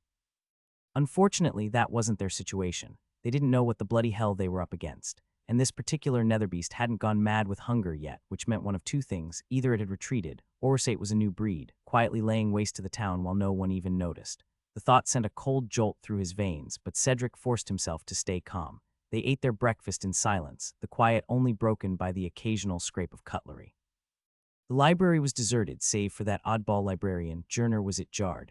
Honestly, Cedric could never quite get the name right. Time dragged on, every creak of the building making him twitch, until finally the library door groaned open and the bell above gave a half-hearted jingle. A woman entered, tall, perhaps too tall, raven-haired, draped in a blood-red gown that screamed elegance. Cedric wasn't one to be easily impressed, but she had that sort of presence that made you sit up straighter, as if you'd suddenly remembered how to be dignified. Her piercing blue eyes locked onto him, a knowing smile playing on her lips. She carried a canetho. Cedric knew it was no ordinary cane, a soul weapon. Only gold-ranked warriors had those, and hers, a whip. Cedric's spoon hit the floor with an undignified clatter as he sprang to his feet, bowing so low he thought his nose might meet the dust. "This pupil greets the master." Before Cedric could so much as process the words, the woman had him by the armpits, hoisting him off the ground as though he weighed no more than a feather duster. "Oh, my precious pupil," she cooed, eyes sparkling with amusement. "What on earth are you wearing? Some sort of statement, is it?" She gave him a little shake, clearly expecting him to rattle like a loose coin. "I'll admit, though, the leg freedom. Admirable. Bold move." Dangling in her iron grip, Cedric grimaced inwardly. Gold ranks, honestly. You just had to go along with whatever they were doing to learn that much in Grey Tower, especially when it came to the nightmare herself, Gwyneth Dracot. He managed a sheepish grin. "It's Beatrice's, actually. And yeah, never realized how liberating it could be. I should buy my own." Gwyneth chuckled, setting him down with the same unsettling gentleness she always applied, like she could snap you in half at any moment, but found the whole thing too amusing to bother. If you're going to loot her wardrobe, at least have the sense to steal something with pockets. What's the point otherwise? Of course, pockets. The woman was obsessed. Cedric offered a weak nod. "Next time, master. I'll prioritize the pockets." "Ah, the final days of Gallowsmere," came another voice behind him. Cedric whirled, eyes wide. Gwyneth was already there, rifling through the pages of the book he'd been reading earlier. He spun back an author. Gwyneth still stood before him, smirking. "Right, gold rank magic. No incantations, no fancy matrice, just pure terrifying instinct." The Gwyneth behind him made a soft noise as she flipped another page. "Quite the heavy read, Cedric. Although this edition's been butchered by so many editors, the original horror, a dying man's final words scribbled in madness, was lost in the process. A real shame. If you'd asked earlier, I could have bought the original manuscript for you." Cedric, still mildly disoriented, glanced over at her. By now, everyone around the table had the color drained from their faces, except Beatrice, who was practically vibrating with excitement. Her eyes were wide as saucers as she turned to Master. "What kind of magic did you use?" she asked, her voice a little too loud, while Giles' face somehow managed to pale even more. The poor bloke needed to learn how to breathe. Master, of course, didn't miss a beat. "Ah, that would be a variant of tachyonic quantum duplicity conflux. A fascinating bit of temporal displacement splits the user into parallel states, allowing each version to operate autonomously while maintaining full awareness across all iterations. Naturally, it requires a fifth-dimensional anchor to avoid the usual time-space feedback loop." She smiled, entirely too pleased with herself. Beatrice nodded as if she understood every word, though her furrowed brow betrayed otherwise. Meanwhile, Giles looked like he might pass out. At the same time, another version of Master had taken a seat at the table, where the group's breakfast remained largely untouched. Without an ounce of dignity, she leaned over and scooped up a spoonful of the gray, congealed porridge, a mix of oats and questionable ingredients that barely qualified as food, and popped it into her mouth. She chewed with a level of focus Cedric usually reserved for life or death decisions. Porridge," she said, her voice filled with disdain. "Thick, bland. An absolutely appalling texture." She swallowed with visible effort. "Honestly, Cedric, I'm impressed you managed to choke this down. They say adventurers have the palate of a goat, and I'm starting to think that's not an exaggeration." Beatrice spluttered, indignant. "Hey, I happen to like that porridge. It's hearty and tragic," Master quipped, nudging the bowl with the tip of her finger. Before Cedric could even attempt to process the fact that there were now 3 versions of his master, each going about wildly different tasks, a sharp shriek echoed from behind him. The latest master had drifted over to the counter, where the unfortunate librarian Jard, Cedric still wasn't sure, had been quietly minding his own business. But the moment she materialized in front of him, he let out a loud, panicked yelp and toppled backwards from his chair, crashing into a stack of precariously balanced books. "Miss Madam, ma'am," he stammered, stumbling over his words as well as the books. His face had gone the color of chalk. This version of Master gave him a slow, appraising look, her lips curling into a sly smirk. "I smell something," she murmured, eyes narrowing. She tapped the counter lightly, raised her nose, and sniffed the air again. My. Her hand darted under the counter with surprising precision, and when it re-emerged, she was holding a hefty tome. Every version of her across the room snapped their heads towards the librarian in perfect synchrony, eyes gleaming with predatory interest. "No wonder it smelled like elven dogs in here," she said, holding the book aloft as the shadows on the walls seemed to writhe and shiver, the air around them growing suddenly cold.